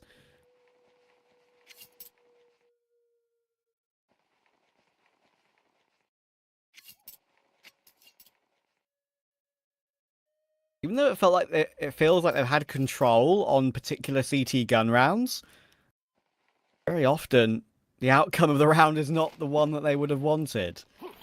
Had good positioning, just ITB outthinking them in the latter stage of these rounds. Yeah, good early round, good mid round, good late round. Just a very well-rounded performance coming through from ITB on this T side right now. Again, Synopsy's been able to make his way through the double doors in towards lane early on. There's going to be a big mid take coming through from them after the elbow smoke fades. So, see how this one unfolds. I feel like if Namiga are still going to remain in contention here on Ancient, they actually have to win this gun round. Lose this 7-2, no money becomes 8-2. That's going to be a very challenging position to reconcile. Risky Bob, not the best timing with smoke. They're going to be able to get ahead of that. He's completely blinded up by the flash as well. One flash goes hunting. Sway the next point of contention, and he's only good for some damage. Oh my goodness, at least Leah gets one back, but I don't even know if that'll motivate Namiga to go for this. I think that this round is basically over. It'll be really difficult for them to try and get back into that A-bomb site, and you can see they've already committed to the save. Brilliant work coming through here from Into the Breach. Another very successful approach here, just taking their time through middle with numbers and then pressuring Donut straight away. Not wasting any time here in the round either. Once they're in a strong position, they just continue to move forward on that front foot. Good spacing between them as well, always in a position to get the trade if necessary. And that will be a 7-2 scoreline. Namiga certainly going to be feeling the pressure here on the second map right now. We thought that Ancient would be a great map for them, but Into the Breach doing justice here of their pick.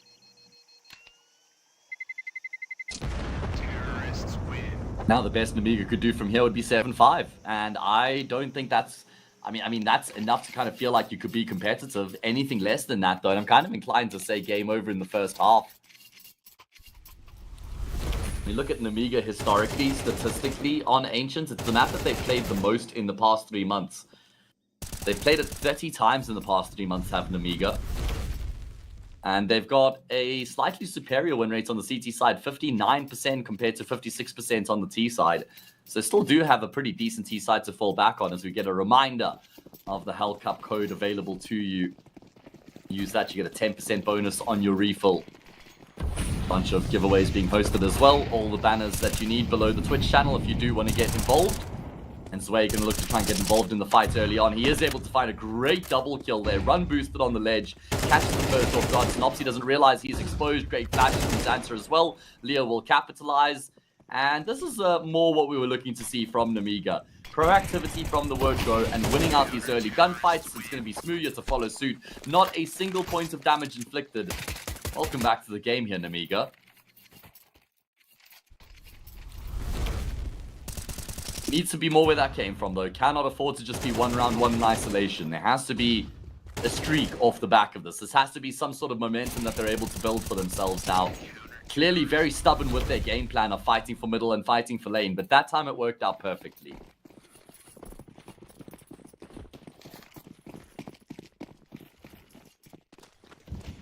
Finally, something working out.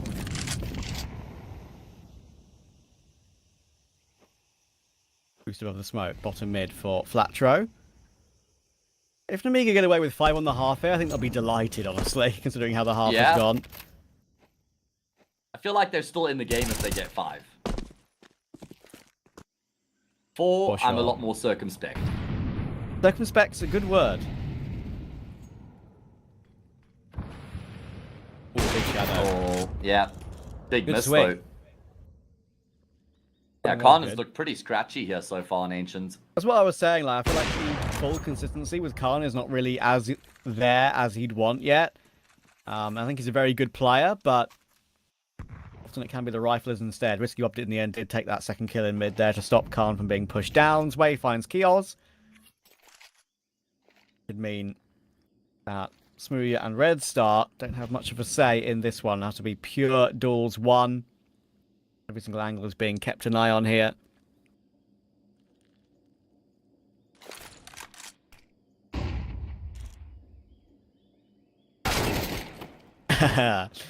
Not the angle Smoothia expected Leah to peek from. That's a tough one to react to. More expecting the longer angle, not the shorter angle, which is where Red Star was, and be holding from that angle, looking up the ramp. But he'll get caught as well, and a really nice round as we get toward the end of the half for Namiga. 5 up. and they want 5. That is the goal. That is the goal here, considering they were down 7-2, 7-5. Would actually be a breath of fresh air for them, I would imagine. Kind of feels like Into the Breach. I wouldn't say they need 8, but because they got 7 inside of 9, kind of feels like if it ends 7-5 that they maybe tape it off ever so slightly at the end of the half. Let's see if they will be able to manage an 8th here. Red Star's not going to have an AK unless Synopsy drops one for him. Probably just discussing that in this brief pause. I mean, I'm kind of there with you on the con point. I feel like just you were kind of talking about how maybe a lack of consistency could be a bit of a problem for him. But, I mean, I don't know how old he is, but he's obviously quite young. He's in the very early stages of his career right now. It's his first serious team. So I feel like that will come with time. Consistency will come with experience. Khan's age you're talking about, right? I'll double check for you. Yes, yeah. He is 21. Okay, well, there we go. And here we go, looking to force himself into the round here as well. And this is really brave. Khan. And his boldness will pay off. Oh, he's found another as well. Finally gets taken down by the boost, but Risky Bob was close to that smoke. I'm amazed he hasn't actually got a trade through that smoke, considering the angles he should know. He's done significant damage, though, and Lear has found Flatcho in the meantime anyway, so Kios is forcing his way back out again. Doesn't complete the kill. He thinks he has. Not? Yeah. I thought he did too. Can't really blame him there. And Xanta will catch Synopsy with his knife out to finish off the job. So Namiga actually with a pretty good recovery mission there, able to find themselves 5 rounds on the half. Surprising, I would say, at the end there to get that little response to it. Looked like they were struggling to figure out ITB for a little while there. It's a good 7 on T side for ITB. You can see the scores on the doors there. The kills aren't exactly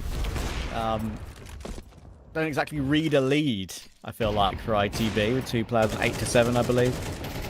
So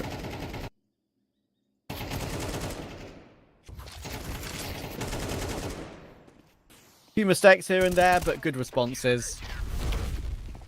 I feel like the pistol round is still instrumental here for Namiga if they're going to continue this fight back. They can't stop here. Lots of util coming into this pistol round as well. A couple smokes, a single molly, a single flash, and a P250 on Lear as well. Surprised he hasn't passed that off across to an armored teammate. And oh my goodness, look at the setup for Into the Breach. They're very well poised to deal with what's coming their way. Any of the pieces shift off the safe bomb site doesn't look like it. Xanta's doing his damnedest to try and sell that fake, but there's still 3 players hard committed in towards A. Synopsy will draw blood. One Flatro in on the act as well. And there we go. The 3rd player in the setup is the one that proves to be the difference maker. Oh, okay, Xanta on the drive-by. Okay, Smooth not giving a single chance on that one, and it's a brilliant 2nd kill. Bomb recoverable. You can see he's using the radar to find that bomb and focusing on his crosshair placement, but Kios is creeping up. Kios needs this kill for his team. He's only got 2 on the board. Got to be careful with it, and he is careful with it. Took his time and wins out a pistol, which should have been a lot more comfortable, I think, for ITB, but it goes their way in the end. It's unfortunate that Xanta doesn't kind of just look back in the direction of Donuts as he crosses in towards CT there, because I think he might have caught a glimpse of Kios. Great effort from Xanta in the 1 versus 3. Got those first 2 kills very quickly, but unfortunately, that is as far as it went. ITB settled themselves back into a comfortable position as they win that 2nd half pistol round, and now they have to jostle with the Force by. If they can win against the Force, then I'd say the map's as good as done.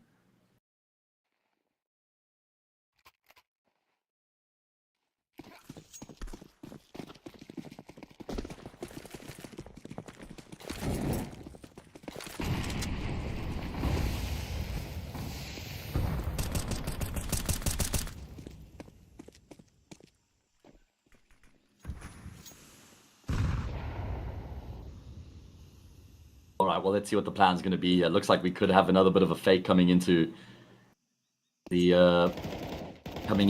here. 2 players over towards B, bomb in A main. Not much util. That's a big problem here for Namiga. It's going to have to be a lot of gunfights taken if they're going to be able to win this round. Synopsy and Red Star looking like they're going to duel main together. Synopsy, oh, that's a great catch. I don't know how he's actually won that duel in the end. And yeah, Risky Bob gets caught. 9 HP on Synopsy, just a little jiggle double headshot. Gets away with it. Now Leah Flatro is very close up. There's some presence being shown on ramp, as you can see. Kiel's feeling a little bit stuck right now. Not sure what decision to make, and finally Flatro takes point.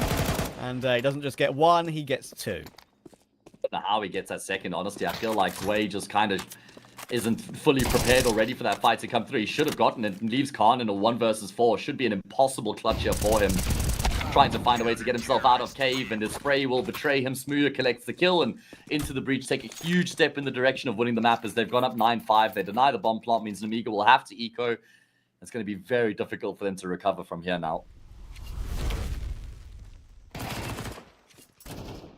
Yeah, you heard the dink. Wasn't just a double headshot. Cheeky jiggle from Synopsy. Started the round very much in their favour.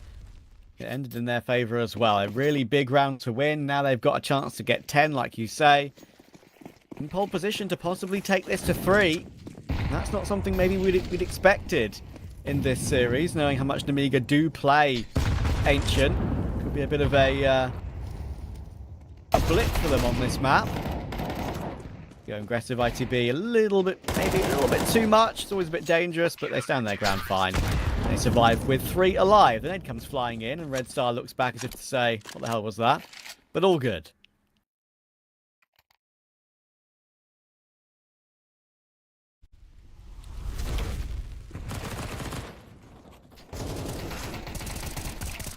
All's well and ends well.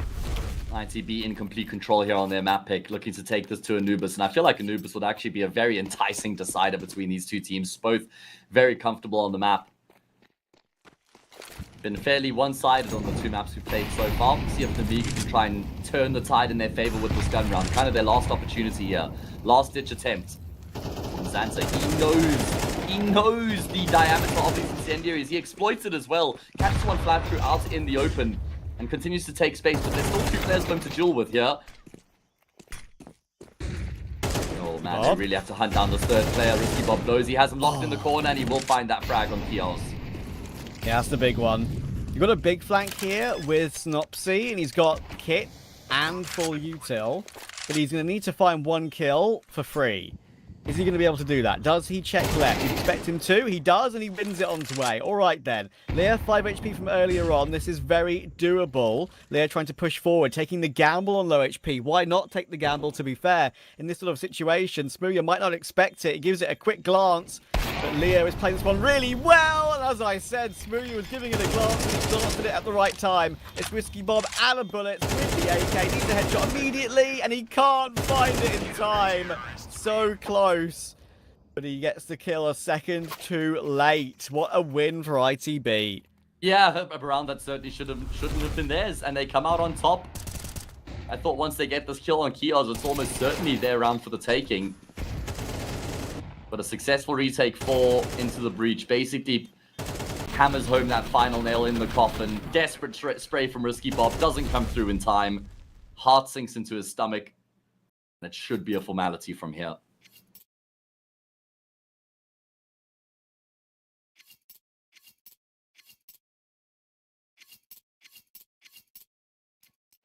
You'd think, but anything can happen. And you're on 11, you'll always feel like you have a chance still to make a comeback if you're an Amiga, even with only 5. T-side Ancient, a bit harder, granted.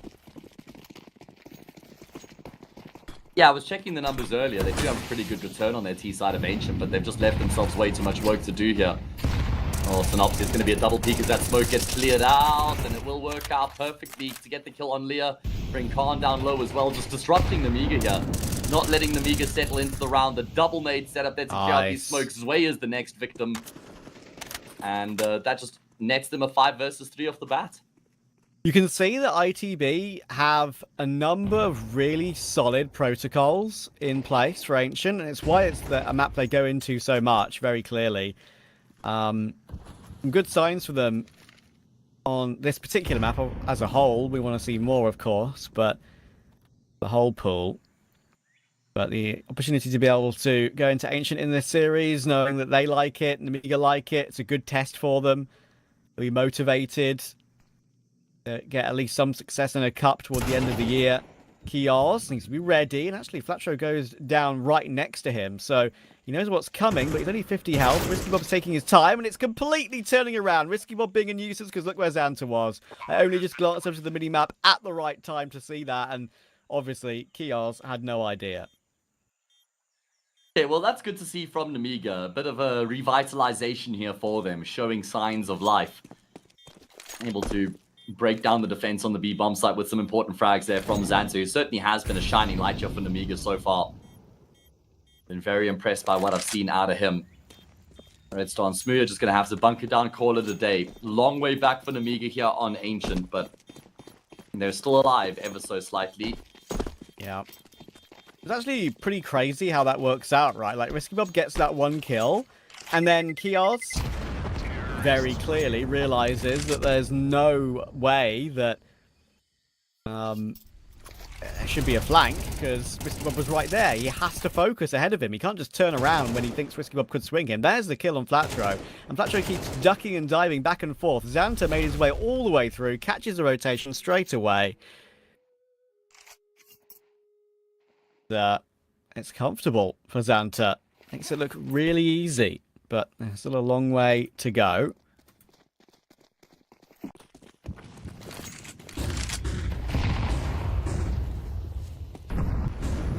Xanta in the following round is up mid very aggressively. It's mostly an eco.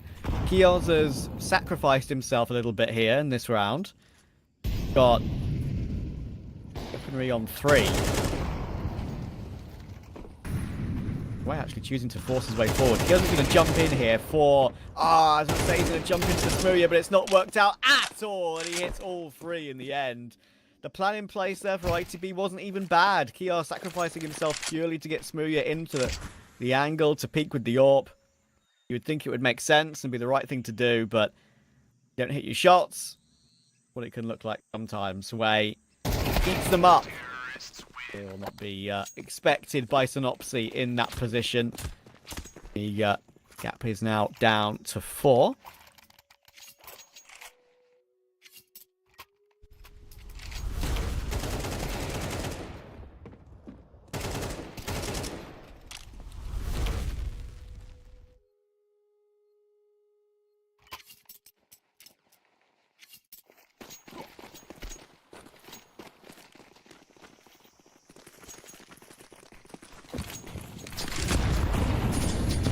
ITB's proper eco. Only a few pistols in play. Try and go aggressive. It does work out. Khan dies, but from the posthumous world. Posthumous? I think that's how you say it. Posthumous world. Yeah. Still gets the kill with the fire and flames. Maybe no be any risk at all though overall. 4 versus 3. And also, even though Kios has found this AK, he's got no armor on 51 HP, so...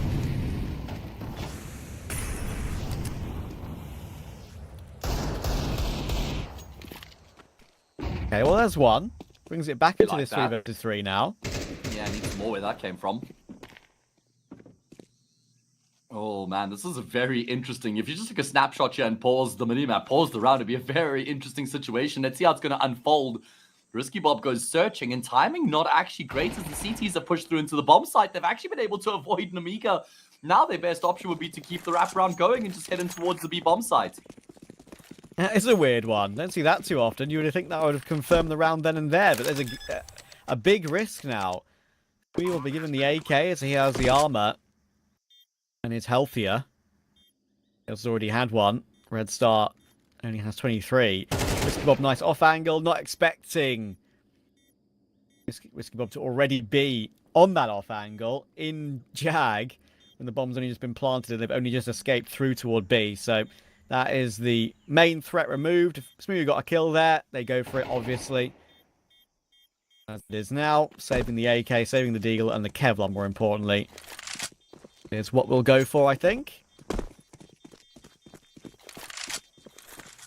Alright, Trav, well, evidently we got a game on our hands here. I mean, maybe I'm getting a little bit ahead of myself. I'm going to wait until this following gun round here before I really start to make a case for Namiga's comeback.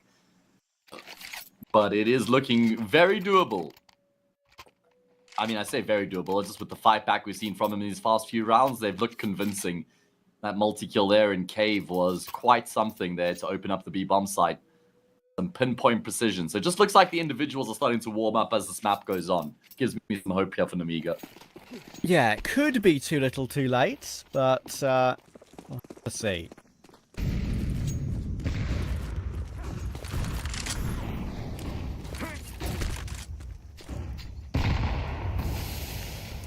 Oh, aggression, hello, can't seen it, and actually judges that pretty well. Kios made his way so deep there, but he was like, oh my goodness, I've actually made my way through, I've got progress. But then Khan still pops his head up, sees a glimpse of it.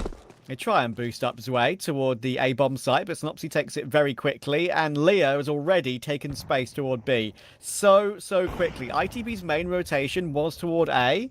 It's left B super open, and Smooth's going to have no idea. Free kill in the side for Leah. He's looking for more. A bit risky to go in for more, but with a molly, a smoke, Red Star will push through. There's another smoke that will go down. Great headshot. It didn't look likely, but he's found it anyway. And Khan has to deliver. He gets his one, but it's still a 2 versus 2. Bomb is net down. Has to be worried about Cave as well. Risk Bob will go down. Khan gets his kill, and he straightens away. Now he's looking for Flatro. Now he's only got 16 health left. Realizes he's on the site, wants the AK, looks at it, gives it a glance, thinks about it. He's going to go back in with the AWP and take the kill anyway. 1v2 for Khan. That's a Khan moment we've had in this series now. Odd kill, and Amiga win with the shot. I'm honestly very surprised that Khan wins that clutch because he looked super uncomfortable there in the 2 versus 2. He just didn't look like he could decide on where he wanted to position himself. And I'm surprised because he knew there was a player short and he knew the other player was in towards Cave. So pushing long was definitely the right option, but he just kind of gets caught in limbo out in the open, hits that instant shot on Red Star, just goes back, peeks Cave, misses that follow-up, but then will finish off the job. So great effort coming through from Khan, excuse me. And Namiga are now within 2. And it's going to have to be an eco here for ITB as well. I mean, they'll get some upgraded pistols, maybe a hero rifle on Red Star kind of thing. But starting to get a little bit concerning.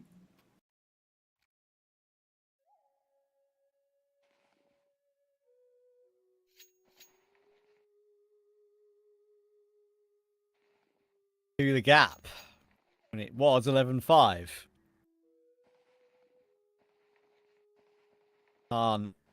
Stepping up where necessary, and I completely agree how uncomfortable he looked like he was. I think he just found a way to revel in the midst of the madness there. Though it looked unlikely when he was down to 16 HP. So tough to make the right decision in those certain scenarios. That's why he looked at the AK on the floor, thought he'd switch to it to go for the duel straight away, but didn't want to consider it in the end, and he made the right call on that particular one, and he's found a way to enter the A-bomb site, start off round 21 again. Lovely headshot from Risky Bob. This half investment for ITB shouldn't be doing much here. Lear should be checking his right. He will, but Smooya is faster. So one will have to be committed to. Smooya could push forward. They aren't actually holding CT right now. If they go together, there's a chance. It's a bit risky, a bit wobbly, and Red Star's doing more incredible work. Khan, again, ducking and diving. How is he still alive? Red Star's found another. Khan, rounding the box, over and over. It's so awkward, but he's hit it in the end. What is that?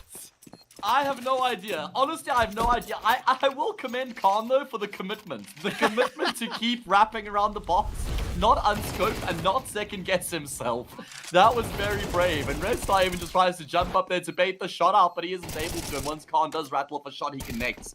What a way for Red Star to come alive in the round. Look at this from Khan. What a connection. He was slow to start on the map, but boy, has he come alive here right at the end to try and keep Namiga in it. It's kind of amusing, for sure. I can't even imagine what the communications would have been like in that particular round. Like, guys, I'm rounding on him, don't peek him. Red Star gets the last kill. But, bro, you peeked him? I told you where he was. He was rounding you, he was peeking you. Also, he could have been saying, help me, he's about to peek me. Or something along those lines, right? Ends up selling his teammate high and dry. Yeah, and almost loses the round from it. Red Star looking really good individually, but he needs a couple more here. There is the first great angle to play from, and he does significant damage to two more players. It's not okay, I guess Xantil was chipped down elsewhere, but you're right, effectively, that's like 200 damage inflicted by Red Star. Kills continue to go back and forth. And the 3 players left alive for Amiga are all around or sub half health. It's going to have to be a good call here that gets an Amiga the round, not necessarily brawling their way in.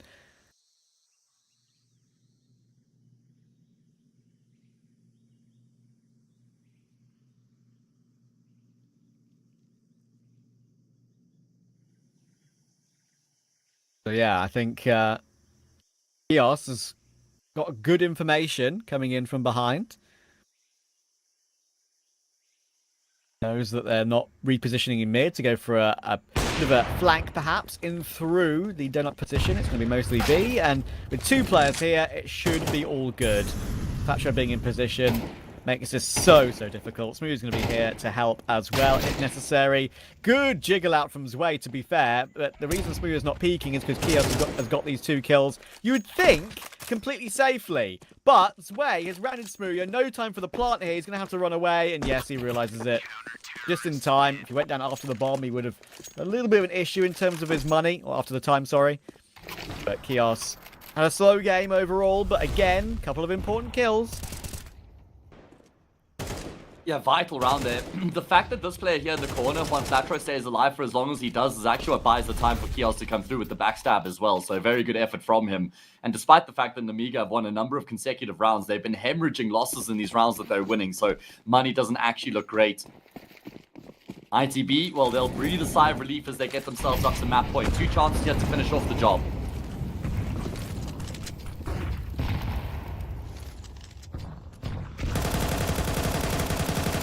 Oh, look at Wow. the amount of damage.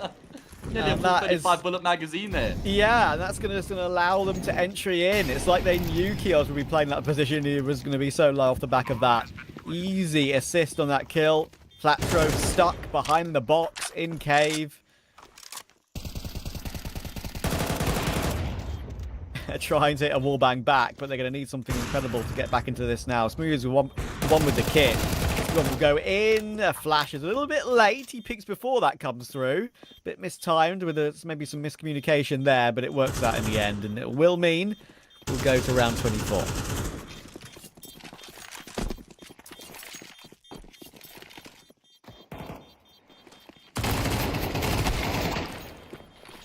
All 24 rounds required. I didn't expect to say that here, Trav, considering how Into the Breach were in complete control at one point. Really important that Smooth actually stays alive here so he can drop an M4 in the next round.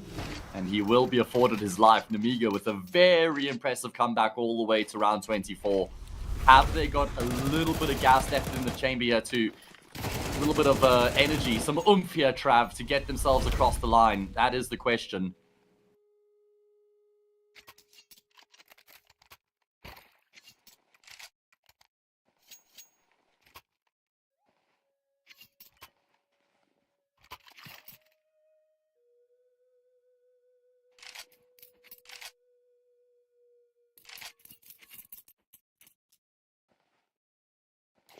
Into the breach. They're going to be feeling nervy. They're going to be feeling really nervy.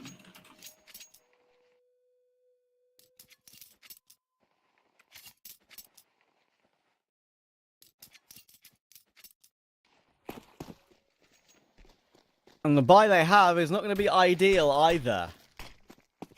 2 MP9s, 3 M4s. No AWP on Smooya, already taking significant molly damage, and Smooya will get caught by Khan straight away. Had to go for something, or felt like he wanted to go for something a little bit more aggressive. That was the plan they put in place with that buy, but Khan, the clutches he's had, has given him a lot more confidence in the last few rounds. Kios tries flying in, and while he does get his 1, he's never going to get 2 with the setup toward B lane. 4v2 to get to OT. Surely, right? Surely there's no way Red Star and Synopsy can stop OT. Feels inevitable at this point. And Namiga, it feels like they've just flicked a switch. Looking like a completely different team here in these past few rounds. Way more impetus about them. Individuals looking a lot better as well compared to what we saw throughout most of that first half. Oh, Red Star, Red Star, Red Star. I don't know about that, mate. I don't know. That looks frustrated. It is, but at the same time, you're 2v4. You have to just try to do something ridiculous, don't you? You're not going to win the round by sitting back.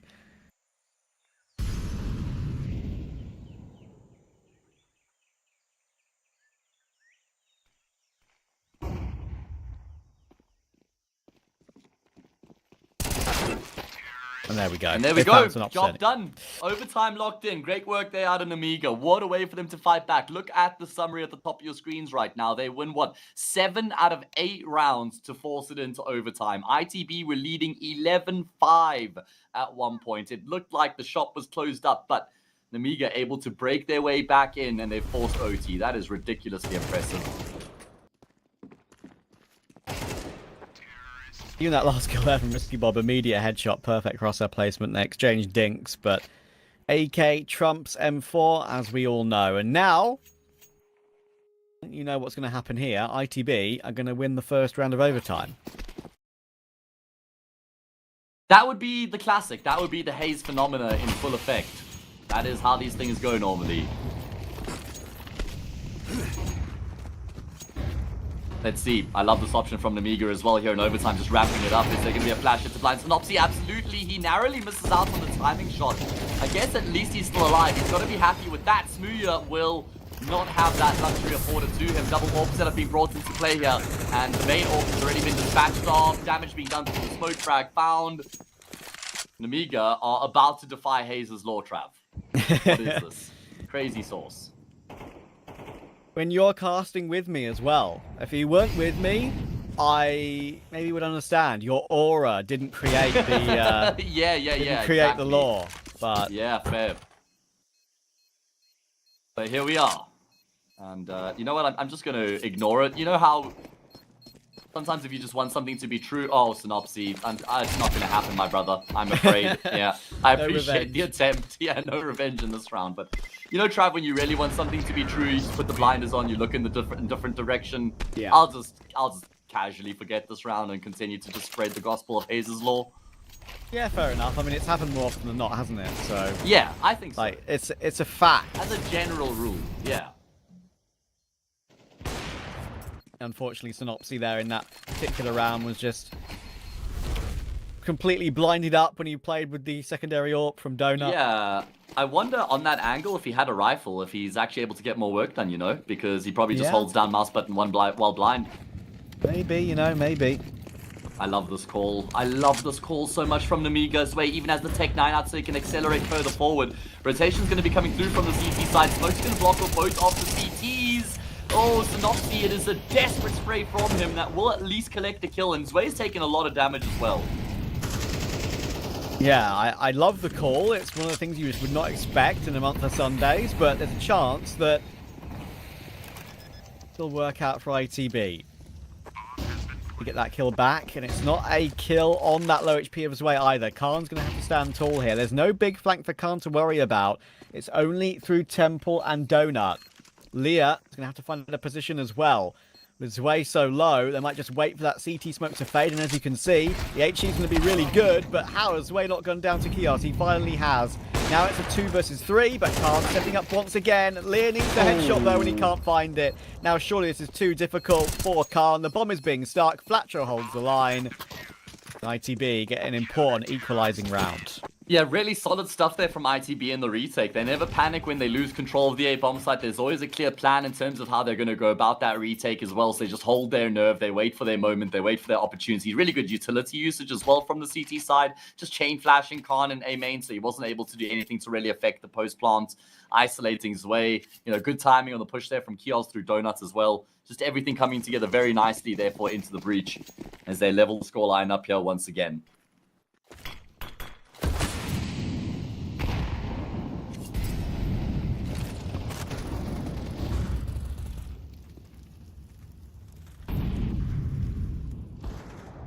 So it feels like he really wants to go searching for something, and the kill on Smooya might force his hand, knowing he has to try and get a kill back somehow. Again, Zway to the dirty entry in this one. Not the first time he's picked up a round for Namiga and Santa. Oh my word. This is why this team is just so scary, dude. He had no right to get both there. And it could be any one of these 5 players who would be able to do that as well. I mean, Zance is obviously incredibly talented, but I feel like it's just you've got a group of really strong players across the board here in this Namiga roster. You could just pick one and you could get that kind of return out of them as an individual. Yeah. Santa's been brilliant on Ancient, though. I feel like he was the one who's almost has kind of kept him in the game. And as the game's gone on, Zway and Khan have been the ones to really elevate their numbers and performance. keep the comeback going. Chance for the lead now. Get cleared here as well. Good catch by Zwei. Now Kios needs to try. Oh, I mean, to be fair, he did the right thing. He tried to make something happen with some trigger discipline. Maybe it would have helped for a second kill, but in a 1v5, what can you really do? Zwei in the corner. Will catch another headshot. 23rd kill of the game. Another multi-kill for Zwei. Kios will drop, and it will be Namiga to take a slight lead on Ancient for... That was the first time since the pistol round? It is, isn't it? Hey, yeah, it would be. Absolutely. First time since the pistol. And it was the first half pistol round as well, so we don't even really count that. Not in my books, Trav. That doesn't count. This, though, this certainly does. This is the business end of the map. And they have a round lead. Back to the CT side, though, where they kind of struggled in regulation. We had, what, a 5-7 halftime scoreline? That is what I wanted to ask you quickly. Like, do you think... Now you're finally back on CT again. Do you sort of revert back to the poor CT form you had, or the most recent good CT form at the end of the half where they recovered? Yeah, it's actually a good question. That's a really good question. I'd say you revert back to the end of the first half because you've also got the momentum to add to the equation that they found here on the T side of regulation as well, right? But yeah, as I say that, boys, this is a big gamble. And is this entirely necessary? I'm not entirely sure. Well, they're trying to fight for some of these individual kills. Kios realizes he can make his way through Donut completely safely now, and they need to keep that 4v4 intact. Namiga playing full retake with that rotation. The money they've got, the kit's available and utility available, they feel like they can go for it, but it's not necessarily an easy thing to grab. Smoothie's found his way. Khan again responds, but Flatcho's got a good position in Donut. Need an instant trade, and again Khan gets one of those. He can switch to an M4. Low HP on Smoothie, but he's got a great angle. Now it's all down to Khan. Smoothie will drop down behind the box. Khan will know he's there. That HE could be enough. It's a little bit deep, but it takes it. And now, smoke available, Insilio available, but he's boosted up on tree. Khan, do you know it? He didn't know it, but he flicks up for it anyway. It's another clutch for Namiga, and an overall an ace for Khan on a full retake. Oh my goodness, I can't believe he's just gone and done that. What a ridiculous round out of Khan. He finds that frag in towards mid initially, gets the trade on Smooya, gets another trade there when he takes down one flat throw. Here's the first kill on Smooya. Nice shot, or Kios rather. Then he pushes forward, he trades out his teammate here, picks up the AK, nades to take down Smooya, which was a really good piece of util usage. And he had a clear plan throughout the entirety of that clutch, and then the adjustment to finish off Red Star was beautiful as well. What a round out of Khan. An ace as well when it matters the most. 2 map and series points now for Namiga. And that is one of the most unusual aces you'll see in like a really long time. It's not like he's just like held the bomb site down when 5 players are rushing his way. He's had to fight for every single one of those kills. Even the one with the nade, right? It's so impressive. They might not win the round here or win the game here and now. Xanta's in a good position, but it's being watched by Red Star. All down to timing, and he doesn't react to it. So yeah, they're fighting back here okay, but surely Khan can't do it again. He's found one on Flatro. Risky Bob is here so quickly. How active are these rotations? It's unbelievable. And he's shoulder peeked out one more player as well. That was a bomb carry on Synopsy, but he's whiffed his spray. So it's going to have to be Khan again. No, there's no chance. Surely not, right? They know that he was on the B-bomb side initially, posted up on middle. Khan will hit the shot. Surely he does not have back-to-back clutches in him here to put into the breach away. And he'll walk into Synopsy's on top. Massive sigh of relief breathed from into the breach as they're still alive. What a brawl. What a way to end that game it would have been. Some weird duels lost by Namiga early round. Xanta will feel a bit aggrieved he couldn't find Red Star. But again, Khan, right place, right time for nearly every single kill. Just Synopsy had the line. I'd imagine that Breach have to be a lot more frustrated than Amiga do right now. Even if this goes into a second set of overtime, I'd still fancy Amiga's chances. Very good support utility. Fantastic flashes there, blinding up the 2 players in towards mid. A 5v3 off the bat. I just spoke about how double OT could be where we end up here, and it looks increasingly likely. Leah has to get both these kills here. That's the only way, and they now know for a fact he's here, combined with the wallbang node, but Trav, no! He can't finish off what he had started.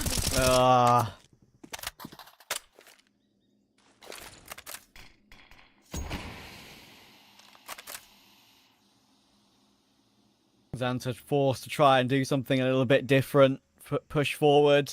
We could be going to extra rounds. Even more on Ancient.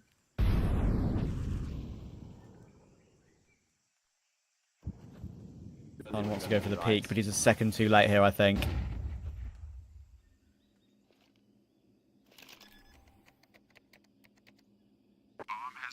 Xanta can't do anything about the bomb plant. Khan going to continue to creep his way forward here as well. This should be double OT basically locked in. Xanta and Khan going to attempt the unthinkable. Khan's still posted on the angle, hoping that somebody walks through. Boys, you're going to have to attempt this, you know. Xanta's still going back to clear out cave here. Oh my goodness, they're leaving so much work to be done here with barely any time on the clock. Khan is really hoping someone comes through, but there's no peaks on offer, so Xanta will now get the ball rolling, and Kio's on the perfect angle as well. Double OT locked in. One step there from Xanta, not saying that made a difference, but it definitely alerted Kios to the possibility. He made his way through. Kios was very, very ready for that. Trying the late retake, not working out. Kios putting in some really good work at the end of this game. He's had a very slow series overall, but his impact kills have been pretty high the last couple of rounds. We're back to more overtime. Amiga have lost the opportunity to get it done here and now.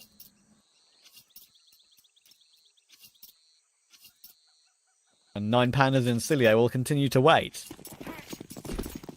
And it could be for a lot longer as well. Yeah. ITB looking to try and take this to a third map. Amiga, well, they've just been fighting tooth and nails to keep themselves in the contest for the 2-0. Very good work from ITB after they go down 15-13 to force another set of overtime. They've gotten the opening kill here as well. Again, Khan. Oh, he's throwing a nade. That's why. Because Xanta's close. I was worried he was peeking so far into the open. I guess he thought Xanta was on a wider angle, but Khan is once again multi-fragging. That's a bit brazy from Xanta, that's for sure. Brash and crazy at the same time, but you know what? It's not going to cost them either way. Yeah, I just love the combination between Khan and Xanta over on that B bomb site. They actually do really well to just ping contact back and forth off of one another there. Yeah. Khan takes first contact, then he falls back, and they try and chase Khan down, but Xanta's then there to protect his teammates, and then Khan gets himself another frag as well. This was the moment I thought that maybe Namiga could be in the conversation to finish off the job, but I think Kio's actually got a quad kill in that round. I didn't catch that in the moment. Great effort from him in such an important round, but Namiga have regained the lead. Yeah, he did get 4. Crawling for it once again, Whiskey Bob will find Kios, and this game has turned into an absolute kerfuffle, I gotta say. Yeah, what is going on right now? Oh my god, it's just a hardcore brawl. So many moves being made. Who can keep their composure? Just someone hold an angle, I beg. Let go of W. Can't even, like, make a decision. Okay, he's flashing his teammate in. No, he's not. He's Molly. Never mind. Goodness gracious me. I mean, they're both going through Journal together. It makes sense, to be fair. That's one of the most... That reads as many things. It reads as an overtime round when they're kind of, like, throwing hell and high water toward ITB. And also, it reads as a round where they're like, okay, we're just not going to stop being active across the entire map. We're going to be on the front foot. If you can deal with us, fair play. If you can't, we're winning the round. Wild, CS. Yeah, just very good composure from Namiga, in all honesty. The fact that they're able to maintain their structure with so much going on in the round. Communication would have been effervescent.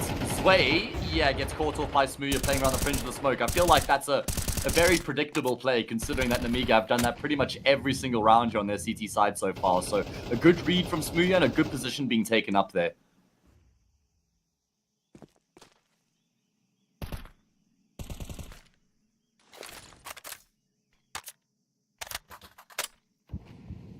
Smoke there for Risky Bob as well. 4 players for ITB sitting behind that bottom mid smoke. They're just jiggling as well. Right now, it feels like Namiga have got this one in control, despite being that pick down. They've got everyone in kind of the right positions to deal with what they want to deal with. And considering ITB have tried to force the issue toward B in a couple of the final rounds, we've got 2 toward A this time, and they're gambling all toward A. Now then, I reckon Lear will give a bit of a glance toward Red Room, but this is an insane call, and it might just get them a clean sweep. Risky Bobby gets his one, but he goes down straight away. We'll expect Xanta and Khan here too. It absolutely won't. Will it be 2 for Xanta? It absolutely will. Lovely spray down. That puts the bomb on the A site with 30 seconds to go. Oh, such a big gamble for them to just charge headfirst in towards that. A bomb side Smooya posted on the angle will catch Khan off, and they know for a fact that Xanta is into the back of the bomb side. He's going to be behind the box. He's not able to get out of position, or is he? Does he want to force these fights right now? He'll catch Smooya out in the open, running out of ammo. Red Star looking to run him down, but he will not be able to. Xanta's so clean with it, man, there. What a quad kill coming out of him. He had like 3 bullets left in the AK, and he just He full didn't care. confidence swings the final player. God, I love this dude. Get him on like VP or something. VP need a refreshing talent on that roster. They're all uninspiring right now. I post major, I'd be, if you were VP or even maybe even another team in the upper tier CIS Russian space, I think he's Cloud9. The most obvious pick. Cloud9 maybe, but at this point, why downgrade? Oh, Trav, you little rascal, you. That's a good question. That's a fair question, though. Yeah, he is looking incredible, isn't he? And he's such a valuable piece to have in the team as well, because he's the guy who, he's not like a princess rifler. This guy's getting his hands dirty. He's on the front lines. He's in that entry pack. He's constantly, you know, rolling up his sleeves and contributing in a big way here for the team. Namiga have earned themselves 3 map and series points, Trav. 3 of them. And the T-sides where they've looked the most convincing here on Ancient so far. Oh, how Into the Breach have fallen. What a disaster. Up 11-5 in regulation, but that feels like a completely different series, let alone feels like it's a long time ago. Doesn't even feel like it was in this game. 9 Pandas and Insilio will definitely be cheering for Namiga now and wanting to get their game up and running and not finish too late in the day. And this, I bet they would have prepared themselves for a bit of a longer wait when ITB are up 11-5, but back here, Khan has had some incredible individual moments. Xanta stepping up once again there. And significant damage straight away toward B through the wood. A good response from Flatro, to be fair. That's the revenge on Xanta. But, I mean, the fact that Xanta won that round as he did in that previous, right? That just takes away the attention from what an incredible call it was to begin with to put 3 or 4 players around there. True. Oh my goodness, one Flatro. That's the second frag now in the round. Both of them coming by virtue of a wall bang. Synopsy's got a double AWP, and he will get in on the action as well. Into the breach, not wanting to give up. Fighting tooth and nail. Khan will fall. Juan Flatro effectively finishes off the job there with his multi, I'd say. Should be no way for his way to finish off the job in the 1v3.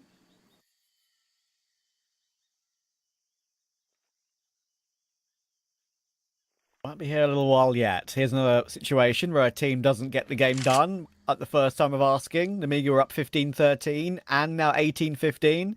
That's 3 that would have gone a begging if Zwei can't pull off something insane. Rightly, hang on. Just crouches past the angle. On the angle that Smooya is holding. It's actually Synopsy, I tell a lie. But in the end, he hits the shot. As you can see, look, Synopsy's re-scoping into it, saying, I was watching it, bro. I was watching it. But Zwei just knows how to crouch underneath the headshot angle. Yeah, a little cheeky maneuver there from him to avoid that off.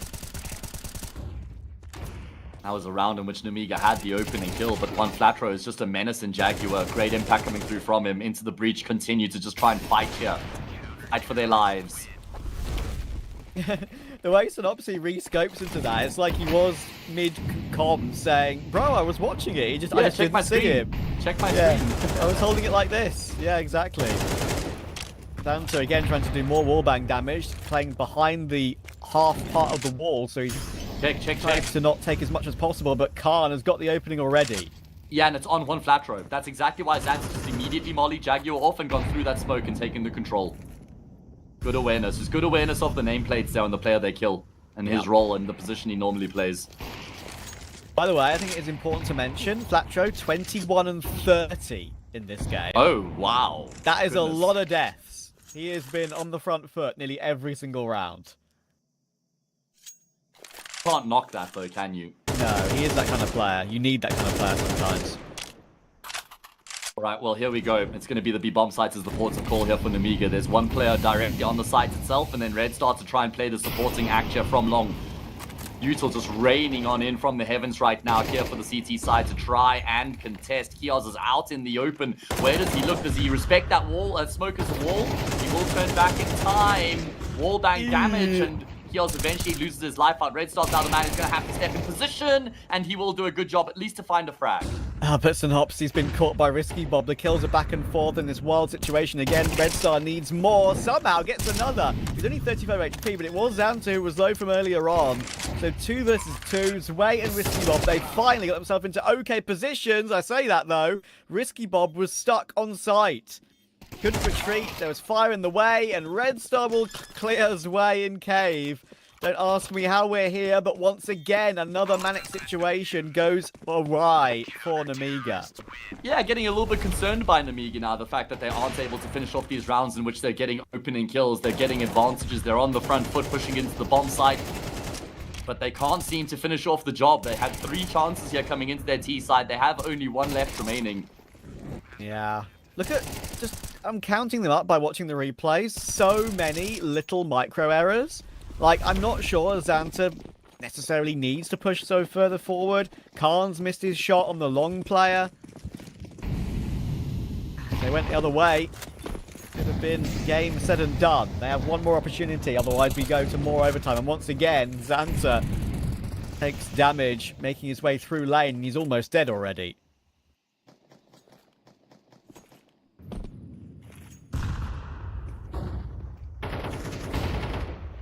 Not at all an ideal start for a player who's been as impactful as he has been so far here on Ancients. Amiga have really been hammering home on that B-bomb site here in OT. Do they try and pivot in a different direction here in this last round is the question. Oh man, Xanta's been a little bit of a criminal in these past few rounds in terms of trying to phase through smokes and get into some obscure positions. He's towards Red Room right now, but he hasn't pushed past that choke point. Amiga are trying to give ITB a completely different look in this round. No fast madness, no weird flanks, no utility execute. They're going to go for a slow default to begin with and then make their way through Red Room. Xanta is all the way through, but if he survives much longer than this, I'll be very surprised. Synopsy, why are you not turning around? Finally realizes Xanta runs because he sees him throw a nade and thinks he can catch him without his gun drawn, but he eventually will go down. That's a very bit of weird communication there. Smooya finally gets away with his 1, but he's fighting for his life. Zway's found Red Star. Again, Smooya found another kill. Should be a lineup though, and it is for Zwei.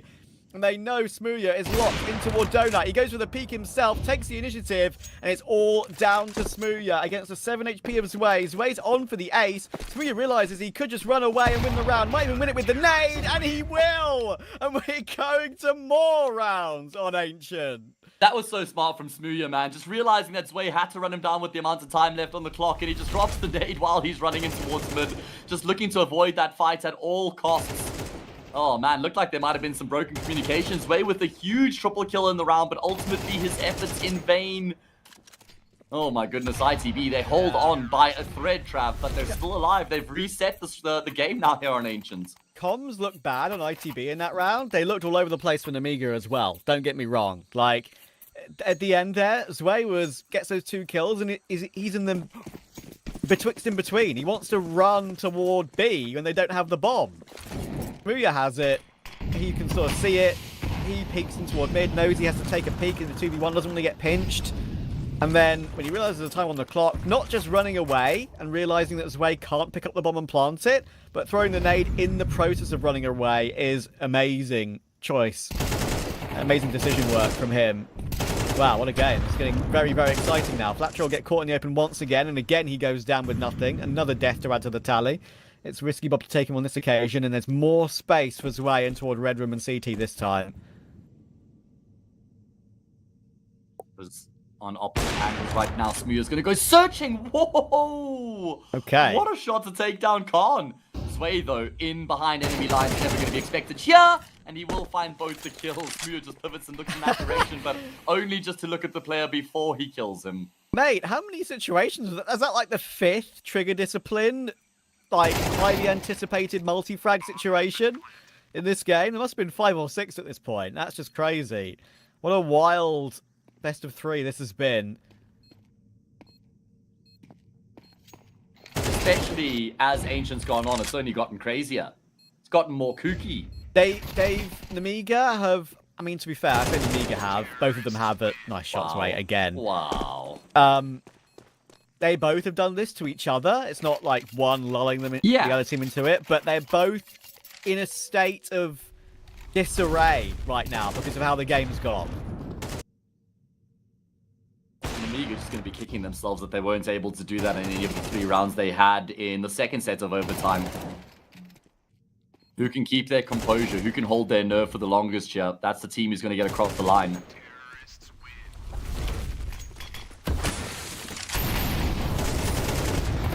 Oh my word, big fight in towards middle. It's all about the util usage. Flash is being chained together. Risky bot in the corner. He's run out of ammo. Take 9 out. Will cost him his life.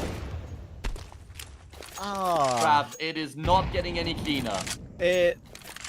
One of the messiest games one map of Counter-Strike I've done in maybe the whole calendar year. And we're getting toward the end of the calendar year at this point. This is wild stuff. Leo's got a good timing on this one. Should find Kios and will. It's pure now for Namiga based off of timing and feeling. At the end of this game, they've got another 3v2 opportunity. Zwei is checking toward Donut, but he looks away at the wrong time. Can't switch back in time. He just can't stay still.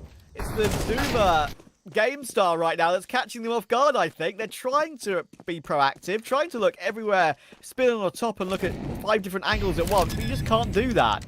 Can't has to 1v2 on the opposite bomb site. Yeah, and where does he position himself is the question. Smooya and Juan Flatro are going to work in conjunction with one another.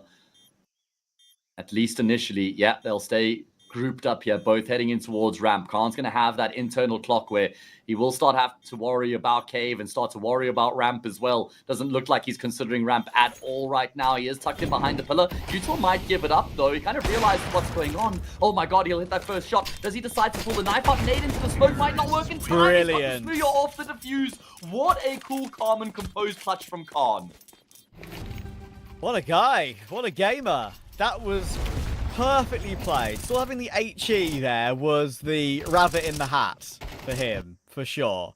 It was a great attempt on the retake from ITB. They didn't even necessarily do anything wrong there. That was just Khan playing that super well. What a catch on the first. And this right-click nade goes for the Glock immediately. And Khan's got a kill to win the game, or to win a round. And Smooya has found a kill as well. I've got a black screen right now, Matt. Okay, we're back. Smooya's got a nade kill to win a round, and now Khan has as well. It actually looked like Smooya got off the defuse there for a moment. Yeah. We're having a bit of a few buggy moments right now with the broadcast. Khan's got a very different looking AWP Gungnir there. We've gone into Counter-Strike 1.6 suddenly. Yeah, I'm frozen. Black screen. So I'm just gonna go off your word for that one. Trav's never been known to be a liar. Refresh, yeah, I believe Oh you. wow. Okay, that is quite fascinating. We're playing 1.6, lads. I heard about the black scope Asimov, but not the black body gun here. Oh, but they might be about to get another clean sweep in a half But of Trav, this overtime doesn't here, make though. sense. It doesn't make sense because they go clean on their CT side in OT2. They win all 3 rounds. Then they go to their T side. They can't win a single round, right? We go into another set of overtime as a result. OT3, Namiga win all 3 rounds on their T side, where they couldn't win 1 in OT2 on their T side. So I honestly can't make it make sense. I don't know if you can, but they've got another 3 map and series points. If we tried to... We can break down the clutches. We can break down the exciting moments and the incredible individual performances. What we can't break down, even for us, is some of the wild moments in this game. If we tried, we'd be... I don't know, what can I say? We'd be running uphill all day trying to do that. All right, well, let's see if Namiga can now finish off the job. Don't get it twisted. The HUD is flipped currently. ITB would love to be up 21-18. They're going to have to win all 3 rounds here on the T side to force it into OT4. That is what is ahead of them right now. That is a huge order.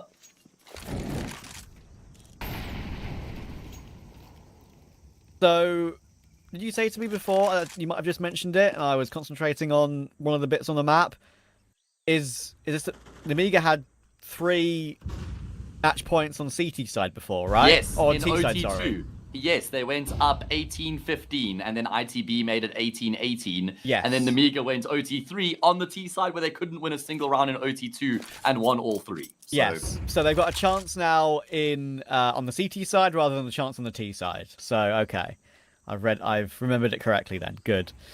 it's tough to remember. There's been a hell of a lot going on After here this on game, Ancient. yeah. After this game, yeah. Unfortunately, All right, we'll try our best to fix some of the tech problems we've had in the last round or so. I think we've only got Khan Cam right now, if I'm not mistaken. You'll hopefully be able to see the end of the round. If there's one player I'd want to watch, it would be Khan, to be fair. They're very close to the B bomb site here, are the side of ITB. Xanta will find Kiel's first, though, and they're now going to try and make their way through. We're going to go and have a look at Xanta and Leah as they make their way closer to the site. Bomb will be planted in the open. They could just spam this one down. Oh, Synopsy pretty lucky. Xanta coming in on this flank. It should be blocked by Flatro. Oh, he needs the kill. Only just gets it.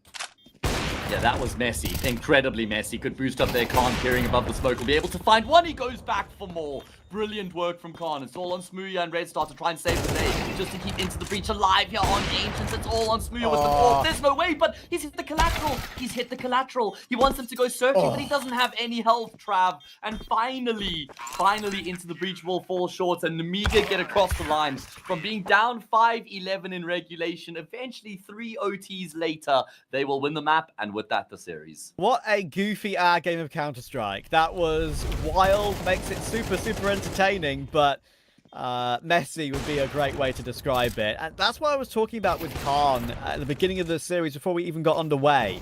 His consistency can be a question mark, but overall, I feel like when he ramps up, starts feeling confident, wins a few clutches in a row, he can snowball that form and look amazing.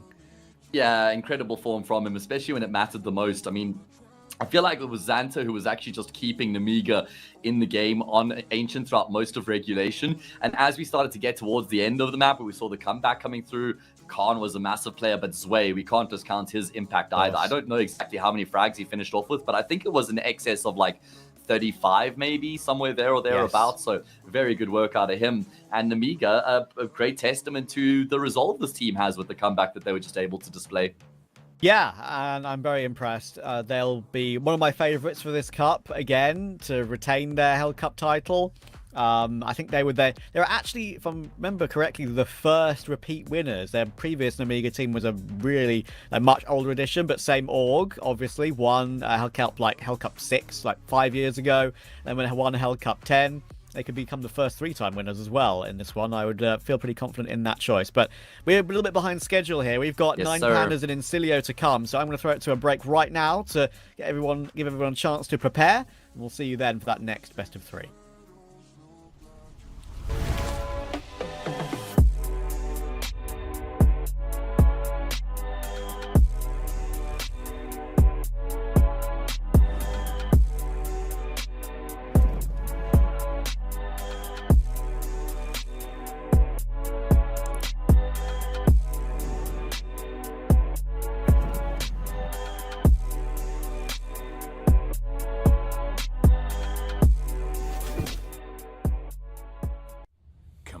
It's almost yours.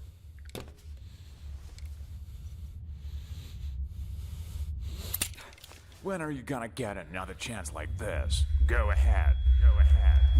Why are you slowing down? You almost got him. Come on. Whoa, whoa, whoa, whoa. What's going on here? So, this is what you decided to do to me, to all of us, for pixels?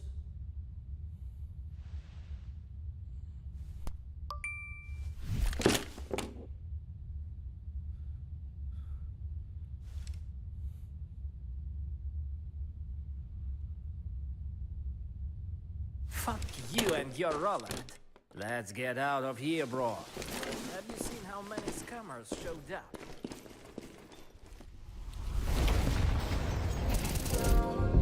Please don't let me drown.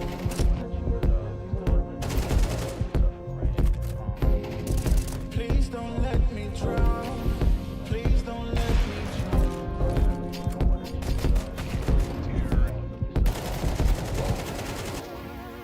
Give me all of your life.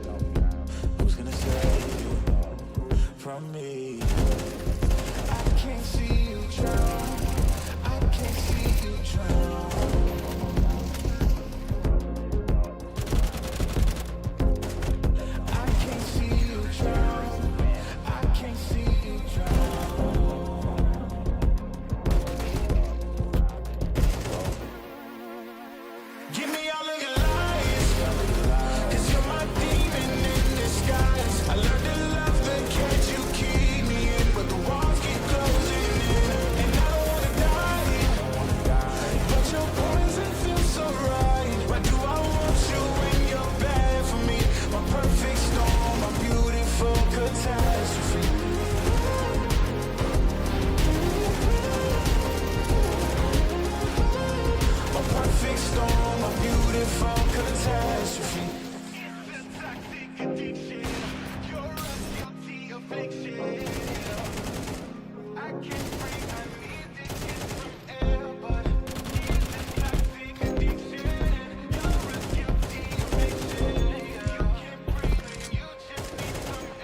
Give me all of your lies, 'cause you're my demon in disguise. I learned to love the cage you keep me in, where the walls keep closing in, and I don't wanna die, but your poison feels so right. Why do I want you when you're bad for me? My perfect storm, my beautiful catastrophe.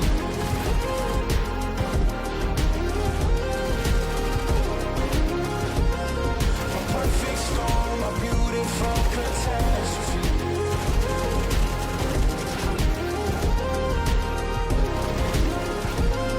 A perfect storm, a beautiful catastrophe.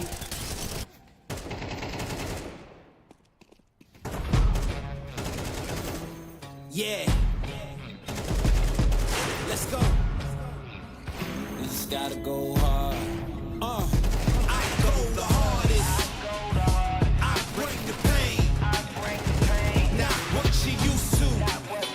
It's all part of the game. Yeah. I just gotta go hard. I just gotta go hard. Go hard. Go hard. Yeah. Oh yeah, the beast back. Adrenaline pumping through my veins, can't relax. Original, I am not the same as these cats. I sting them if they never ever mind and they beeswax.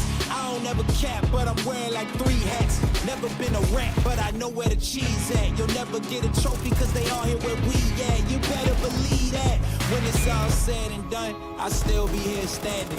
Never took a loss and it ain't something that I'm planning. I dare you to say something, my focus is A1. Every dog has his day, it's been mine since day one. This is real grinding, I'm still climbing. While you still trying, I'm still shining. It's real blinding, and I'm getting hotter too. Talking top 2, I'm not a 2. You let the pressure bother you and I do what I gotta do. Let's go hard.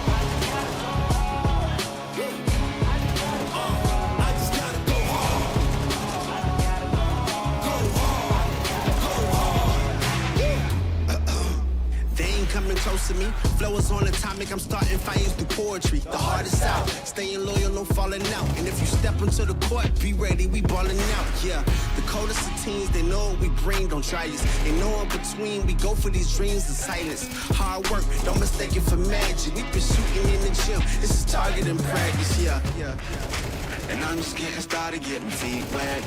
It's all in repetition, ain't a secret. All facts, all black dress code. Pay me my respect, collecting every debt. Oh, the hardest. I bring the pain. Not what you used to. It's all part of the game. Yeah, I just gotta go hard. I just gotta go hard. Go hard. Go hard. Go hard.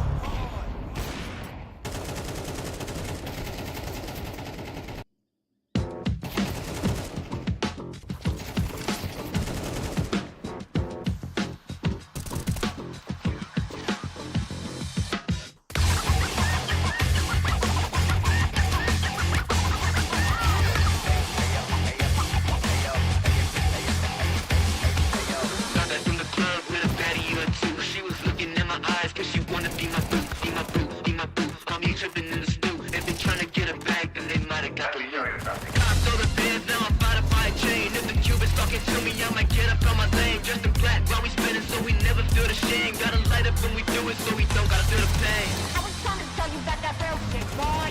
You been steady capping on that fake shit, toy. I was trying to tell you about that real shit, boy. Real shit, boy. Real shit, toy.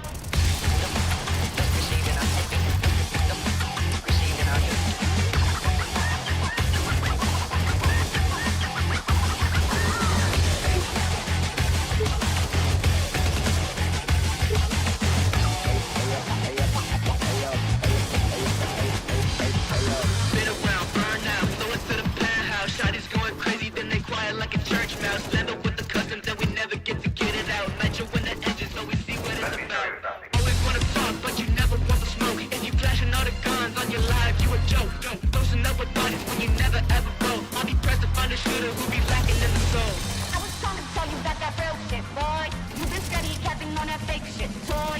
I was trying to tell you about that real shit, boy. Real shit, boy. Real shit, toy.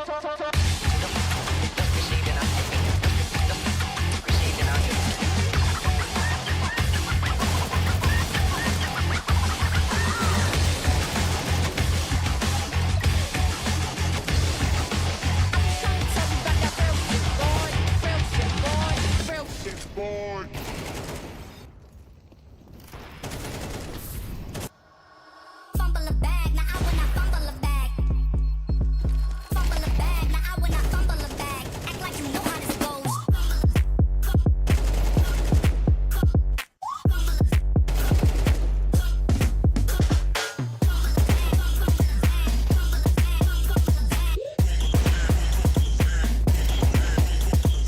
Fumble a bag, now I when I fumble a bag. Act like you know how this goes.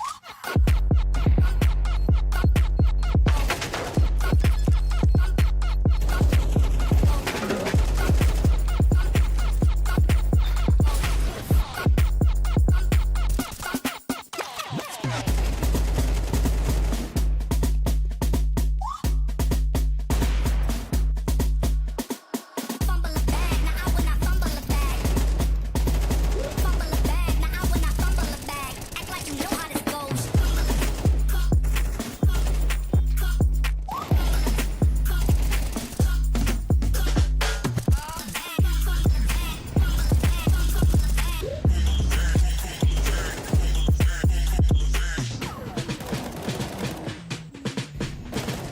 Fumble a bag, now I when I fumble a bag. Act like you know how this goes.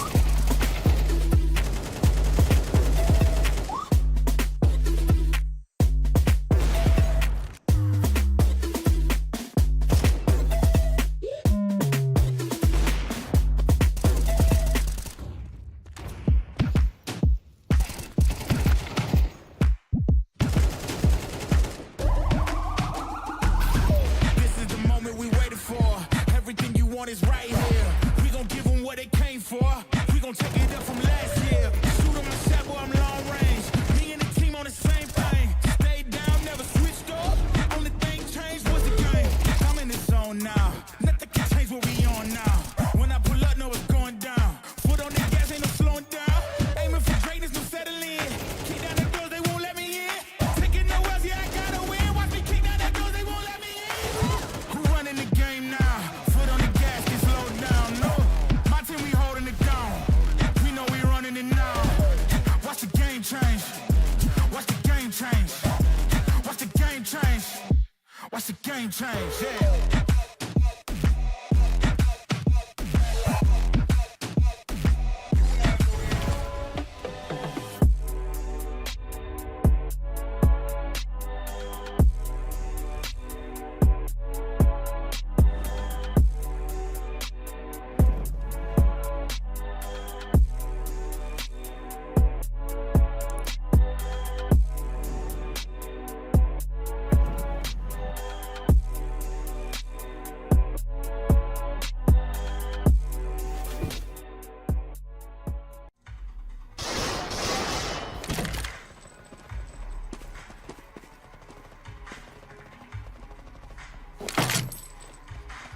What kind of shame is this?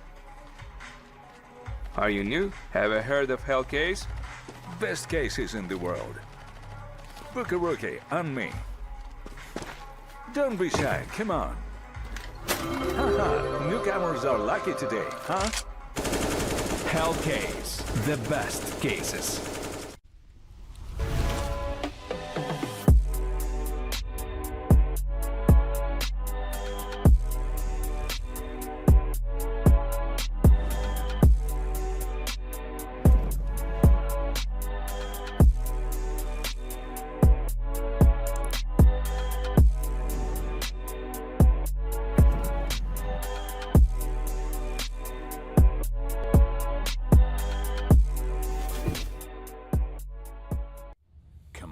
It's almost yours.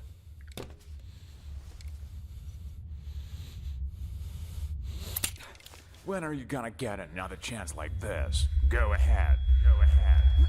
Why are you slowing down? You almost got him. Come on. Whoa, whoa, whoa, whoa. What's going on here? So, this is what he decided to do to me, to all of us, for pixels?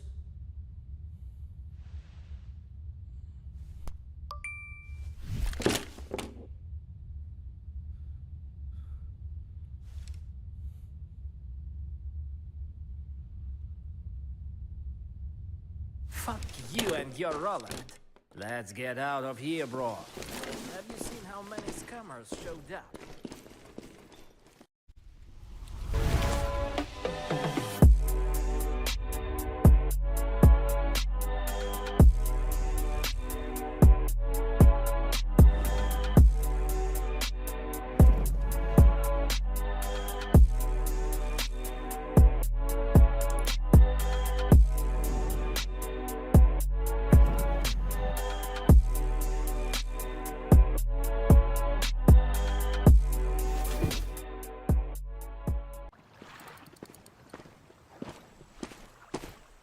And how long have you been here? From early morning.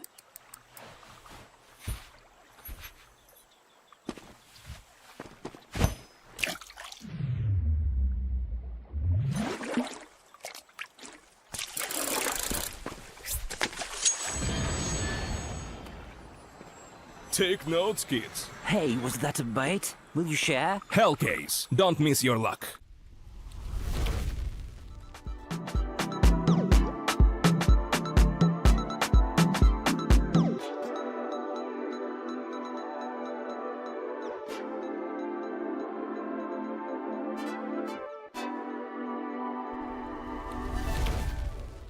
A delayed pre-game for Nine Pandas and Insilio because we've had two other series today go on so long, even though that last one was a 2-0 in the end, went to a couple of overtimes. So we get to see Nine Pandas now finally. They've been waiting a while to get their campaign underway. They're the invited team up against Insilio, making it through the main group stage for this event. And Nine Pandas, I've seen some good stuff from them lately. Result's been a bit of a maniac, but, you know, I think Insilio could have something to say in this series, honestly.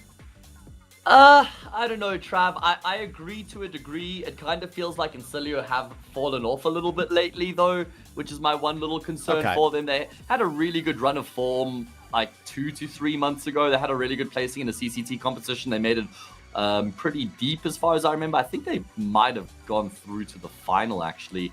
But they did have a very good run kind of thing lately to show for the form that they had. Pip W, I think Sugar's probably the guy I get the most excited about in this team. He is a very talented rifler when he's on form. He's very difficult to play up against. He's someone who can just kind of like run over his opponents. And then Kellyan, is he the one who's AWPing here? It's actually not a name that I'm super familiar with. Yeah, I think I came to the roster quite recently, right? I've covered him once before, only once, and I don't remember if it was in Insilio. I think it might have been in, would it have been Fours, an old edition of Fours, maybe? That's just off the dome. If you want to check for me, then... He was on Fours, and he was on Cyberstroke for a brief period as well, so I guess Fours makes sense. He was even a part of that Witches team with Smooya, and I think was it Aunque who was in that team for a bit? And maybe Fear. Yeah, Fear, that's the one, yeah. Interesting, because, I've only got a chance to see him once before. So we can now talk about Nine Pandas, a team that is a bit more known to many people. They're, of course, going to be at the RMR. Had a chance to interview Shalfie in one of the Compass games that I did recently. And I asked him what the best thing he thinks he's putting into practice to prepare for the RMR, who he thinks is who he's most concerned about, who he wants to face. 2 answers. We're preparing by going to the gym more, and we want to play Aurora. So, there you go. Okay. All right. Well, I suppose those are some pretty good answers. I would love to see Nine Pandas versus Aurora. They both are in the same RMR group, so there's a pretty good chance we could see them matching up against each other.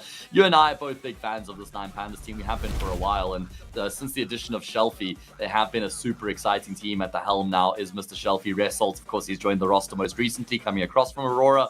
That's why I'd imagine they want to play against each other, play up against Plax, their former teammates as well. Would be a spicy game. Yeah, I think that's one of the main ones that I'm really excited for. I'm not sure, would they play against Clax or they have to play with Grix? I think they're playing with Grix, no? Because of the timing of that move. Yeah, actually, you're right. I think that's Grix is the name. Yeah, I think so. Yeah. Okay, anyway, I just wanted to double check to make sure I wasn't going crazy. But yeah, I think for me, Nine Pandas, it's really important to see where we're going to go with this. And as you can see, we're already in the game. We are a little bit delayed, so we're going to have to hurry it up somewhat. But the Veto, you can see on your screen, we're also going to start on Anubis. And it will be Insilio on the CT side, Nine Pandas on the T side. Dust 2 will be map 2, picked by Nine Pandas. And if needed, we've got Ancient as a decider. Well, here we go. Immediately underway. Trying to catch up for some lost time. And Nine Pandas, they're not wasting any time as they mount the pressure up on the, say, bomb site. FPS dancing around the pillar. Was hoping to bait in his teammate. Now he has to do the work himself, and he's only good for that single kill. Played it 1v3 with a kit and a smoke. What can he do? He's going to give it a go with the utility he's got. We'll have to see. But I think one of the main talking points that I've often brought up with Nine Pandas is the eye disbalance situation. I think he can be very good. He can be a very good system AWPer, and we know him for so long as more of a turret AWPer. But in the modern day, when you maybe you're looking at some other players in the scene, you're like, damn, they're pretty solid. They've got the it factor. Does eye disbalance have that it factor? I'm not sure he does in the current time. Eye disbalance, right? Yes. Yeah, I mean, I feel like, yeah, the X factor is probably what he's lacking. But I think it's okay, because you kind of get that X factor from Results, as far as I'm concerned. You need that X factor player on the team somewhere. And I think because they've got Results, it's okay. It wasn't okay before with Klax, because Klax didn't really have that either. He was just a reliable player to have in the team. Either way, they are going to push into a full stack on this B bomb side right now, which could prove to be a little bit of a difficult round for them to get past. They're still chipping away at them right now. It was just USPs for the most part. A single Desert Eagle in the mix, and eventually Nine Pandas will mop up, but they lose 2 players in the process. A little bit messy, but they get it over the line. One of the maps that I think I've been quite happy with what I've seen from Shalfie as a leader has been Anubis. Sure, maybe recent results aren't amazing. It's not one of their better maps, but I think he's very impactful in the mid area of the map. The mid TD Falter or a CT defender. I think they've changed roles slightly recently. Anubis is one of Insilio's more favoured picks. They go into it a lot. 27 times last 3 months have Insilio, and they've been pretty solid at it, but only won 1 of their last 5. So keep an eye for that. Maybe it's a day where we see Nine Pandas get one over them. But in the first gun round, Fader has got off to a good start.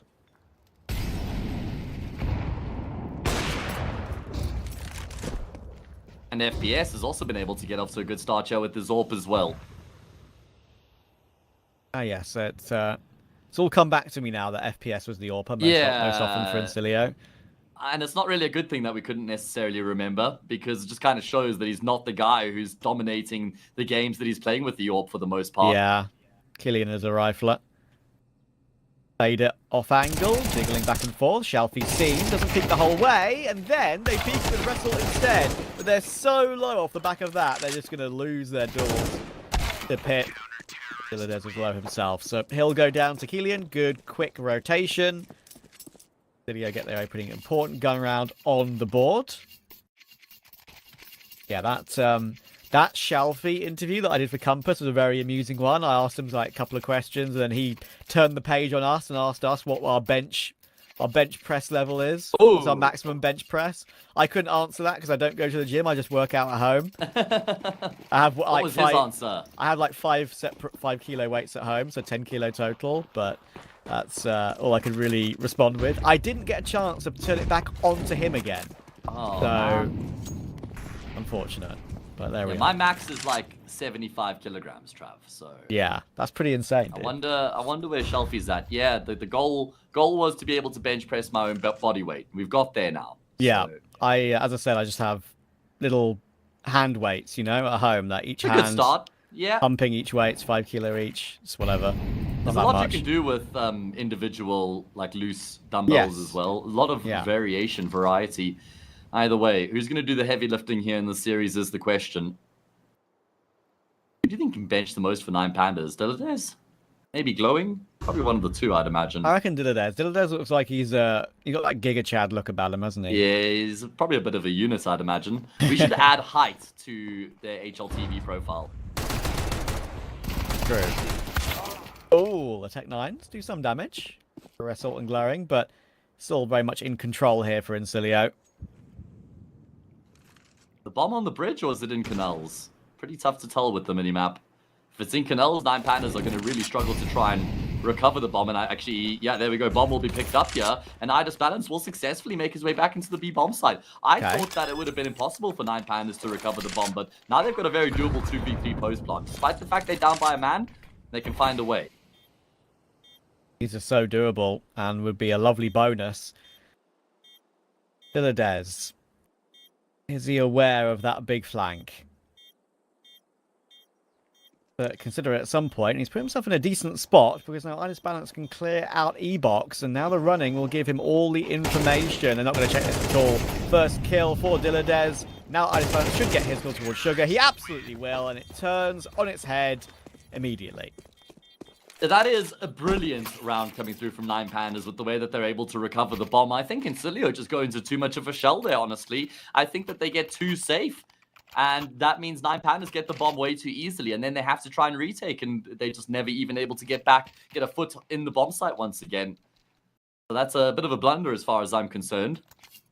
Of course, we didn't get to talk about the Veto much. You did mention that Anubis is a great map for... I say a great map for 9 Pandas. Maybe it's tapered off a little bit, but it is still a map that they're generally very comfortable on. Won the past 3 times they played it. Not against huge name value, but still good that they're getting the reps in and finding success on the map. We know it's the map that they tried to go to immediately after they added Shelfie to the team, right? Because we were doing those ESL Pro League last chance qualifiers, and this was the map they were looking to try and play as often as possible. So certainly does feel like it's in their wheelhouse. You'd be expecting a 9 Pandas win today, but I have seen a couple of one of these games that have gone a bit awry.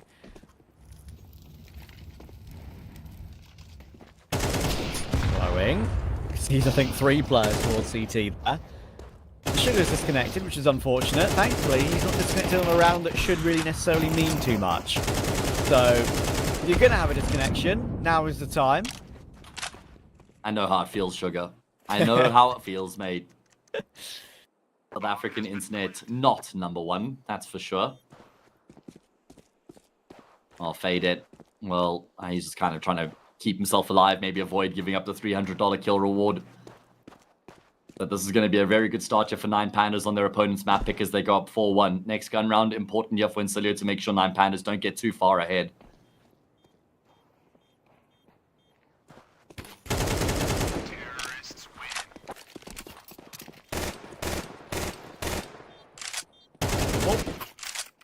Shelfie wants to make that very much known.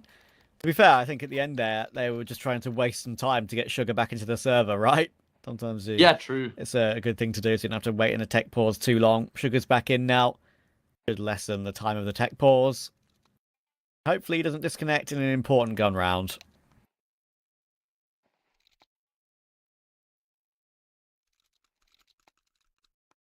Yeah. Get them out the way now. I'm looking forward to seeing more of Kellyan. Keen to see what he's going to be adding to this Insilio roster. It's a name that I've kind of heard being thrown around the scene. I don't remember seeing much of him myself, but definitely is a name I've heard people talking about. Keen to see it firsthand here, what he's capable of, what he's going to bring to the table.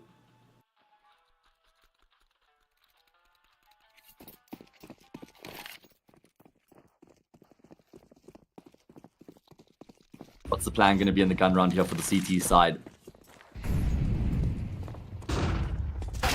Ooh, what is balance? That is a common strat with the AWP to charge your way up canal. Try and take a duel immediately, but he's stopped in his tracks, and Dilladez can't trade, and the nade follows up. Eat that for breakfast. That'll fill you up every day of the week. Great start to this all-important gun round here for the CT side. Able to win that early duel in towards canals. Certainly does limit the options for 9 Pandas as we see Result going searching through A main. There's nobody home right now. The bomb is very recoverable. In fact, could even have a free path into this A bomb site here. Yeah, he's up so much. Needed to make something of this.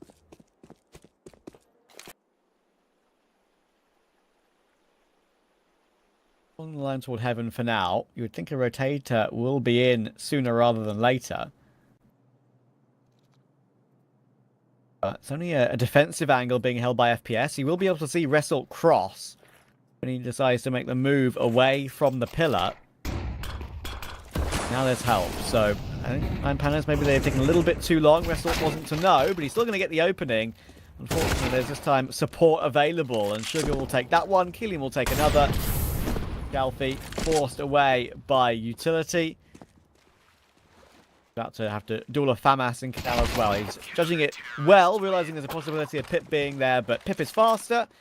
Insilio looking decent in the early stages. They're still 4-2 down, but they're about to win the economy duel if they win the next round, and that could get them back on the score sheet and back even again. Yeah, and being on the unfavored side of the map as well, that would be a pretty good position to find themselves in. So let's see if they can make that a reality. Double AWP setup being invested into here as well. Killian with that second sniper rifle. Let's see what he's going to be able to do with the AWP.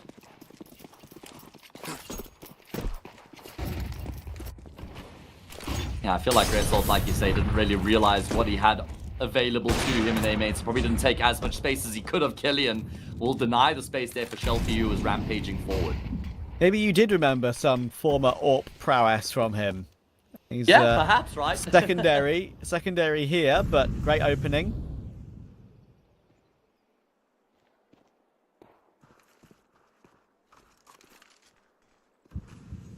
Don't have to do much from here now that they've gotten that opening kill. Oh. I last watched 9 Pandas on Anubis. Result ran completely over Johnny Speeds. One of the most ridiculous single map performances I've seen. It went both ways. It was a 12-0, then went to 12-10 in the end. One CT round won the entire game. But it was Result that took the game by the scruff of the neck, just winning every single look. It's like he had an aura barrier around him and just couldn't kill him. He's doing more work here alongside Dilladez. It really was those two that can do so much on this map for their team. And the retake attempt is not going to work out. Dilladez deletes 9 Pandas, 5. Yeah, really impressive round coming through from them, considering they lost the opening pick as well. Result is just a live wire. He gives you so much.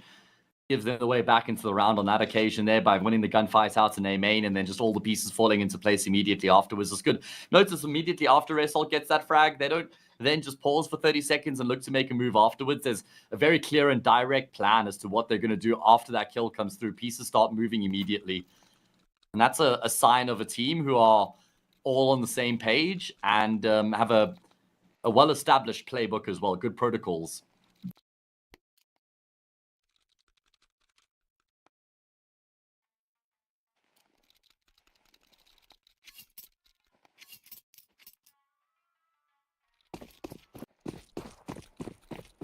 Well, I said it's Insilio who are close to breaking the 9 Pandas money and getting back even. It was a mini swing round in some ways. There's a half buy coming in here for Insilio. They have to try and forego this one and wait for the next gun round. The Mag 7 has been removed already. Killian.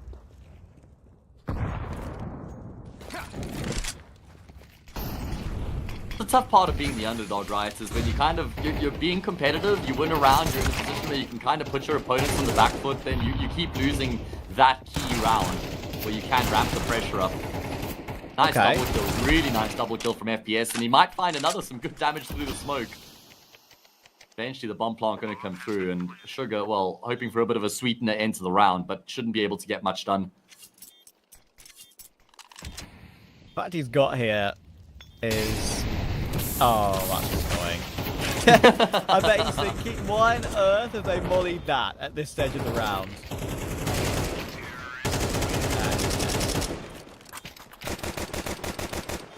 And it's gone. Just like my crypto balance. Either way. 6-2. That's Insilio why, this game. Yeah. That's why I never touched that with a 10-foot limbo pole in my entire life. It's listen, if you've got a knack for living in a deep anxiety and depressive state, then crypto is for you. If not, then dear. I do recommend taking Trav's advice.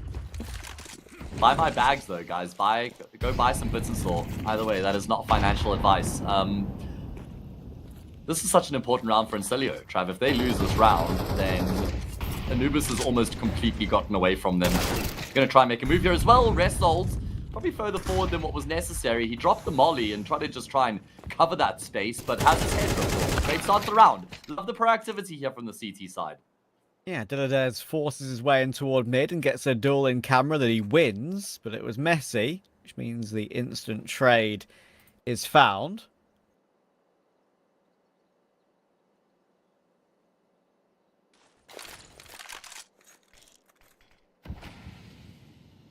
Again, they're happy to leave A open. It's burnt them once already. I reckon that might look to feel it out again here, Nine Pandas. Diladez creating space in mid, getting that 1-1 for 1.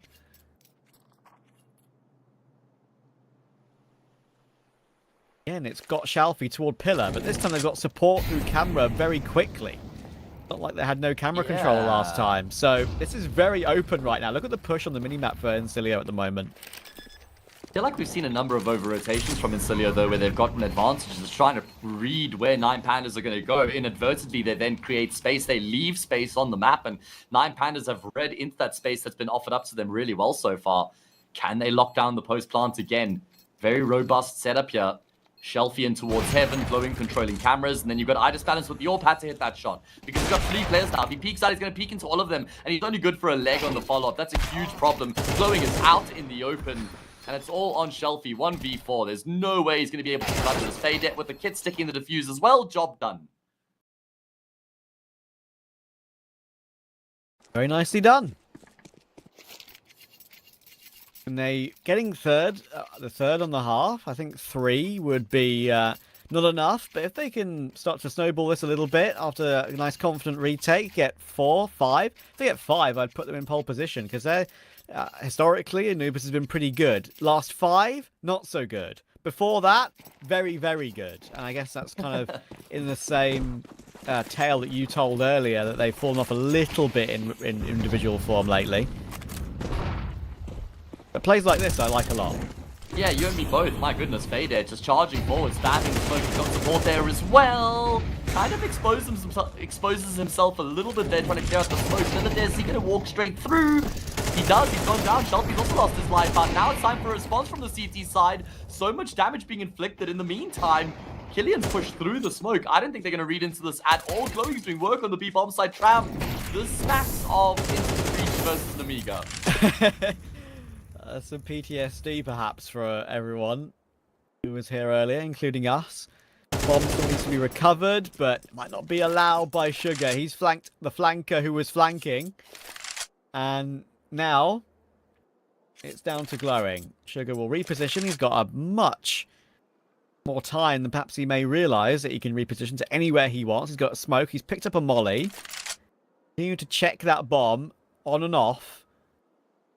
Glowing creeping forward at a significant disadvantage, you would think. But if it's an instant headshot, it's going to be fine. And you know what? He has. Sugar goes back to check the bomb, as I said he probably should. And Glowing's very ready. That's such a tough round for Insilio to accept, though, Trav, because it starts off so well for them. The game plan works out perfectly. They're able to take the control in towards canals, get deep positions, lock 9 Pandas out of the map, and then even get the first 2 frags as well. Oh, no, Pip W. That is a Pip L if I've ever seen one. Because we never caught that in the round, right? We just saw in the kill feed Glowing got 2 on B. But Pip, that is unforgivable. And Glowing completely punishes Insilio as well. Oh, so brutal. That could have changed a lot in terms of their game. Now it's looking very rough with them on no money again. 8-4 feels like a guarantee. At least could be a 9-3 even.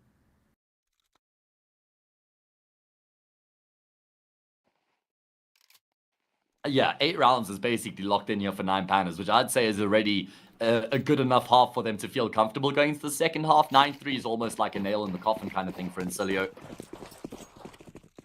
Let's wait and see. Can they find a way to make these upgraded pistols work? And only really 4 of them have been upgraded. And there's 1 set of Kevlar.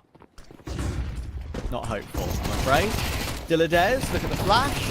Shelfie flash, hits him out, jumps his way in, gets 2, and reacts to that flash as well. Sugar not allowed to come through that smoke. See you next round. There could be a kill on the planter coming in, and you know what? Shelfie will be like, why are you covering that? Why did you just run through the smoke on me? It's alright. All's well and ends well. Dylan is just jumping around that B-bomb site, leaping lovingly, able to find 4 kills, and that will get the 8th on the board. Insilio, I reckon it's really important they get this 4th here.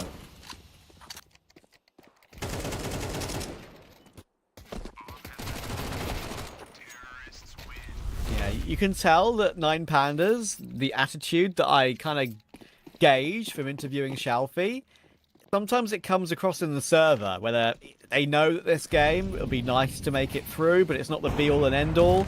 It's just about gaining synergy with that all-important RMR to finally get what they think is a deserved major spot after Copenhagen. They want to get there, they want to prove themselves, and Shelfie, especially as a leader. Yeah. Boeing had that generational performance to beat Gamer Legion in that qualifying match for the Copenhagen Major and didn't get a reward for it, didn't get his stickers. He wants to make right the wrong. Fully deserved as well. Fully deserved. And I'd say this 9 Pandas team has more potential to go for a deeper run at the Major than what the previous one did. I'll say that much for free. Genuinely believe it. Great frag there coming through from Result. And it looks like he's just trying to keep the attention focused over towards this B-bomb site. Look at Shelfie. The one with the bomb is by himself going into A right now. All the utility being thrown in by Result. He has completely emptied his belt. They're looking to trade. Can't connect. That's an annoying one.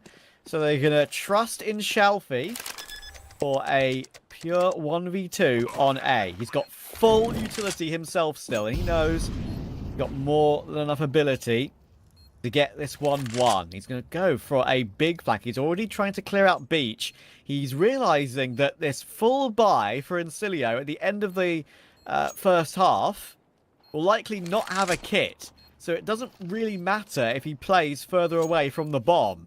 Let's see if it pays off for him. He knows they're both there. First kill on Fade It. The bomb is actually choosing to be stuck. And Fade... Oh, not anymore. FPS gets off of it. And Shelfie finally gives it a look. FPS didn't hold his nerve. And Shelfie has won another round. Oh man, what a clutch. What a game plan coming through from 9 Pandas as well in the 3 versus 4. They decided to go for the unorthodox approach of throwing the fake, but that's not the unorthodox part of it. It's the fact they send 2 of the 3 players to commit to the fake, and they leave Shelfie alone in the clutch. The fakers do really well to draw all the attention away towards B, completely vacate that A bomb site. Shelfie plants, goes very deep towards Beach, like you mentioned. They kind of half-heartedly clear it out as they push through Heaven into the site. And I'm kind of surprised with where the bomb was planted that they don't actually kind of double back and look in that direction, because not like he had planted for A main. Either way, Shelfie just holds his nerve, gets the clutch done, and that will be 9-3 for 9 Pandas. A couple of silly rounds from Insilio, I'm afraid. That Molotov was a goofy Molotov, though. That was not where it was meant to go. Result knows what's up, though. Sees these 2 players coming their way. Idisbounce choosing to fight outside B and will get a 1-for-1. Shelfie, tough position to be in there. And Result, when he goes searching, gets caught. It's a full push through the CT spawn, through Beach to A. Don't see that too often. Yeah, it's the good old around the world strat that we had on Overpass. They're just reinvigorating that pistol round, bringing it back to life. Not going to count 9 Pandas out of the retake, though, because they've actually been able to win a number of disadvantageous rounds already here on Anubis. Trade's the name of the game. And the player in mid is still quite far away. There's no kit here, so it would have to be a 10-second defuse, which is highly unlikely. Glowing is an extended position here. That defuse is not being stuck. Of course, Insilio don't know that for a fact, but they will now find out. And that, with that info, goes any chance of 9 Pandas winning the round, and Insilio do exactly as was required of them. Yeah, good catch, and a nice call. Even missing the molly didn't turn out to be a massive issue in the end. Balance gets some work done, but it wasn't any more than that. Killian will peek with his teammate. Made it super comfortable, and they couldn't commit to 1 player holding the defuse, like you said. If they had a kit, they did not. So, full eco for 9p. What would 9 pence buy you, Trav? There are a few things in UK supermarkets which are still available for really, really cheap. Like you know how supermarkets have their like basic versions of everything, like basic toothpaste and like stuff? the house name or something like that? House brand. The house brand, but even cheaper than maybe their better house brand, you know? Like the absolute rock bottom basics. I reckon you could buy a toothbrush for 9 pence. I'm pretty sure. The basic, the Tesco Basics toothbrush, I reckon. There's 100 pence in a pound, right? I know it sounds silly to ask, but just confirming. Okay, well, that's crazy that you guys can still afford to buy something for 9 pence. We don't even make 5-cent coins in South Africa anymore. Right. I mean, I think 10 cents is the lowest. The thing is that there are so many 1 pence and 2 pence coins in circulation because so many people price their items at like $14.99 and $10.99 and stuff like that, right? So you'll pay £11 and get the penny change all the time. I see. Obviously, people who who use cash, I'm talking about. Using cash is becoming more and more of a rarity in modern day, I feel. Which is sad, by the way. I am a big cash enjoyer, big cash proponent. It's old school, Trav. We're now going all digital and electronic. Now people are paying with their phones, for God's sake. They're using their watches. Come on, man. What's going on, Trav? We got to reject modernity. We got to stick with the old school way of doing things. I like my grubby, grimy cash. Don't take it away from me. I do like cash. I still have a little collection of different designs of like £2 and £1 coins that came out in the UK. 50 pence pieces that have some rare designs on, like ones that have been released into the circulation, like WWF ones with animals on, as an example, and stuff like that. Anyway, the round's about to start, the important round. So we'll talk about that another day.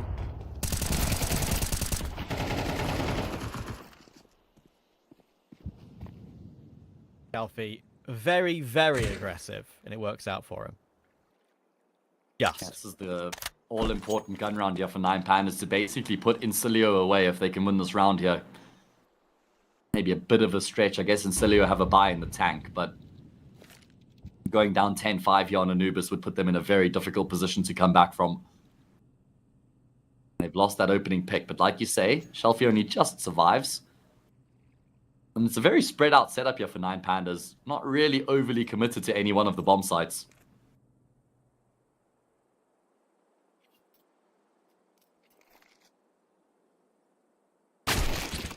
Oh, what an entry. Dillados will be ready? He won't.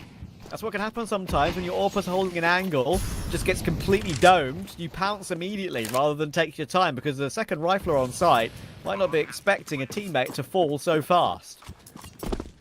Yeah, that is brilliant work there on the entries, man. Really good opening kill coming through. And then the second he found immediately afterwards as well. What a combination there between FPS and Killian. And that's just round over immediately off the bat. You take that.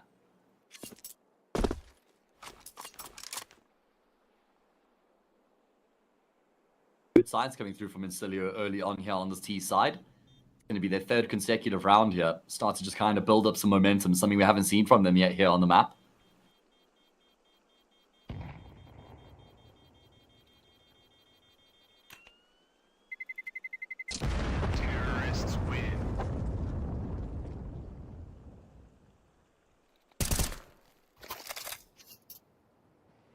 Yep, close that gap with the pistol and the first gun round. Save is fine for 9 Pandas. They've got 3 weapons, but I'm not sure they're going to want to drop too much more. Odds closing ever so slightly. I think it was 6 earlier for Insilio. Yeah, it was looking pretty one-sided, understandably so as well after the very dominant first half.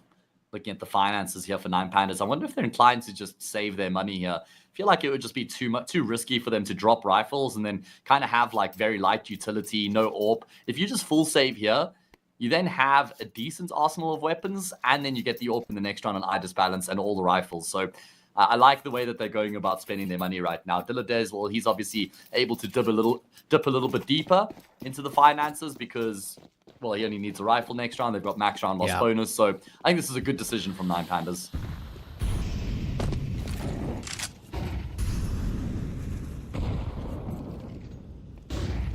might hear a player charging his way down toward him there in Diladez, but he doesn't realise that Glowing is already holding the angle too. So first kill comes through. Sugar knows that there's pressure from A main as well. 9Pandas being very assertive and aggressive. Exactly how I want to see CT Anubis being played.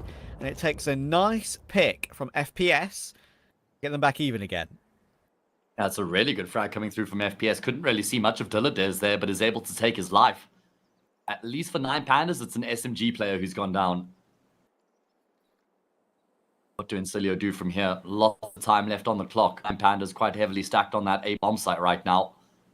Trusting in Glowing, which is fair enough, honestly.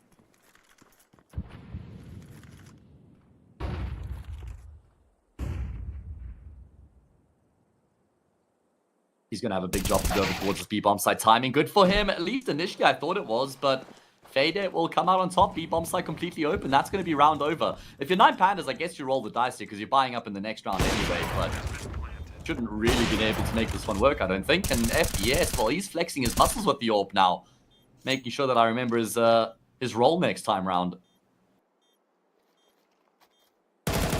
Yeah, he's looking pretty good. I have seen some decent maps from him just by checking HLTV stats and seeing who's been added where, who's on a team maybe I haven't seen for a while.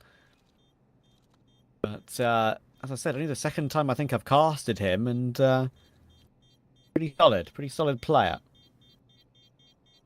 Alien at the moment. FPS getting that double is nice as well.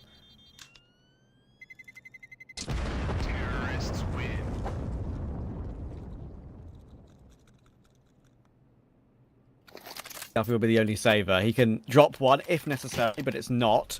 He has a little bit extra cash, so maybe he'll relieve Idis balance of the purchase of it. That all. Like he did.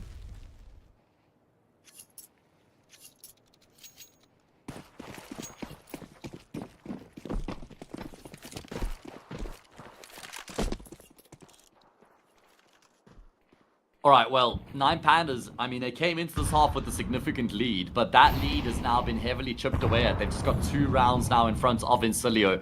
We've yet to see them get off the mark here in the second half as well, but this is the first round where they've got the AWP, all the rifles, all the utility. Let's see if that will be the difference maker. Very slow start for Insilio. Not applying any early pressure, just posting up across the map, waiting to see if there's any aggression here from the CT side that they can look to punish. Smoke. The shots being put through that for Wrestle. Using to stay close as well, which is a bit dangerous because he could easily get segregated here by that Molotov, but he's staying alive. And he's taken no tags to this at all. Smoke's about to fade, so he has to change his position, but when you've got 3 or 4 players coming your way, it's going to be really hard for him to get a multi. And there we go, entry purely by Sugar. Shalfie now on the off angle toward the pillar, will eat the grenade. If he gets one, it's a minor miracle. There's not much he can really do from this, I think. Oh, okay, but there are moves being made in the meantime. The bomb is actually now separated from the site, and Glowing, you have to try to stand tall. He's not going to expect the second player from behind. And Fade will combine with his teammates as well. Completely opens up that B-bomb site. That's exactly where Idis Balance is headed, but he's not going to be able to get in an angle to stop them from crossing onto the site, I don't think, no. They will successfully make their way across. Did they hear the drop down? I don't think they were close enough. Oh, that is not a good shot there for Idis Balance to miss. Completely compromises his position. And there's no need for them to peek here. You just bunker down, wait for Idis Balance to come to you. Falling away in the business end of some of these rounds are 9Pandas. And they get good starts, good entries, some good aggression and assertive moves. Where they go after that has been the problem. Yeah, the mid to late round has actually been where Insilio have done their best work so far. Very good composure from them as well with the way that they dealt with Glowing and Canals. Because Glowing does really well. He's under the bridge there. He gets the first kill, drops the bomb carrier. Had that second player swung immediately, then maybe Glowing gets the double, but he just pauses. He waits for Fade to combine, who's come through B main into E-box. Then he gets a kill on Glowing. Just good patience, good decision making there. And I feel like, have we seen an opening pick from 9 Pandas? Oh, we've seen a couple opening kills for them on the CT side so far. Haven't been able to convert any of them. And this should be Insilio leveling up the scoreline.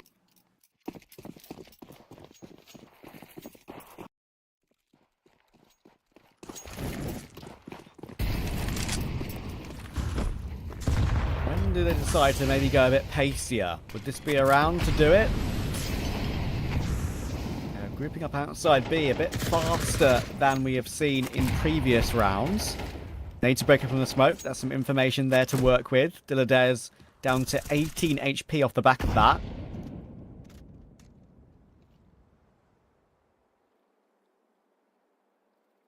Alfie on the other AWP is something they do often pull out.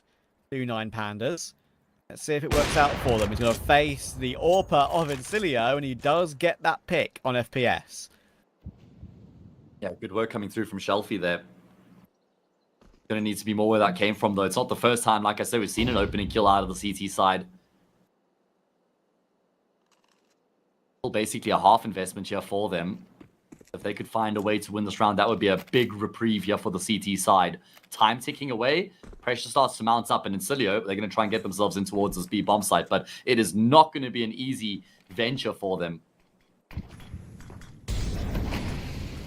Lots of utility coming the way of 9 Pandas. Vessel MP9, bit of chip damage behind the site smokes. 26 seconds now for the plant. Still use disadvantage. Shelfie even checking the flank, but Killian's so ready. Even though Shelfie knew he was there, that's a great kill to take. Now, got some issues here for 9 Pandas. They've still got players around the site, all here and ready to push, but with no defuse kit, you're going to have to just go super aggressive. The Glowing gets baited in, and Sugar goes down as well. It's a 2-piece for Glowing. That could turn things. Now, a tap on the bomb to try and lure out the position of more of these T players, but in comes a nade, in comes another kill for Killian, and there's not much time left for Itis Balance here. He had enough money for a kit to buy up in this round. He didn't, and it's going to cost them. Oh my goodness, I can't believe Insilio have done it again. That might be their most impressive round they've won so far in the second half. Great stuff from Killian. The nade and then the spam combination to get 2 kills in quick succession is what actually pivots the round in his favor. Oh, Glowing's heroics, they go in vain. And Insilio able to hold their nerve there to level up the scoreline. Great effort out of Killian in particular there in the 18th round.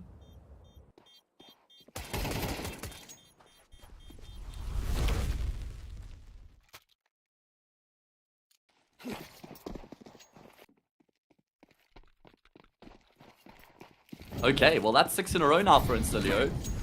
They're no longer just knocking on the door here. They've opened up the door. They've forced their way into this game.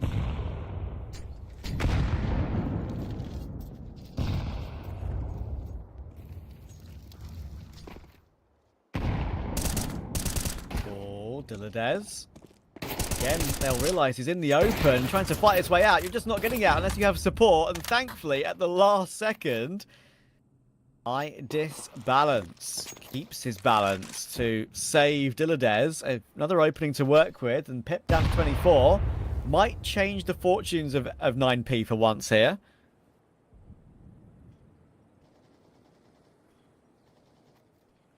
Well, you say that, but I feel like I haven't actually checked the numbers. I think this is the 4th round in which 9 Pandas have had an opening kill. So... Okay. I thought they had 2 others on this CT half. Maybe I'm going crazy. I think I am. I think you're right. Well, I mean, 3 or 4. It's somewhere around there, but they've had a number of opening kills. Right. And now they've got a 5v3. Surely they're not going to spill another opportunity like this. Burned out into the open, and there's only one place Itis Balance could be, but that's a lovely readjustment on Fade It. Not an easy shot to hit. Sugar knows he's got the advantage in that duel, so he hits the instant trade, but it's not been the Sugar we know in recent times for the side of Insilio. And that 1v3 will not be possible. 9 Pandas off the board on CT, Matt. Fantastic. Honestly, fantastic work. Finally able to win a round. That round very convincing, like you say, with the way Diladez opens up in canals and then kind of just retreats back to Itis Balance, who gets a really important kill at range to keep Diladez alive, who then does go into effect the round later on as well. Good combination between the two of them. Sugar with some nice kills, at least kind of does some damage and finds a bomb plant as well, but 9 Pandas will regain the lead here at the end of Anubis.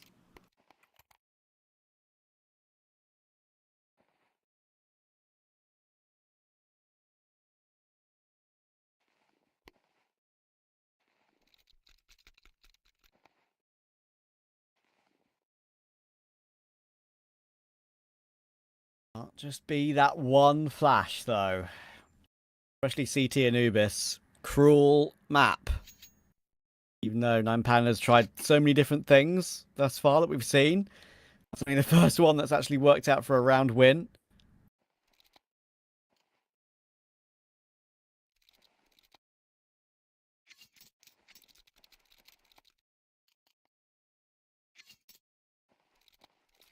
You look at the money, though, for Insilio. It doesn't really look like a team who have won, what, 6 rounds in a row. If 9 Pandas can win this round here, 11-9 should become 12-9.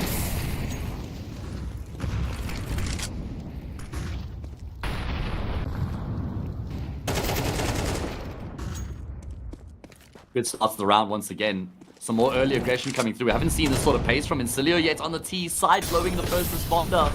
Knows that there's 2 players in the A bomb site. The problem is the bomb is still towards the bottom of middle right now. FPS is just posted on the angle, waiting for someone to peek him. Oh my goodness, what a way to peek it. Why has he gone that way around, though? Why has he not gone back in through A main to try and go into that A bomb site? Surely through middle is the worst option. Yeah, I feel that. Glowing was set up to help, sure, but maybe it wouldn't have worked either way. Still, though, I catch your drift.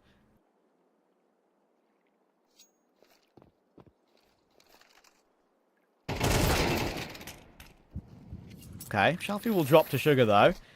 A lot of damage being taken once again. He's down to 6 HP. Pip lurking around still.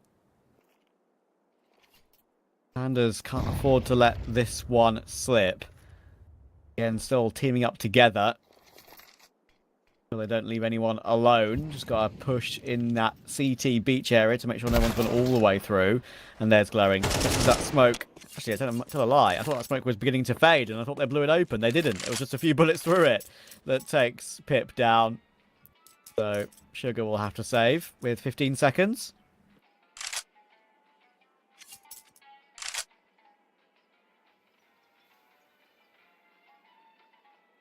I reckon now 9 Pandas is just breathing a massive sigh of relief. They win out some really important early gun duels there. Not like Insilio didn't have anything going for them, though, being able to get into A main off the back of the skirmish that happens in middle.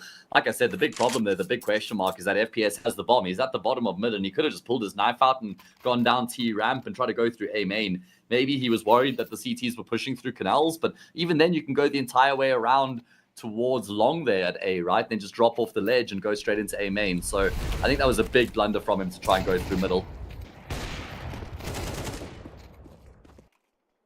The bomb. Another big factor of it, like you say.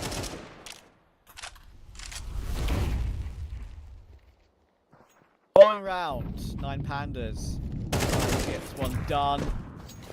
Getting ever closer, but the boost works. Balance doesn't seem wary of that possibility, even though it's very common these days. So he'll get taken down. Dilladez will go down immediately as well, and suddenly it's turned on its head once again. Glowing needs a massive multi-kill. He tries to reface. He knows he needs to. He's give it a go while he's there, and it's not possible for him. Oh my goodness. Okay, well, that is round over. That is one way for Insilio to roll the dice. They spend all their money coming into this 9-11 round, and they've been able to make it look easy.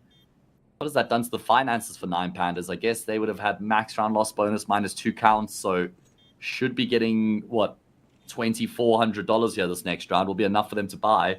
But I think this round is like a bit of a rude awakening. You know, it's just going to keep them focused here. Make sure they don't get too far ahead of themselves.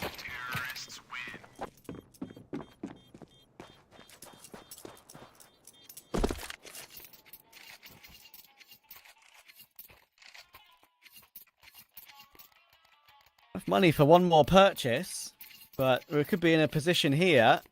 There is some residual cash, and actually, I like what they've done here, 9 Pandas. It depends whether Idas Balance goes all in even further. Let's see. Yeah, I was going to say, if he could buy like a pistol, he could buy extra util. In the end, he has brought down to 1100 a little bit more than I maybe would have thought, but we're in a situation here where if 9 Pandas lose this round, we're at 11 all, and they've got barely any money, which is the worst time to have no money.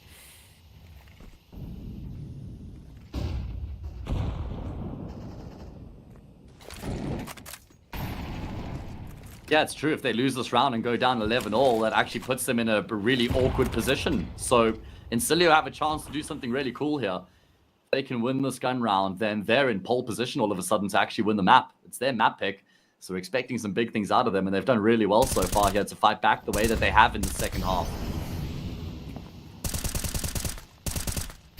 Damage to the smoke. First bit blown open to get glowing a peek in toward E-Box. Doesn't get a chance to see anything. Well, look, try to get a boost in above this. If anyone's made their way through already, they'd be right to be worried about that. There's the information. They see it in the peripheral. And now, with plenty of utility available to go for a push on that, I'm going to try and catch him before he gets away toward A. They're not going to manage that just yet, but Shelfie's found Killian. Oh my FPS, goodness. what a pick on I Disbalance that is. Now the rotations toward camera could easily get suffocated. They still have a 4 versus 3, but health is not good. Yeah, bomb plant going to come through. Fresh smoke cameras is going to be very annoying here for 9 Pandas. Kills continue to break out here. 9 Pandas looks to try and brute force their way in towards the safe bomb site. Fadet is the one who does the damage with a double. Dilladez can't finish off the frag on Sugar. He does have a kit. He has got a kit. That could be the difference maker. He's waiting to see if someone's going to peek him, but there's just nothing on offer right now from these teams. They're playing very deep, though. Is there a world in which he could just stick the defuse? Surely not, right? Oh, my goodness. I wonder if he would have been able to get it done had he decided to stick it, Trav. There may have been a world where he could have got that full 5 seconds. Certainly not going to happen. Now Sugar will swing out and finish off the job, and 9 Pandas have dropped the ball. I Disbalance is just not on point today, I'm afraid. This is some of the things I feel like he gets caught out on a lot. That's why I'm not it's a little bit harsh, obviously, but I'm not a massive enjoyer of his on this team. I think he's more of a system AWPer, turret AWPer, not got that X factor that so many AWPers can have. And that's why we say pros don't fake. If Dilladez didn't fake that, he wins the round.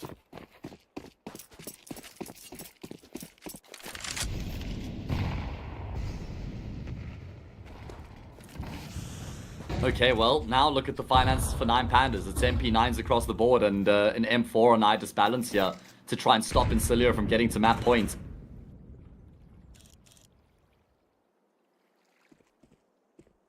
Insilio have been so convincing on this T side. Honestly, I've been very impressed by the level we've seen from them so far in the second half.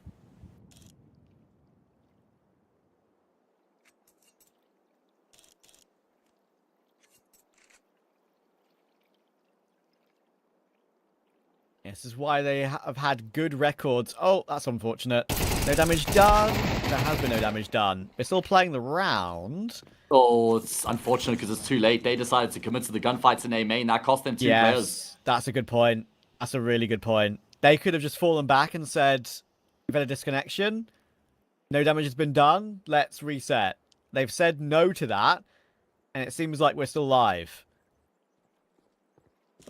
Yeah, I wonder if they just didn't register in time or what actually happens, why they decide to commit to the play.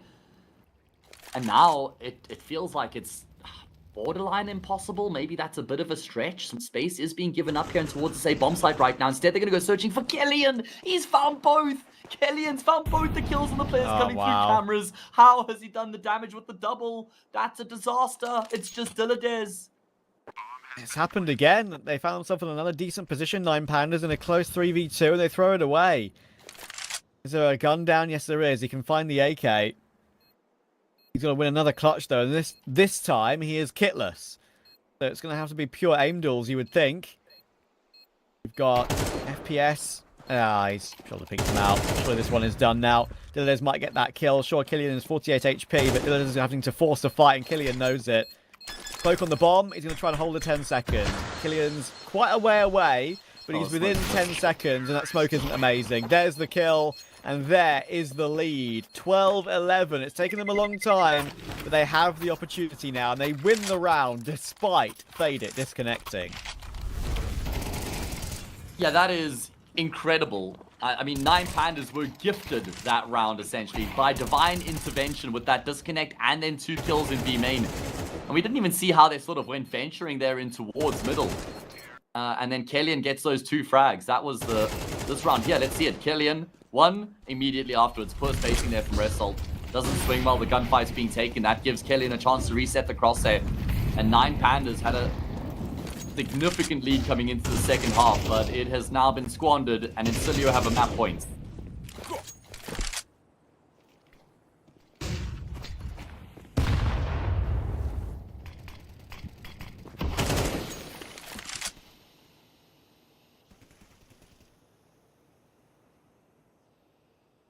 What an opportunity after them being so far adrift.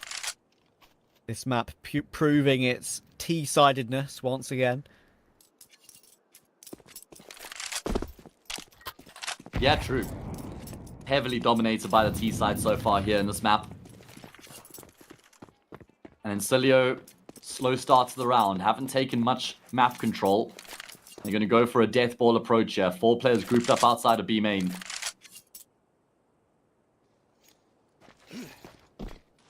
Here we go. Here's the full play. And I like the fact they're doing a proper execute when the game is on the line.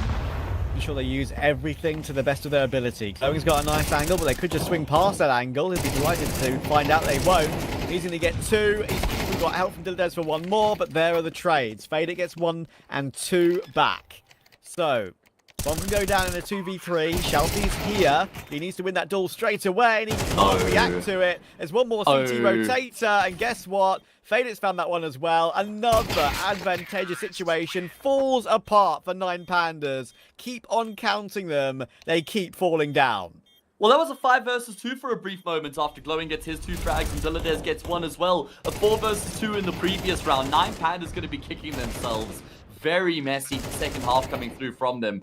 In complete control, going up 9-3. Took them an age to win a round. First round they won was that half buy investment kind of thing. And unfortunately, they were never really able to capitalize on that, build up any momentum. Even though God intervened to try and help 9 Pandas out, they still couldn't get the job done. Yeah, and it's not just the fact that they eventually lose that map. It's the fact that it's not the first time I've seen that from 9 Pandas in recent times, right? Who knows? Maybe they truly are saving some strats for the RMR. We hate using that excuse for players and for teams. But at this point, when it's so close, maybe they are being extra careful with that, not revealing too much and just trying to win by playing a different normal style. But yeah, it's a tough watch, that one. And Insilio will be delighted to get some form back on a map that's been so good to them in recent times. They'd lost 4 out of 5 before that one, and they get another W on the Anubis bracket. Yeah, going to be, like you said, good return to form for them on their map pick. Next map is going to be Dust 2, pick of 9 Pandas. A map historically they've looked very good on. My only concern is that they really tapered off towards the end of Anubis, and if that's going to be a sign of things to come in the next map, then they're certainly going to be in trouble. Either way, we're going to have a short break here, and when we come back, it's time for map 2.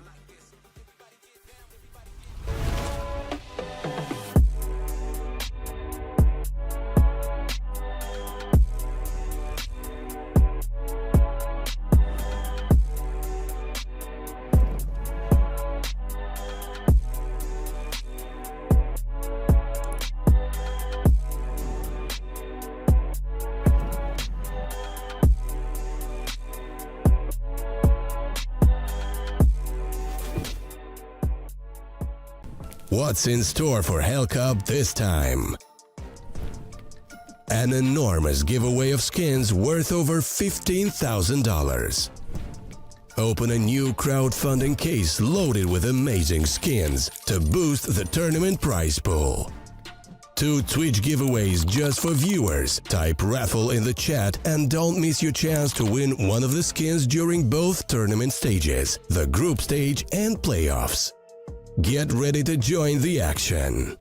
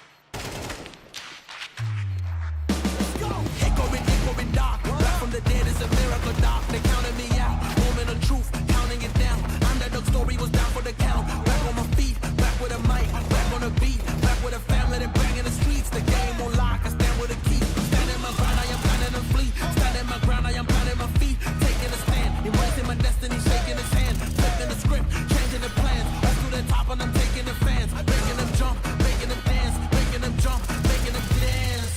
We about to change the game. We out here taking names. Let our voices rise. Let them reach the sky. We about to change the game. We out here taking names. Let our voices rise. Let them reach the sky. Hickory dock, giving them all that we got. Kick on the door, try to knock, but nobody answered. I'm going hard and taking my chances. I keep it moving, I keep advancing, keeping it gangster.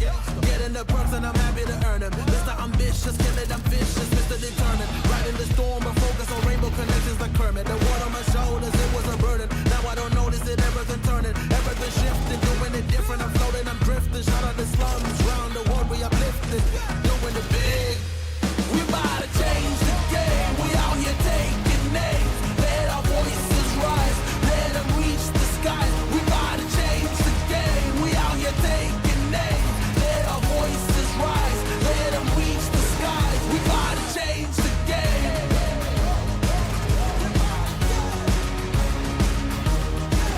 We about to change the game.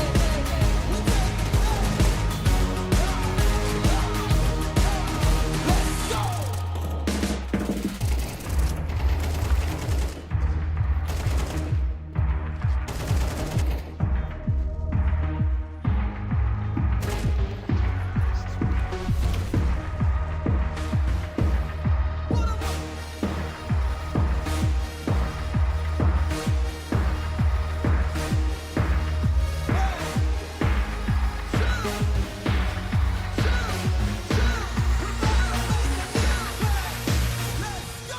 We about to change the game. We out here taking names. Let our voices rise. Let them reach the sky. We about to change the game. We out here taking names. Let our voices rise. Let them reach the sky. We about to change the game.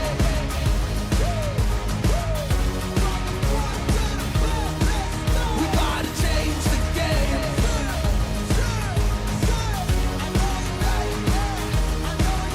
Let's go.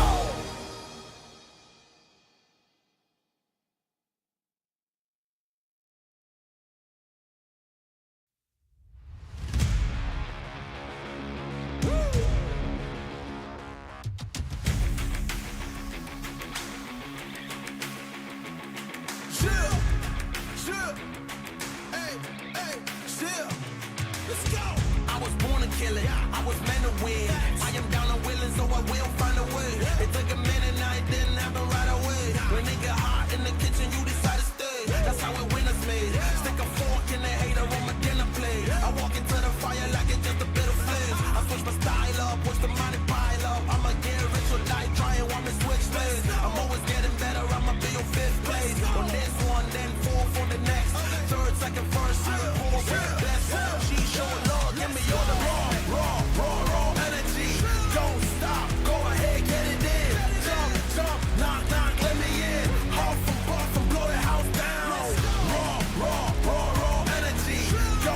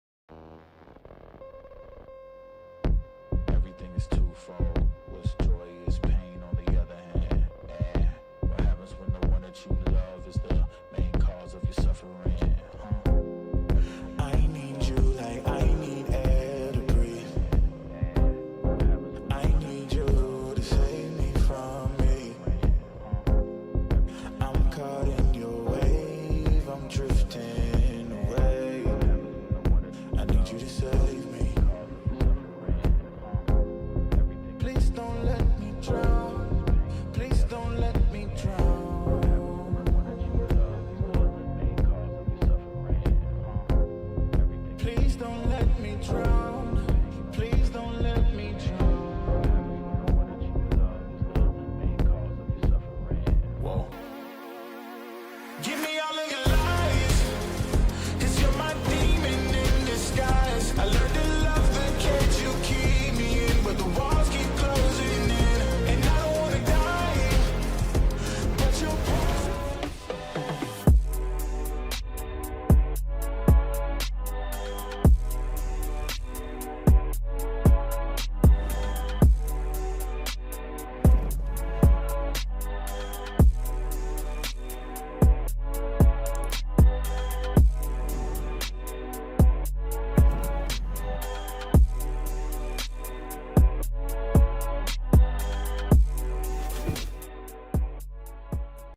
Come on, it's almost yours.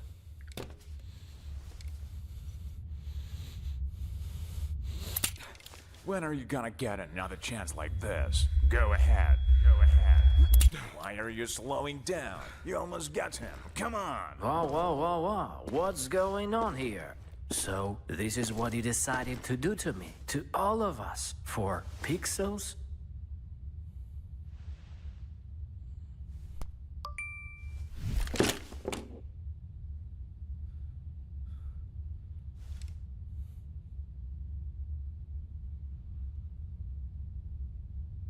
Fuck you and your Roland. Let's get out of here, bro. Have you seen how many scammers showed up? We're back for more of 9 Pandas versus Insilio, and 9 Pandas will be very disappointed with how that Anubis went for them. They were completely in control 9-3. We're a broken record when we say Anubis T-sided, but the reality dictates that they had so many advantages that they didn't take advantage of, especially in the mid-round. 3v2s, even had that 5v2 for a brief moment at the very end there. They couldn't complete them, and that's a big issue for them. Yeah, a number of opening kills as well they were able to find on the CT side, which is normally where teams struggle on the defensive half of Anubis, is trying to venture off and find a way to get those opening kills, and then from there you can bunker down and protect the bomb sites, but they just never looked comfortable on that CT side. Even when they had advantages, I think they were just overplaying the situation, and they got punished for that. A number of rounds where they try to get cute with some over-rotations or pushing and prodding, and Kelly and shut them down a couple times. There was a good round there from Fadet as well in that second half, so need to see quite a drastic improvement here from 9 Pandas compared to what we saw in that second half of Anubis now going into their map pick of Dust 2. Yeah, and, you know, Dust 2 isn't an awful map for Insilio. They can play it and do play it, and they've had some okay wins historically. It's just that 9 Pandas play this map quite a bit and really do enjoy it. Just look at their previous results in a row. You've got TSM, Saw, Fireflux, which is a new team with Sensei and Paz and Skrunk, actually quite a cool team. Endpoint and Gaming Gladiators, all in a row. They've won the last 6. They're looking to try and make it 7 and to get themselves back into this one. And I'm expecting them to be able to do it as well, Trav. I think they should be able to show some form here on Dust 2, enough to get across the line against Insilio, who have made a recent roster change, right, as well. So, you know, depth here in terms of their map pool could be a little bit questionable. Last time they played on Dust 2, they lost to Gun 5-13-8, beat Johnny Speeds, lost to Space, lost to Lin Vision as well, which is certainly concerning. So, yeah, as far as I'm concerned, this one is certainly going to a third. Yeah, and if it doesn't, I think it'll be a big upset for them. They won't, in their minds, for me, looking at it, I think it's a big upset. In their minds, I wonder how much they truly would be bothered with how many important games there are on the horizon for them.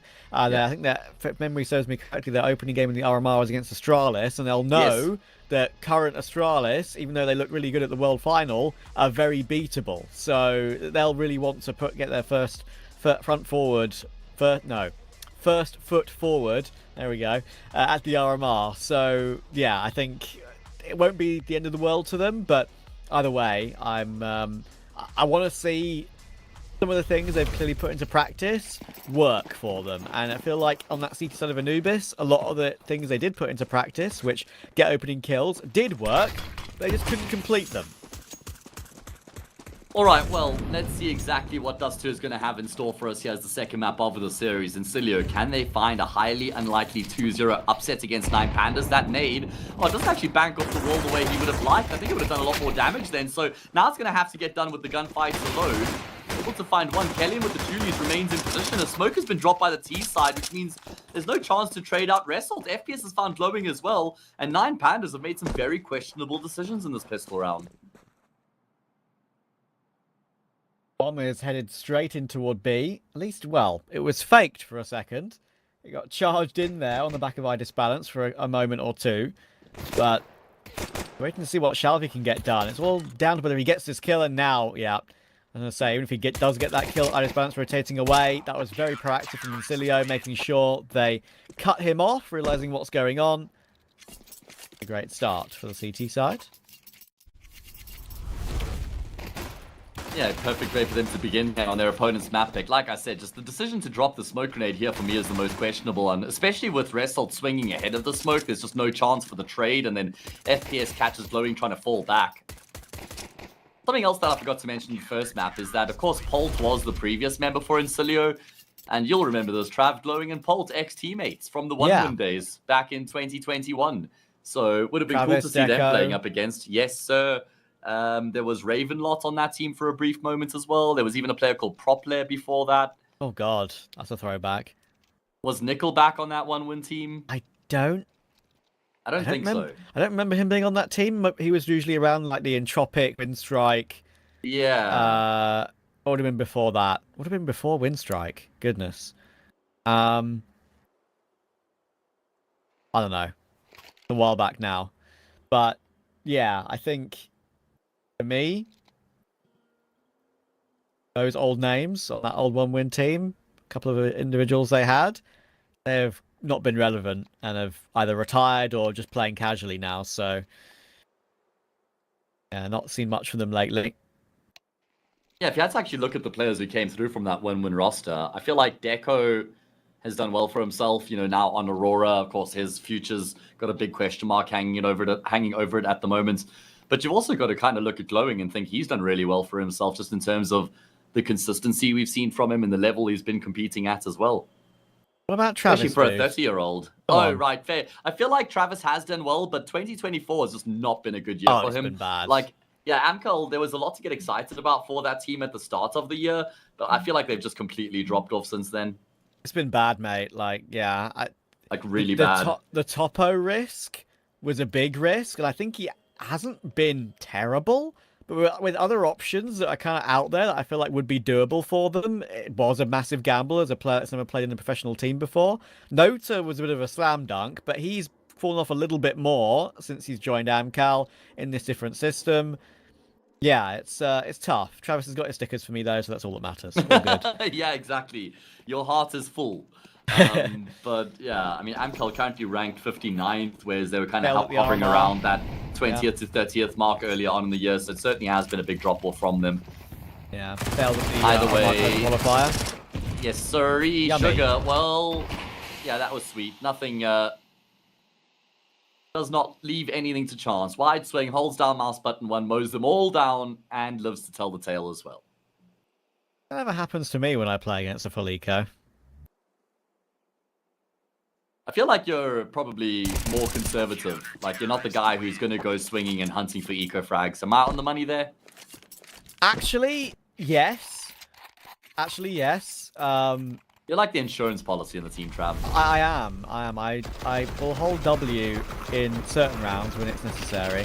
Mostly, the joke is that people think I'm a bit of a beta, but there we are. My friends have definitely got over that one with me a few times, but I feel like I will usually do peak at the right... Just personal mistakes if I don't peak at the right time, you know? So, don't do it intentionally. Baiting can be a good thing. That's often overlooked. Like, it's got a very negative connotation to it, but if you can bait your teammate to win the round, then it's a good option either way. 9 Pandas baited us on Anubis, where they got off to a really good start. They went on to lose the map 13-11 after being up 9-3 going into their CT side. Now they're on their primary map of Dust 2, a map they've had as a very happy hunting ground in recent times. Need to get off the marker early on, as early as the first gun round. That's the goal. It is hard, though, when you've got opponents who are feeling good from the previous map, who do have that individual ability to them. And Pandas have parred their way in toward that A-bomb site, but FPS, as the smoke is blown open, hits a lovely shot with the scout. And now he can upgrade as well.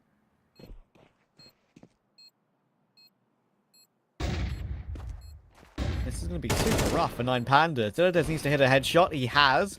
And there is Idis Balance on the AWP. Hits a headshot of his own. You know what? He's even found 2 of them. That's pretty crazy. Faded lurking his way up toward New Box. Gets 1, but even though he knows there's 1 more towards short, it's going to be super hard to recover from here. Dillardez has found another. And now it's Faded. He's got 4 bullets left. Takes it. Can't hold it because it's planted for short. Okay, well, is he going to be able to get with the AWP? Shouldn't be able to. We'll die to the bomb explosion here, I reckon, and that will be 9 Pandas getting themselves on the board. Despite the fact that they lost the first couple picks, they still just hold their nerve, able to make their way up short onto the A-bomb site, get the bomb down, and get some good post-plant positions as well. Dillardez winning that gunfight out was huge, and it looked like Sugar actually committed to the save there. Just have a look at the mini-map. Looked like he was maybe falling back. No, it just took a while before he actually committed to that fight there. Was never going to be enough time left in the round.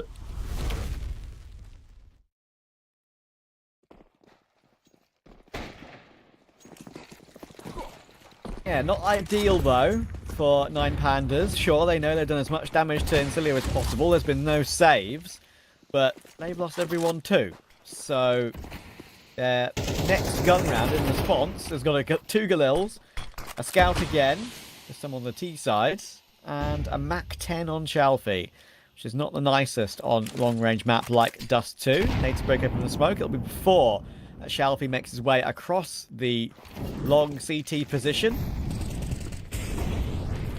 I'll make their way up now. Nice. Good opening kill. Yeah, brilliant. Double down coming through from Glowing. Just blows the door wide open on the A-bomb side, keeping things simple and direct. Effective. More than enough here for 9 Pandas to get across the line in the round. Convincing approach from them as well. Sugar may be graffitiing a heart on the walls, but there's going to be no love. There's a prize to jump away. Vader is trying to join up with Killian to try and save together. To be dropped over to give Vader maybe something to protect himself on a save. This is the position that makes the most sense to re-smoke when you're trying to save here. Rather fade it, throw it, as a trajectory of that smoke could be seen if he threw it from where he was. Also easier to throw it where Fader is if he's closer to the tunnels. All little detail, but Pandas do get the 2 in a row. Glowing cracks open the side. And I've seen some great work from Glowing, specifically on Dust 2 for this team. Yeah, I mean, there was that crazy Deagle clutch that you and I, or Diesel clip that Deagle clip we got to cast a couple months ago now. Trav, come on, you'll remember who that was against. It was Seed's last game. That's what I remember. Who was it against though, Travioli? I don't know. I'll go check. I need to know now. Fair enough. Killian will do some damage to return it back into a 4v4, considering the weapons, of course, they've managed to save in this round for Insilio. They're continuing to go super aggressive for them, and right now it is working. You'll remember the name once I tell it to you. Be one of the players. No, that would be way too obvious. It was an academy team. Oh. Was it actually Spirit Academy? I can't remember. Oh, no, it was Miles NXT. Sorry. Miles NXT. There we go. Well done. Yeah, Bang it's on the all money. clicked. It's all clicked again. I knew it would. I knew it would. See why I couldn't give you a player. That would certainly make it too obvious. Either way, big retake here. And Insilio have got a man advantage. They've got no util though, no kits. There's still 2 HEs and 2 flashes. So I'm still fancying 9 Pandas' chances right now. Yeah, I just want to take some noise, or make some noise there, dropping on and off the ledge. Should know there's a player on that default box position. Fade it. I'm considering maybe this is just a boost to look for a kill, rather than actually go for this. Looks like it. Yeah, won't catch anything. So maybe run in now with the USP at least. Yeah, they've kept glowing in toward Car. He should die. Should die. It's okay. Okay, well, 9 Pandas off the ground. Got some momentum now early on here on Dust 2. They really will be kicking themselves that they didn't finish off the job on Anubis. Means that they would have been in the contest for the 2-0 here. Either way, they've got to leave that in the past. Focus up on the job that needs to be done. Because this is the playoffs. You lose this series, you're eliminated. You win, you come back 2 days from now in the quarterfinals.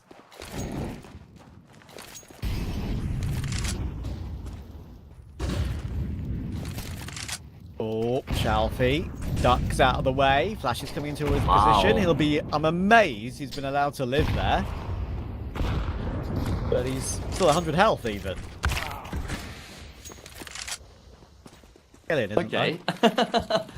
Can't believe the way the kills have actually played out here. Push through long goes down, but Idis Balance has been able to find a frag in the meantime, and Shelfie's ahead of that mid-door smoke as well. Looks like FPS wants to clear this out. Shelfie occasionally jiggling. Flash goes way too deep, but it doesn't actually stop Shelfie from finding the frag. That was awkward for FPS there. I don't know what happened, actually. Why didn't he hold down mouse 1? He had a few more bullets after that. That seemed a bit weird. But it manages to take Diladez in the end. I'd see a replay of that one from FPS, actually.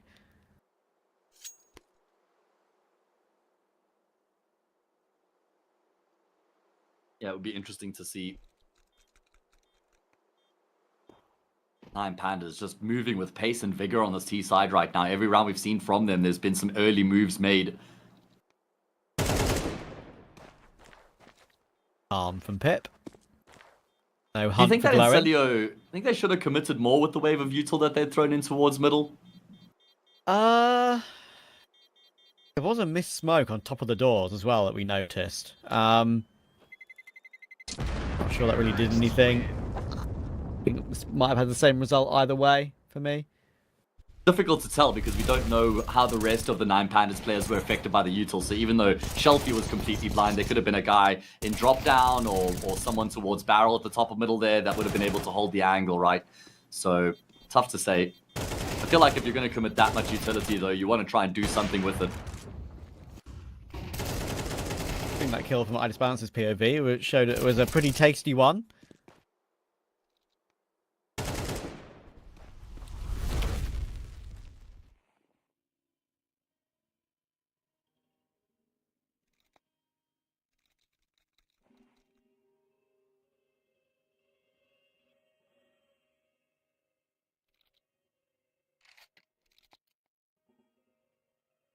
Yeah, well, Insilio now going to have to settle for a bit of a half investment here. 9 Pandas have won 4 rounds in a row, looking very comfortable on this T side.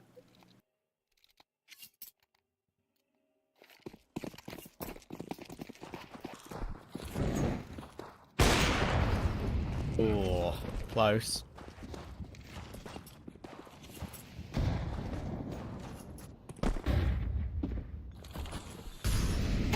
Aurora are sitting and waiting, by the way, just as point. Just checking the bracket. This is the bottom of the bracket, 9 Pandas and Insilio. We watched the top of the bracket earlier between Amiga and ITB. Incredible game. Insilio close to maybe facing Aurora in that next round. Yeah, trying his best there, but not going to happen. Be a clean up for 9 Pandas. We get 9 Pandas versus Aurora as a little precursor to that what RMR. could happen at the RMR, yeah. Yeah, that would be incredibly tasty. Would that be the first time they played against each other Yeah. since the yeah, it could is. Yeah, that'll be huge amounts of content. Navi Junior in that portion, they beat Amcal earlier today. Bet Boom OG is going to be played tomorrow. As well. Who do you pick if Aurora and 9 Pandas play against each other, Trav? Sorry to just rudely interrupt you, but I just really want to talk about that. 9 Pandas. Oof, okay, I kind of agree with you just because of the form we've seen from Aurora, but I think Aurora have got more mechanical skill on their side of the server. Shelfie just straight through the smoke there, just sliding his way through.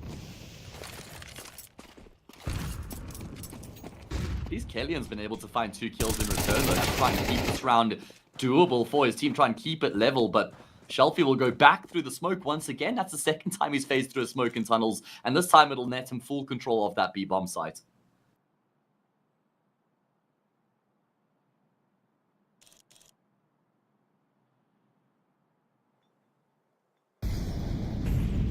Nine Pandas, I'm very surprised to see that they haven't just pushed the bomb into the site right now. Wonder what they're concerned about. Maybe waiting for a push that they can try and punish and then go into the site itself, but it's just bought more time here for Insilio to try and close the gap. Incendiary. So it'll do as much as they will have wanted. A little more of a lurk smoke to push further out of the doors, but Idis Balance has repositioned toward Car, and now that is the better position for sure. It's a free kills, whatever health you're on. Now it's down to FPS and Pip to try and recover this, and they're not even going to give it a go. They're backing away back to back. The mid and up top, mid, 2 lowers and shorts. So, Pandas are battling their way through these rounds now.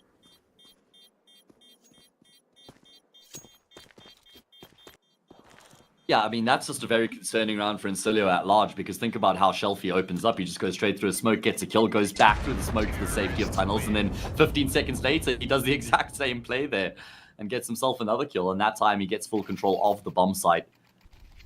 I've been impressed by Killian in terms of what I've seen from him so far in the series. Yeah, fighting in towards mid, he gets a kill, and then even ventured back to find a second frag as well, but his efforts go in vain. 9 Pandas, 6 in a row. Looking to put this map away in the first half.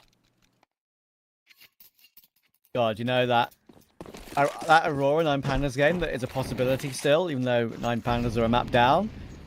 Just thinking about it more and more, knowing what Shelfie said to me in the interview after the Compass game, it's like, I reckon that is going to be full body shooting. Yeah, I was going to say... Go on. I think we need to add all chat to the graphic. Like, we should be able to see all chat for that series. And we need to translate it live. Yeah. True. Could get spicy. Good fun. Killian will rush up mid because he's got teammate support, and Shelfie will get caught out by that one. There's no guarantee that we do actually get to see 9 Pandas in that next round. Insilio are fighting back in this particular one. Looks like they could get 3 here. They've got a 4 versus 2. Health isn't amazing, but they rotated into decent positions. They should know they've got Dilladez and Idis Balance both on long.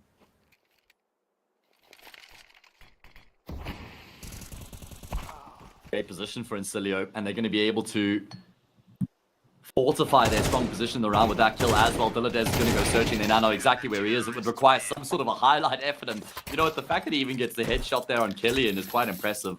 I will say, Dilladez, that kill that he got on short when they were in the 3v5 post plant, that headshot was really quick, and then this kill here as well is impressive. So I was thinking, man, he must be having a really good game. He's only 4 for 6, but still some highlight rounds coming through from him.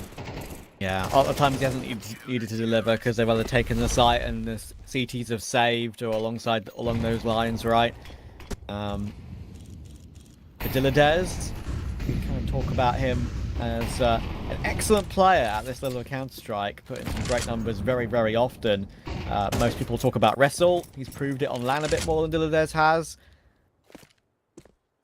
Dilladez needs to prove it in big games. That's the next step for him. Going to see if that'll be the case in about a couple of weeks' time.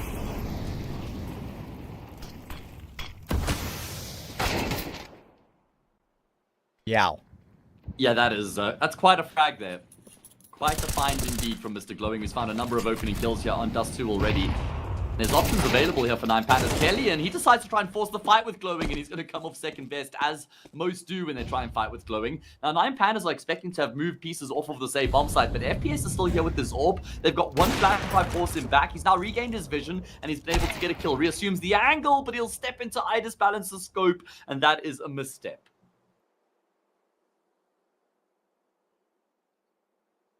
Pip being here is interesting. Depends on the timing, it always will. The right-click smoke might lure Shelfie forward. It absolutely will, but he needs to win the duel, and now Shelfie realizes it would be a bit silly just to go in dry and find that kill. You know, they've pinned Sugar in CT, and Idis Balance wants no issues with that one, so just jump straight down for him with the Glock. And it's successful in the end. So 7-3 thus far. There could be another 9-3 on the cards here for 9 Pandas. That would be something if they're able to get another one. And for anybody who isn't aware, they're down 0-1 in the series right now, even though they did get that 9-3 halftime scoreline on Anubis. They couldn't finish off the job on the CT side, despite a number of advantageous positions. But at least they haven't let that get to them.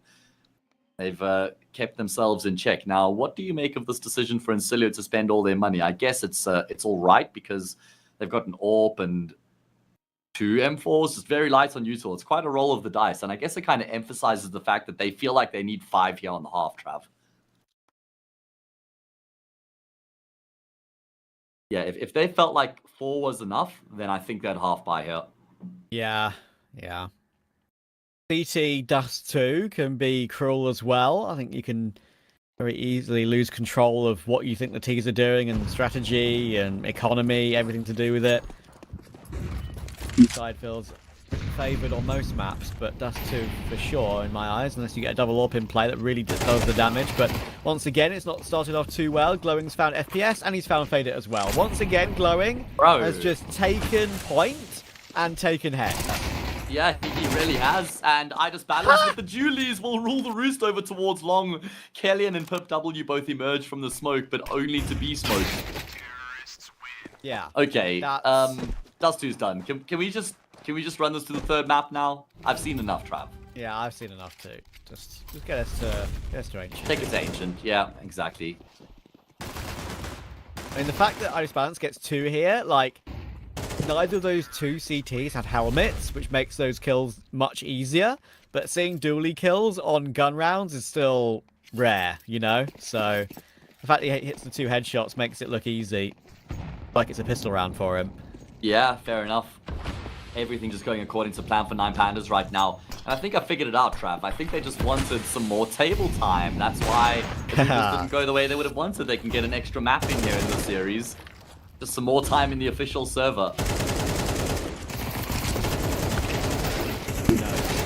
Okay, Pip's managed to get 2 there. That's impressive. Fade It will help out as well as he swings after he flashed for Pip originally. They managed to hop away with the man advantage too. They prevent another 9-3. I disbalance, moving up. Knows there's a player on site, but misses his opportunity. Molly will force him into the open, but look at the rotations coming in through from short right now. That HE is going to be amazing. It smacks Shelfie on the shoulder. And another one will even come through to finish him off as well. Only 1 for disbalance means that Sugar and Killian stay alive to sort it out. It's not a 9-3. It's an 8-4 this time. Not sure who that last player was to get out with his life intact. Was it Fade from Long who falls back with his MP9? Yes, after he gets the kill, we see here. Pip gets 2 after Fade It flash, then Fade It gets 1 more, then falls back. And that's the difference maker in the round. The fact that Fade is actually able to get back around the corner with his life intact and not give up that trade to let it reduce to a 2v2. That was the crux of the round there for Insilio. So just very well done from Fade to recognize that staying alive there was priority number 1.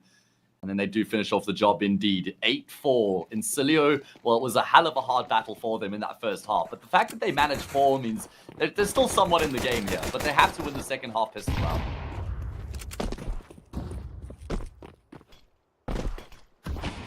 Fade It is up.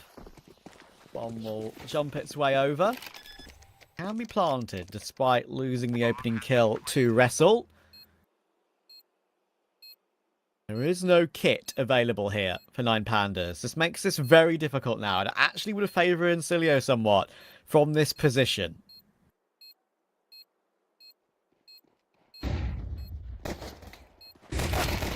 Right, well, 9 Pandas do start to move their way forward. Kills now break out left, right, and center. Pip W will pip down 2, but it leaves FPS in a very challenging 1v3. Even though there's a couple low health players, he's searching for headshots, and that's exactly what Glowing finds. 3 for Glowing. I favoured Insilio, like I said, in that situation, but he just shuts me up with 3 amazing headshots again. His first bullet aim has been ridiculous on Dust 2 with AK or USP. This is where I thought they were going to be able to hold on to it with this crossfire, but look at the shots that come through from Glowing here. There's even a bit of a jiggle at the end there on FPS. Having to adjust his crosshair.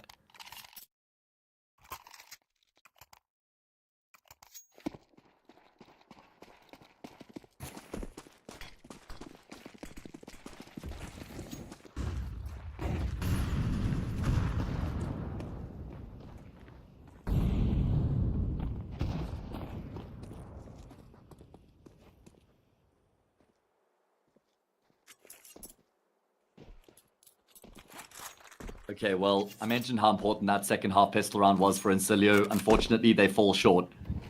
And they're going to spend their money off the back of the bomb plant in the pistol round that they lose. They're just going to try and go through the smoke and towards the safe bomb site. Trade the name of the game. It's going to be Idis Balance to step out, and he does kind of tip the scales in his favor. Or his team's favor, should I say, with those 2 kills. Only just. It was awkward for a second. I thought he might only do damage and not get either of the kills, but Wrestle picking up. Oh, he revealed his position. That's a bit awkward. Shooting at a ghost there was Wrestle. At least Fade It 1v3. They know they've got him stuck in CT, but Result swinging for no reason.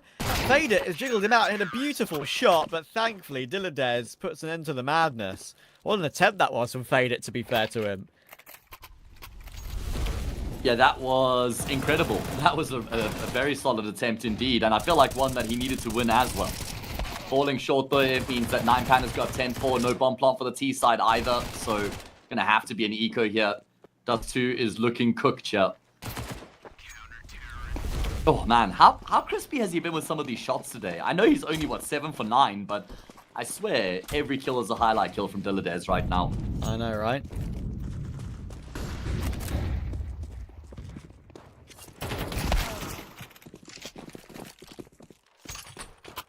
Right, well, again, they've lost an opening. Result will go down. Result's been a little bit more quiet today. It's been mostly glowing on Dust 2. And with this purchase that Insilio have, Pandas will be very frustrated if they're to lose this opportunity. Again, they've allowed them up on site. Glowing's found Sugar. Diladez has found Pit. It's returning back into their favour once again. They're going to continue to face. There's a player on car, there's a player on ramp, there's a player long corner. And whenever they go, whatever they do, it feels like they're being deleted. Glowing's doing it all again. He gets a loss as well. Of course he does. Well, you know how I feel about this type of investment here from Insilio in this sort of a round. They just continue to roll the dice with the 4 spies. I don't know why they wouldn't just full save their Trav. They then get themselves here 4-11 and get a full buy AWP, AKs, utility, and your opponent's not on map point yet. You still have a chance of making the comeback happen. Now you're going to save. Oh, cool. Then you have to play for overtime. Why would you just not have done this around before? Yeah, I feel you. I feel you. Means that they're having to give up 12. Honestly, I think you just need to triple down at this point, and if you make the decision to force up in the previous round, you just got to force here as well.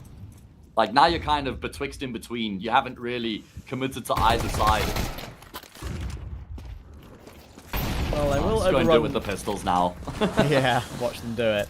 But unfortunately, the only player they've overrun is Shalfie with an XM. So that's the only gun they've picked up. Is it really going to be helpful for them at the end of this round? XM T-side Dust 2 of all things? I don't think it's going to be hugely useful.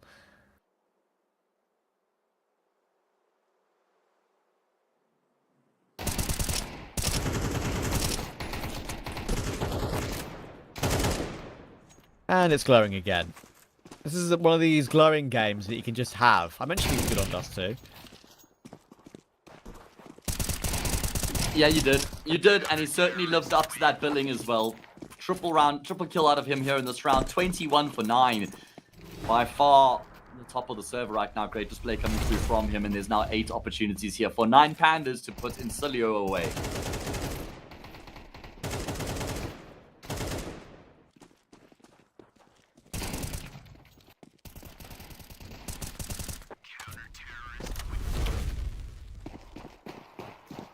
Great recovery. In the end, it looks like both these teams are going to take their own map picks.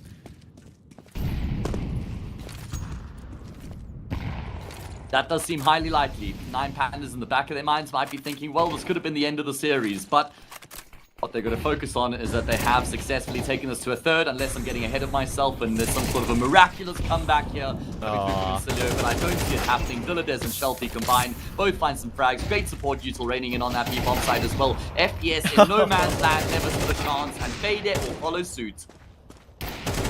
Now.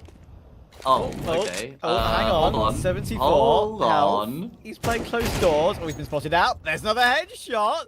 There goes Undis Balance, and he's right-clicked a smoke behind him. What was that? I don't know. That was a flash. It was a flash. Okay, I was going to say, like, I thought it was a smoke because the smoke was on the ground in front of him, but it didn't go far enough. There we go. I was confused for a moment, but all good. Wrestle, he'll finish it off. He has had not much impact in that map, but it doesn't matter. He will finish it off, and the madness toward B goes 9 Pandas' way. The constant flashes toward the site. Diladez wasted so much time for Shelfie to come and help out as well. And the extra flash from Idis Balance to send Glowing in for one more headshot. It was clean. So was this from Fade It, but couldn't complete it in the end. And with that, we've leveled up the scoreline here in this all-important playoff game, and we're going to require a third map. Just very impressive. It felt like there was never really a contest there on Dust 2, honestly. From the word go for 9 Pandas, they were just on point from the pistol round the entire way through, working very well as a unit, making good decisions, and just looked very convincing across the board, I'd say. So 9 Pandas is going to be in a good headspace going into that next map. Yeah, for sure. I think Ancient, bit more of a 50-50 map from what I've seen from these two teams lately. I've seen Insilio play it a lot more, but 9 Pandas have had some somewhat better results. That's kind of how it evens out, though. Insilio have played double the amount that 9 Pandas have, right, in recent times. So, wait, what are we looking at here? I want to see. Can we play that again? He was just tapping the smoke, and he kills the player at underpass, just on a perfect timing. Okay, yeah. Perfect. He's got his lineups, man. That's for sure. That's our question mark moment from today. I love that. We should get one for every map. Like it's like some sort of a segment, right? we need a sponsor for the segment, Trav. Shelfie knows his angles. Yeah, the question mark segment. Another one. DJ Shelfie. Okay, Trav. Listen, we're gonna require a third map, but before that, we're gonna have a short break.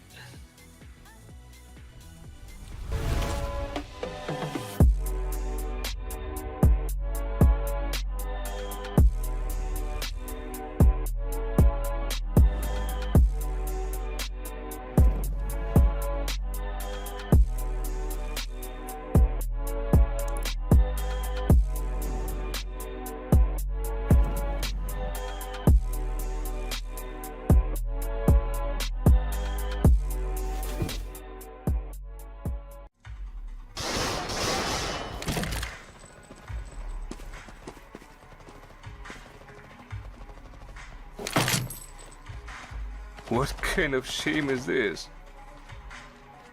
Are you new? Have heard of Hellcase? Best cases in the world. Book a rookie on me. Don't be shy, come on. Haha, newcomers are lucky today, huh? Hellcase, the best cases. Keep going on, I won't stop till I'm done. From the bottom to the top, I'm the one. I can drop in a month, I'll be back at the top. Let's go. Raw energy. Don't stop, go ahead, get it in. Jump, knock, let me in. Off the ball, from blow the house down. Raw energy. Don't stop, go ahead, get it in. Jump, knock, let me in. Off the ball, from blow the house down. Yeah, we blow the house down.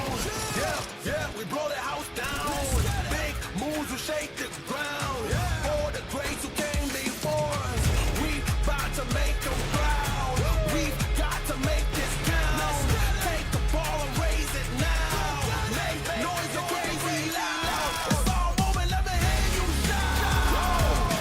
Don't give up, we can turn it round. We got the fire, we burn it down. Then we'll pop champagne at the back of the club. Then we're back with a sweat, tears back with a blood. How to get it out of mud, kinda like Predator.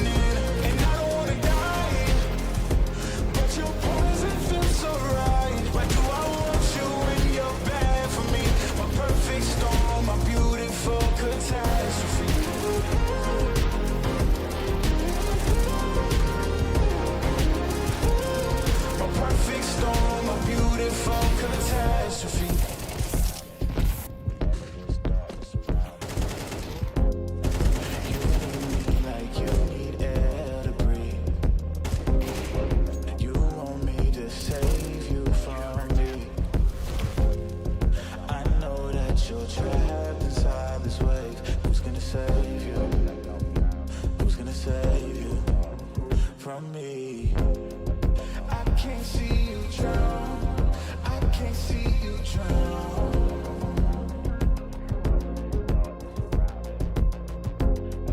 I can't see you drown.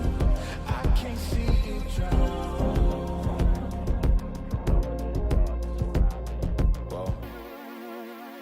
Give me all of your lies, 'cause you're my demon in disguise. I learned to love the cage you keep me in, but the walls keep closing in, and I don't wanna die, but your poison feels so right. Why do I want you when you're bad for me?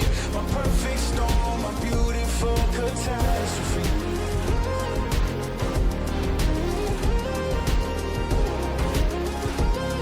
My perfect storm, my beautiful catastrophe.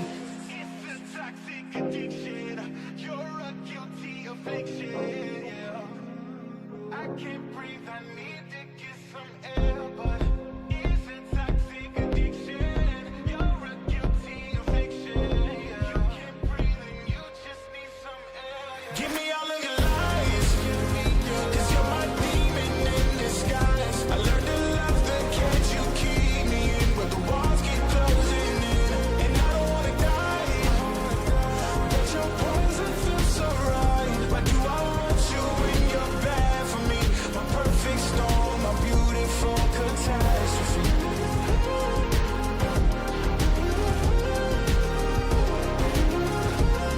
My perfect storm, my beautiful catastrophe.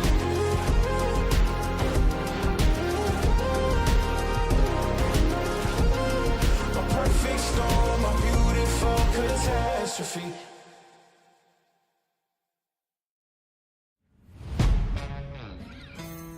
Yeah. Let's go. We just gotta go hard. I go the hardest. I bring the pain. Not what you used to. It's all part of the game.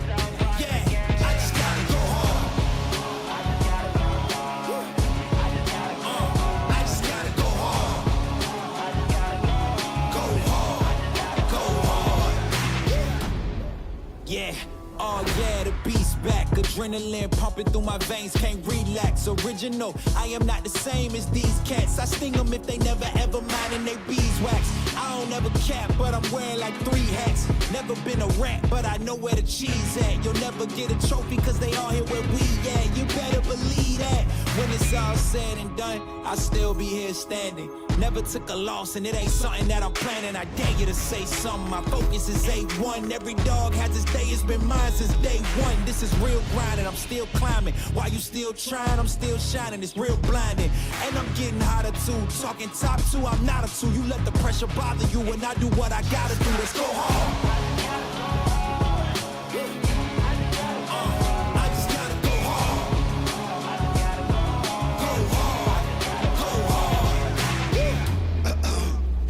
Coming close to me, flow is on atomic. I'm starting fires through poetry. The hardest out, staying loyal, no falling out. And if you step into the court, be ready, we balling out. Yeah, the coldest of teens, they know what we bring. Don't try us. Ain't no in between. We go for these dreams in silence. Hard work, don't mistake it for magic. We been shooting in the gym. This is target and practice. Yeah. And I'm just getting started, getting feet wet. It's all in repetition, ain't a secret. All facts, all black dress code. Pay me my respect, collecting every debt. Oh, the hardest. I bring the pain. Not what you used to. It's all part of the game. Yeah, I just gotta go hard. I just gotta go hard. Go hard. Go hard. Go hard.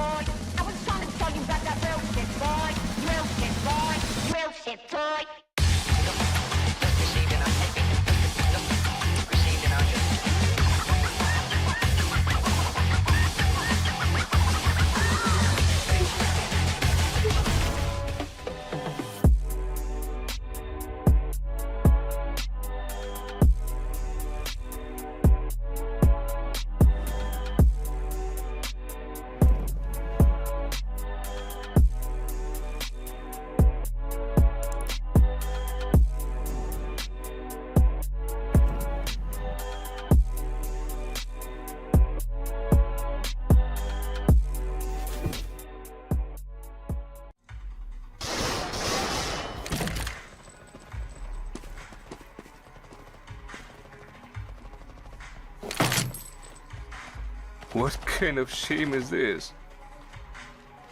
Are you new? Have you heard of Hellcase? Best cases in the world. Book a rookie and me. Don't be shy, come on.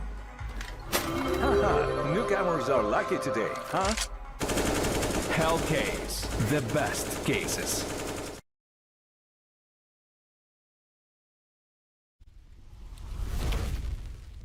Yo, we are back for what could be the final map. Well, could be actually. It is the final map of the day. Okay, so that's what happens sometimes when you have a long day of Counter-Strike. It is the final map of the day, whatever happens. 9 Pandas and Insilio going up against each other, trying to get into the next round for a chance to play Aurora in Hellcup 11. 9 Pandas will want that. I want that, Trav. I want that as well. I know we're not supposed to be biased as commentators, but I feel like 9 Pandas versus Aurora is such a scrumptious matchup. You and I have a couple playoff games on Friday, so I guess that means we're not going to do any of the quarterfinals, so no chance of us casting Aurora versus 9 Pandas, unfortunately, but I certainly will be there watching that game if it happens, but that's a big if, because we've got a third map here, and Insilio, they're going to want to be the team that gets to play against Aurora, right? Yeah, and in recent they want to times, spoil the party. They absolutely do. They've had many more reps on our third map of Ancient than 9 Pandas have. I think that is the one thing that I'm questioning. Maybe they have a chance here, but I got to say, the entire series, one person who's not been wanting to give Insilio much of a chance has been glowing. Losing effort on map 1, 26 and 15. Incredible effort on map 2, 22 and 11. He is currently 48 and 26 for the 2-map series thus far, with 123 ADR and a 1.8 rating. And that's, of course, rating 2.1, not rating 2.0. So, yeah, right now, he wants this win badly. Can he keep it up, though, is the question. Is it sustainable? And I'm inclined to say yes, because this is a level of glowing we've seen before, right? It's not like this is an anomaly of a performance coming through from him, but we do need to see more from the rest of the team, like Shelfie, who's 17 and 26, across the series so far, which is not a great look. Very impressed by Fadet, 37 for 25. He's also been a shining light. He was probably one of the sole reasons they actually were able to win on Anubis. He was putting up some really big rounds in the second half there consistently. But Insilio just didn't pitch up at all on Dust 2, Trav. Was that a map-dependent thing, or have they kind of disappeared in the series? I kind of think it was probably because of the map, so we need to see them far improved here coming into this third. It's a world where it can be a bit of both as well. It may be a bit of a fall off for today. It's tough for me to really make a decision on who I think is going to win this final game, even now. I mean, the smart money is obviously on 9 Pandas, but I've seen too many iffy things from them lately. You know what I mean? Like, you see these particular games for them that just don't look particularly clean. I don't know if they're, I kind of touched on earlier, are they hiding anything? Coming RMR, I'm not sure. They shouldn't. I think they might be. You don't think so? I think they shouldn't, but they probably are.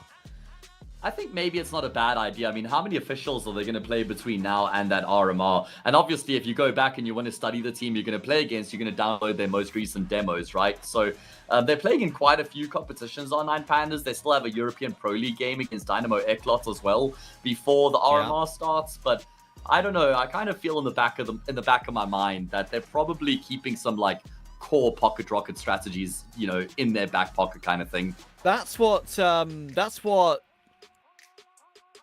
Noxy told us from Bestia, that they're holding on to like 2, 3, 4 And that was things. what, 2 weeks ago. Yeah, that they really want to hold on to that and use it when it most matters. So I think that could help them. I for one, think that Bestia could even creep through to the major, right? So we'll have to see how that pans out. But for this particular series, we're about to get underway. 9 Pandas, Insilio. Will it be an upset for Insilio, or do 9 Pandas get their desired matchup against Aurora? A little precursor to the RMR, maybe. Let's see. I love that word, precursor. That's such a nice word. Got a good ring to it. Thank you. Here we go. First pistol round of the third map underway. 9 Pandas, CT side start for them. Probably won the knife round. And they're not really doing a huge amount here in the pistol either. Just kind of covering all their bases. They've got one player watching A main, one in Donut, one Red Room, one watching Ramp, one in Cave. So giving up a lot of space right now to Insilio and playing quite a reactive setup.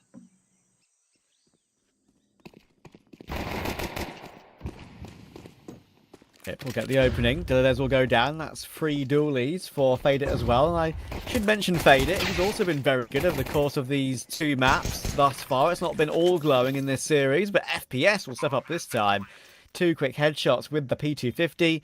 Idis Balance is on the big flank alongside Result. Result's choosing Jag and Cave. Idis Balance is choosing Ramp. And with how aggressive they are towards CT, it's going to be very hard to weed out these Insilio players, I think. Sugar's got Cave under lock and key, and there is Pip finding Idis Balance comfortably. So that is the start they would have wanted, especially on T side. Yeah, basically a perfect pistol round coming through from them. Everything going according to plan. 9 Pandas kind of just chasing the round, but never really able to get a foothold in the round. So it's exactly what Insilio would have hoped for here to kickstart their campaign. Try and put behind them what happened on Dust 2 before this, where they just didn't pitch up at all on the map. We need more out of Idis Balance as well. He really hasn't had any lights out rounds in the series so far. Nothing incredibly memorable from him. Has the AWP here for 9 Pandas.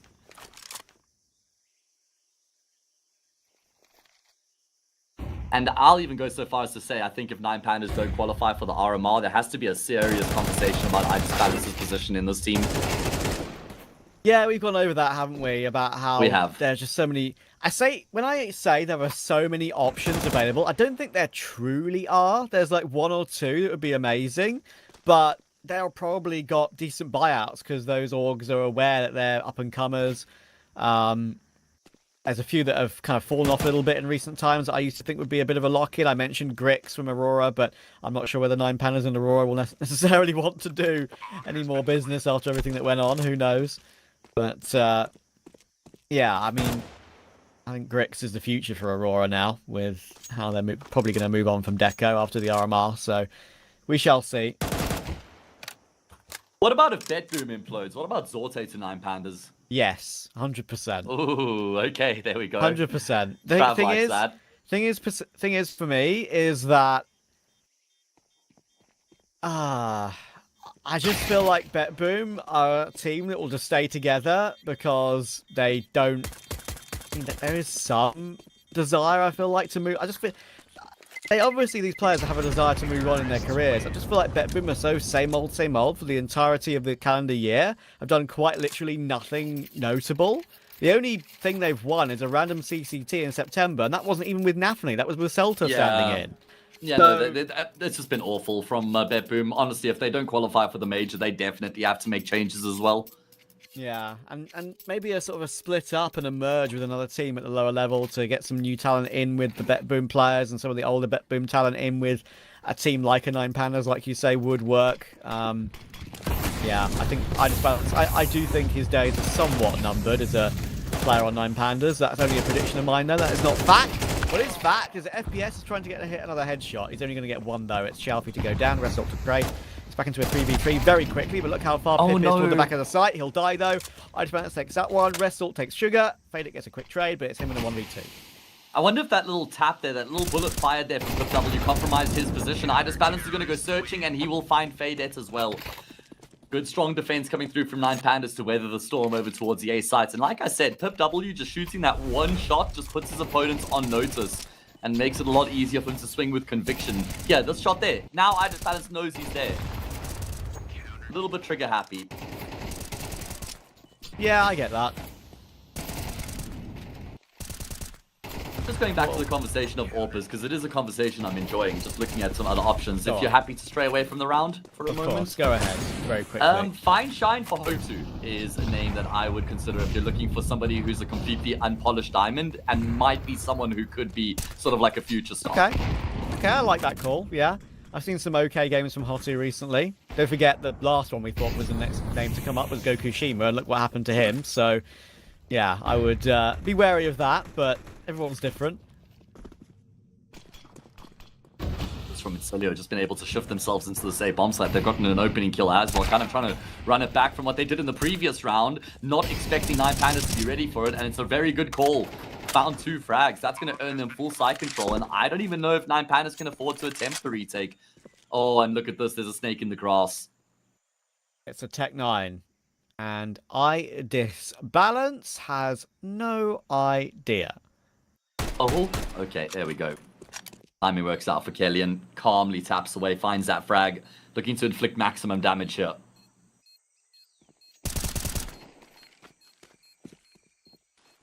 Even found one more on Shalfie as well.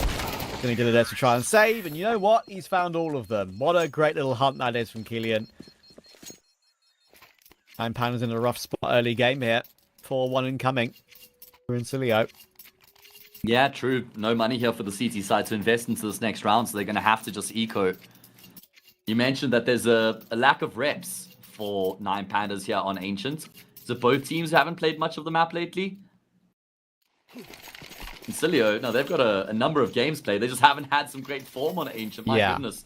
There's a sea of red in their recent matches that they've played. They've lost 8 out of their past 9 games.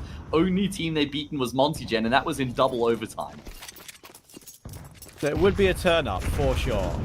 Yeah, it's not even like the games that they've been losing have been close, Trav. It's 13-6 to Johnny Speeds, 13-8 to Rebels, 13-4 to Sinners, 13-7 to Bait, 13-5 to WW. Gotta say, as well, important thing to mention, which I don't think we've necessarily mentioned once in the entire game. Maybe you have and I've forgotten. 9 Pandas are on an 8-win best-of-3 streak. So, and most of those, in fact, 7 of those have been 2-0. So it would be a big turn-up if they were to lose their streak here and now. I am often the curse to a lot of these streaks, whether it's a losing streak or a winning streak. I do seem to be a combo breaker. That can be a good and a bad thing. Either way. Let's see if Result, how on earth does he win that gunfight out with Kellyan at range with the USP? It's only going to be the one casualty in the round for Insilio, so still pretty good work coming through from them. AK will be picked up by PubW, upgrades from his Galil. And that will be a good start here for Insilio as we head into another gun round. Now, if they can win this next gun round here, if they can win the 6th round, all of a sudden, I actually start to get pretty damn nervous for 9 Pandas showing the deciders. We do see that highlight there from Faded on a very tight angle, able to find a vital multi-kill. Leon Bet struggling to separate these two teams, despite the fact Insilio have gotten off to a good start. It does make sense that they're still backing the favorites here to get themselves back into the contest. Important round for 9 Pandas. If they lose this one, like I said, then things start to get very precarious very quickly. Going to be a late mid-take coming through. I say a late take, a later take than the start of the round. Nothing on offer. 9 Pandas would have heard those footsteps, and now they make a move of their own. Kellyan is going to find them almost lined up with each other. Dilladez will emerge from the smoke, though. Cancels out Kellyan's opening pick, and then he finds himself another frag afterwards. At least Faded's able to find a trade, but that man advantage still well in play for the CT side right now. Have been able to kind of get ahead of the game here with these rotations in towards the A site. Molly will do well for Faded, and Resol taking a tick at least gives the information that there is at least one player here in Donut. Nade does even more damage, and FPS is going to go searching. Oh, looking for the pick. He overflicks slightly. Flicks a little bit too far to the left over the shoulder of Shalfie. And he'll even take the last as well. Nicely done toward Fade. Really big round for 9 Pandas there. So easy to overflick in that one when you think a player is swinging wider than they actually are. Good holes though. By Dilladez and Nidus Balance in the end, to be fair to them. Yeah, they do well. I mean, if FPS hits that shot, then it could be a completely different round at that point, but 9 Pandas will double up their round count. Solid work. Dilladez is the key there with that double kill coming through from Cave, the difference maker.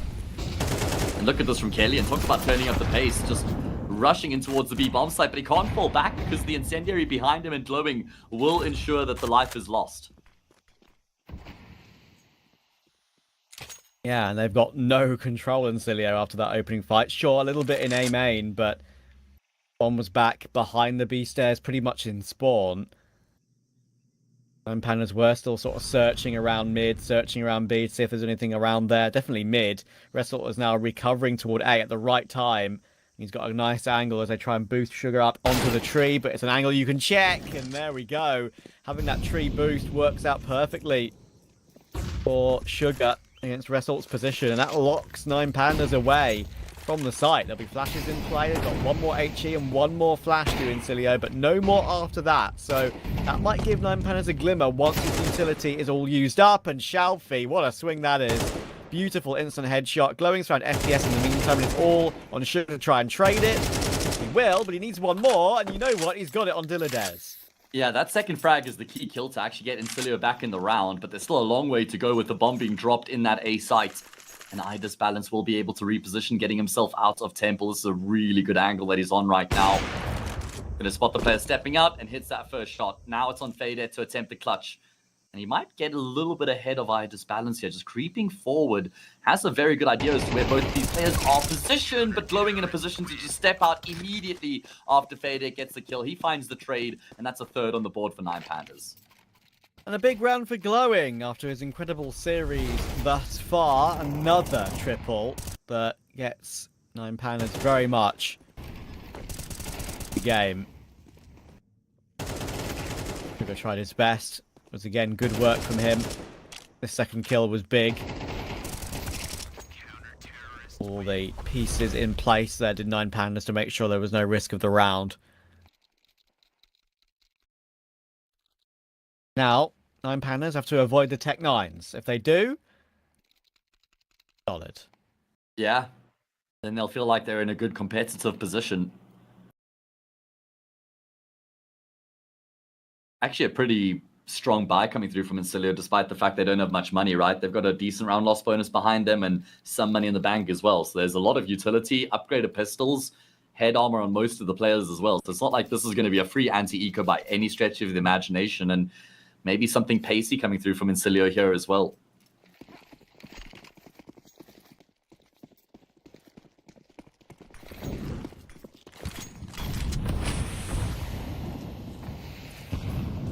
Currently playing anti-flash for a split second there behind that smoke, but now he knows what's coming the way of his teammate Wrestle. It's going to be a decent HE, but they are fumbling with the movement slightly, and Shalfie can't get into a safer position. Thankfully, Wrestle is still there and has his vision. Idis Balance will try and peek that angle, and he grabs it beautifully on Well Pip. done. Not an easy shot to hit. Yeah, a couple important kills coming through from Idis Balance in these past few rounds, and now all FPS can do is bunker down. Give his IGL an opportunity here to relay some thoughts going into the next round, and hope and pray that maybe they over-rotate away from A and he can find a plant, but really that's about as far as it goes. Did expect something fast in the round, and it certainly was from Insilio, but Nine Pandas just never really lose any control there.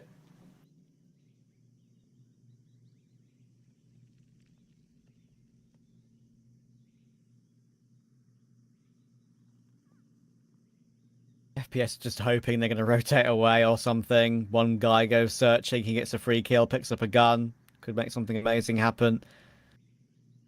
Fortunately for him, Idis Balance is still trained on the angle, and finally that P250 will go down. Nine Pandas back even once again. I do wonder in that Aurora game if it happens, as just sort of, spitballing here, as maybe we won't get a chance to cover it. But I wonder what they're going to do in terms of strategy in that game. Are they going to go like all out whole W and just go for a full brawl the whole game, so they don't show Aurora anything at all end of the RMR, considering they're in the same group? Are we really curious to see? Yeah, I got a point to add on. Oh, I'm frozen. You're okay, back. We're back. We're good. Yeah, we're so back. Great starts around for Nine Pandas, locking down middle, finding both those kills. They kind of locked Insilio out with the utility as they continue to venture forward and get more map control here as well. Not a great smoke. Going to give some space here to Kellyan, and he's going to actually try and capitalize on that smoke, and he has got the kill on Glowing. Thankfully, Diladez is able to push through from behind. Deal with Kellyan. That smoke was still a cover to protect him from position of FPS. As a 4v2, what was your point to add on, if you remember it? What I was going to say is, I wonder if there's a point to be made that it's actually really important to win that series, because maybe it gives you a little bit of an edge in terms of confidence going into the RMR. So maybe you shouldn't just be saving strats and not giving anything away, because if you win that, then when you play against them later on, you kind of got that behind you. Yeah. I see that. Mind games of that are always really interesting to me. You just don't know what team is going to show up on the day and how much it really truly means to them. What would you do, Trav? Genuinely, if it were me, I know this sounds really silly because there's money on the line in this tournament, but I would play extra uber aggressive just for the fun of it. See if it catches Aurora off guard, like early game. If it continues to do so, keep doing it. If it doesn't, then you sort of settle back down into a default style and just fill out the map in a normal way. I would want to just I don't know, just be really unpredictable early game. Yeah. Run at them, just unorthodox Counter-Strike. I think that's a good option. I'm not an in-game leader, so I'm not gonna... Oh, okay. There's one player on the safe bomb site right now, Result, and he's been able to inflict a lot of damage getting those 2 kills and dinking a 3rd as well. Now it's about trying to stop Insilio from finding the plant. The round in itself is certainly not too much of a concern for 9 Pandas, and Shelfie will just close the gap. Sugar opens up Shelfie's head, and he's been able to pick up an M4 for his trouble. He's got plenty of time here to try and cook within this round, and Dillardez doesn't realize he's actually just poked himself out of the smoke there. Oh, okay, but Idis Balance will finish off the job. Yeah, I hear you. For me, I wonder if maybe you try and change up the map pool. You try and just go with something obscure in the Veto, because then that means all of a sudden that it could be completely irrelevant when you do get to the RMR if you play against each other. Yeah, map pool change up is a good idea. I like that. Just picking your perma for the hell of it, for the meme. Yeah. Definitely is a lot of mind games that could come into it. Yeah. Agreed. More nades.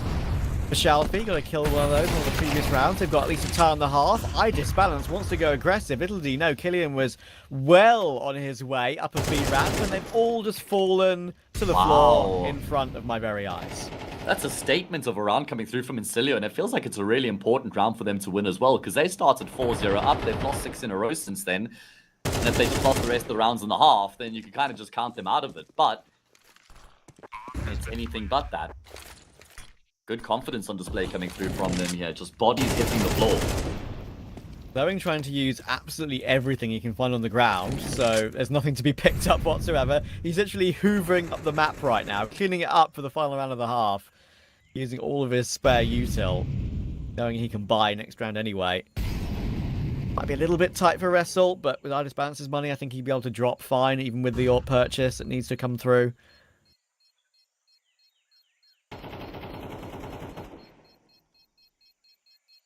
Found a molly. Is he going to use it? I think it's probably better to keep a molly, knowing how precious a molly is compared to the incendiary. Can he stay alive? 3, 2, yes, and 1. It's fine. And 1, and there we go. And Insilio draw within 1. On course to have our closest halftime scoreline yet in the series. Of course, we had a 9-3 on Dust 2. On Anubis. And then we had an 8-4 on Dust 2. Yep. Anubis has was pretty interesting. That one could have made the series a 2-0. Overall. That 2 went in the way of 9 Pandas. Again, we're W keying out mid here for Insilio, and it works out for Pip. It's a little bit messy, but they've finally put an end to Shelfie and what he's been able to do from that position. But once again, the sponsors are coming through. Glowing, he's fighting in the open, only finds 1 this time, but damage significant again. I feel like we've barely seen any focus over towards the B-bomb site for the B side throughout the half bar these last 2 rounds, and they've had a lot of success here as well. So maybe left thinking, should have tried a few more rounds over on the side of the map. Either way, I guess the job's not done just yet. They have got a man advantage, but a couple players have been chipped down. Oh, Wrestle. Good take. You know, there's probably 1 more player. Close round. He's forced out the AUP shot, but SPX is hitting the P250. It was a lovely trade from Idis Balance, but Sugar is it off. And Insilio will recover to a 6-6 half. Very much in this game. In the balance right now here between these 2 teams, fighting tooth and nail for that spot in the quarterfinals. Aurora waits. Able to roar to victory earlier on in their series. Had a couple close games today, actually. Just the 1-2-0 earlier on. That was even a tightly contested 2-0 at that as well, where Namiga were able to overcome into the breach. We saw Navi Jr. beat Amkel in a 2-1 series, Aurora overcoming 9. Of course, this is the last game of the day. Tomorrow, some good matches lined up as well. Harry Vision versus Sinners gets my attention. Bet Boom OG, Passion UA 500. Actually, quite a few good games tomorrow. Yeah, those are going to be really exciting. That's an exciting headshot from Sugar. What a way to start. It's a very, I wouldn't say very common, but it's a possible call that I see many CT pistols use. Putting in at one player aggressively toward A to see if anyone's running in immediately. And Sugar hits a lovely shot. It is just a lovely shot for now, though. Still work to be done here if they're going to win the round as 9 Pandas go back in towards middle. Sugar's now repositioned out in the open. My God, surgical precision from him to find a second kill. But the A-bomb side has been opened up in the process here for 9 Pandas. More than enough time and space to get the plants and turn this into a post plant, despite the fact that they're down by a man.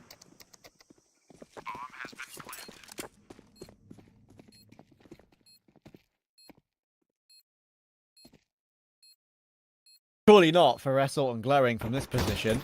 I'm going to try and fight, and actually, Pip gives up his life to bait in a teammate, when I'm not sure that was necessary in a 2 versus 4, but they should be overrunning Glowing here. Yes, he can't connect with those last couple of shots. It was a bit spooky for a second, but Halloween season's over. It's all about Christmas now. Yes, sir. And that was a gift of a round there for Insilio as well. Mainly born off of those 2 clean taps for Sugar. Keeps his team in an advantageous position. Had the numbers there for the retake, and they're able to string it together. Did get made interesting for a second there. But only for a second. Good work there in that 2 versus 1 to just force the fight on Glowing. We get, like, Christmas adverts and Christmas stuff in shops in, like, mid to early October, dude. It's crazy in the UK. Yeah, Christmas trees already popping up everywhere. Christmas carols in the shops. Yeah. It's November. It's the 5th of November. We haven't even finished the first week yet. As soon as Halloween finishes, it's just all in onto Christmas gear. I can't stand it. Yeah, I prefer the sales. I'm just gonna start walking around in my Grinch suit. I prefer the sales, not Christmas themselves. FPS gets his 1 for 1. It is a buy here. There'll be an HE coming through. Is Glowing going to be long for this world? Just about survives. Been given the scout, given the rifle to someone else, but it's not going to work, I'm afraid. Figure's found that one as well. Damage is pretty significant. Blades needs to do it all, you would think. And you know what? He's found 1, and Glowing has found a scout tag 2. I said it was not long for this world. I thought that Glowing would go down quickly, but Dilladez, now he's given the AK over to Shalfie. Pass the parcel with the AK, and it's working.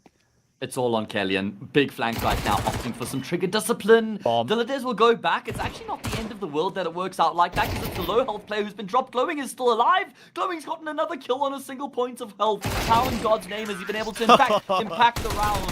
Yeah, so much. Shelby will finish off the job. And like I was saying, if Kellyan takes the first player offered up to him, he kills the full health Shelby.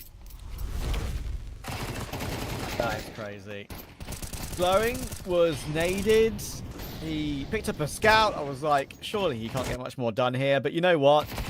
The fact he has that scout wins him the round in the end. He gets gifted that back over because I don't think he gets those kills on a rifle or an SMG. 1 HP to spare, and Glowing once again steps up. He's having one of the best of 3s I've seen in a while for him. Warming up the RMR. Yeah, he's going to be in some incredible form going into that RMR, which is a very exciting prospect. You know he's hungry for it as well, Trav. I mean, he's what, 30, might even be 31 years old now as Mr. Glowing. So I don't know how many more opportunities he'll have to qualify for a major after this one. In fact, I reckon there was a part of him that thought that he got robbed of probably what could have been his last chance when they didn't actually get to fulfill their spot that they earned. So yeah, another chance for him now. Game Legion took it due to the visa issues, and Pandas beat Game Legion in the all-important game. We got to go. Heartbreaking one, especially as that turned out to be Seed's last shot at a major. Has retired since. Nice shot, but only one. Regains the lead here for 9 Pandas. Off the back of winning the force buy in the previous, they then deal with the force buy from Insilio and they get themselves a round lead. Should be extended here as well. Jelfie's come alive. He was 0 and 5 at the start of the map. 11 kills since then, died 6 times.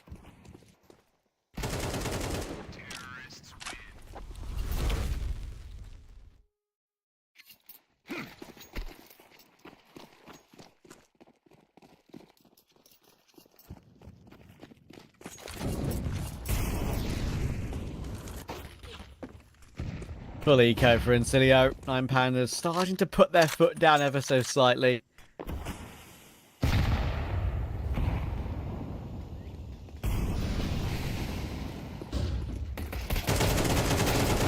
Here comes the push. 2 kills would be nice.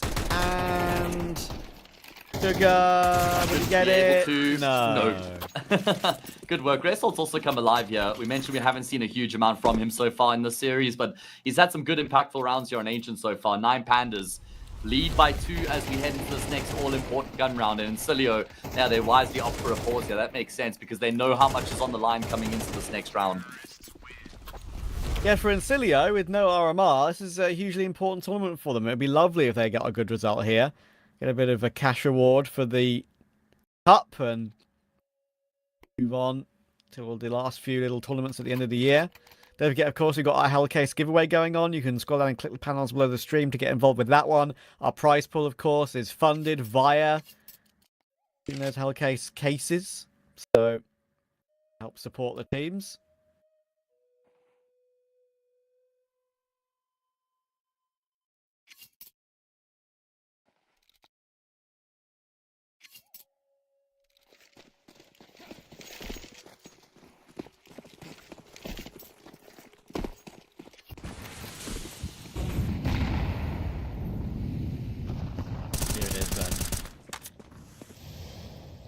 What it's about. Made it.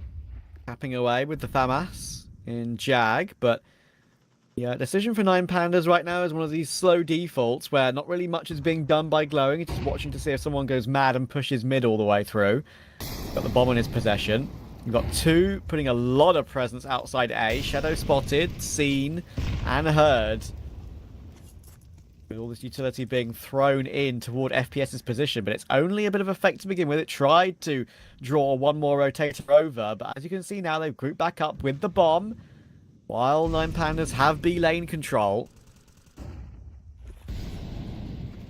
Yeah, going to be a late mid-take coming through from 9 Pandas. They've been able to get full control for a lack of resistance from Insilio. And it looks like they set up for a B split right now. After they do get that opening frag, Bomb Carrier is going to go back up in towards lane. Oh, Fade at really good position here, able to get one. But how does he multi or get out with his life intact? The answer is he doesn't do either. That means the B bomb site's completely opened up for business. Glowing is deep in towards middle. He was low on health though, which means Sugar's able to at least root him out of position. But with that fresh smoke, I don't think the retake's even on the cards. I don't think so either.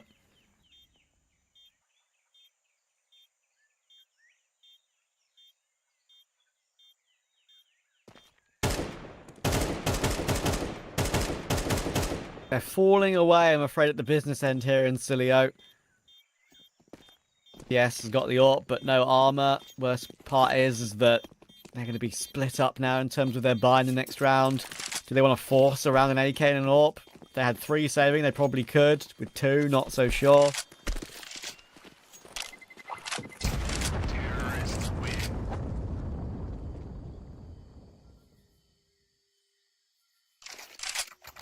Okay, well, that is a big round for Insilio to lose. Not like they have enough money to drop 2 rifles from the players who stayed alive either. A really well-constructed round from 9 Pandas as well. Just, you know, early pressure A. And that kind of forced FPS to remain over on that side of the map in case they ventured back into that A bomb site. And then from there, 9 Pandas pivots into middle and get the opening frag, kind of sow the seed of doubt, deprive Insilio of info. They knew Insilio had no control, right? So from there, they were able to just go back up in towards lane, pressure the B bomb site with numbers. Very good round coming through from them. Good mid-rounding.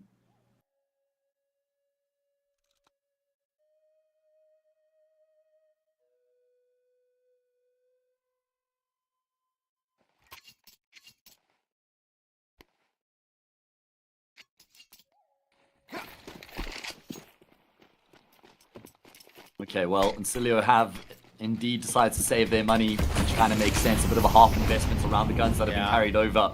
If there's going to be any chance here, it's down to FPS and Sugar. Probably been their two best performance here on the map so far. Well, these sort of rounds are very winnable, even with P250s, and not only that 157, and with the saved guns, they can get out of hand very easily indeed. Sugar is pushed up. Can he get more than one? That is the question. Massive shadow advantage, and it works out for that double. There we go. Bomb drop, great amount of information. Result may have come all the way in from behind here. Glowing, he's going to need to deliver. He knows there's one more pistol there.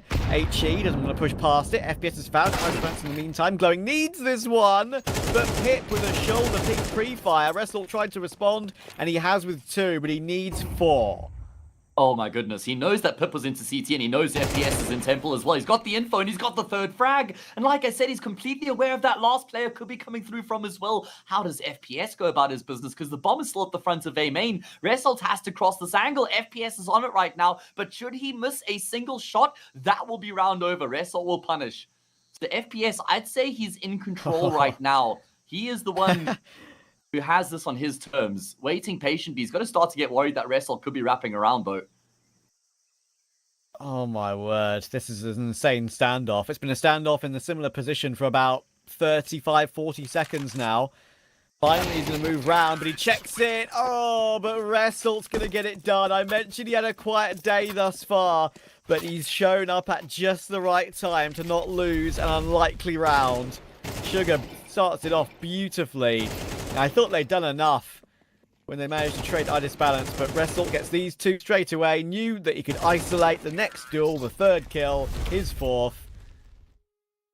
Turned out to be the one on FPS. Yeah. And it was perfectly done. Perfectly I mean, played. obviously no 1 versus 4 is easy, but the fact that he gets both those 2 kills on the players where he didn't know where they were immediately off the bat certainly does give him a big edge.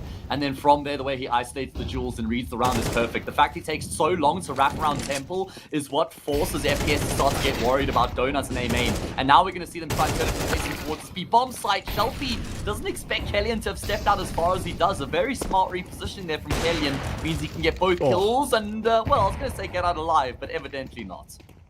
Good catch by the AWP. He was trying to jump away. That Molotov, I think, has bounced back as unintended. And Sugar has just destroyed Glowing straight through the smoke. That's pretty crazy. 2 versus 4. If Insilio lose this one, it's 100% game over. If they win it, then we can talk again. Ice Bounce is going through, and Sugar, in the end, bails out his teammate. He wants to try something a bit goofy. He had to, and it doesn't work out for him. Sugar even finds Insilio does as well. Lovely clear.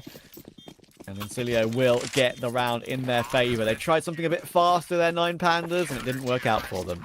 Yeah, very good work there from Insilio. I mean, remember, the previous round was basically a save round, half buy, and they get incredibly close with 4 kills. This time, they're able to lock down the defense, stern defense over towards the B-bomb site. That step out there from Kellyan was key. You see, you watch Idis Balance land shots like that, and you think this guy has to be one of the most gifted AWPers, but it's just the consistency is the problem, man.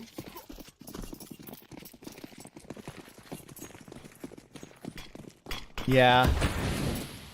Unfortunately, what we've kind of been talking about is often our subject when we watch it and cast a 9 Pandas game. What kind of Idis balance will we get on the day?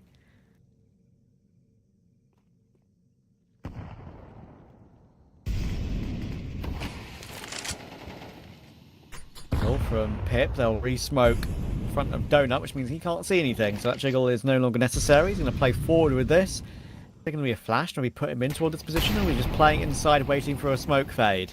I don't see many smoke fades being played anymore. In CS2, the mechanic and meta is different now. It used to be in Go, and thank God for that. Smoke fades were so annoying.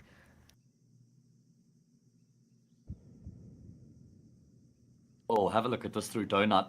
They've got a double push coming through right now. Glowing is in red room. He's going to hear Kellyan's footsteps, and he will find that frag key kill. He even doubles down as he pivots 180 degrees. Great work from his teammates there to keep the focus of Pip W away from Glowing. That creates a space for him to double down. However, they don't expect FPS to be in Temple again. Oh, there it is. Perfect timing. And Glowing will even finish off the job. They're not even concerned about trying to take the bomb to B. Yeah, they had 2 good positioning for that.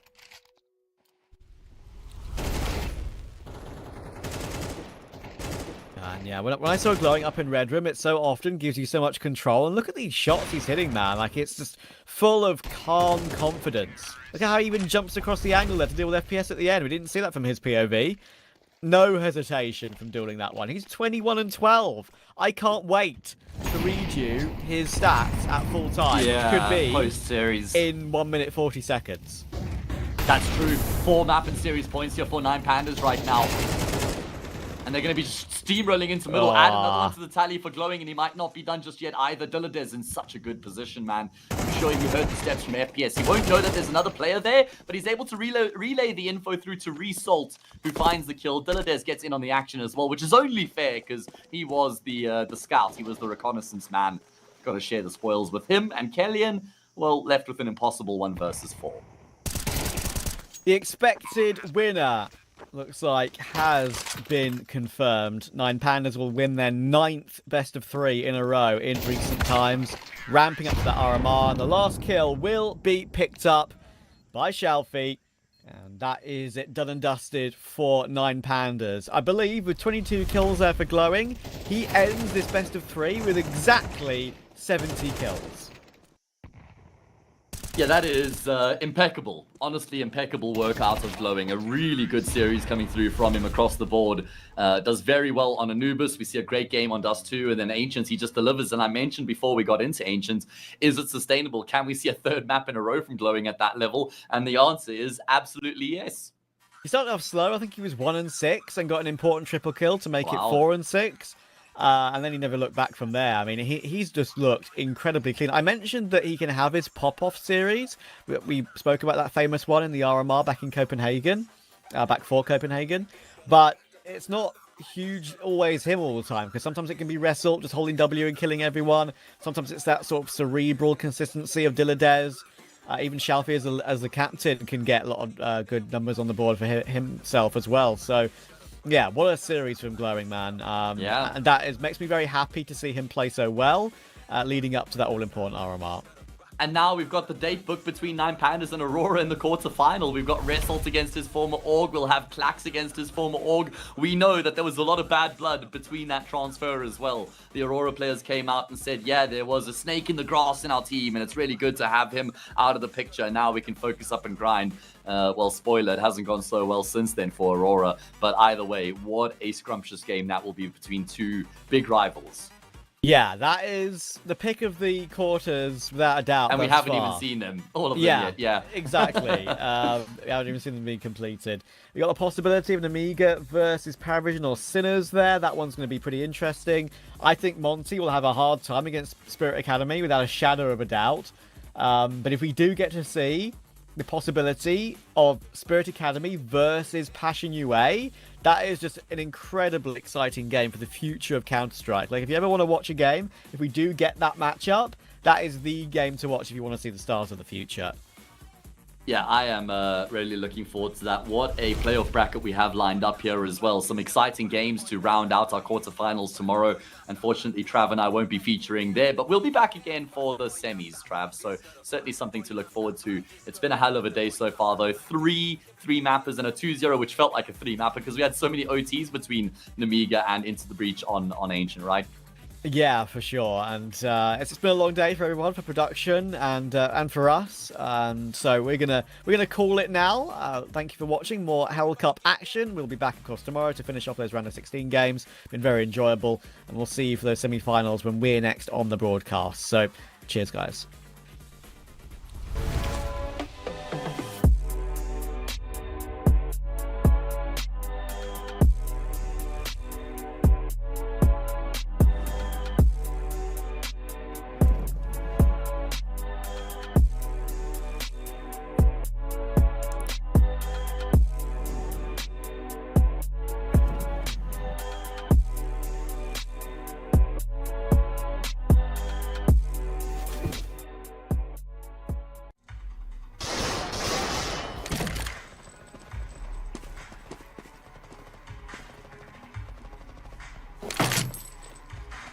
What kind of shame is this? Are you new? Have you heard of Hellcase? Best cases in the world. Book a rookie on me. Don't be shy, come on. Haha, newcomers are lucky today, huh? Hell case. The best cases.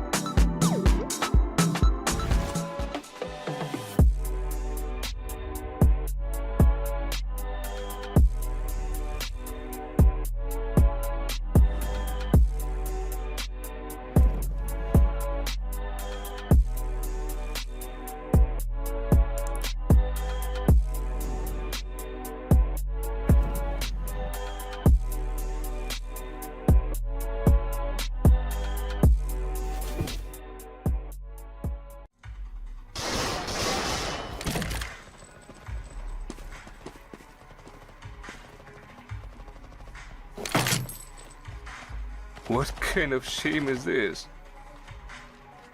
Are you new? Have you heard of Hell case?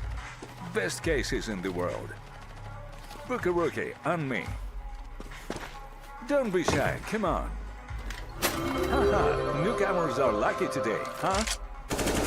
Hell case. The best cases.